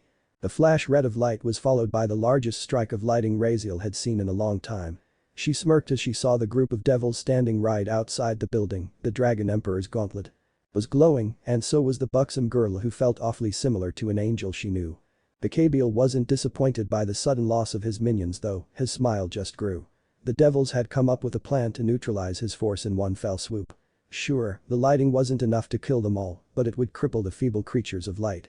It would buy them time, a resource they had precious little of. Memories of the time she had spent in heaven reminded her of Kakebiel's habits. The man was a masochist when it came to strategy, and to find an opponent worth his time was one of his few triggers. The mad smile on his face told her enough. He was looking forward to this. But his lack of bloodlust surprised her. Kakebiel was an angel who loved getting his hands dirty. He wasn't a commander that led from behind, but a commander who charged the field of battle as his troops' vanguard. Even now, he wore that same bloodthirsty expression, but there was a disconnect between his face and his aura. She couldn't feel his presence, even though he was right there. She didn't feel the apprehension that always plagued her mind whenever she descended to do battle. She felt nothing from him, and it scared her more than any amount of bloodlust ever could. But it wasn't her time to act. The devils were handling themselves well, and if she wasn't needed, she wouldn't intrude. That was perfect, Kaichu. Sona adjusted her spectacles, a pleased smile on her face. I set up that trap a long time ago in case a stray devil showed up on campus. Never thought I'd get to use it on a Legion of Fallen. We can talk about this later, Kaneko coldly commented, pointing towards Kakebiel, who had yet to move from his seat. If the angel was truly as powerful as the legend said, he could have easily destroyed the trap. The fact that he didn't do exactly that confused Sona greatly. There was nothing stopping him from flying into battle and ending it all. Yet, he contentedly sat on his seat, that unnerving smile ever present on his face. It almost seems like he's testing us. Sona whispered as she followed her motley group into battle. Apparently her next assailant, Freed, heard her. Don't diss on the boss, devil lady. He just knows when he isn't needed. Excalibur mimics power spread forth from the warped holy sword he held. The devils braced for impact, but none came. Instead, a resounding explosion sent Freed reeling backwards and kicked up dust. When it eventually cleared, there stood Kiba and Zenobia, swords extended and ready to fight. Leave this one to us, you have other things to concentrate on. Riaz nodded and continued running past the exorcist. Freed tried to intercept, but was clipped by Kiba's sword. Your enemy is me, exorcist. On my honor as Riaz knight, you and your master will not survive the night. Freed grinned as he disappeared from Kiba's view, Excalibur rapidly working overtime to compensate for his own lack of physical prowess. Yeah right, your shitty devil swords could never hold up to the great Excalibur.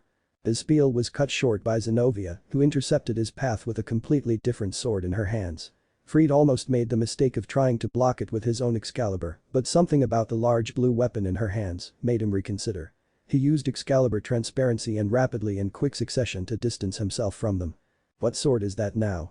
He asked, setting his sword into the ground and resting his right arm on it. This is the holy sword Durandal. Count yourself lucky to see it, even though you won't get to relish the memory for long. Zenobia stated, pointing the holy sword at her adversary. That's impossible. The three combatants turned to notice Valper, who had slowly edged his way towards the fight. He was staring at the Durandal. I tried for 2 decades and didn't succeed in making a user for the Durandal, and here you are, waving it like a child's toy. What makes you so special? Zenobia chuckled. Me and Irina weren't made, heretic. We're naturals. The swords accept us for who we are. Unlike your cheap imitation users, we're the real deal. Valper. Kiba began, his eyes boring imaginary holes into the ex-priest's face. You experiments could never create the real deal because of how inherently wrong they were. But it did create something. Dark power coalesced around him as his power rose almost twofold. Over the course of this night, I've come to grips with what I am, what I represent. I'm not your failed experiment, neither am I a conduit for the vengeance of my peers. I'm Yudo Kiba, a knight. Thanks to your presence, I've been able to lay my demons to rest. I accept myself as who I am. Balance breaker. All the excess power around Kiba contorted into a small sphere between his hand and then stretched outwards, taking the shape of a simple sword. When the sword finally lost its ethereal quality, it still wasn't much to look at. But it wasn't the looks, but the quality of its power that spoke of its uniqueness. The sword was dark and holy in tandem. It was an unholy marriage, but supreme in itself. And for the first time in so long, Valper felt fear. This is the power vested in me, the sword of the betrayer. And it will be the sword that pierces your heart, Valper Galilei. On Issei's end, things weren't looking quite as good. Sure, none of his team had been injured, but then again, they were facing a demonic three-headed dog. Not his idea of a good day. He dodged another attack from the mutt's claws, jumping up onto its back. He grabbed a fistful of its hair and pulled the head back as far as his boosted strength would allow. But you, now. He didn't have to wait long as he noticed an orb of pure destruction cut its path towards the demon mutt. He held onto it till the last second before backflipping up high, his gauntlet turning into a cannon mid-flip. Issei, now. He didn't need any more prompting from the dragon in his head as he let the cannon fire.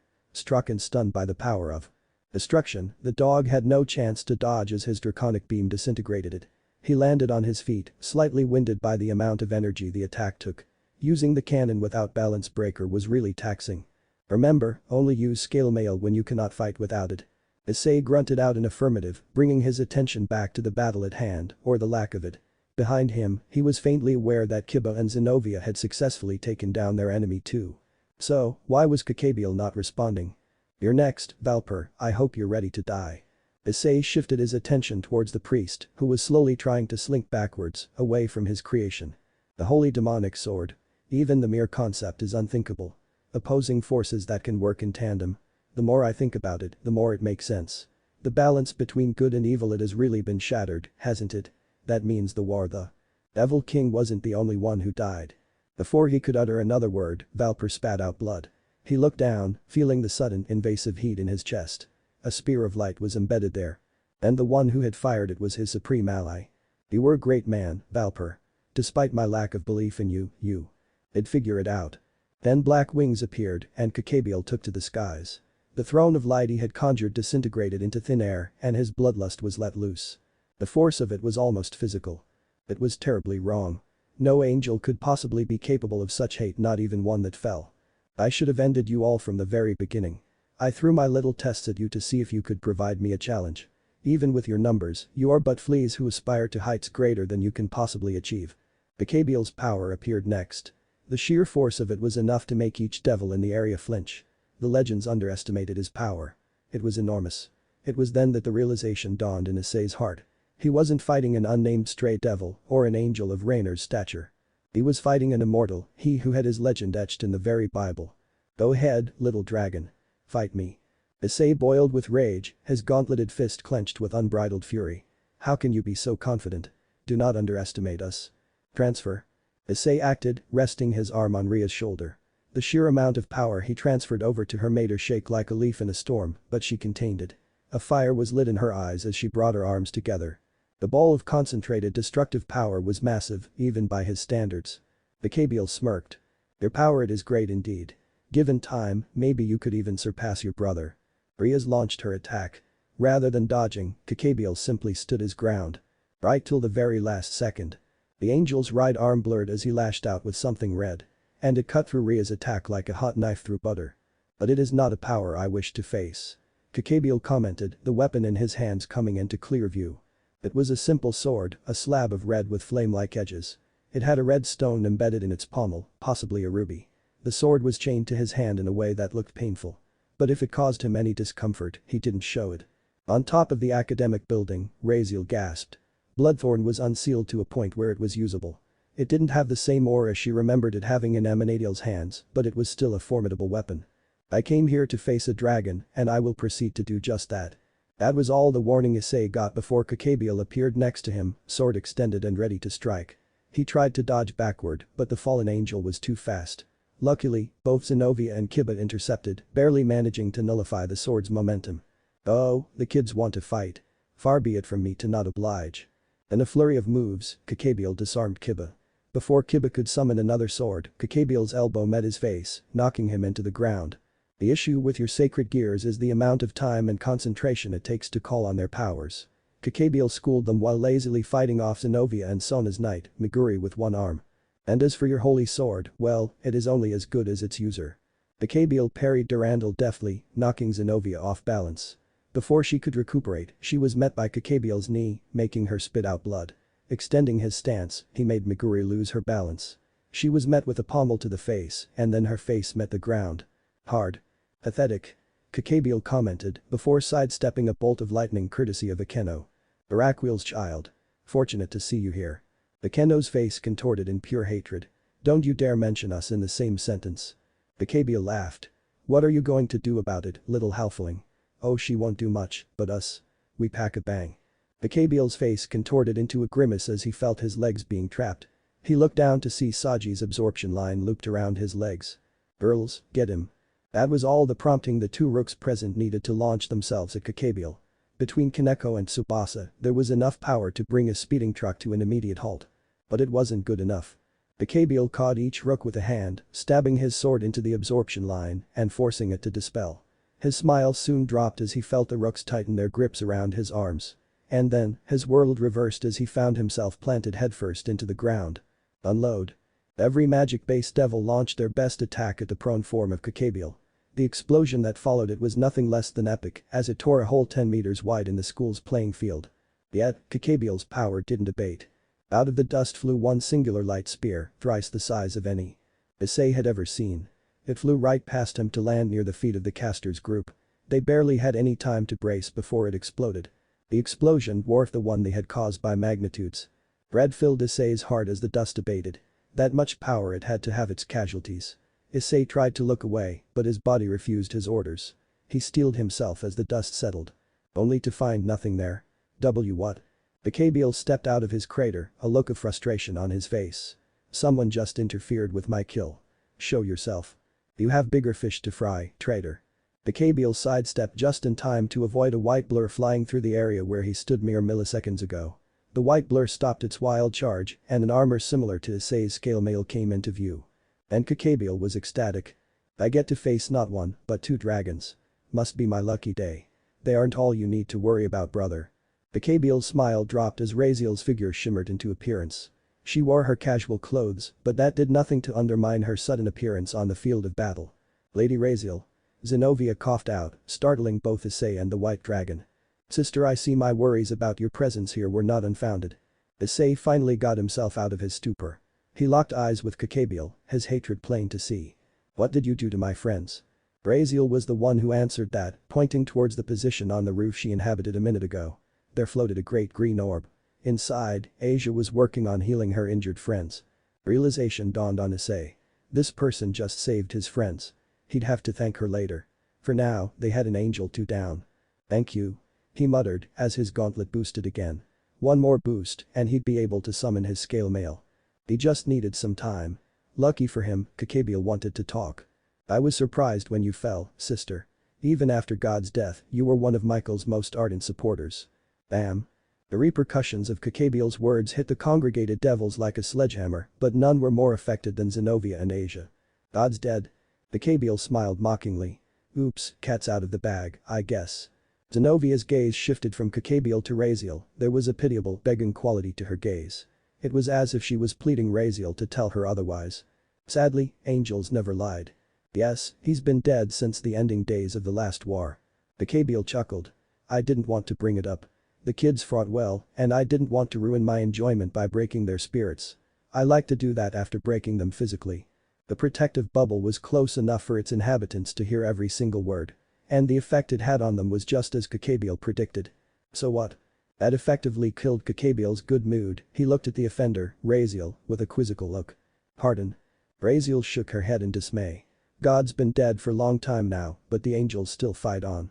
Humans still prosper, there is peace. God might be gone, but faith makes sure his laws are upheld. I might not fight for God, but I fight in his name, I fight for his love. And that is all that matters to me."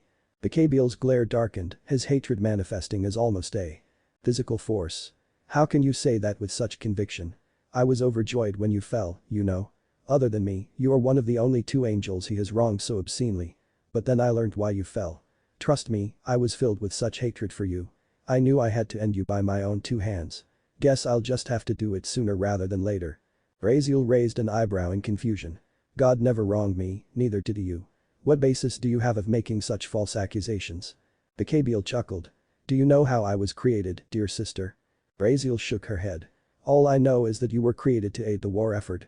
The Lord didn't seem to think your creation was worth notifying us of." Kakabiel chuckled. He raised a hand and the gymnasium's room shattered.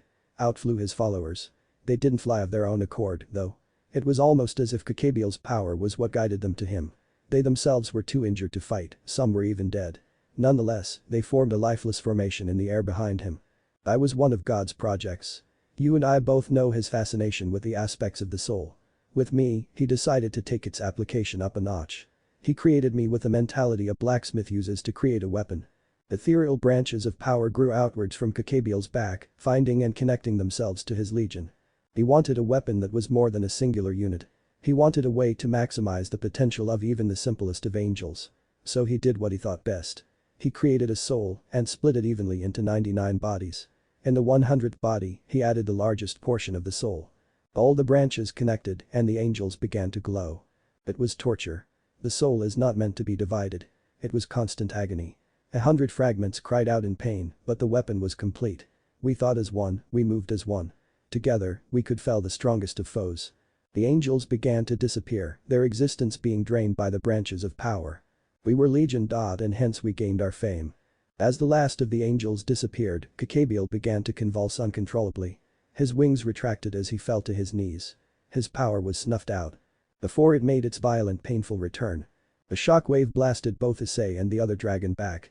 Raziel took the blast to the face, nullifying it with her own power. And now that we are together, the legion is one again. The Kakabiel that stood in front of them now had 12 pitch black wings. The look on his face wasn't playful like before, but contorted as if trying to accommodate an entire spectrum of emotions. "Fear us." Bloodthorn in hand, Kakabiel flew into battle. Raziel simply conjured up 2 balls of almighty power, Issei finally conjured his scale mail, and the other dragon charged. The battle for Kuo had begun. Naruto watched from a tower out in the distance. As expected, things had gone very, very wrong. He couldn't have accounted for Kakabiel's history. It was a substantial upgrade. His power was almost at the same level as Raziel's base power. But that's as far as it got. Raziel, Issei and the other dragon would have some trouble fighting him, considering he held that obscene sword in his hands. But they would easily manage. Raziel was much stronger than this. What troubled him was the feeling in his head. The feeling that something irreparable wrong was about to happen, he could taste it in the air. Kakabiel was building up to something. He didn't know what would happen, he couldn't predict when it would happen. But something big was coming and he would have to take action. It had taken him centuries to set up this life. Centuries of adapting to the occult, centuries of creating bonds with outlying factions, centuries of toil that led to his friendship with multiple holy pantheons. Sure, his plans could definitely reach fruition with him in the limelight, but he knew that his opponent was as sneaky as him. He had felt the creature's presence as it receded from Kuo. That creature could hide Kakabiel's presence in one of the best guarded devil towns. He had no idea what this creature was, but its mere presence made him feel queasy. Michael, Azazel, that creature. They were all forcing his hand. All for different reasons, sure. But their net benefit would be the same. He'd explode on the scene, his powers greater than ever. His mere presence would throw the world of the occult into chaos. For every creature willing to accept him, 10 would want his head on a platter. Sure, he would take action if he needed. Raziel had gone as far as to fight her own brother to ensure his security. The least he could do was repay her debt in kind. And that was disregarding the 2 peerages that called Kuo home. He couldn't simply let them die in good conscience. He couldn't write them off as sacrifices for a greater good. Not only was he unsure of his role in events to come, but unlike his past peers he had morals, even though they were rather warped. He sat down on the roof, choosing to observe for now. When he would be needed, he'd be ready. The Kabyl swung again, his sword meeting nothing but air. His effort was rewarded by another bolt of almighty power colliding with his chest, launching him into the waiting arms of the white dragon. Divide. Unable to use his sword, all Kabyl could do was have his power halved. The white dragon's wings exploded with power as they tried to contain the massive influx of energy they had just gained from the fallen angel. "You're up, Red." Boost. The Kabyl was shoved forward, but was able to get his sword up just in time to block a bone-crushing punch from Issei. He was sent flying into the ground. Raziel didn't even allow him to get up as she launched 2 more bolts of almighty energy. The explosion the impact caused made all the prior ones pale in comparison. Yet, Kabyl was still alive. "I have to say, I forgot how fighting you was like, sister. It isn't every day that I meet someone who isn't just physically stronger than me, but also smarter." His next words were drowned out by 2 more explosions that he barely dodged. There was a fire in Raziel's eyes. "How did you unseal the Bloodthorn?" The Kabyl chuckled. "I looted 3 fragments of the Excalibur, sister. The churches I took them from didn't just hand them over to me." Raziel's rage grew as the implications of his words hit home. A gigantic ball of almighty energy coalesced in her hand. She yelled as she threw it. But it was far too telegraphed to actually hit Kabyl. The surroundings weren't as lucky. The explosion encompassed the entire yard and the shockwave totaled all buildings still left standing.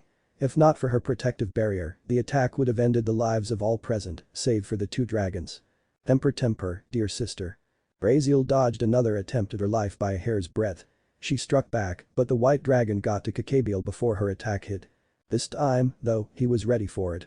Sword met gauntlet and gauntlet scrunched. A kick followed the initial attack and the white dragon was sent flying directly into his red counterpart. "You'd feed that sword the souls of God's followers. Despicable, even for one such as you." His momentary scuffle with the dragon had given Raziel enough time to get into his blind spot. What followed was a point-blank execution of the same attack she had used mere seconds ago. And the effect was spectacular. The Kabyl was knocked into the ground at supersonic speeds. He cut a trench through the hard ground as inertia brought his body's momentum to a halt. It didn't end there, because 2 more heavy bolts of almighty energy landed exactly where his prone body lay. And it completely eviscerated any and everything in its vicinity. "Strong as ever, sister." Defying expectations, Kabyl stood up again. He could barely stand on his 2 feet. Still, he raised his sword up, readying himself for a final charge. The souls of exorcists are some of the purest one can find. Even though their god is dead, they throw themselves into battle against the darkness, all in his name. Such souls are greatly appreciated by brother. Raziel grunted, she brought her hand up, creating one final bolt of almighty energy to end it all. The bolt grew so large it was unable to keep a round shape. She eased it into the shape of a light spear, not unlike the ones used by Kabyl minutes ago. "I would actually like to thank those poor exorcists. They allowed me to unseal brother's sword this much. A few more souls like that and he would have been free. I guess my own soul will have to do."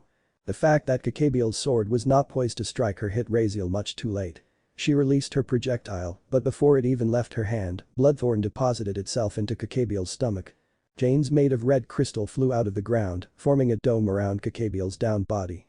The explosion petered out against them, not even leaving a mark. "When you meet brother, tell him who sent you." The cocoon of chains rose into the sky. Then, the energy appeared. It hit Raziel like a tornado. She had to flare her own power to even stay afloat.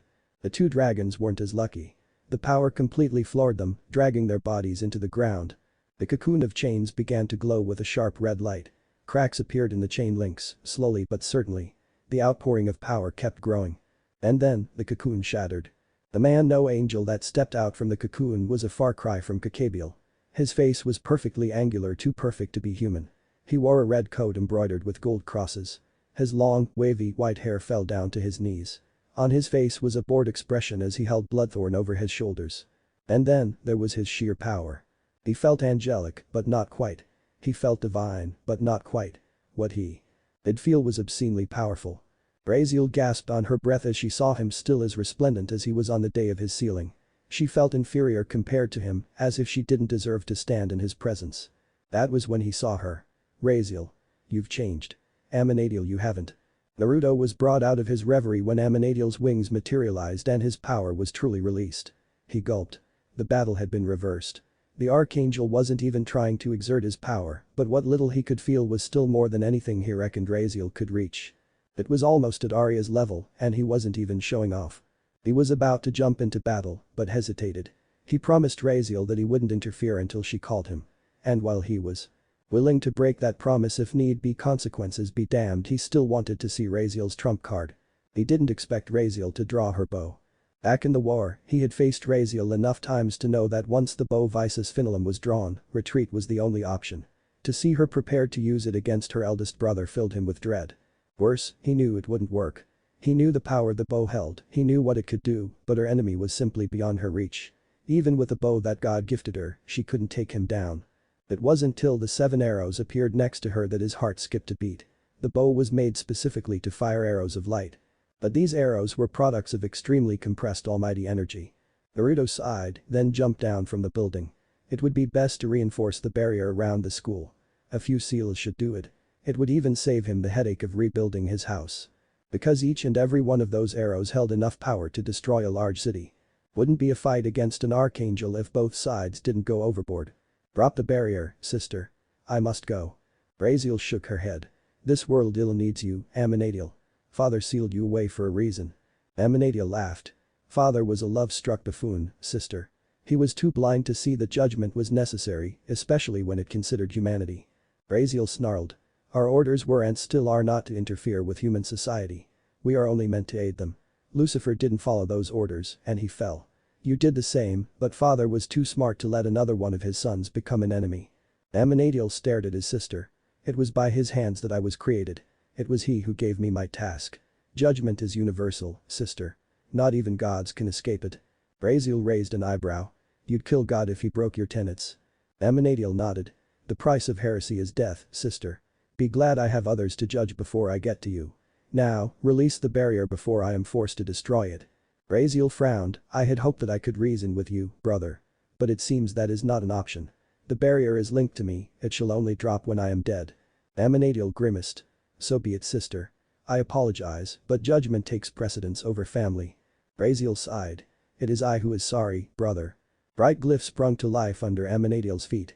He didn't move as lines of power began to constrict his legs. He didn't even struggle, but that was exactly what Raziel wanted. She knocked the first arrow into her bow and shot it at her brother. Amenadiel didn't even recoil as the arrow pierced him. He looked down at the arrow protruding from his chest and sighed. The Arbiter's power. It seems your sins know no limit. No creature save for the Arbiter may use this power. Is this why you fell? Among other reasons, yes.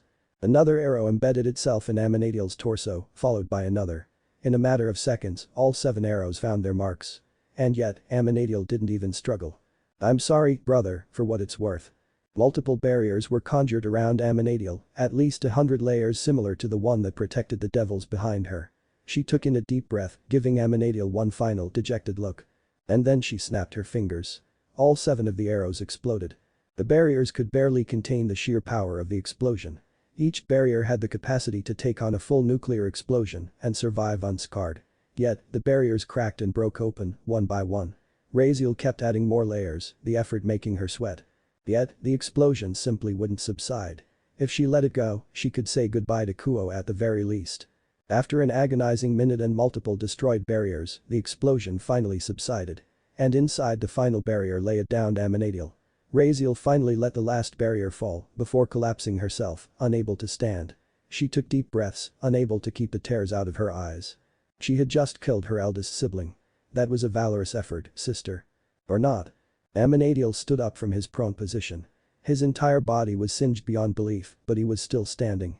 He picked up his sword from the ground, his gaze still transfixed on Raziel. You're too dangerous to keep alive, sister. If you can control the Arbiter's powers so well as you are, I shudder to think what you'd be capable of if given more time. He raised his sword high above him and it started to fragment into nothingness. The night sky lightened up with a sickly red light as a sun-like object appeared behind the full moon. Equinox. Raziel cursed herself. The entire point of her attack was to completely vaporize Amenadiel, because once his sword's power was released, there were only a handful of creatures who could kill him. The red light eclipsed Amenadiel's body and it started to heal. The process was rapid and within seconds, the Archangel looked completely undamaged. As he stepped towards Raziel, he was suddenly bombarded with a whole assortment of spells. They did nothing to him, even the gigantic blast of Rhea's power was simply swatted away by the Archangel as he spared one disinterested glance towards the congregation of devils. Attacking me is the very same as attacking judgment itself. The price is your life. The devils responded by stepping between him and Raziel's prone form. She saved us, we won't let you kill her. Sona spoke, her voice quivering with fear as water circled around her. The devils tried their hardest to look tough, but their bodies betrayed them. Amenadiel nodded. Then die with her. In one fluid motion, he created a spear of red light twice the size of any of Kakabiel's attacks. He then took aim and flung it. The devils mustered what little defenses they could. Raziel, with her ebbing power, threw up one last meagerly powerful barrier. Thankfully, it wasn't needed. Samsara Kavich. Something gold and human-like appeared between them and the spear. The spear struck it and exploded. The light engulfed the entire school as it ripped apart what little was left of the premises. It stretched all the way to the boundary of the school, where it was stopped by a new blue barrier made out of patterns foreign to him. When the light subsided, Amenadiel's surprise turned to rage. In front of him stood an ordinary-looking blonde man holding the most extraordinary shield ever. "I'm sorry, Angel Dude. I can't let you kill my cute little students." The field of battle was deathly silent for a few moments as both sides tried to take in the current situation. The most powerful attack they had ever seen had been blocked effortlessly by their completely normal counselor. Then Naruto-sensei. Ria stammered, surprised by his sudden appearance. "Sorry for appearing so late. You can blame Raziel though, she said I wasn't allowed to step in unless she was in trouble. Guess who gets to say I told you so?" "Sensei, you have to escape. Warn the Shinto pantheon." Kiba shouted. Naruto placed a finger on his chin, emulating a thinking posture. "But if I leave, he'll kill you." Amenadiel grunted in confirmation. "Your presence or absence makes no difference. Although, is that the Samsara you wield?" Naruto nodded happily. "Yes indeed. Glad that my little weapon gets some recognition every now and then." Amenadiel frowned. "The price for wielding that weapon is death. I cannot let you go. It is a shame that weapon chose someone as weak as you." Naruto frowned. "Weak? What gave you that idea?" Amenadiel stared at Naruto with curiosity in his eyes. "You have no presence. Amongst a congregation here, you seem to be the weakest, even though you hold the arch-heretic's weapon." Naruto planted his fist on his open palm. "Aha. I knew I was forgetting something." His hands then quickly morphed between a few poses and patterns similar to those on the barrier surrounding the school appeared on his body. And then, they faded away, and with their disappearance, Naruto's features morphed just a little bit. His hair grew longer and whisker-like marks appeared on his cheeks. And then, his presence appeared. It appeared with the subtlety of an awkward French kiss, completely overtaking Amenadiel's own. It was beyond apocalyptic in feel and gigantic in size. So great was it that even Amenadiel was staggered. The devils would have been affected had it been directed towards them. But to them, it was a familiar signature. It was homely, discernibly devil in its origin. To drive that point home, two black bat-like wings expanded behind the newly revealed devil note demon. "You're Naruto Abidan. Naruto Abidan. Wait, how do you guys know his exact name?" Issei asked, being the only one who truly knew Naruto's unique position. Sona shrugged, "I did my research and I had my suspicions." The dragon grunted, "My boss told me to run if I see him." Rias glowered over them, "Still, this can turn the tables. Naruto-sensei can hold him back while we contact our families." Sona shook her head. "That won't be needed." Issei Rias was surprised would be an understatement. But he's from an outer house and he's facing an archangel. Graphian wouldn't be able to fight that thing alone. Her spiel was interrupted by the white dragon's throaty chuckle. "If anyone needs reinforcements here, it is Amenadiel, Devil Lady." Sona nodded. "Rias, do you believe Amenadiel would stand a chance against your brother? Do you think he could defeat Arya Phoenix?" A shake of Ria's head is all Sona got, and it was all she needed. "Then you should believe that Naruto can handle this. He did defeat Arya in combat, if my sister's words are to be believed." That was enough to silence Rias, who was still trying to compute that his idol could lose to anyone. "Well, either way, he's got a lot to answer for once all this is done." Sona couldn't agree with her more wholeheartedly. "It's been eons since I have seen that weapon." Naruto gave Samsara's shield form a fleeting glance before shrugging. "You seem to be knowledgeable enough. What can you tell me about it?" "I know scant little except that it is a weapon made to kill gods." Amenadiel shook his head. "God, singular. It was a weapon created by the Buddhist faction when our Lord was still trying to consolidate his position in heaven. Each of us 4 original angels have faced it and we all have scars to show for it." Naruto chuckled. "Even Lucifer?" Amenadiel nodded, "Especially Lucifer, or as we called him, Hell." Naruto nodded. His shield morphed into a sword. "Seems you don't really like my weapon, do you?" Amenadiel waved his hand in the air, red light solidifying in its wake. A perfect copy of Bloodthorn appeared in his hand. Hate wouldn't be too strong a word in this case. Naruto's smile disappeared, killing intent washed over Amenadiel. To his credit, the Archangel didn't even flinch, meeting Naruto's gaze head-on. It was a clash of wills. You heard my students and my friend. I'm sure you'll forgive me for what is to come. What is to come is merely my judgment, accept it with grace, or die like the mongrel you are. Faster than the devils could follow, the two transcendent creatures clashed. Sword met sword over and over again, small explosions resulting from each crash. The sheer intensity of the clash wasn't lost on the devils as they stared, awestruck. He's that powerful. Sona nodded. I got to know of Naruto Abidan very recently. If my suspicions are correct, he isn't even going all out. Neither is Amenadiel. Raziel whispered. She had finally regained enough strength to throw up a barrier around the devils. What do you mean? Hasn't Amenadiel already revealed his true abilities? The question came from the white dragon. Raziel shook her head in dismay. Amenadiel is the first of the angels. He's from a time where the Lord was still trying to consolidate his position in heaven. Back then, there were only 4 angels. The original 4, right. I always thought that Gabriel was a part of them, but this changes that. Sona commented, eliciting a nod from Raziel. Gabriel was formed after heaven was secured as the realm of our Lord. I was born around the same time. We were created for a different reason. Our job was to protect and serve humanity. Hence, we were given forms that humans could relate to.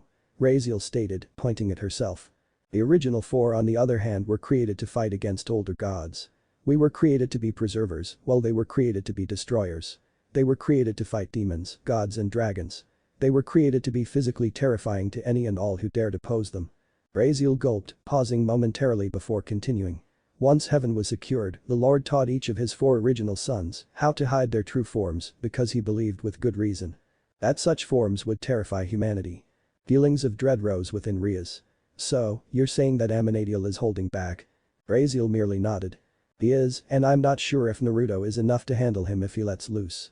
You fight well. Naruto sidestepped another slash from Bloodthorn as he took Amenadiel's praise in stride. Samsara lashed out, cutting another furrow into Amenadiel's skin.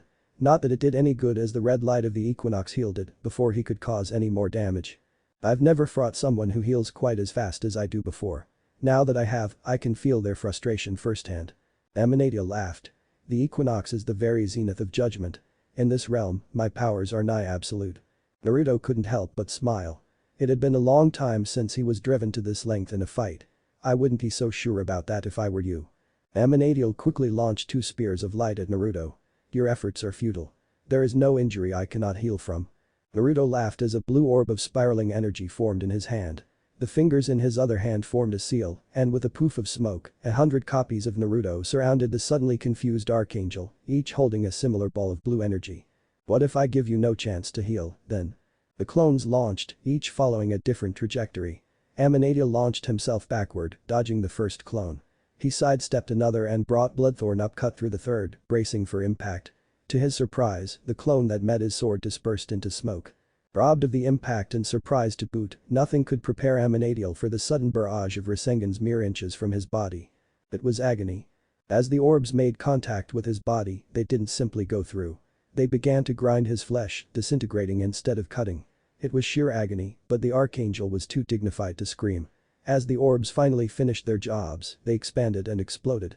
The area around Amenadiel was completely decimated as all of Naruto's clones dispelled. The equinox suddenly disappeared, the fake sun ceasing to exist. But Amenadiel's oppressive aura still persisted, and if Naruto's frown was anything to go by, it wasn't what he expected. The wretched urchin.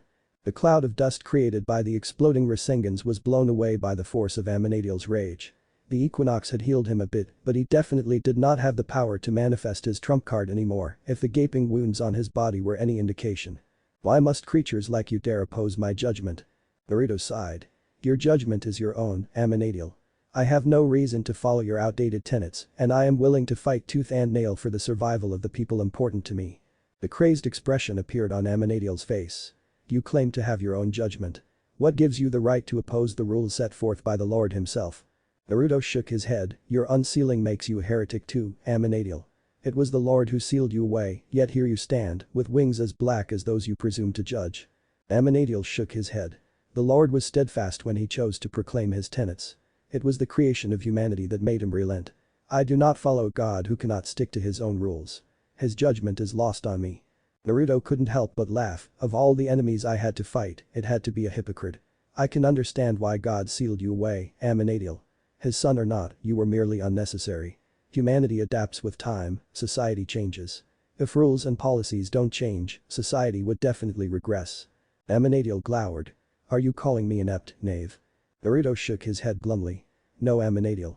I'm calling your whole existence worthless. Pin drop silence. Worthless. Amenadiel shook, his power receding. A sudden shiver went up Naruto's spine. Something was coming, and it wasn't going to be pretty. Be worthless. Amenadiel rose bloodthorn to eye level. The perfect blade of the sword reflected his face and the befuddled, confused expression on it. The expression went from confusion to rage rather fast, and Amenadiel's oppressive pressure returned. But this time, as a physical phenomenon. Wisps of black smoke rose from Amenadiel's body, bloodthorn shook in his hands as he clasped it by the naked blade. The sword was sharp enough for it to cut into the Archangel's palms, but he kept squeezing. His rage gave him strength, and the blade began to crack. As the blade finally shattered in his grip, he screamed. I'll show you, worthless, pathetic swine. And the world went to white.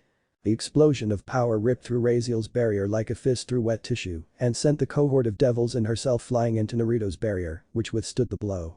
Her head hit the ground and her vision swam. She barely clung to consciousness as the light abated.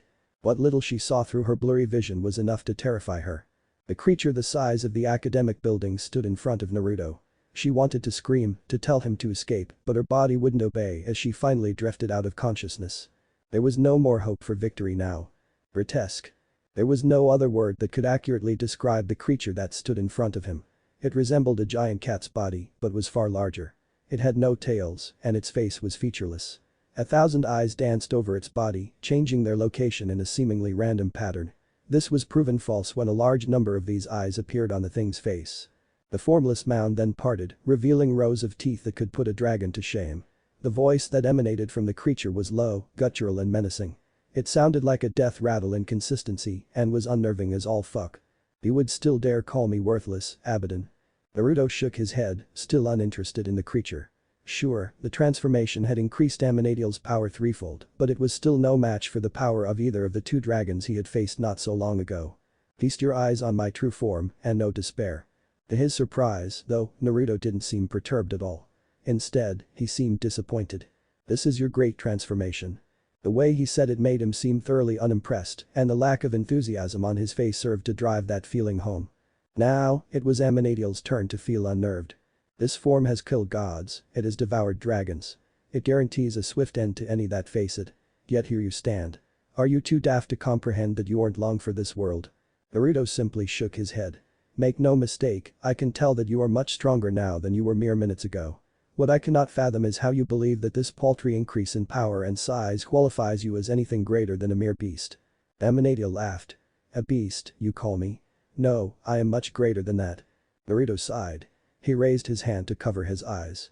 You seem to have a deep-seated belief that you are superior to your opponents just because you were gifted power at birth. When he removed his hand, his cerulean eyes were gone, replaced with sinister violet eyes with an intricate rippled pattern on them. Let me disabuse you of that notion. Shinra Tensei. Nothing could have prepared Amenadiel for the sheer force of Naruto's attack. The fact that said attack was also invisible in nature merely added to the fact. Amenadiel's gigantic body was lifted off the ground and sent flying into Naruto's barrier, which miraculously still held. Amenadiel quickly stabilized, getting on his 4 feet. Multiple cannon-like appendages appeared on his body as he blind-fired lasers of red light. The beams glassed earth wherever they struck, but none could find their target, but simple virtue of him not being on the field of battle. An increase in size just makes you a bigger target. Amenadiel's eyes opened below his sizable body. Right under him stood Naruto. In his hands he held a gigantic orb similar to the ones he had used against Amenadiel's angel form. The only difference other than size were the blades that ringed it. Up goes the little cat beast. Rasen Shuriken. As the attack connected with his underside, Amenadiel knew true pain. Microscopic blades of air vaporized his hide as they ground into him. The sheer force of Naruto's throw launched Amenadiel high into the air. But Naruto wasn't done yet. He appeared above his opponent, tearing a hole in reality itself. I guess your dear father didn't tell you the age-old saying. The ball of pure energy coalesced in his hands. So concentrated was it that it actually devoured light. Amenadiel's eyes cowered away from the attack, such was the fear it induced. The bigger they are, the harder they fall. Bijuadama. The attack went through Amenadiel's body without any resistance. The only indication that it actually hit him was the smoldering hole it left behind. As it came out the bottom, it collided with the Rasen shuriken. Two sources of great power collided and both exploded outwards. Pieces of Amenadiel's fragmented body rained from the sky as Naruto appeared on the school grounds. The black hole, the evolution of the old Abidan technique, granting him mobility through planes. In front of him landed the largest chunk of Amenadiel's body, still somehow alive. Who are you? Naruto chuckled condescendingly. I'm just someone who by all rights shouldn't exist in this world. Amenadiel wheezed, black ooze leaking out from the giant holes blown into his body. You feel like the arbiter, you hold the weapon of the arch-heretic. You fight with techniques that even gods would fail to replicate. What are you? Naruto smiled as he raised his hands. Samsara's sword form materialized in them, glimmering in the fading light of the explosion he had just created. I'm just a simple student counselor. The sword strike fell, and Amenadiel knew no more. Surprise was the first thing Raziel felt when she opened her eyes. The existence of an afterlife for angel kind had always been a point of contention between their scholarly kind. Lack of evidence for it proved quite conclusively that it did not exist, even though some angels did have faith that God wouldn't just let their souls fade in his service. She was definitely a part of the former, considering her mental disposition towards knowledge and facts. But her current state of cognition proved that an afterlife for angels did exist. Finally up, huh? You had us all so worried. She shifted her gaze towards the voice, and her theory was dashed again. On a chair next to her sat the little Gremory, a relieved look on her face. Devils and angels share the same afterlife. The confused expression that appeared on Ria's face served to break her theory down further. Did the devils already know about this shared afterlife? Afterlife? What are you talking about? Ah, she was in denial. We died, didn't we? You saw Amenadiel transform. Plus, there are no injuries on either of us. Ria's look of confusion was replaced by realization. Oh, that's because Naruto-sensei and Asia healed us up last night. You were passed out due to exhaustion, so we let you sleep. Now, it was Raziel's turn to be confused. Wait, we're alive. What about Amenadiel? What happened to Naruto? Ria's placed a hand on her head, an expression of distress appearing on her face. Naruto-sensei killed Amenadiel. Azazel's team is working on the removal of his body from the schoolyard as we speak. Sensei sure did a number on that bastard. Abidan killed Amenadiel. Ria's nodded. Azazel-sama saw it all happen.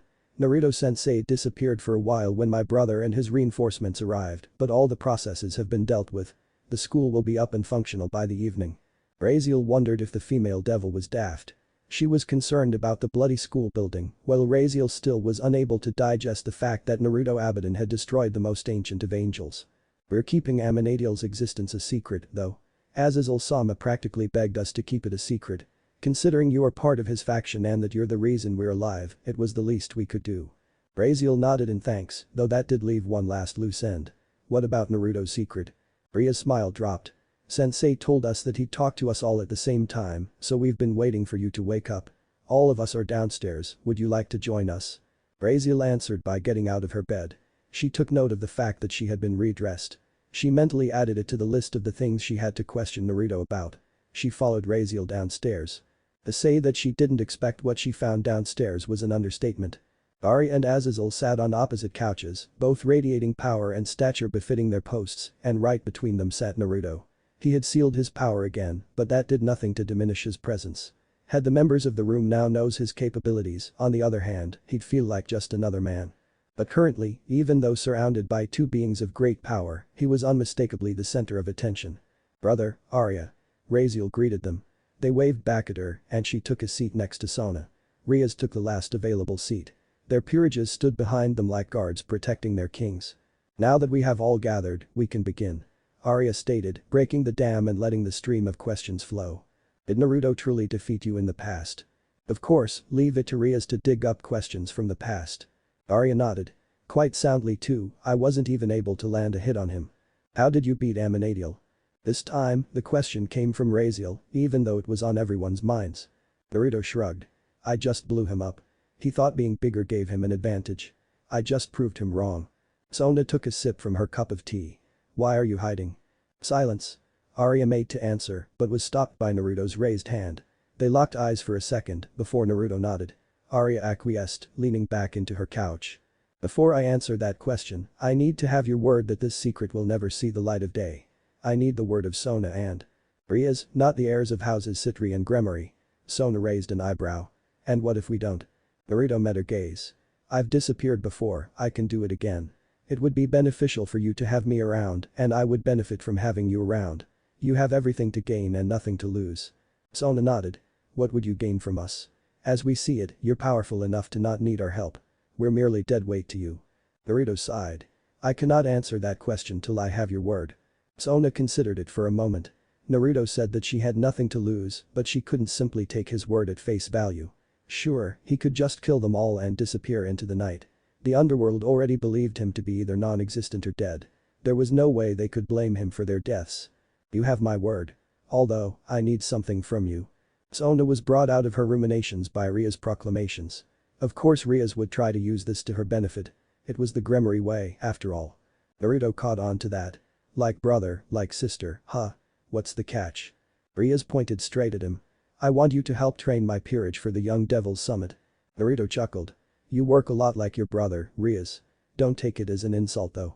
My dislike of your brother notwithstanding, I do respect his drive. Yours is much the same. I'll do it. Sona was now on the back foot, so there was only one thing she could do. You have my word, as long as you tutor my peerage as well. Naruto nodded. I'll take it. So, now that I have your word, I can explain. Naruto took a deep breath. There was a lot to explain, and he had to work out the simplest way to convey it all. Giving them a history lesson would be pointless, so shock and awe it was. Last night, when Kakabiel attacked, he wasn't alone. I believe someone was aiding him. He was able to get into this town unnoticed, an act that should by all means be impossible to accomplish. He had the aid of a creature much above his pay grade. I originally expected it to be Aminadiel, but that was an impossibility. Last night, when Kakabiel appeared, I felt that creature's presence escape. I have been tasked with the job of destroying it. It is a smart creature, whatever it is. As it stands now, he knows I exist, but not where. It is much the same on my end, except I know that in time, the creature will strike again. Naruto cleared his throat before he continued. The battle between us is like a game of hide and seek. Whoever leaves his hiding position automatically becomes a target. I know that he seeks to destroy this fragile peace your kinds have achieved, yet I do not know why. So that is why you hid in Kuo, where the occult is very much a part of human lifestyle. Naruto nodded. Kuo is a hotbed for the devils and the fallen. If he was to strike anywhere, it would be here. If I reveal myself, he is less likely to come out in the open. Hence, you hide. Hence indeed. Naruto confirmed. You still haven't answered how we are useful to you, though. Rias pointed out. Naruto leaned back in his chair.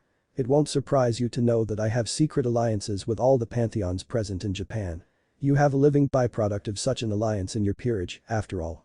Having friends in the two devil families that own most of Japan in tandem with my alliances with the fallen, the angels and the Shinto pantheon, gives me more leeway to act. Basically, an alliance with you helps me stay hidden but take action. You overestimate our sway over the underworld, Naruto-sensei. Sona interjected. She was met with a shake of his head. On the contrary, you too underestimate the amount of pull you have on the underworld.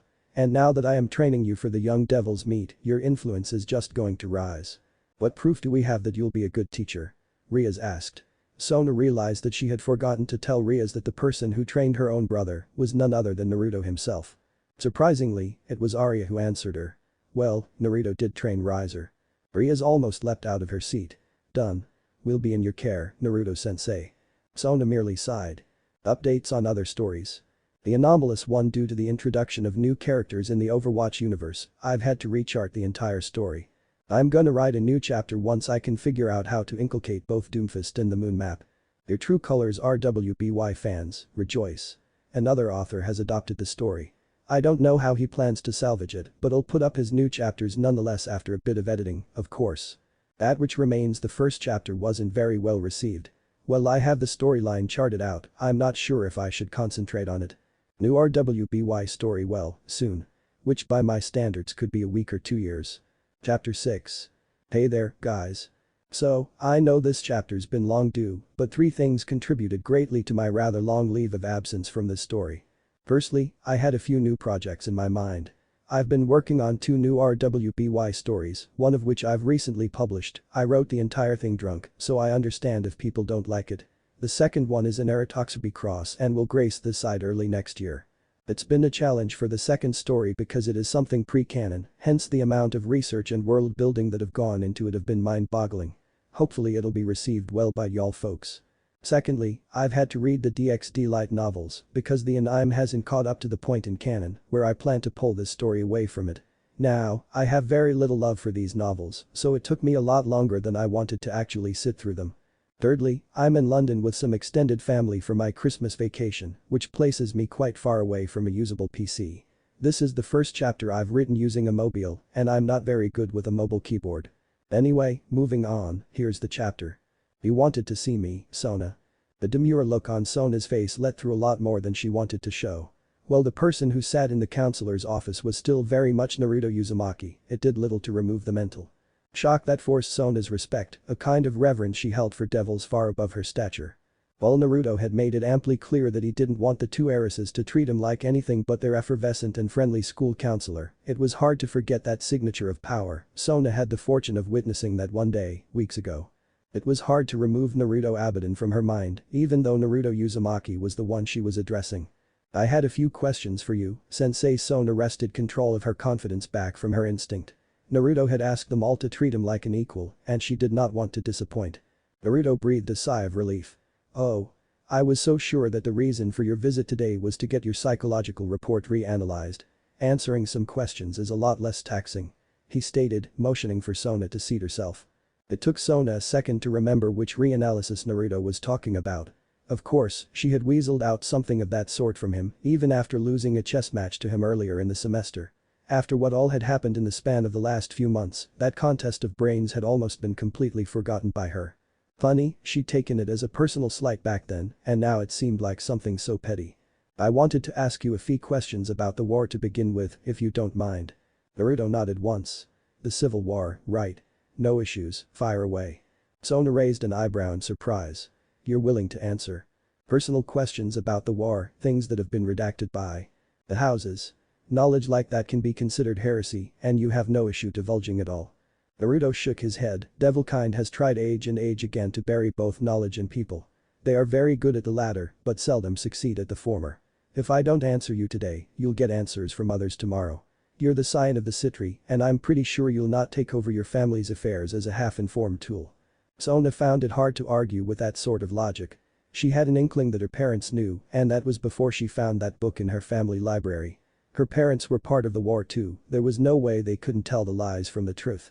I know, but partly due to my curiosity, and partly because the chance your presence has provided, I have a number of things I'd rather ask you personally. She reasoned. You want in-depth accounts of the stuff I did during the war? I'm not quite sure you're old enough for content that graphic in nature. Naruto's generally cheerful tone deepened as he delivered his final few words, and behind it lay a promise of deeds done in silence and darkness. But it wasn't just curiosity that drove Sona.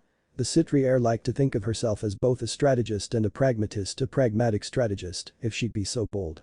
One Sona told her that Naruto had pretty much single-handedly drawn out the Civil War for a whole year, while also training the current-day Satans. Sona started doing what she did best. She started running scenarios. She started charting out the entire year, taking events as references from the most obscure books, mostly untouched by the censorship bureau. She ran through numbers and houses, trying to figure out a scenario which could actually be considered a logical possibility, no matter how low the odds of such a scenario may be. And she had come up with nothing. How did you do it? She asked. The reverence in her tone was definitely not lost on Naruto, who caught on to the source of the question admirably fast. You can't see any possibility of me having pulled it off without help, can you? Sona shook her head. A lot of the important skirmishes and defections happened on dates too close to each other, yet too far away from each other by distance. If the records in Bifron's book, which has been verified by many devils, is to be believed, you'd have to be in many places in the same time span to actually even get half of these done. So, how did you do it? Naruto glared at Sona for a second, and the young devil was suddenly reduced to a nervous wreck as the realization of what she'd just insinuated caught up with her. She had just questioned the capability of someone who had ripped open the first archangel in front of her very eyes. Thankfully, her nerves caught a well-deserved break when Naruto's face broke into a genuine smile. Sona, your intelligence and curiosity always manage to catch me off guard. It's one of the many things I respect about you. I was a silent terror during the war, and not many devils had the time or patience to chart all my movement, so what I used was a clone technique. Sona was silent for a scant few moments, her mind running through the archives of known devil magic types. There's no known devil magic that allows for the creation of solid clones. The mirage spell is the closest thing that exists to what you claim to have used, and that relies on careful usage of high-level fire magic to create flickering illusions of the user. Naruto chuckled for a second before raising one of his hands and pointing right behind where Sona sat. Before she could even turn around and look, she heard Naruto's unmistakable voice rose behind her. "I never said it was a devil technique, did I?" Behind her stood another Naruto, unmistakable in both stature and features from the original. Her breath caught in her throat as the clone dispersed into a puff of smoke. "A human technique, the shadow clone. Don't bother looking for it in the archives, it is far too ancient and too damn rare for the devils to know about, just like most of my other techniques." Sona locked her gaze with his again. "And you're completely okay telling me about all these techniques?" Naruto returned her gaze with his own, the smile on his face still firmly rooted. "Not all of them, Sona, but I consider you all my friends, and there shouldn't be so many secrets between friends. Till a few days ago, your heritage was a secret to us, could you please answer me seriously?"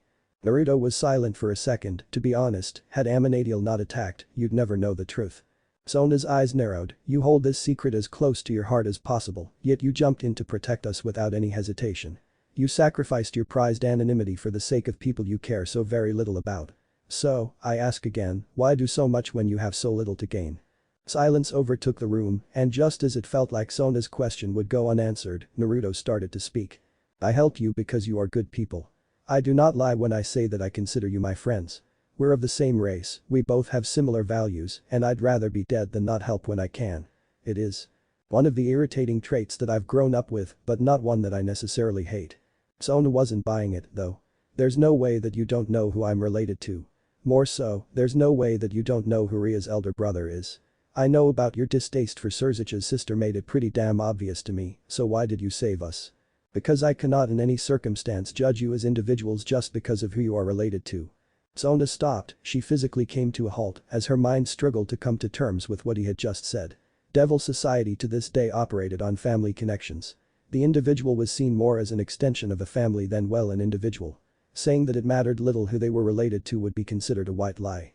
Yet the calm and collected way Naruto had stated his reason made it seem so factual, almost like Naruto didn't even think much of spitting in the face of the norms of devil kind. "It is also why you got no preferential treatment, even though Sarah was one of my closest friends." That's when it sunk in, Naruto actually didn't give a damn. It explained why he helped Issei, even though he was by extension invariably helping Surzich's. It was why he was so candid with what he wrote in her mental review. He wasn't swayed by family power or power in general. How much power did he have if he could so blatantly disregard the powers that be? Back during the war too, it didn't matter to me who I killed. It didn't matter if the person I tortured was a duke or an earl.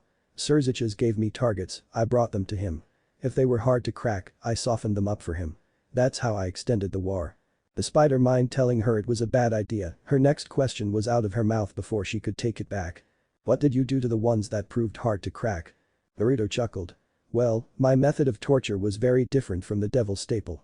I was never formally trained in torture, so I came up with a theory that was a lot different than most." Naruto's eyes glazed over, as if he was remembering something painful. "I didn't hurt them, you know. Hurting them never helps. They knew I couldn't kill them. If even humans can desensitize themselves to pain, do you really think devils would find it any harder to do?" Sona gulped. "So, how did you do it? Take a look at the clock on the table, will you?" Confused, yet interested, Sona did as asked. "Now, look into my eyes." And she did. Her own eyes widened as his eyes shifted color, losing their original cerulean in favor of a sinister red, with ripple-like patterns running through them. Of all the things she had been expecting, the room catching fire wasn't one of them. She reacted as soon as she felt the heat, her mind already casting one of her family's famous water spells. But nothing came. No water, no spell, nothing. Her magic was inaccessible to her, almost like her stores of magic energy didn't exist. Before she could respond, the flames simply flickered out of existence, leaving a panting Sona sitting in front of Naruto, like nothing had happened. Wait, sitting. She could feel the perspiration on her skin, she could remember the heat perfectly, so where had it gone? What had Naruto done? "Look at the clock again, Sona." Shaken out of her ruminations by Naruto's carefree voice, Sona looked at the clock. It was an hour further than what it was supposed to be. "Did you just turn the clock ahead?" Naruto smiled. "If you look outside, you'll see that it is getting darker too." Sona raised an eyebrow. "What was that spell? I didn't know you could alter time itself." Naruto chuckled. "Well, I believe I'm powerful, even I don't have methods of messing with time." Sona yet again thought back to the devil archives. There was no such skill listed anywhere. Sure, devils could mess with the memories of others, but that was generally done by planting memories or through charming spells. What Naruto had shown her was none of those. It's one of the few abilities that are unique to me. In my eyes, you've been sitting on that chair with a vacant expression on your face for an hour. Hell, I even did my paperwork to prove to you that the time did pass. And sure enough, the papers that he had been working on when she walked in were neatly signed and arranged in piles on his desk. So, you made me feel like an hour passed within the span of a few seconds. And what about the flames? Those were real, weren't they? Naruto shook his head again. Sona, a blaze of such intensity would leave marks behind. To explain why it felt so real, well, I made your mind believe it was real. There was no stimuli, but your body still reacted, which explains the sweat. Sona nodded. If Naruto was messing with her mind, it made sense that he could disable her magic too. But how had he used this technique for interrogation? She didn't even have to ask the man before he launched himself into explanations. The mind perceives time differently from the body. While I sped up your cognition of time, I generally use this technique to do the very opposite. Add in a few gruesome personal images like let's say the target's entire family being tortured over and over again. You can see how it would break even the strongest of men. Sona now understood why Naruto showed her the flames. If their realism was anything to go by, she could imagine the circumstances Naruto pointed out. Not that she wanted to imagine something so disturbing. How long did they generally last? No one's made it past a day. Naruto commented offhandedly. But a day lasts generally a good decade or two in my technique. Say whatever you will about devil royalty, but they sure aren't easy to crack. Sona shuddered at the possibilities. A decade of hyper-realistic mental torture would be enough to break no matter who it may be. What generally broke then wasn't even the torture, it was the lack of power. Okay, so that came as a surprise. Naruto accredited them cracking to something other than immense mental torture. Sounds banal, doesn't it? They don't break when I break everything that matters to them in front of them. They broke when they forget the feeling of their power. When they forgot what made them them. It wasn't their family or their lovers. It was them forgetting the feeling of magic, it was them believing that lost everything that made them them. I gave them a little taste of being human, and that's all it ever took to break them. Sona gulped. It tied in perfectly with how devil society worked. Without power, you were nothing. Taking away their powers, Naruto had given them a taste of what would happen to them if they went against Surziches. Better to have a little of something than a whole lot of nothing, don't you agree? Sona nodded hesitantly. Merely these two powers in tandem made her simulations of the war become coherent. She didn't know what else Naruto had in store, but she knew that just these two powers wouldn't have been enough to take down Arya. That's all I'm willing to tell you about the war, Sona. If you have something else to ask, go ahead, feel free. There went most of the other questions she had in while. Well, it didn't matter. She had enough knowledge about the war to piece together the rest of it. She had time to do that. The questions still left in her mind were a bit more immediate. You had every right to refuse Ria's deal. You have no reason to want to train the sister of someone who hurt you so. You can easily kill us all and start over somewhere else. So, why did you acquiesce to her demand so easily, she asked. The question had been bugging her since that night, weeks ago. She had half expected Naruto to disappear the moment he killed Amanadiel. Who was there to stop him, after all? But he hadn't. No, he stayed and even took on Ria's demand for training. Would you believe me if I said that I'm here because property in devil-owned towns is cheaper than other places? Sona's sharp reprimanding glare was answer enough. Okay. Sorry, but you set me up for that one. Now, think back to what I said earlier, and maybe you'll get your answer. Sona shook her head. You might not hold us responsible for the sins of our families, but still, you're training the sister of the Satan who wronged you more than almost any other. Plus, you are a devil, and devils don't just give away their tutelage. What do you want from her, from us? Naruto narrowed his eyes. So, you haven't approached me for training sessions because you believe I want something from you? Well, I'll be frank, I do want something from you, something you're already giving me.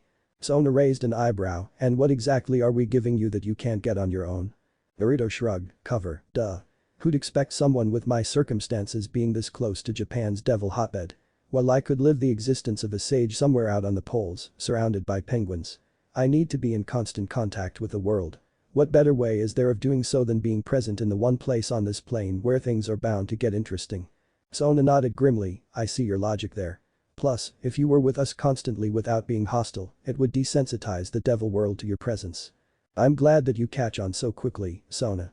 Plus, if anything goes wrong, say, like the sudden emergence of an archangel long since lost in history, I can be of assistance. With you vouching for my identity, no one will suspect a thing. Plus, it gains you some much-needed reputation, seeing as you are now one of the angel-slaying heiresses. Sona grunted. And why is it that you are so adamant about maintaining this proximity to our affairs? You left the underworld to get away from our politics, so why are you sacrificing the freedom you've stolen?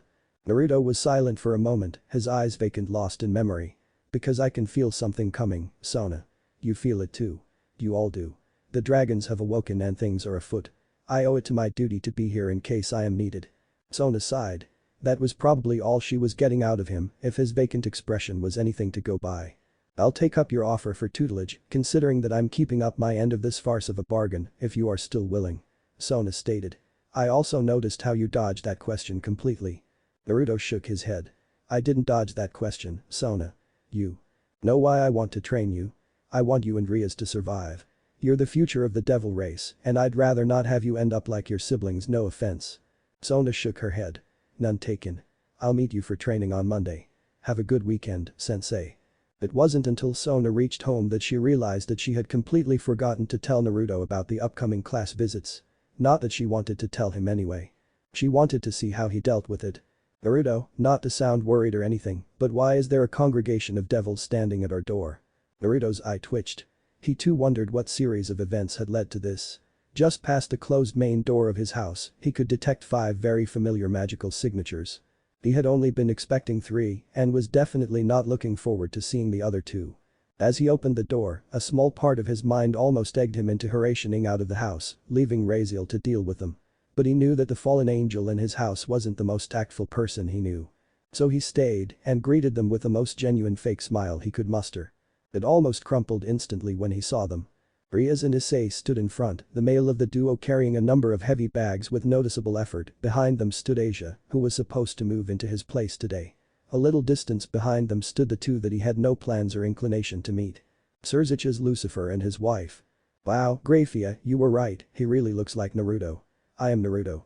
That shut the current Lucifer, a single, fleeting second of fear flashed in his eyes before he remembered that this person also shared his name with his former teacher. Naruto Uzumaki, to be precise, as the Westerners say it.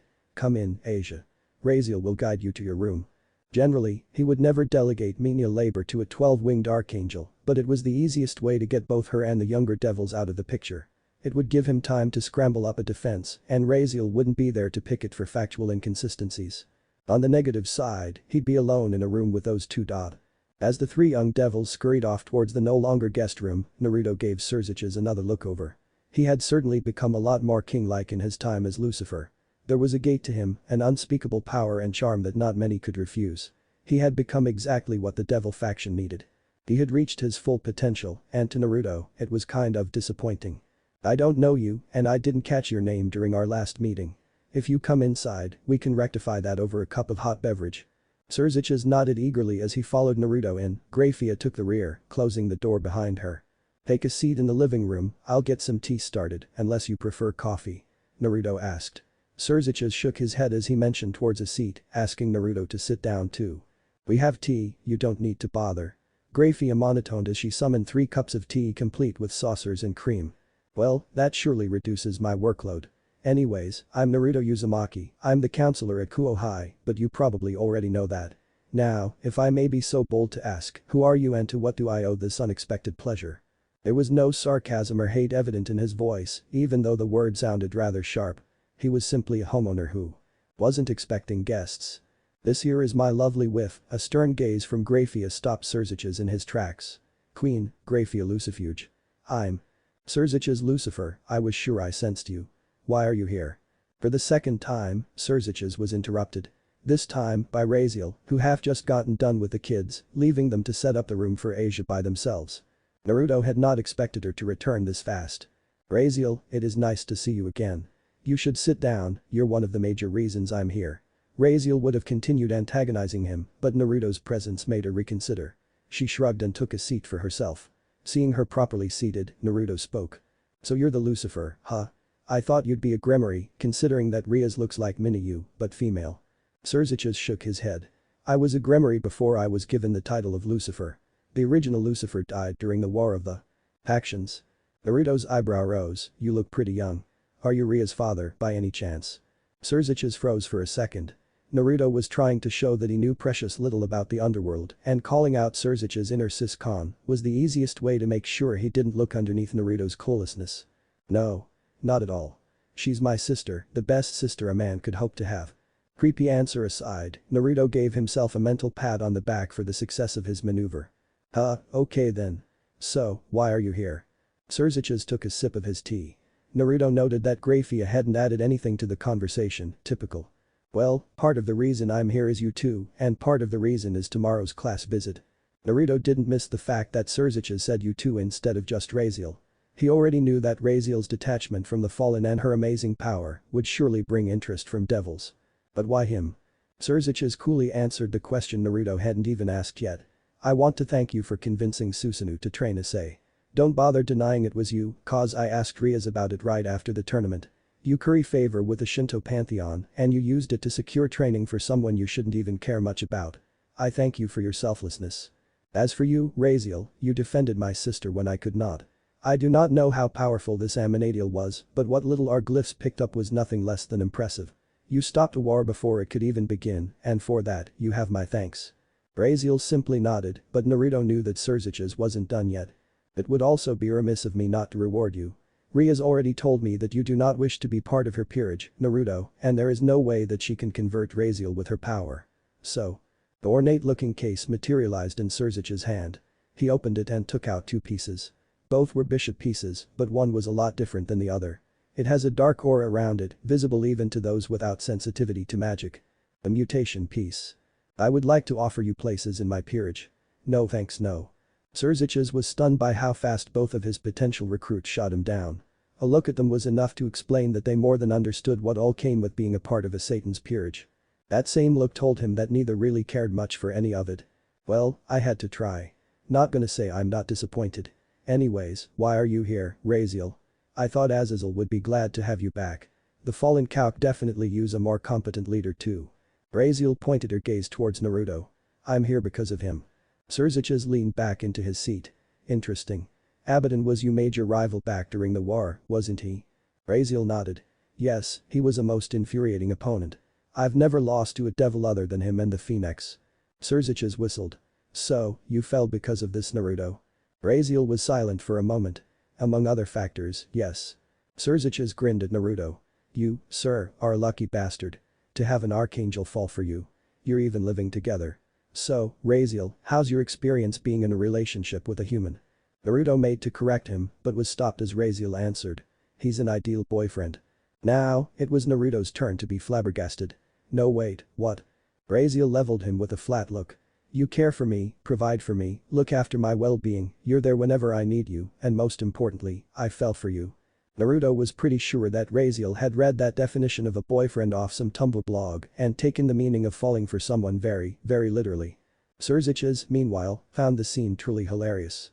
Mr. Uzumaki, your life is a primetime drama. I love it. He commented, ignoring the glares from Grafia. Now, I need your help if you are willing. Naruto's heart urged him to say no, but to keep his act up, he had to say otherwise. He nodded, and Surzich's continued. Me and Grafia arrived a day early so we could spend a day with my sister and her peerage. Sadly, we don't have a place to stay the night. Would it be possible for us to crash here? We'll take care of the dinner, if you allow us. Naruto's mind went into overdrive. There were 100 hotels in the vicinity of Kuo, and Surzich's was anything but poor.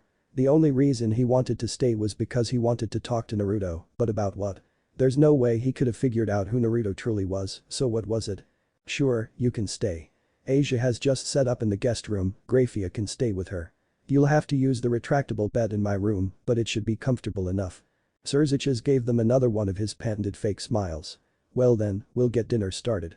Dinner was a pleasant affair or as close as it could be with three, red four, creatures of incredible power, crowded with a high-class devil's peerage over a small dining table. The rest of Ria's peerage had arrived minutes after Naruto confirmed Surzich's stay. After the dinner, Surzich's brought out the wine. This was the kid's cue to leave. Mere minutes later, Naruto found himself sitting on the terrace with Surzich's, a few bottles of red wine between them.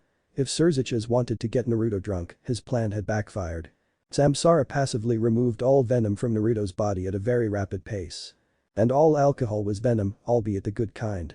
Surzich's, on the other hand, was pretty fucking drunk. Devils loved alcohol because it was one of the few things that still had an effect on them. Though it had taken a good number of bottles, Surzich's natural resistance to alcohol had long since stopped hampering the velvet-liker progress through his bloodstream. You really are like him, you know. Great, apparently the alcohol wasn't enough to knock him out. Like who, exactly? Surzich's rolled onto the floor, stretching his limbs. He reached out into his pocket and brought out a pretty worn-out, red wallet. He opened it, and staring at Naruto was that one photo that all 6 of them had taken together, mere weeks before their paths had led them to Castle Inferno. Naruto didn't have a copy, so seeing himself as a much younger Evil was a novel feeling for him. Sure, not much had changed over the years, under his meager hench. The one glaring difference was his smile. It was nowhere near as genuine as the one in the photo. I'd know if I looked that handsome, Surzich's. Humor and alcohol was a pretty good mixture, and Surzich's was making the most of it. Naruto was sure that he had never heard his once pupil laugh this genuinely. I know you're not him. I'd know his presence anywhere. Surzich's bragged. To be honest, anyone who knew him would. He was like that. He was that powerful? Naruto asked. It wasn't every day that he could get Surzich's side of the story, and he was quite intrigued. He was strong as all hell. I believe if I fought him now, he'd still beat me as convincingly as that one time we fought in the ultimate level qualification exams. Naruto chucked. That's awfully humble, coming from Lord Lucifer himself. Surzich's grunted. If not for him, I would have never become Lucifer. Tell me, as someone who has spent the last few months in constant contact with young devils, were you surprised by how different we are to our comparative fictional versions? Naruto nodded, Surzich's continued. This is what he gave us. If not for him, devils would have never emerged from the debris of their past. He painted the way for us. If I'm Lucifer, he'd be Satan. Naruto hummed, I thought the Satans were for. Surzich's sighed, yeah, no. They were originally Satan's bodyguards, till Lucifer killed one, took his place, incited a revolt and killed the original Satan. Kinda funny how history repeats itself. Innit? Naruto sighed, so, where is my namesake now? Surzich's was silent for a good 10 seconds, and when he began speaking, guilt laced his voice. He left the underworld merely days after the end of the Devil Civil War. In part, I contributed to him leaving. Naruto raised an eyebrow, what did you do? Surzich's stared out at the sky, speaking to no one in particular. I promised him certain things post-war that I to this day have yet to make a reality. I also ended up marrying the woman he loved without realizing that he still loved her. Ouch, so I guess he doesn't think quite as highly of you as you do of him, huh? Surzich's shook his head. It would be impossible to do that, even if he wasn't always in direct opposition of me. Naruto, how much do you know about the power structure of the underworld?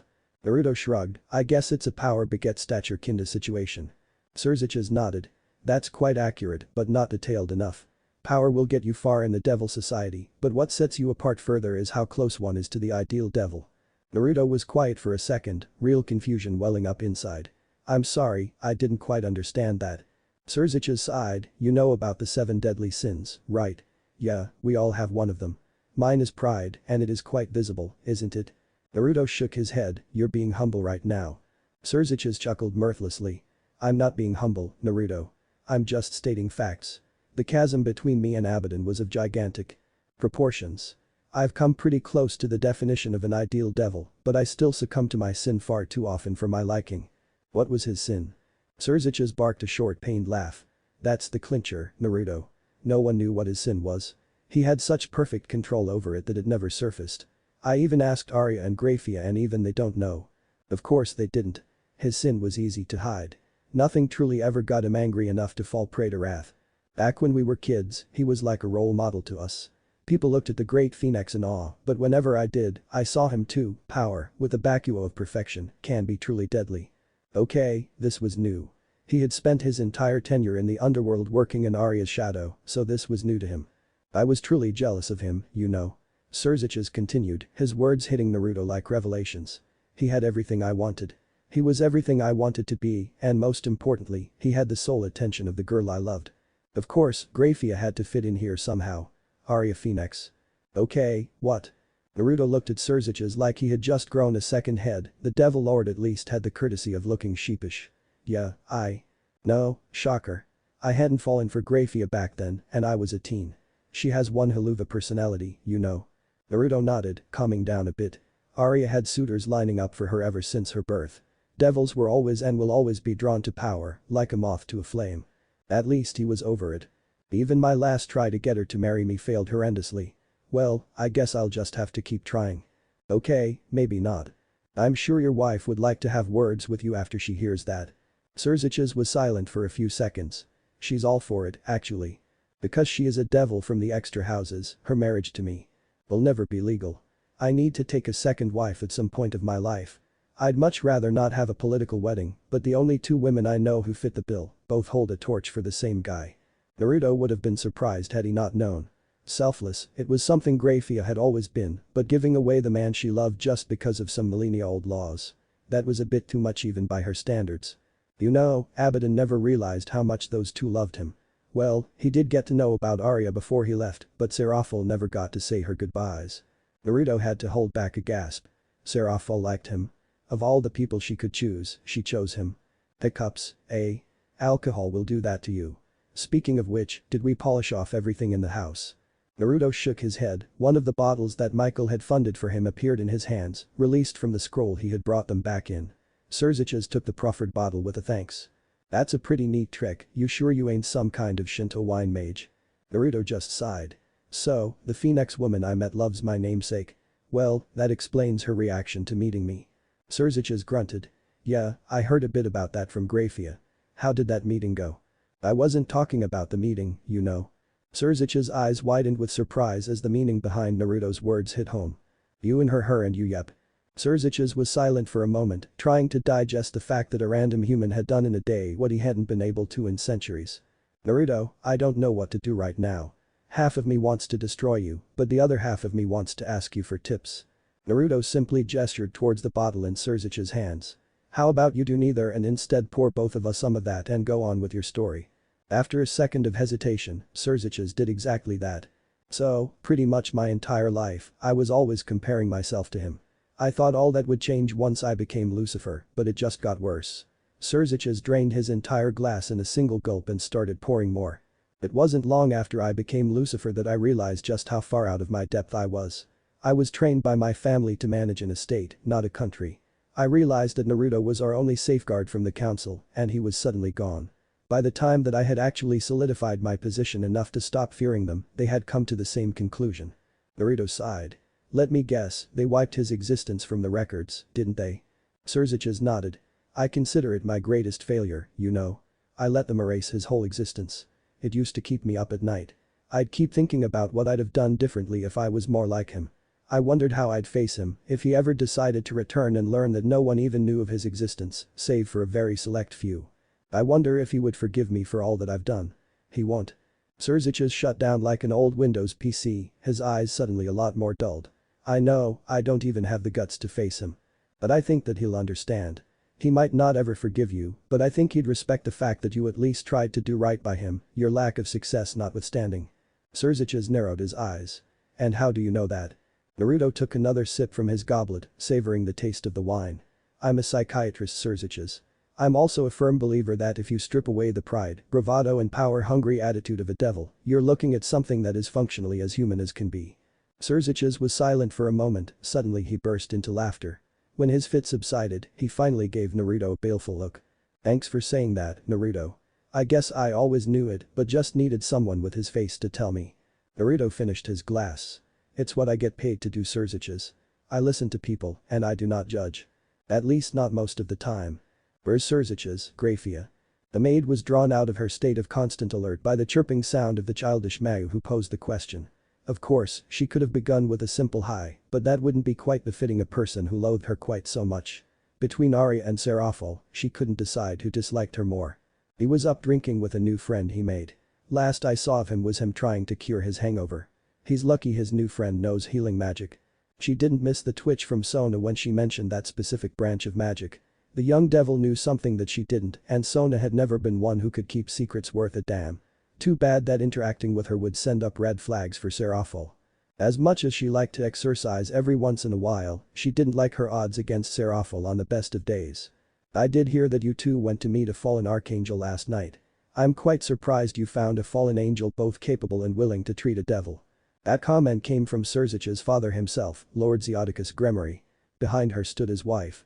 Seeing her always evoked a pang of pain within Grafia because Venelana had what she didn't.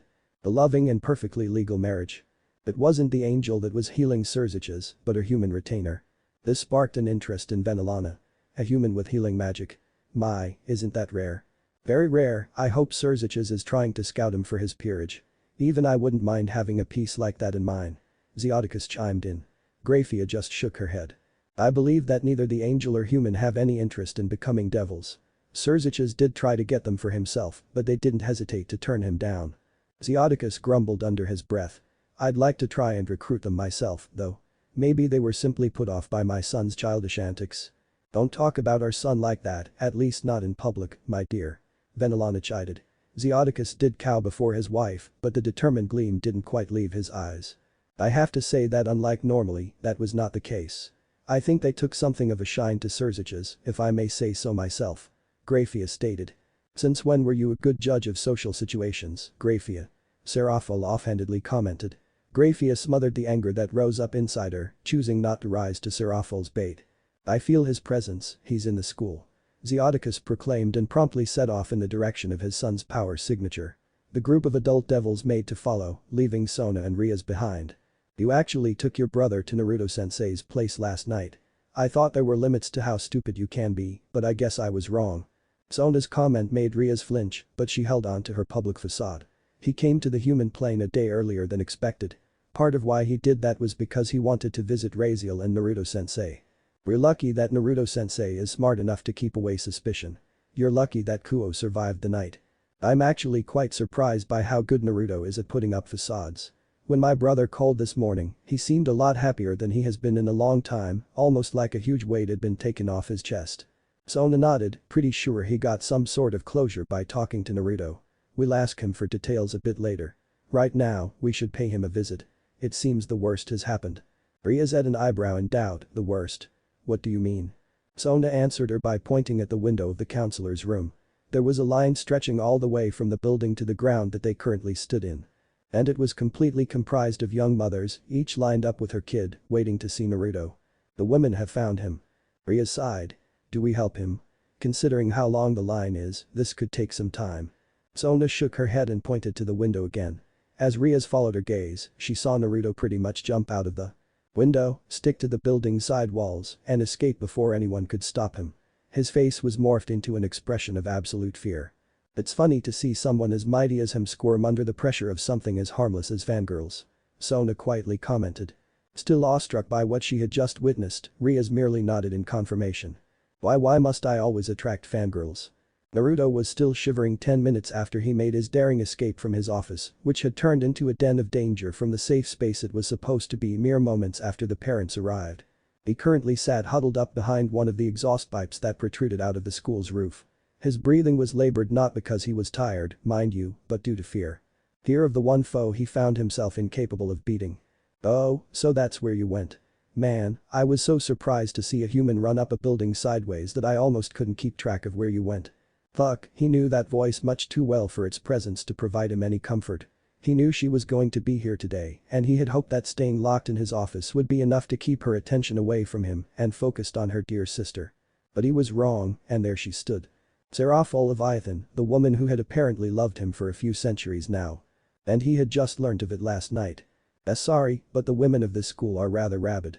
He got a good look at Seraphil as he looked up from his scrunched up position on the ground.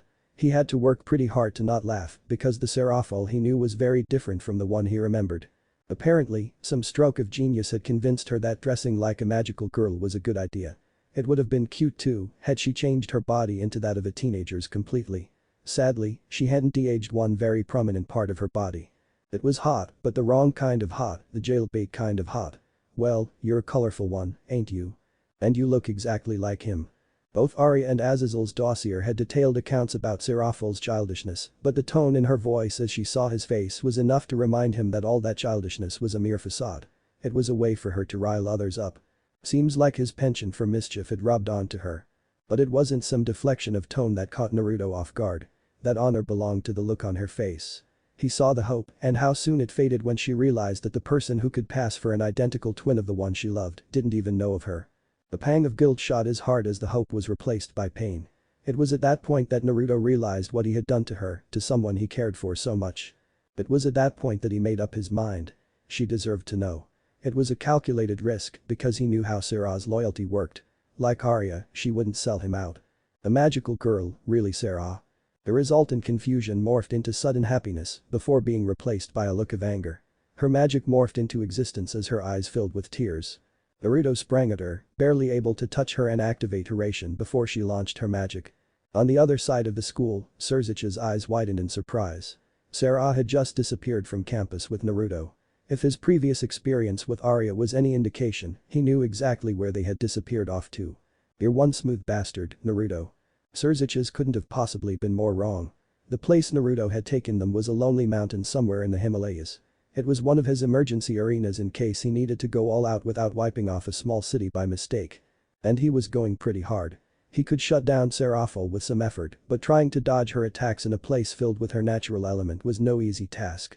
It didn't help that he was cuffed, considering most of his techniques would obliterate the woman he was merely trying to calm down. He brought her to the mountain because of the notion of cooling her down. Should have taken her to the Sahara Desert when she would have been severely less deadly.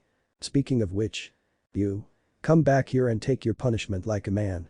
The dragon made of pure ice followed him as he jumped from cliff to cliff. It was quite funny, considering that he was the one responsible for teaching Sarah said technique. Kinda ironic how it was being used on him. "Sarah, can we just talk about this?" He was answered by a hail of icicles appearing out of thin, frigid air. He quickly used a kawarimi to get out of said situation, only to find that the dragon had circled around and he had appeared right in its path. "Talk about this? Back when we were about to fight the old Satans, I told you I had something to tell you afterwards." The dragon connected with Naruto's airborne body, encasing him in enough ice to form an iceberg in midair. Said iceberg then continued to grow, feeding off Seraphil's power, till it became one with the cliff next to it. "You didn't even stay long enough to let me say goodbye." Seraphil stared at her work, heavily panting due to the amount of effort it took. Yet, something told her that her attack was ineffective. Even though she could see Naruto's body, frozen in the middle of the iceberg. "I had to leave, Sarah. Had I stayed, it would have just gotten harder. If I had to say goodbye to you all, I'd never had left." Lo and behold, as she turned around to attack the source of the voice, her body was engulfed by arms much longer than her own, and she felt warmth, even at the altitude they were at. She felt something warm slide down her face, she tried to stop them, but the tears had a mind of their own. "I'm sorry, Sarah. I should have noticed. If I hadn't been as daft as I am, I would have reciprocated." Sarah's breath hitched in her throat as her resistance crumbled. The noise that escaped her throat was something between a laugh and a snort. She decided not to speak, but instead to reciprocate Naruto's hug. And with a shower of golden sparks, they were in a place unknown to her. It was a room, probably in Kuo, because she could feel the monstrous signal of Surzich's power somewhere in the distance. She was in Naruto's house. "I love you, Sarah. I'm sorry it took me so long to realize that you felt the same." Sarah placed her hand over Naruto's chest. "You're not leaving me. Now. You've said the words, sure, but it'll take time and effort to make me believe them." Naruto nodded. "I have a few centuries worth of making up to do, huh?" Sarah nodded back. "I'm not going to make it easy, you know. You're lucky that you told me and not Arya, she wouldn't have been quite this unwilling to do you bodily harm." A startled cough that escaped Naruto's chest was something Seraphil didn't expect, but once it did happen, she didn't take long to put two and two together. "She knows, doesn't she?" Naruto nodded, slowly. "Me and dear Arya are going to have one hell of a talk after we're done here. If it prevents a fight, she didn't tell you because I asked her to keep it a secret." Seraphil glared at him. "And she believed that I couldn't keep it a secret. I've loved no one else other than you since the war. She's taken other mates, in the human realm what more. If anything, I'm the one who should have been keeping the secret." Naruto chuckled sheepishly. "Yeah, about those other, human mates." Again, Sarah put two and two together really fucking fast. "It was you, wasn't it? Guilty as charged." Sarah didn't respond verbally, instead, she pushed Naruto hard enough to make him land on the bed a good 5 meters behind him. Before he could respond, Seraphil was on top of him. "Naruto, this is definitely among the things you have to make up. Now, you better give me a fucking of a lifetime or so help me God I will give you a literal case of blue balls you will never forget. I will not suffer the title of the lone virgin Satan a day longer." That surprised Naruto for all the wrong reasons. "Wait, you're saying that Falbium got laid? With that lazy attitude of his? What, did a succubus somehow just chance upon his chambers one fine day?" Seraphil shrugged, "Being able to stick your into whatever you please is one of the perks of being a Satan. And by the end of the night, I will make fucking sure that the inverse is also true. She proclaimed as she started to unbutton his pants with the care and gentleness of a wrecking ball. The highly driven, libido-filled virgin was she. Ahem. And midway through the motions, she stopped dead in her tracks. In the heat of the moment, she had forgotten that there was another power signal she felt, one much closer to them. One too holy to be a devil, yet too tainted to be an angel. What are you doing on top of my boyfriend? Raziel monotoned, a light spear forming in her hand. You're not my girlfriend, Raziel. Naruto groaned, he already felt a headache coming on. We've already had this conversation, Naruto. Raziel spoke as she walked in through the door. Sarah meanwhile was too stunned to even get her priorities right. A demon, a fallen angel and me. What kind of super-powered harem are you trying to build, Naruto? The dull look that met her was answer enough, but Naruto had some words to add to that. Yes Sarah, I completely control everyone who falls for me mind and body. It was then that a saving grace appeared in the form of a distress beacon. Someone had used one of his Hiraishin kunai, and the location of the beacon was enough to let him know exactly who. Okay ladies, as much as I would like to continue this, I'm being summoned by a god. Now as you very well know I would rather not have a divine curse placed on me, so I plan to respond promptly. And that was all it took to snap them out of their combat positions. Hell, even Raziel's light spear fizzled out. Now, Sarah, I'd love to pick up what we started here at a later date. Whenever you're free, sort out your squabble with Arya and tell her to pass on a message to me. I'll provide you with a more personal form of communicating me later. He then leveled his gaze on Raziel. As for you, when I return, we're going to have a long and informative talk about what human relationships entail and why I am not your boyfriend, despite how it flies against what you've read on the internet. And with that, he disappeared, leaving behind a shower of sparks and two very confused women. He reappeared inside the head shrine of Kyoto. A few of the Tengu guards tensed up due to his sudden arrival, but relaxed at Susanu's signal. How are you, Naruto? He asked. As a response, Naruto pinched the bridge of his nose. You, Susanoo, just got me out of a very sticky situation. Also, hello Amaterasu.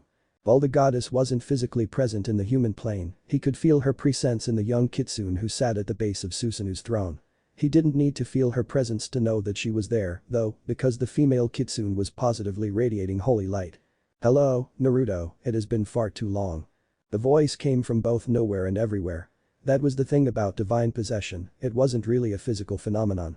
Hence, no real voice box. What kind of situation are we talking about, Naruto? Do you require assistance? Naruto shook his head. Girl trouble. Susanoo grunted, sorry, can't help much there. That's perfectly fine. So, am I right in guessing that you haven't summoned me here just to have a nice chat? Cause I could definitely appreciate that right now. The shake of Susanoo's head was just as disappointing as it was predictable. We have something of a situation here, Naruto. And we would appreciate your help.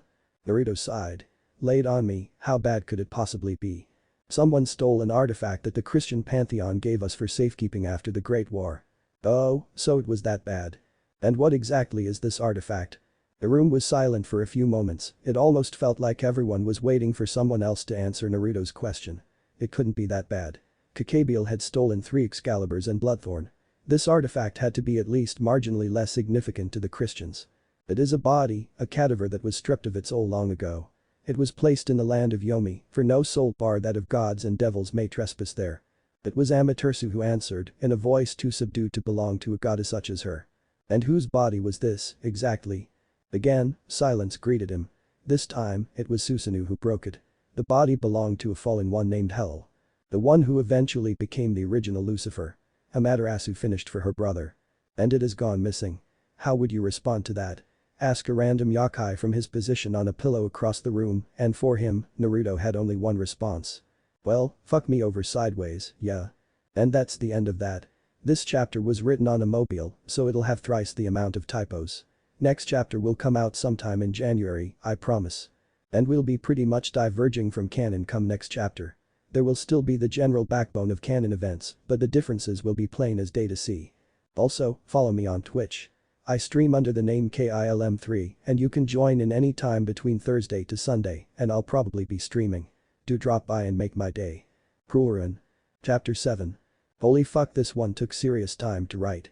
Ended up learning so much more about Japanese mythology and the Gosha that I might actually end up acing an exam on the topics. Still, here's the chapter. Writing so much killed me a bit inside, so I hope you find it enjoyable. I still do not understand. Isaka glanced at the tall, blonde devil standing next to her. What did he not understand? They had received an order from the gods, and they were supposed to carry it out.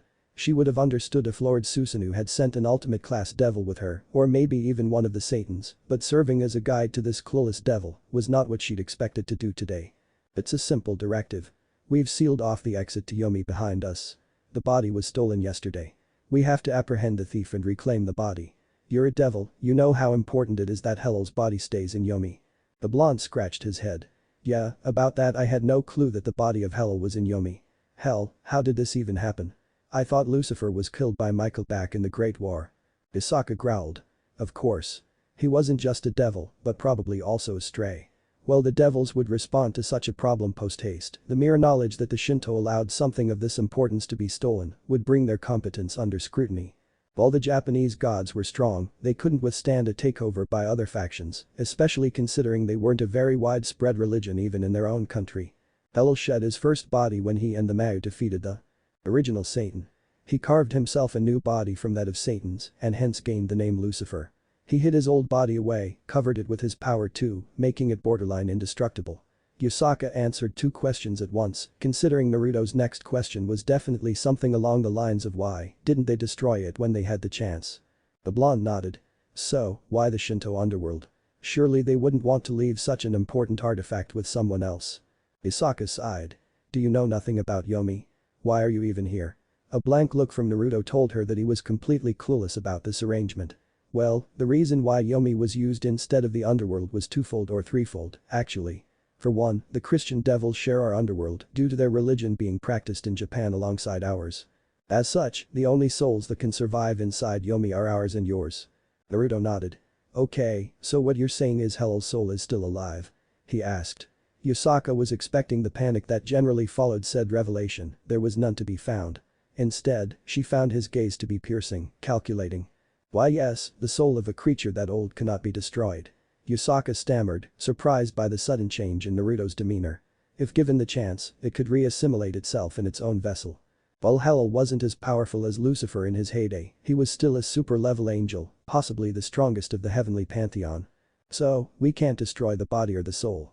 Well, that explains why he was put here. What was the second reason? Naruto asked. Again, Yusaka found herself compelled to answer, Naruto's abrasive tone notwithstanding. She felt like she was answering to a greater being than her. Well, the second reason was much more complex than the first. An empty body with that much power is something both the devils and the fallen would want. Transposing souls isn't an easy task, but both Azazel and Ajuka could possibly do it. Imagine a human with a sacred gear, but transposed into the body of the strongest angel out there, Yusaka answered, leaving the consequences of such an act to Naruto's imagination. You mentioned a third reason, what was that? Yusaka sighed. The Shinto pantheon isn't the strongest one out there, as you surely know. The Buddhas and Christianity have a larger impact on Japan's culture than well us. There's a reason that we haven't been completely overtaken by the other religions, and that's because if we go, Yomi goes too. And if Yomi goes, Hell's body has nowhere to be stashed. Naruto finished for her. That's a valid problem, explains why Susanoo called me instead of Sursages. The political backlash of such an occurrence would sever any ties of trust between the devils and the Shinto. Isaka nodded. You're smart, well I can't see why Lord Susanoo trusted a no-name devil with such a monumental task, I respect his wishes. At least you won't be irritating to have around for such a journey. Naruto raised an eyebrow. Such a journey? Exactly how large is Yomi? Isaka chuckled, for the general human soul, the journey to Lady Izanami's sanctum takes a full year. Between the two of us, it shouldn't take more than a week or two, provided you don't slow me down. Naruto sighed. Man, I didn't even leave a clone behind. I guess I'll have to pull a few strings with Sona and get myself some paid vacation. Between Raziel's exorbitant expenditure and getting the house ready for Asia to move in, I'm already running low on funds. Isaka leveled Naruto with a glare. The devil had been tasked with a quest by the very gods himself, yet he cared more about his job. What do you even do, Naruto? She asked, genuinely intrigued by Naruto's belligerence. Well, I'm a counselor at Kuo. He answered, confusing Isaka further. You believe that the job of a counselor is more important than earning a favor from a god? She asked, genuinely curious. Naruto shook his head. Favors from Susanoo don't count for much. He already owes me enough. While getting a favor from Amaterasu does sound interesting, I don't think it'd be much use yet. He concluded, his words serving to confuse Yusaka even further. Lord Susanoo already owed this devil favors. Just who was this devil? "So, should we be on our way, my fair lady?" he asked coyly, snapping Yasaka out of her ruminations. Her questions could wait. Right now, she had a job to do. She was an ultimate class entity and Lady Amaterasu's vessel. She couldn't let some unnamed devil show her up. Metempsychosis Chapter 7. "So, let me get this right. You want me to represent the devils in this peace conclave of yours?" Arya and Seraphil sat on one of the sofas in Naruto's living room. Raziel sat across them. They nodded in response to her statement, even though it wasn't a question. "I'm a fallen angel. Why would I represent another faction during the conclave?" Raziel's logic was sound, but counter-arguments were the weapons of a politician, and both Arya and Seraphil knew how to wield it well. "You've been quite adamant in proclaiming Naruto to be your boyfriend, which already places you closer to our faction than the Fallen, considering Azazel is deathly scared of you," Arya commented offhandedly. "Speaking of which, why do you call him your boyfriend? Are you actually physically attracted to him?" Seraphil chimed in. The derailment brought a frown to Arya's face, but she knew that while Sarah had just closed a path of negotiation, she'd opened another one. "I already explained to you. He's my boyfriend because he takes care of me." Raziel droned. The smile that appeared on Seraphil's face was proof enough that she expected this exact response. "Yeah, you basically just called him your caretaker. There's a lot more of a difference between the two, you know." Seraphil spoke, confusing Raziel. "There are differences. Enlighten me," Raziel stated. This time, it was Arya who answered. "Well, a boyfriend is like an equal more than a mere slave, for one. Secondly, you generally want to get boned by your boyfriend. Thirdly, you're always loyal to your boyfriend and vice versa." Arya answered. "My loyalties definitely lie with Naruto. He's earned both my respect and adoration. While he does take care of me, this is his house. He's never lorded that over me, so I do believe that we're equals." Raziel paused for a moment, adopting a thinking pose. "This boning on the other hand is not something I have heard of before. Would you care to explain what that is?" Arya smirked. "Boning my dear Fallen is the greatest pleasure known to man, woman, devils and gods. It's the reason so many angels fell, even those who persevered through God's death." Raziel grimaced. "So this boning. It is a sin, is it not?" Arya shook her head. "It's an instinct, really. It's supposed to be beneath the angels, considering your lofty shows of grandeur and purity. Trust me, though you might think so too, once you're beneath someone else, hopefully, someone you love, you'll see why it is something so great." Raziel was silent for a second, glossing over Arya's words. "I am fallen. No longer am I bound by the same rules as my old brethren. I shall charge Naruto with the task of boning me when he returns. I will not be denied the chance to research something this intriguing." Arya nodded happily. "There, now it is so much easier to call you Naruto's girlfriend. It's nice to finally meet one of my partners. Do know that I'm the first. You're the second. I'm going to be his priority, so don't ever try to usurp me." Seraphil puffed her cheeks. "She's second. What about me?" Arya shook her head. "Well, you still haven't claimed him. He's been with me for the better part of a few centuries and he's been living with Raziel for a few months. You're really far behind on schedule." Seraphil glared at Arya. "Well, if someone had fucking told me that Naruto was not only alive but also in contact with you, maybe I'd have moved sooner." Arya glared right back. "Are we doing this again? I told you that he didn't want anyone to know." The bickering was stopped by Raziel, who finally emerged from her cocoon of thought. "Arya, you claim to be first, but Naruto lives here, with me. You have no claim to the title." She coolly explained, "Neither of you do." There was silence as both the devils glared at the single fallen angel in the room. Raziel made a show of sipping her tea, but returned their glares with one of equal intensity. After a few 10 seconds, it was Arya who spoke up. "We're not doing this again. My servants did set up the barrier around this house, but I really don't think they can take any more of our attacks and keep up." Raziel looked around at the house, or what was left of it. Arya had arrived the moment Naruto left, and one thing led to another. Soon, all three of them were going at each other. The only part of Naruto's house that was somehow unscathed was the living room, and even that was missing its roof. Plus, Naruto really likes these sofas. "I'd rather not have to reconstruct them," Arya continued. "Anyways, back to the point of the matter, you're Naruto's girlfriend, you're consorting and living with a devil, so why not represent us in the summit? Simple logic, isn't it?" Raziel hummed. "You do make a fair point. I wonder if he'll be back in time for the summit, though. I haven't heard from him for a day. Do you think he could be in trouble?" Seraphil voiced her concern, eliciting a shake of the head from Arya. "It's Naruto we're talking about, Sarah. My bet is that he's giving someone else a tough time right about now." As Naruto cut through his 100th Shikam, Yasaka was forced to change her opinion of him. The way he moves was a testament to his strength, skill and endless stamina. She had hoped to cover the distance between the entrance to Yomi and Lady Izanami's sanctum within a week. She had expected a week worth of error thanks to the devil slowing her down. Now, those troubles were laid to rest, replaced by others. Namely, her own ineptitude. The devil had set a blistering pace on the first day. Yusaka half expected him to tire himself out before long. It had been 3 days since they started off, and they would have reached the sanctum by now had she not needed to stop twice to rest. It was her holding them back, not him. That wasn't all, though. Living creatures walking through the lands of Yomi were beacons for the Shikam to home in on. The impure maidens of the underworld, each Shikam held the strength of a high-class devil. Yet, Naruto ripped through them like they barely existed. He'd disappear mid-stride and reappear, leaving the corpses of his enemies behind. Yusaka could barely keep up with Naruto's movements. It almost felt like he was in a completely different class compared to her. There are no Shikam here, you can rest if you want, Yusaka. She looked up to the dune that Naruto was currently surveying the area from. The vast desert of Yomi stretched as far as the eyes could see, yet she was sure that Naruto could see their final destination. She was supposed to lead him through this treacherous land, yet he had shown no deviation from the most effective path to the sanctum. The desert that was Yomi was no challenge for this devil, and that beggared the question, who exactly was this man? I'm fine. If we keep going, we can reach Lady Izanami's sanctum by nightfall. Yusaka panted, not convincing Naruto one bit.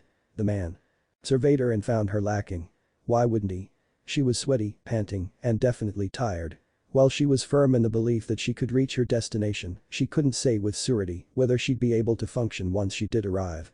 We're here to find someone who has both the power and means to not only break into Yomi, but also steal the body of hell. I'd rather you be able to fight. Naruto answered, sitting down on the ground. There was no discomfort from the endless hours of journey or the wanton brutalization of the Shikam that crossed his path. Naruto was a monster. She knew of all the devil houses and Lady Amaterasu's vessel, how could she not? She was the face of the yokai and had met the Satans on multiple occasions. She even had the bad luck of crossing paths with Zekrom Bale once, but none gave her the sense of unease that this man did. It wasn't his demeanor that made him terrifying, but his visual lack of presence. She didn't even know which house he came from. The name Uzumaki was definitely of Japanese origins, but it didn't belong to any notable clans. He was probably a reincarnated devil, but he held no divine powers, no sacred gears. She could feel sacred gears as a vessel of a goddess. Hence, what surprised her about Naruto was the fact that despite his capabilities, he seemed so mundane. He even had a day job as a high school counselor. What kind of devil did menial labor? She sank down to the ground, finally taking a breath of relief. Her face remained defiant, though. A fact that Naruto picked up instantly. You know, I never could understand fanatics. Of all the kinds people I have met, I never understood what drives you guys. He spoke, further deepening the frown on Yusaka's face. What right do you have to call me a fanatic?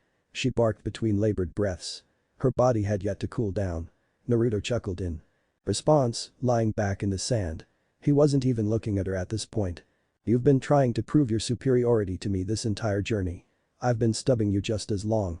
I know you take pride in your role as an emissary of the gods, but why are you so hell-bent on showing your superiority to someone who hardly cares? He asked.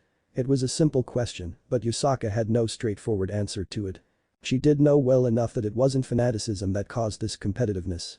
It was more about him being an unknown guy, one better than her, that suddenly appeared out of thin air. The last time she'd met someone like that, he'd left her alone at the proverbial altar with a child. While she hated Kunu's father for what he was, she could never hate him for what he gave her. It didn't help that Naruto looked like him too. Sure, the differences were huge, but he was a powerful person who so much as register on her radar. Added to that were his physical features. Blonde, tall, well-built. Sure, the faces were different, but even the laid-back attitude was the same. She promised herself that she would never let a man like that show her down again, yet here she lay, tired by a mere endurance run. You don't have to answer that question. Instead, can you tell me why my devil powers don't work in here? The question knocked Yusaka right out of her thought-induced stupor. She had completely forgotten to warn Naruto about that. I'm sorry for forgetting to tell you. Yomi is designed to disable the powers of other pantheons. It is the reason why the Shinto gods retreated here during the Great War. She answered, wondering exactly how Naruto was able to still be so effective even after losing a large facet of his power. Naruto grunted. Shame, I could have used my power to get us there instantly, now that I can actually see the place. Yusaka raised an eyebrow. You have a power that facilitates teleportation. I don't know of any demon who can do such a thing without family sigils. While I'm not familiar with devil magic, isn't that form of conveyance limited to the human realm and the underworld? Naruto shook his head. Nah, I don't have a family seal, never needed one. It's my family's magic, I've just taken it a step beyond. Isaka wanted to question him further, but the look of disinterest on his face told her that he really wasn't in the mood to answer. Hell, he was preparing to sleep. I'm taking a quick nap. While I might not be tired, I'd rather be in peak performance shape when we finally do end up at Izanami's crib. And with that, he was off to sleep. Yusaka spent some time studying him, trying to take in his nonchalance and to explain it through logic. He was going to meet the mother of the Shinto pantheon, and all he could think about was the mission. He didn't have the manners and courteousness expected of a high-class devil, but was solely focused on the task given to him. If she didn't know he was a devil, she'd place him as a human, no doubt. She yawned. She could spend hours trying to unravel the mystery that was her current partner, but she was tired and so close to the end of her mission. She could research Uzumaki to her leisure when she got this task done. For now, it was in her best interest to get some sleep. A minute later, she was doing exactly that. Do you really think it is wise to give me this?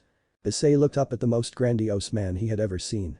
Months ago, he would have been cowed by the man's imposing presence, but he was no longer the same Issei Haidu who simply lived his life jazzing skirts that he couldn't even possibly hope to get. Well, he still liked to chase skirts, but that was a much more limited venture now, considering the skirts jazzed him back. You were instrumental in the defeat of Kakabiel and helped Raziel fight Amanadiel. It is a fitting reward. Don't you think? Michael responded, his benevolent smile giving Issei shivers. Months ago. Issei would have never questioned such a gift, thinking of it as a just recompense for his actions and taking it for granted. He wasn't that Issei anymore. He had learned that there was no such thing as a free lunch. If you're rewarding me, why not reward Naruto-sensei too? And what about Raziel? He asked. Michael nodded. Naruto's already been rewarded, Raziel will follow suit soon. He cupped his face. Are you trying to derive a deeper reason as to why I'm giving you a gift? Issei nodded. Michael sighed. Issei, I'm an angel. Deceit isn't in my very nature. While I do admit that I have a secondary motive, it isn't anything harmful. Issei raised an eyebrow. Telling me that you have a second motive. I can respect your transparency. Michael sighed. It is a simple motive, honestly. One that I have no problems revealing. He glanced at Issei, making the teen feel self-conscious as a result. You not only hold the great Welsh within you, but are also the aspect of a warrior god. It is in my best interests not to antagonize you. I have scars from the dragon you hold, I do not wish to accrue any more of those. Issei scratched the back of his head. I don't think I'm that much of a problem. You sure you shouldn't be concentrating more on winning over Naruto-sensei? Michael nodded. I have. His reward makes your own pale in comparison. I promised it to him before Amanadiel truly became a threat and I will soon deliver on my promise. He's definitely not someone I want as an enemy. Issei gulped. Mr. Michael, why do the factions fear Naruto so much? Michael sighed. It isn't an unjust fear, Issei. Naruto is an outlier of the factions, that too by choice. He isn't controlled by any of the three factions, but can exert his own control over them whenever he wants. In power, I can only name a handful of creatures that can equal him, and I can't even claim to know the true extents of his power, though I do have some guesses. Guesses? Issei shot the question right back. I think I know what he truly is. I cannot be sure, though. When Lucifer took up leadership of Hell, he threw the entire social structure of Hell for a loop. The demon Abidan was something he created, even though he held not the power of creation. Michael stopped for a second. If Abidan was created using another demon, then I have my bets on very specific demon. Which demon was that? Michael sighed. You don't need to know, Issei. Just pray that I'm incorrect. Issei nodded in response, and Michael's face slowly regained that benevolent smile he was so well known for. Because if he is who I think he is, then he's going to be involved in matters that could redefine the very state of this world. For a place inhabited by a goddess of the Shinto pantheon, the sanctum of Yomi was rather mundane. Sure, it looked grandiose from the outside, but the inside was very much like the house of a white-collar worker. A living room, fully furnished like you'd expect one to be. There were even an electronic kettle and a flat-screen television in there. Also, Yusaka was still quite tired. The comfy cushions weren't helping either. The only thing that prevented her from nodding off to sleep was the fact that Naruto could perceive it as a vulnerability. The man in question didn't really care, though. He was too busy making tea using the electric kettle provided. The fact that Izanami kept a well-stocked pantry had appeased the devil to quite an extent. I haven't eaten in 3.5 days now. I just hope Izanami doesn't show up anytime soon because I want to savor this. He stated as he took a seat across Yusaka. He had barely taken a single sip of his tea when the door to the main chamber opened and in walked the very definition of a goddess of the dead. Her skin was pale, too pale for any warm-blooded creature. One could almost call her skin tone a shen. Her hair was too dark a shade of black to belong to anything but divinity. Her eyes were the most remarkable silver and her figure could put the greatest of models to shame. One could see why Izanagi went to all the trouble he did trying to get her back from Yomi. One could also see why he chose not to marry again, even though he had an eternal life ahead of him. And all her beauty, all her squalor, all her glory, it all failed to impress Naruto in the slightest. For fuck's sake, you could have taken some more time cleaning up. I would have enjoyed at least one cup of tea. I swear the world is out to get me. He commented, ignoring Izanami in favor of his tea. Nice to see you again too, Naruto dear, Izanami commented, giving him a slight bow. She then turned to face Yusaka, her smile dwindling a bit. They sent someone of her status to escort you here. They would be better served by sending you alone. Naruto sighed, further compounding Yusaka's confusion at how events were unfolding. They probably sent her to keep an eye on me.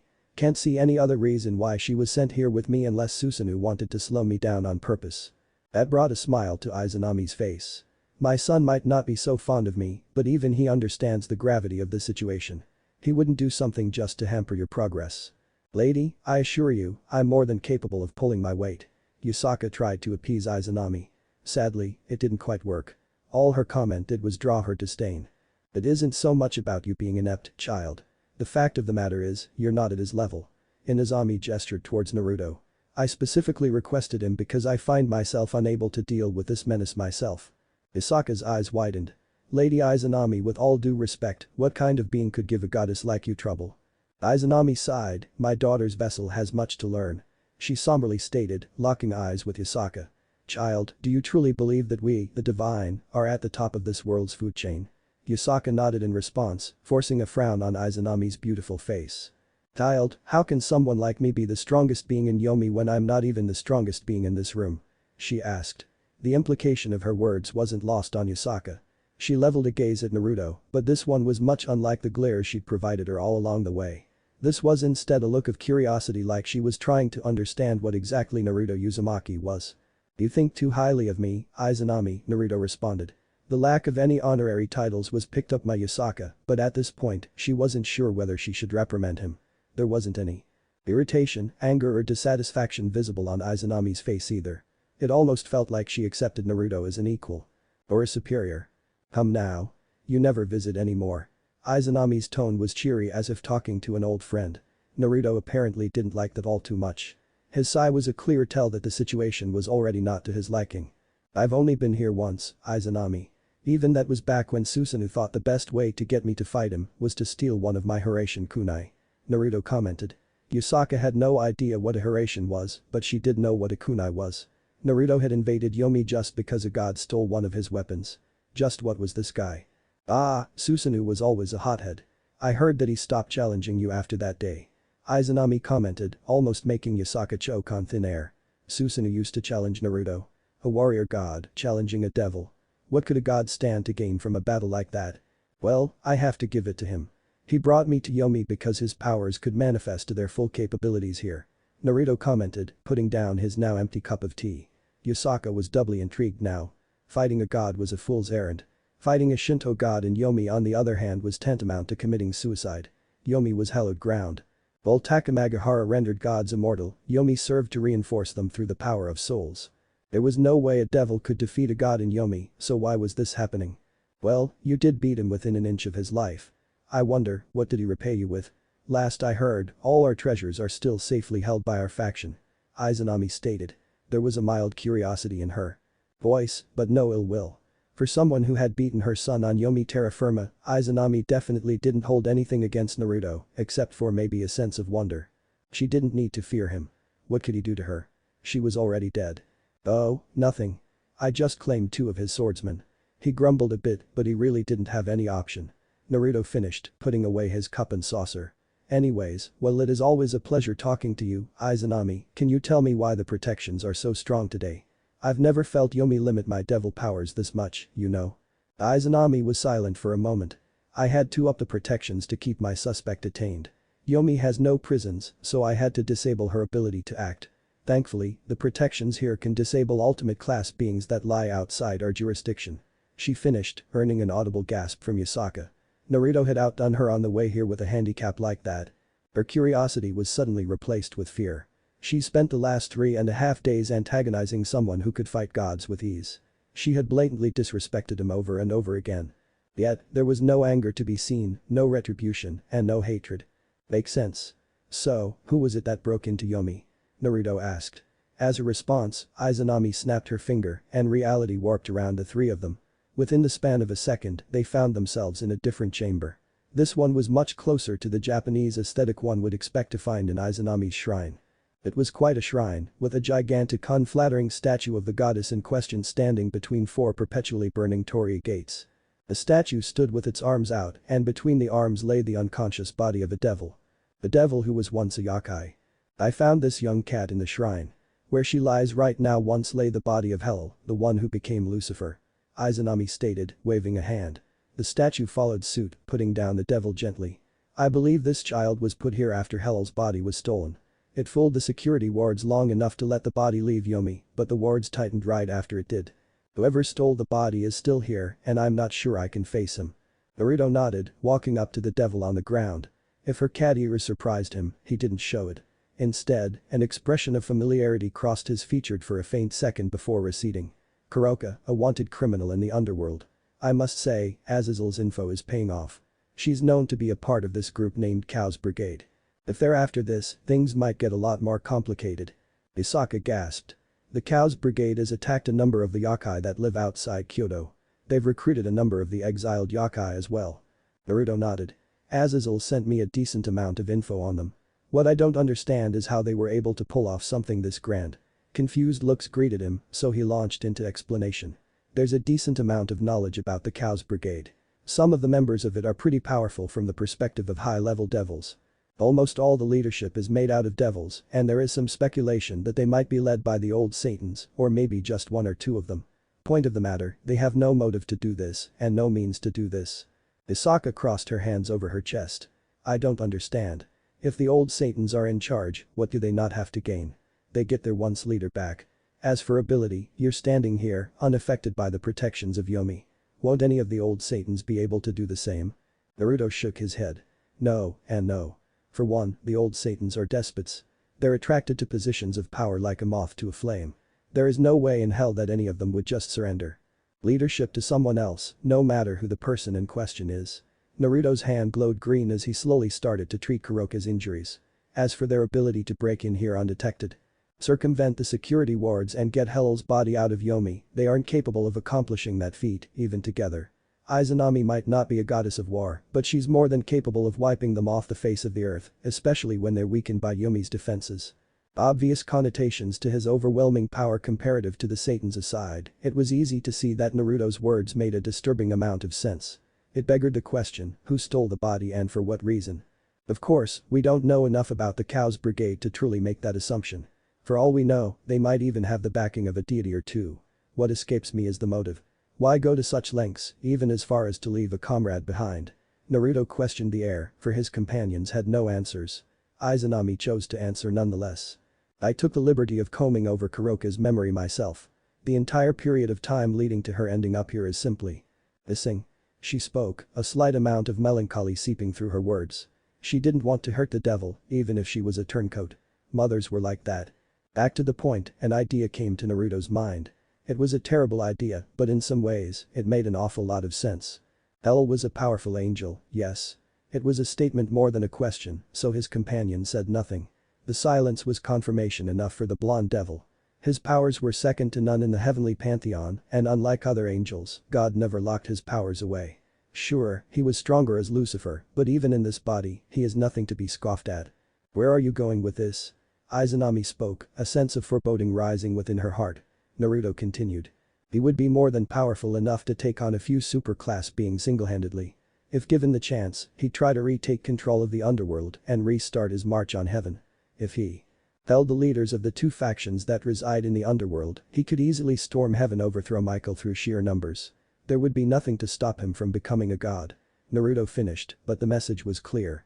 Whoever stole Hell's body wanted to start another war. And he had the perfect opportunity to do it. Izanami, we need to get out of here. My Haration doesn't work in this pocket dimension. Naruto stated, gritting his teeth. Whoever had orchestrated this sneak attack knew of him. They had planned for him not being there. I can't, Izanami spoke, her voice carried a tone of incredulity. She snapped her fingers over and over again, but nothing changed. That was when Naruto realized that whoever planned this knew of his other powers as well. They were trying to remove him from the game. Someone's controlling this dimension. Whoever it is, he or she is stronger than me. Izanami commented, making Yasaka shiver. Being stronger than a goddess in her own shrine was something unheard of. One would have to be much greater than super level to pull of something like this. Izanami. Can you lower Yomi's defenses from in here? Naruto asked. The goddess nodded. Do it.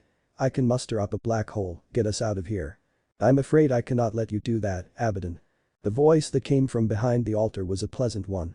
It was distinctively male, and had a comforting timbre. The body of its owner was much the same. From behind the statue of Izanami appeared a boy in his late teens, probably a college student. He had slicked back blonde hair and stood a few inches shorter than Naruto himself. The diamond piercing hung from his left ear and he wore 9 rings. The most stunning part of his visage was his golden eyes. You're the one who sealed off this dimension. Izanami commented, backing up towards Naruto. Yasaka had a harder time seeing why she'd do that. The guy radiated no power. He was like Naruto in that regard. It was at that point that she realized why. Izanami had moved back. It was because he was like Naruto in that exact regard. Yeah. Trust me, you Japanese folks think your work with wards and ley lines is super impressive. From my perspective, it's a trap just waiting to be sprung. You just helped prove me right. He answered, an uncharacteristically kind smile gracing his face. Naruto himself couldn't sense any iota of killing intent in the person. So why was he here? You know who I am. Does it really seem like a good idea to lock yourself in a closed dimension with me? Naruto asked, almost materializing Samsara. There was something unsettling about this kid. Looking at him was something physically strenuous. While the kid's physical appearance looked the same throughout, the feeling that came from it was kaleidoscopic. It was a harmony of light and dark. The marriage of two things that were separated from each other by their very design. Actually, one of the reasons I did this was so that I could talk to you, Framps King. He spoke. While the name Framp meant nothing to the other inhabitants of the room, it served to halt Naruto right in his steps. So, you're Calf's king, Naruto replied, his features tightening up. In response, the teenager grimaced. I would like it if you don't refer to me like that. He spoke, his grimace evaporating as soon as it had appeared. It is my job to hold you here till Hell finishes his job. Naruto raised an eyebrow. And what job would that be? The teenager chuckled. Why, didn't you pinpoint it mere seconds ago? He's currently in Kuo, waiting to destroy the leaders of the 3 factions. Naruto raised an eyebrow. What do you stand to gain from it? Hell, who are you? The boy smirked. That's not something you need to know. What you should know is that there's no way you're getting out of here to lie. Live. In response, Naruto withdrew Samsara from his soul, the spear appearing in his hands in its original form of a golden spear. Well, I can arrange for your death if you'd like. Naruto spoke no whispered. The teen's grin widened to a point where it almost got grotesque. Just the mere idea of such a dirty feature on a face so beautiful was disturbing to Yasaka. To be honest, I'd rather not fight you as I am. The boy spoke, raising his hands till they were level with his shoulders. The 9 rings started to glow. The hand with 5 rings was enveloped by 5 lights, each different shades of red. The hand with 4 fingers lit up in shades of gold. But I'd like to test myself, and you're the only one I can do that against. He concluded, and both him and Naruto released their power. It was a total catastrophe. The Torii gates, the shrine, it was all vaporized by their very presence. Yasaka held on to Kuroka's prone body with one hand and dug the claws of her feet into the ground just to avoid being blown away. Even Izanami was brought to her feet by the sheer power the two radiated. The power they had shown was far beyond even the realms of the divine, but that wasn't even the most terrifying bit. That honor belonged to the fact that neither of the fighters was even going full out. Yasaka, protect Izanami as she removed Yumi's defenses, Naruto spoke and then disappeared from his position. On the other side of the one shrine, his opponent followed suit. They reappeared where the statue stood mere moments ago, Samsara meeting the teen's power blow for blow. Framps King, show me a good time. The boy exhaled as he came in for another blow. Naruto easily blocked it with Samsara and countered. The boy dodged with just as much ease, stepping back and creating some space between himself and Naruto. Oh, I'll show you a good time, Naruto spoke as Samsara liquefied in his hands. Tendrils of golden metal twisted over his body, forming an ornate armor that looked too biological to be compared to something as angular and irregular as scale mail. I just hope you can take it. Because I have a lot to give. The boy's smile widened again, as impossible as the action seemed. Yes. I expect nothing less from my destined opponent. He spoke, raising his red-ringed hand. A familiar power coalesced in his hand, red and primal. It was an unforgettable power. One that was used by two of his pupils. That's the power of destruction, but how? It was a simple question. The boy was unmistakably human, so how was he capable of using a devil family magic like it was nothing? The boy smirked, and the orb grew to the size of his whole body. It was much more concentrated than even Surzich's own variant. It occurred to Naruto that maybe this was the original power of destruction, the one wielded by the demon Gremory, ages ago. You're not the only one who wields a power that could put gods to shame. The boy yelled, and then, he fired. The ball of malice shot towards Naruto at breakneck speed. Still, he could have dodged, he could have deflected it, but the chance of it hitting Izanami and Yasaka was much too high for him to ignore. So instead, he hunkered down and put his arms in front of his face. His wings came up to cover his body, and the golden sheen of Samsara got a lot brighter. The things I do for others, Naruto sighed as he dug his gold-plated legs into the hard ground with the ease of a knife passing through butter. He had to neutralize the blast. Thankfully, that wasn't as daunting a task as one would expect. Samsara Kavich. The orb of destruction collided with Naruto at the speed of a bullet. The explosion it threw up made a nuclear explosion look like a festival cracker. Izanami threw up a defensive shield over herself, Yasaka and Kuroka. The shockwave from the explosion almost destroyed the barrier instantly. The only reason it survived was that Yasaka added her own barrier right behind it, giving Izanami's barrier a second layer. The explosion subsided and the smoke was blown away by a burst of wind. Between the teen and Izanami now stood a crater, and in the middle of the crater stood a completely uninjured Naruto. "Is that really all you can do?" he asked, looking at the teenager with mild disinterest. The teen was dumbstruck for a second, but the crazy smile returned on his face full force once he realized that his opponent for once lived up to the hype. "Yes. This is what I want." He spoke. This time, spears of light formed in his hands. He levitated off the ground, charging right at Naruto. Samsara's sword form reappeared in Naruto's hand as he met his enemy head-on. "Yes. Naruto. Give me the thrill I desire." He yelled as his light spear crashed against Samsara. Naruto simply grunted before disengaging. He needed to end this fast. The lives of those in Kuo depended on it. "Is this it, Katara? Even with Ophis's power, you cannot defeat me. What hope do you have against Surzich's?" The Terra Leviathan created space between herself and Azazel. She had thoroughly underestimated him and was paying the price. Sure, she'd taken his right arm, but that replica sacred gear of his was much too powerful for her to deal with. The human magicians had failed. The wielder of the forbidden Baylor view was safe and capable of using his balance breaker. She was up against 6 of the strongest beings spread over the 3 pantheons, and that was only if the dragon brat didn't get to her first. She had to use it. There was no other option. "You never change, Azazel. Always so assured of your victory." Katara seethed through clenched teeth. A magical circle appeared beside her. The congregation of devils, angels and fallen backed away, not because the circle itself was dangerous, but because of the inherent wrongness of what came from it. It was a body with no features save for 12 black wings. There was not a single hair on the androgynous body, be it on the scalp or anywhere else. There were no will organs either. It almost looked like a mannequin, yet almost every single creature present recognized it, save for Ria's and Sona's peerages. "I hate you, all of you. For what you have done to us, to our race." Katara snarled, retrieving a shining vial from her bodice. "We killed your god in his moment of weakness, we alienated the fallen to the most barren wastes of the underworld, yet our own race rebelled against us. We would have been gods." She shouted, hurling the vial. It crashed into the body, wisps of ethereal silver rose up, giving the body features as they passed over it. Clothes followed soon, and then came the hair. Finally came the horns that marked God's own exiled son. "You wish to be Lucifer so bad that you consigned your own people to death by decay. You gave our gifts, our eternal life, our power to others, making them devils. Consider this your repentance, knaves." Katara shouted. The laugh that followed was guttural, unbecoming of a creature as beautiful as herself. Thankfully, it was stopped pretty fast. Death via a pillar of light wasn't the most painful way to go. Being killed by a perceived ally, on the other hand, was. Of all the people who could bring me back, it had to be a harlot. The now complete fallen angel spoke. Long, silver hair had appeared on his head and a toga was wrapped around his body.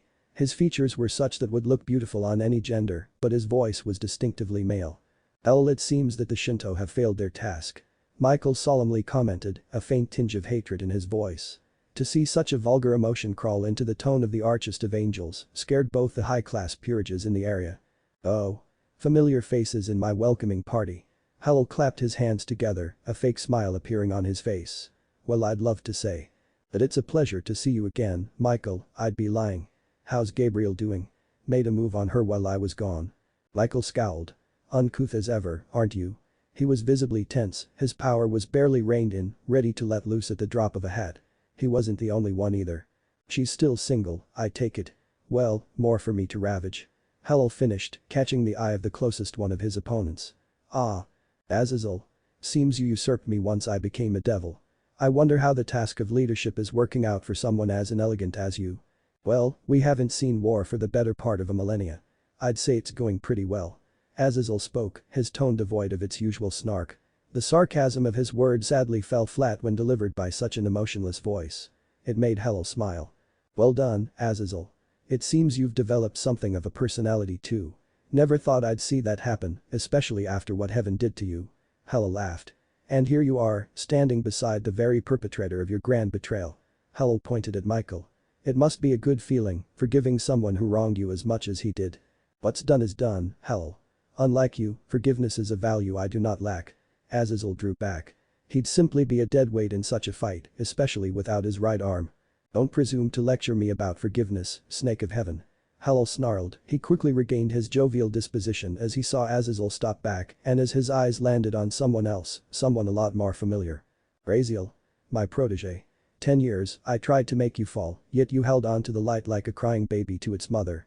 I wonder what changed in the 2 millennia I've been gone, but it must have been monumental to make you fall. He commented, the smile growing in maliciousness. I have no words for you, arch-heretic, Raziel spoke, her bow appearing in her right hand. Visa's frenulum started to glow as she aimed it at Hell.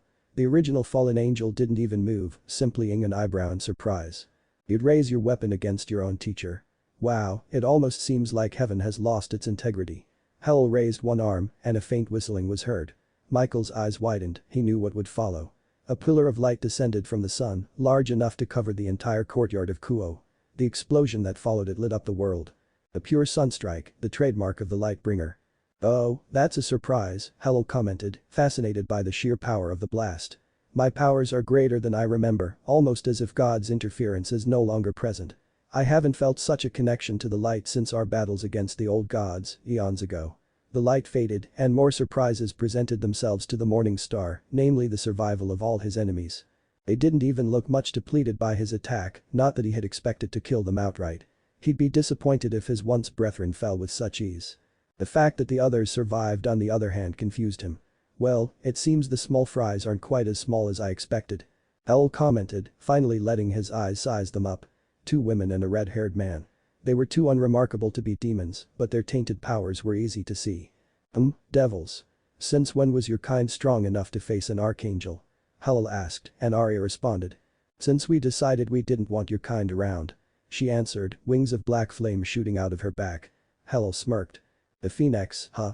I can tell that the other one's a Citri. You two are undeniably powerful, maybe I'll keep you around once I'm done enslaving your people yet again. His eyes passed over Serzich's, and his smile lowered. You, on the other hand, are disgusting. Mixing bloodlines. Bale and Gremory. That just leaves a bad taste in my mouth. What are you called, kid? Serzich's answered by summoning a highly concentrated ball of his power in his right hand. His body followed suit, revealing the true form of the power of destruction. The name is Serzich's Lucifer. I'm your latest iteration. Howell's smile dropped. So, the devils dare use my name? Such poor taste, really. I didn't even choose my own name, you know. Another sunstrike hit the ground, this time concentrated on Serzich's. The devil saw it coming even though there were no obvious tells and dodged. The place he was standing mere seconds ago was reduced to a crater of glassed earth. But I have become fond of it, it is a name that suits me and none other. He finished, raising both hands and letting loose a flurry of sun strikes. In response, he was assaulted by a variety of elements. Light spears, huge balls of fire, an avalanche of icicles, and a ball of destructive energy the size of a large house. He simply weaved through the attacks with ease, coming face to face with the apocalyptic arrow fired from Raziel's bow. Which he proceeded to catch and fling back with his bare hands, right at the school. Azazel! Yelled Serzich's, and it was all the instruction the leader of the Grigori needed. He put all his power into the barrier surrounding the school, mere milliseconds before the bolt crashed against it. The explosion cracked the barrier with ease, but couldn't make it through completely. Azazel sighed, that took a lot out of him, especially after having used his imitation sacred gear. We can't go all out against him here. We have to take him away from Kuo. Michael yelled as he dodged another sun strike. As he did so, Howell appeared in front of him, a sword of light in his outstretched hand. Michael parried his strike with one of his own, his sword of white light crashing against Howell's sword of golden light. Trying to fight me without your precious sword, are we? Howell commented, lashing out with a flurry of slashes. Michael blocked each with military precision, seemingly fighting Howell as an equal. I don't need to sully the blade of Deus Iphos to fight you, heretic, Michael commented as he launched a counter-attack. Howell, apparently, thought differently. He lashed out with his sword much faster than he had to this point, breaking through Michael's makeshift blade. You don't need it, huh? Nice excuse. Howell lunged at Michael, nicking him on the cheek with his own blade. Michael formed another blade, but Howell broke through it with equal ease. Another blade, broken again. I cannot feel his presence anymore, brother. I wonder if your guilt at letting him die is what prevents you from drawing that blade. Howell sneered, lunging again. This time, though, he would have landed a fatal blow. Had it not been for Raziel's arrow barreling into him, knocking him flying into the ground. The Arbiter's power, huh? Never figured you to use something expressly prohibited by dear father himself. Howell spoke, dissipating. The arrow in his hands. Too bad you're not the only one who can use it. Tendrils of almighty energy shot out from Howell's hands, cutting furrows in the ground. His opponents dodged it with ease, not knowing that it was a trap.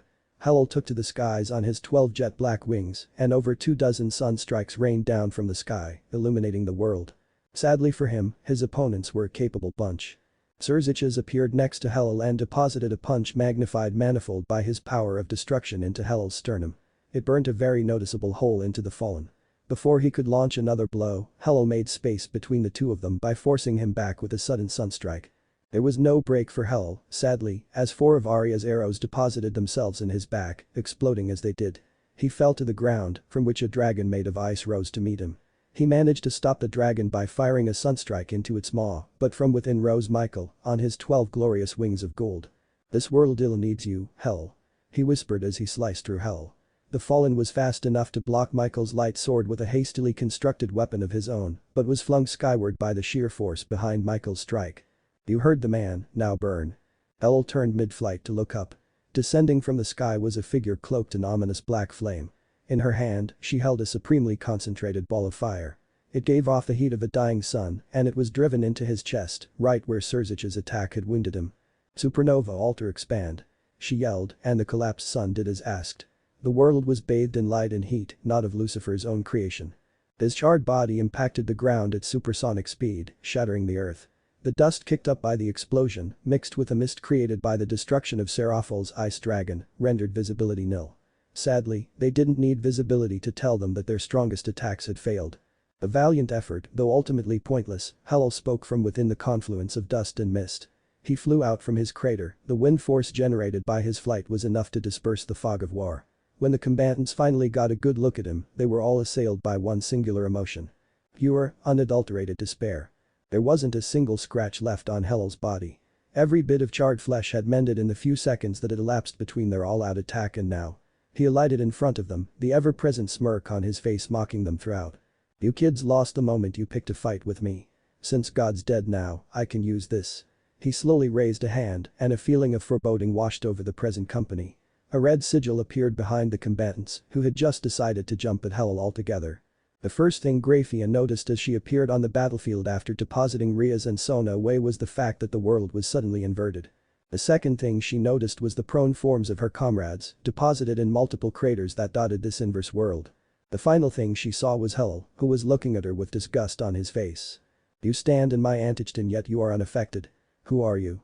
As an answer, Graphia called on her powers of ice. I'm Graphia Lucifuge, Queen of Lord Lucifer. She answered, shooting a hail of icicled at Hell, which he deflected with a casual flick of his hand. Lucifuge, huh? I didn't know that the outer houses still lived. Explains how you're able to survive. Antechton. He put his hands on his face, a gleeful smile appearing underneath the cover. Let's just hope you can entertain me suitably. After all, the lives of your comrades hangs in balance. Isaka found it hard to believe that creatures of such power could even exist.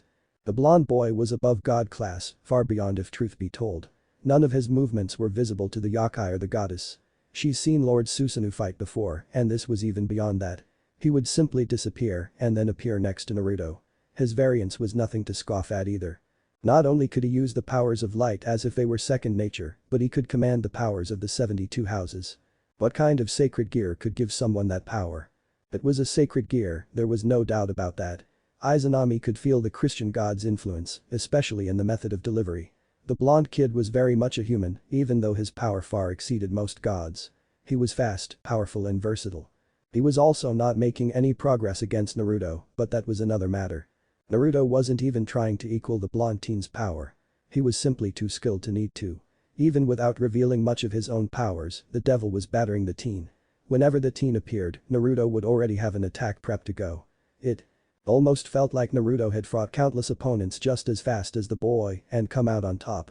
The armor form of Samsara was just a bonus. It was a perfect armor.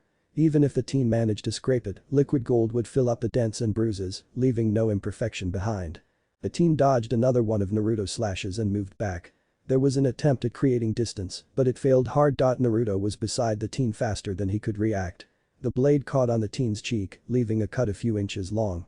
The teen backpedaled again, expecting Naruto to show up beside him yet again. Naruto appeared behind him. Samsara's sword entered the teen through the back, poking a hole through his stomach. The teen let out a pained cry, but Naruto wasn't done yet. The sword slashed sideways, cutting a great gash in the teenager's back. He fell to the ground. 1 second, 2 seconds, 3 seconds, and Naruto finally relaxed. Or at least acted like he did. The teen shot up from the ground faster than he had moved the entire fight, his right hand covered in the power of destruction. To the casual observer, it looked like the end of the road for Naruto. There was no time to dodge, no space to block. So instead, he simply caught the teen's hand. The teen's emotions flickered, moving from shock to confusion, to murderous glee. Before he could charge up his other hand's power, Naruto's open palm appeared right in front of the teen's face. The teen looked up at Naruto's face through the gaps between his fingers and saw chilling purple eyes in place of Naruto's regular blues. Shinra Tensei. The sheer amount of force that racked the teen's body couldn't possibly be created through human means. He shot through the shrine, ripping through the solid granite flooring as every bone in his body shattered. Right behind him, the flooring ripped itself off, thanks to the shockwave. Whatever little was left of Izanami's shrine was eviscerated by the shockwave. The teen himself was deposited a mile off, in the distance. The fact that he got up from the attack almost instantly didn't even come as a surprise. "You were holding back on me," he yelled, his voice filled with mirth as he launched himself the distance between him and Naruto within a fraction of a second. Naruto simply sidestepped, raising his hand again. "So were you. Shinra Tensei." The attack connected with the blonde-haired teen again, launching him through more rock and earth. Again, the blonde got up, his smile refusing to slip. "Must be fun, holding back as your friends die." Naruto raised an eyebrow. "You really think they're weak enough to lose to the likes of Hell?" He spoke, going on the offensive. He dispelled Samsara's armor as he shot towards the teen. His speed shot up drastically, and the effect was clear. The teen was no longer able to block him, suffering multiple lacerations. Again, the teen tried to break away, but was caught by a blue, swirling orb to the chest. It ripped through his chest like a buzzsaw through wood. "You made 2 mistakes. 1, you released Hell in Japan, the one nation that has a dedicated system of defense. And secondly, you thought I didn't come here expecting a trap." The blonde's eyes widened almost comically as Naruto's newly gauntleted fist mashed his face into pulp. "At the risk of sounding cliched, I'm not stuck in here with you. You're stuck in here with me. For the Queen of Lucifer, your power falls woefully short." Raphia's broken, bruised body lay embedded in the ground. Pillars of ice stretching the length and breadth of the Kuo Academy stood as a testament to the fight she put up. The fact that there wasn't a single scratch on Hell was proof that it wasn't nearly enough. "I thought I'd take you for myself, but your weakness and lineage truly disgusts me. You don't even deserve to be my tramp." Hell scoffed, summoning a blade of light in his outstretched hand. He raised it, preparing to deliver the finishing blow. He was immediately stopped by a blast of wind strong enough to blow a hole in a brick house. Hell steadied himself mid-fall, dragging his body to a stop with his sword. He had barely come to a stop when a blade gouged a finger-deep gash in his back. Hell turned around, aiming to deliver a slash with his sword. It passed through nothing but air, while 2 swords found purchase on either side of his midriff. Being a fallen angel, Hell predictably responded with a hail of sun strikes, but they hit nothing. "Who dares?" he yelled. "I do," came an authoritative voice in response. Every single pair of eyes on the battlefield focused on the 3 new additions to the battle. They levitated in the air, the middle figure wore samurai attire in deep red, with the symbol of the sun on his helm. In his hand he carried the most remarkable katana any of them had ever seen. His companions were also anything but unremarkable. They both wore traditional Japanese attire and had similarly black long hair. The major difference was that while one had long hair that openly flowed to his knees, the other kept his in an equally long ponytail. Their faces were intricately lined with warpaint and they exuded an almost untouchable aura. Anyone who had spent more than a year in the Japanese occult world knew exactly who these three were. Susanoo, the god of storms. Yamato Takeru, the national defense divinity of the north. Taira no Masakado, the national defense divinity of Tokyo.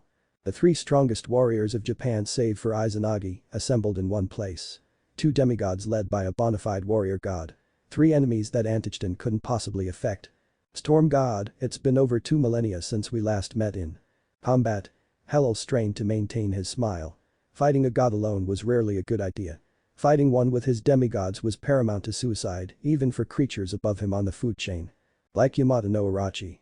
But that was a different time. The Shinto had much more influence back when, and his father had much less influence than he did nowadays. You dare intrude on my lands again, fiend? Susanoo asked, slowly sheathing his blade and widening his stance, by the Bukiedo preparation. The two other swordsmen did nothing of the sort, choosing instead to watch. There was no pressure on them, and why would there be? These were distinguished demigods who defended Japan for centuries. They had defended it from dragons, other gods and eldritch creations of immeasurable power. They were skill, power and speed, all in one package. The fallen angel no matter how powerful didn't scare them. Well, it isn't my fault that the greatest meeting between the three factions since before the war is going down in your backyard, Hellel remarked. Susanoo stiffened up a second, not knowing that Hellel didn't know of the circumstances surrounding Kuo. He relaxed soon after, but the damage had been done. Meddling in affairs that don't concern you, huh? Didn't know you were this altruistic, Susanoo. Hellel rose from the ground till he was high enough to meet Susanoo face to face. It hardly matters, though at least you'll put up a decent fight. Plus, I've always wanted to try my hand at the Issei. The silence of the battlefield was drowned out as multiple sunstrikes fell from the sky. The three Shinto divinities didn't even move. The light struck them and simply fizzled out. Hellel's smile widened. Ah. You've come prepared. Protected by the sun broad, aren't you? We'll see how far that gets you. Hellel yelled as he brought forth a sword made of intense light, pulling it from his very soul. He didn't get very far with it. I'd appreciate if you didn't talk about my lady that way. There was no warning as Yamato Takeru disappeared from his position beside Susanoo. He appeared behind Hellel, his hair no longer black, but pure gold, barely restrained as a ponytail. His eyes were pools of light. Aspect of pride. Amaterasu. You move fast, knave, but not fast enough. Hellel whipped his sword to cleave Yamato Takeru in half, but his sword passed through thin air. Before he could recede, debilitating pain shot up through his body. Multiple cuts appeared on his chest. Yamato Takeru appeared on his opposite side, slowly sheathing his sword. You may control light, heretic, but you are not it. I hold no such limitation, thanks to my mistress. Hellel snarled and moved backwards. The kid's attacks were like paper cuts to him, but the fact that he was impossible to hit turned this into a battle of attrition. If this became a battle of attrition, could Hellel beat him before reinforcements arrived? So mired was Hellel in his thoughts that he failed to account for one fact. Yamato Takeru wasn't alone. Shoryuken! Yelled Masakado as he appeared right in front of Hellel. His entire body coursed with pale blue electrical impulses and his long hair spiked and rippled as the electricity passed through it. Had Hellel not been preoccupied with dodging Yamato Takeru, he would have intercepted the fist that caught his face with ease, but he was, so he couldn't. The punch struck hard and the upsurge of electricity that accompanied it was nothing to laugh at either. I've always wanted to try that one out. Whoever said that the Diagam attacks are unfeasible in real combat was so full of shit. Masakado yelled as he saw Hellel's body sail higher into the sky. Why couldn't Lord Susanoo's aspect of sloth give me powers of fire? It looks way cooler when Ken does it. Susanoo appeared above Hellel, his feet parted as they gripped on nothing but air, his stance tightened as Hellel's body drew closer. When Hellel finally came into his range, he drew. Aim no habakiri, he yelled as he let loose. The sword cut right through Hellel, but the force of the slash kept going, slicing the Kuo field neatly into two. The gouge in the earth went too deep to be measured. Such was the power of the blade that slew the great Yamato no Orochi. Was that it? Shame, I didn't even get to draw my blade. Masakado commented as the power of Anticton started to recede. He turned his gaze towards Yamato Takeru, who had taken but a millisecond to round up all the fallen combatants. They were all conscious to some degree. Hardly, kids. It was a credit to Susanoo's grueling training that he was able to dodge the attack that flew at him from the position of Hellel's downed body. It was a much slower attack than his sun strikes, but magnitudes more powerful. A beam of bright white power that didn't come from the sun. Almighty power. As the dust cleared, every combatant downed or otherwise got their first look at Hell's true form, and what a form it was. It was nothing like Aminadiel's abhorrent bestial visage. It was grand and not too far removed from his original form. The horns were straight and long, longer than his face. His features were still the same, save for his now bloodshot red eyes. The biggest difference was his wings, or lack thereof. In their stead hung a pitch-black halo, with 4 spikes shooting out of it. The transformation had also given him back the legs on which he now stood. The internalization of Antichton allow me to take on the characteristics of a god. I need not a longinus to kill a god with this form. I created it to kill father, but I guess that's no longer an option, so I'll fucking kill you Nats instead. Susanoo sighed as he resheathed his sword.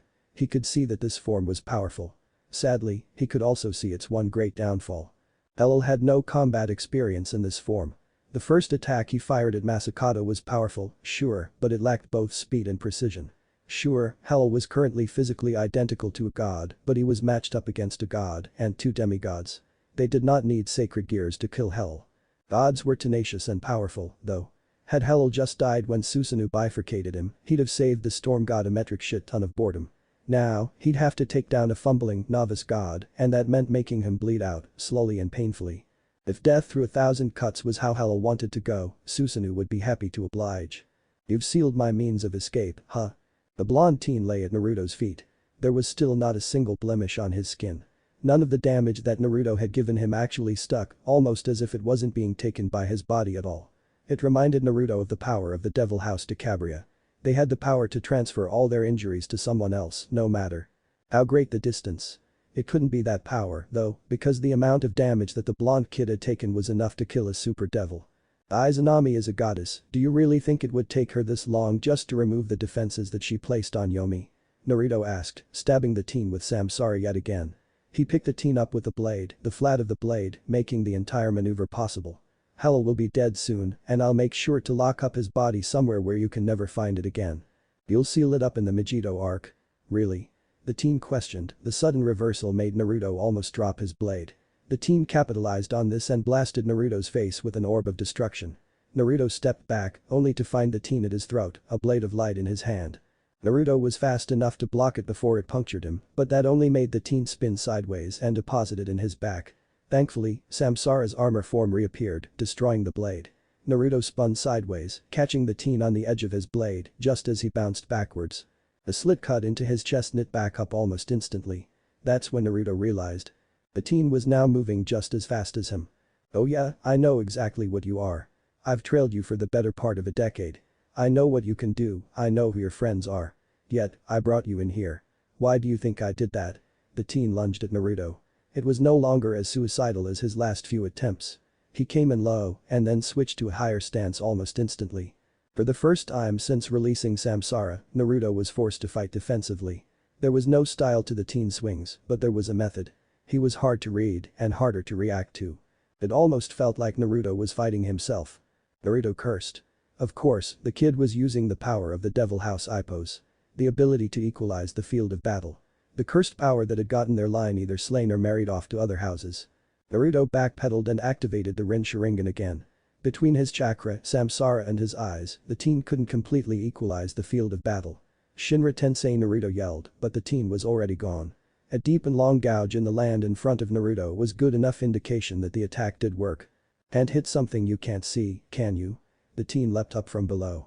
It was almost remarkable how the child had almost flattened himself to the ground to make use of Naruto's blind spot. Capitalizing on the opening he made, the teen struck down with his sword. Samsara's helm rose from Naruto's skull in a bid to neutralize the attack, but the teen's aim wasn't Naruto's head to begin with. That honor belonged to his shoulder, and the attack struck true. The teen drew first blood as he cleaved into Naruto's shoulder blades. Not wasting a second, Naruto lashed out with his other hand, Samsara's axe form appearing in it.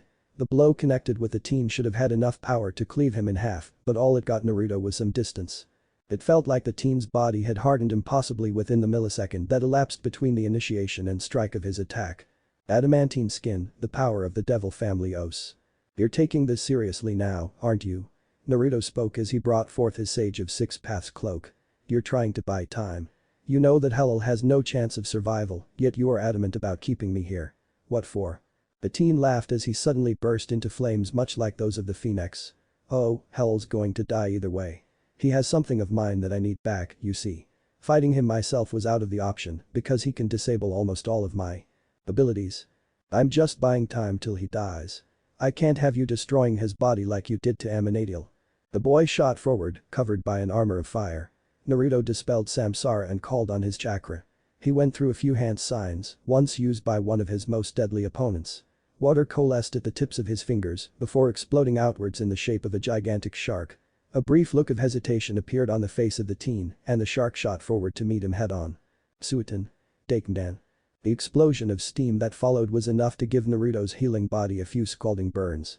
The teen, on the other hand, was in the middle of the said explosion and was sent barreling away, bouncing on the ground thrice before coming to a rest.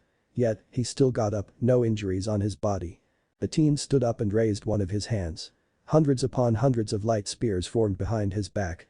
I also wanted to test you, my destined rival. Let me tell you, I'm not disappointed.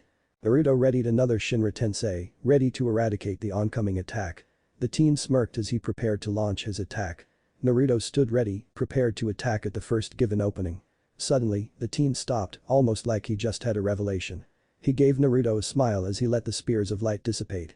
It seems our time here is over, Naruto Abidan. We shall meet each other soon. He spoke, waving his hand. Something changed in Naruto, but he didn't know what. The teen stepped back and a rip appeared behind him, a rip in the very fabric of space and time. I'll give your regards to your friends as I kill them. Have fun wallowing here in Yomi as I'm out there slaughtering them. The boy spoke as he stepped into the rip. Naruto made to follow, activating his power of the black hole. Nothing happened, so he tried again, with no results. That's when he realized what the teen did with the last wave of his hand. Worthlessness, the power of the Belial. He neutralized the demonic powers of not only Naruto, but also Izanami's divine powers, something a normal Belial could never do. Izanami, I'm leaving Yasaka and Kuroka to you. I will meet you in Kyoto afterwards. The goddess just nodded, not even complaining about breaking her oath to stay in Yomi. Yasaka, meanwhile, posed one very simple yet significant question. What are you going to do now? She asked. Naruto responded by drawing out Samsara's original spear form and drawing a vertical line through thin air. The line widened, a dangerous miasma emanating from it. Dangerous, but all too familiar. On the other side of the newly created door lay the bane of many a curious creature. The dimensional gap. Something really fucking stupid. Naruto spoke as he walked past the door, disappearing from view. Why won't you not stay still? El recoiled as Masakato's sword found purchase in his abdomen. He felt his life energy seep through the newly created laceration. Such was the power of Masakato's blade, the Masakato no Yaiba. Yes, the fool had actually named his sword after himself. I don't fancy death, the ladies would really miss me, you know. He answered, dodging another blast of almighty energy. Susanoo was completely correct with his assumption. Hell fought like a baby in this form. Sure, he had a lot more power and access to the strongest type of energy, but it was all for naught if he couldn't hit anything. Plus, the demigods of the national defense divinities were more than used to fighting creatures stronger than themselves. Well, for Hell, this fight was a novel experience. For Takeru and Masakato, this was just a rather hectic Monday. The fact that Susanoo was fighting with them just demoted it to a rather normal hunt. This was your choice, fiend. You were the one who wanted to kill a god, it is only fitting you die as one. Yamato Takeru spoke as he disappeared and reappeared in his original location. The only tell that he had even moved were the numerous lashes that now lined Hell's body. Cretins. Your attacks do little to me. When I do catch you, I'll make sure to pay you back tenfold. Hell yelled as he fired another blast. Of almighty energy. The white light ripped through the remains of Kuo, but hit nothing living. You talk too much, you know. Not the most godlike attribute to have. Arya's voice rang out. 7 arrows of almighty energy embedded themselves into Hell's torso, followed by an intense pillar of black flames. Hell tried to move, but his body was halfway encased within ice, while another dragon of ice tried to devour him whole. Hell shot a beam of almighty energy from his mouth, destroying it. Sadly, he didn't account for the huge orb of destruction and the rain of light arrows that followed. As the attacks collided, the 7 arrows of almighty energy embedded in him exploded.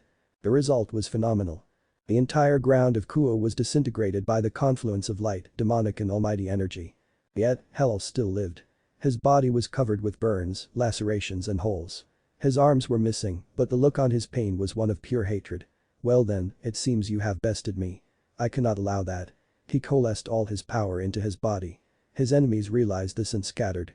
Those who were adept with magic threw up shields. They'd seen enough kamikaze attempts to know them. If I'm going down, I'm taking you down with me. I'm afraid I cannot allow that, hell. The coalescence of power stopped. It had to, considering there was a hand shoved through his chest. Attached to the hand was a rather disheveled-looking blonde teenager. His other hand held 5 rings that glowed different shades of red. His body was in pristine condition, but the clothes he wore looked like rags. I can't let you destroy your soul, especially when it holds something that belongs to me. The boy pulled, and out came his hand. Within it, he held something white and misty. As he drew it, he gave it a passing glance. For someone with ambition and power like yours, you sure do have a small soul. Hal looked up at him, the light rapidly fading from his eyes. In response, the blonde simply raised his other hand. I don't need your body anymore. The boy spoke, and an orb of pure power of destruction came to life around Hal's body. There was no screaming, no pain, only death and its deliverance. The soul in the teen's hand shifted, running over his other bloodied hand. It passed over his 4 white rings and finally settled on his index finger, taking the shape of yet another white ring. And then, there were 10. The boy remarked, a nostalgic smile appearing on his face. He stayed like that for a second, while the others around him tried to figure out whether he was a friend or a foe. The answer came when a hail of light spears forced them to distance themselves from him. So you lot are his friends. I must say, I'm impressed.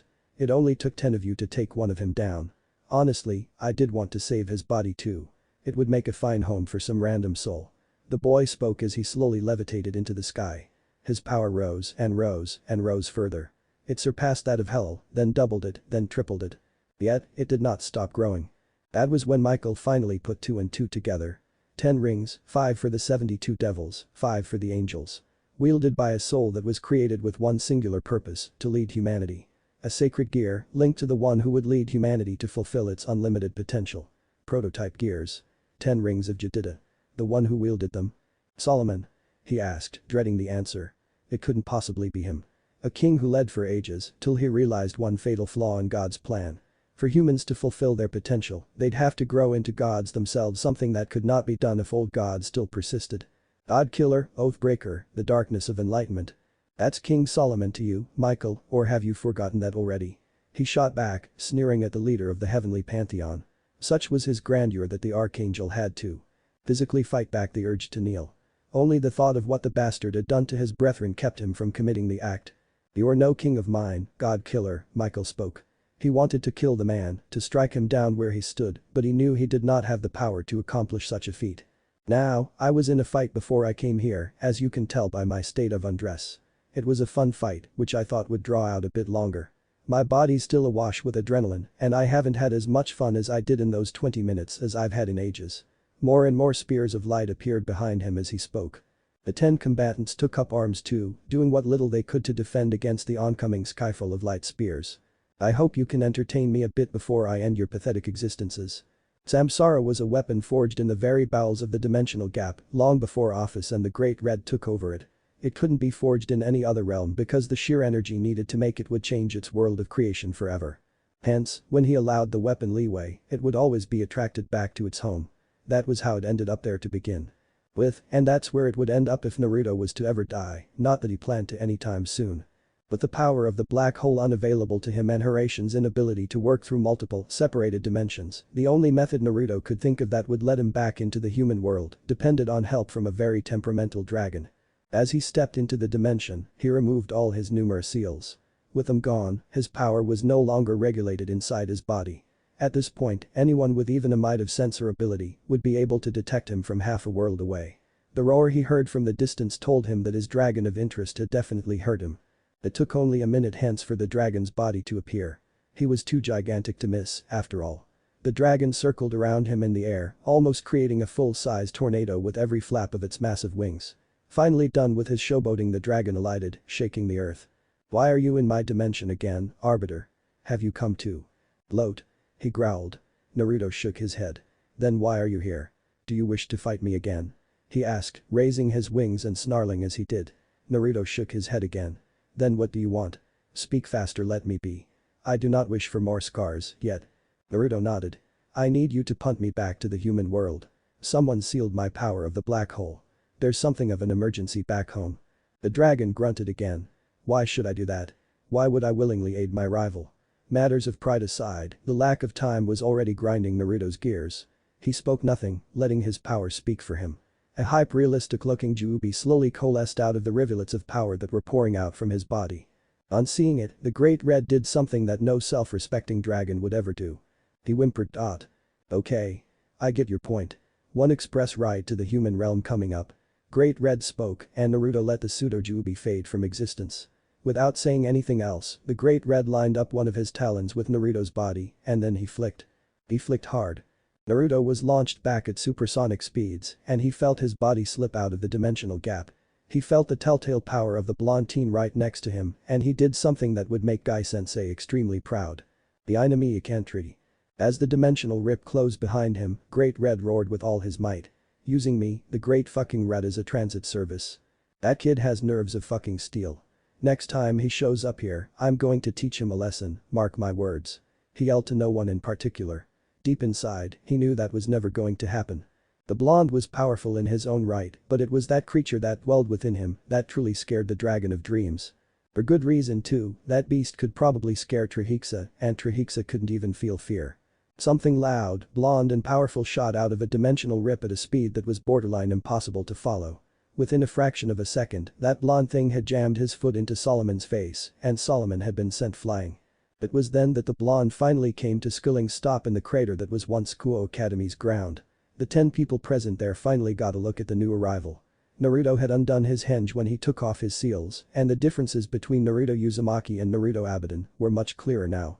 For one, his hair fell all the way to his feet. He hadn't undone his henge for over a century, so a barber visit was definitely in order. He still bore his counselor clothes, so making an excuse to differentiate himself from his alter ego was no longer an option either. Finally, on his face were the 3 pairs of whisker marks that distinguished him as Naruto Abidan. Naruto Surziches spoke. If Naruto heard him, he didn't react. He had eyes for only one person, and that was the blonde teen that was slowly getting up from the hole in the ground he'd been knocked into. Powerful and resourceful, I see. I never even thought you'd brave the dimensional gap to find a way here. You must really care about your friends. The teen spoke, a grimace on his face. Sadly, I don't think my patron can take any more injuries. We'll meet again, King of Framp, our destinies dictated. Naruto tried to jump at him, but was stopped as several walls rose from the earth. It was probably another devil's power, but Naruto didn't have the time to think it over. He raised a fist and punched cleanly through the half a dozen or so walls, only to find a dimensional rift closing on the other side. The teen had escaped again. He turned back to look at the remaining fighters, 2 of whom were still trying to come to terms with who he truly was. He looked them over, relaxing as he confirmed their safety. A little pang of pain shot out in his heart as he saw an injured Grafia nestled within Surzich's grasp, but disappeared as soon as he saw Arya's smiling face. He then turned to face Susanoo. Susanoo, your mother and Yusaka are waiting for you in Kyoto. Things are afoot and I'm going to cash in my favors. Susanoo understood, and a magic circle appeared below him, teleporting him away.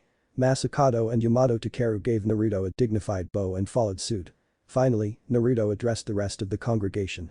I know you have questions, and I know I owe you answers. Sadly. They'll have to wait. There are things happening that are beyond all of us, and I need to go to Kyoto to do some things. Naruto felt the power of the whole return, so he put it to use, creating a passageway between Kuo and Kyoto. You'll get your answers soon, please be patient. Wait. Surziches shouted, a distraught look on his face. Are you really Naruto Abidan? He asked, and a slightly bemused expression appeared on Naruto's face. What do you think? He asked, answering Surzich's question with one of his own, and then stepping through the hole without demanding an answer. As the hole closed, only one thought echoed in Surzich's Lucifer's mind. I'm fucked. Your underling made for a very convincing replacement for Hell's body. You should be proud of her. Solomon walked into the dark, damp cell that housed a contraption holding back a small, black-haired girl. Judging by her size, the machine seemed like overkill, especially taking into account the number of seals, wards and magical circuits that were embedded into its construction. When you took into account that the captured girl was Ophis, the Dragon of Infinity, even such measures looked half-assed. But half-assed or not, they were effective. Contributing to her confinement were the innumerable amount of injuries on her body. They all looked incredibly fresh, and if someone was to take a closer look at her body, one could easily tell that almost all her bones were broken as well. I got the ring from him, his soul will serve as good fodder for my power. Solomon spoke, passing his fingers close to the little dragon's eyes. I also faced Abidan. I expected him to be nothing great based on what you told me, but my oh my, he completely destroyed me. I would have died within the first 10 minutes of battle had I been unable to pass my wounds on to you. He jeered. Ophis could only whimper. The gag in her mouth didn't allow her to do much else. But of course, I don't have to tell you that. You felt every hit, every single laceration, every single broken bone. Didn't you? He cupped her face in his right hand, allowing the healing light to ease her suffering a little. He didn't want her getting used to it, though, lest she forgo healing herself. The dragon's healing factor was no small power, and he needed it if he was to make the most of his shield. Now, you're going to get some time to heal up. This new ring carries the power of Antichton, and I'll need some time to get used to it. Then I believe I'll be able to take Framps King down. If not, then back to the drawing board again. He let go of her face and walked out of the cell. It goes without saying that till he dies, you're going to be my personal meatbag, lowly dragon. Ciao. He slammed the door shut and warped away from the isolated prison. The crying of its only inmate went unheard, as always. And that's that. I'm kinda not impressed by how this chapter turned out. The entire thing's basically a 20-minute fight and I took over 10k words to write it. Other than that, I recently got affiliated by Twitch. My Twitch channel is named KILM3 and I hope some of you do show up for my stuff. I stream every Thursday to Sunday and I do all kinds of games. Feel free to drop by. Prulrin. Just to repeat from ch.1. Note. This is not my story, nor is it an adoption. This is purely for reading purposes. The author had his muse killed by the community, leading to him deleting this, and I've simply decided to re-upload it to be able to read it again. Don't go hassling the dude to revive it or trying to get me to continue it.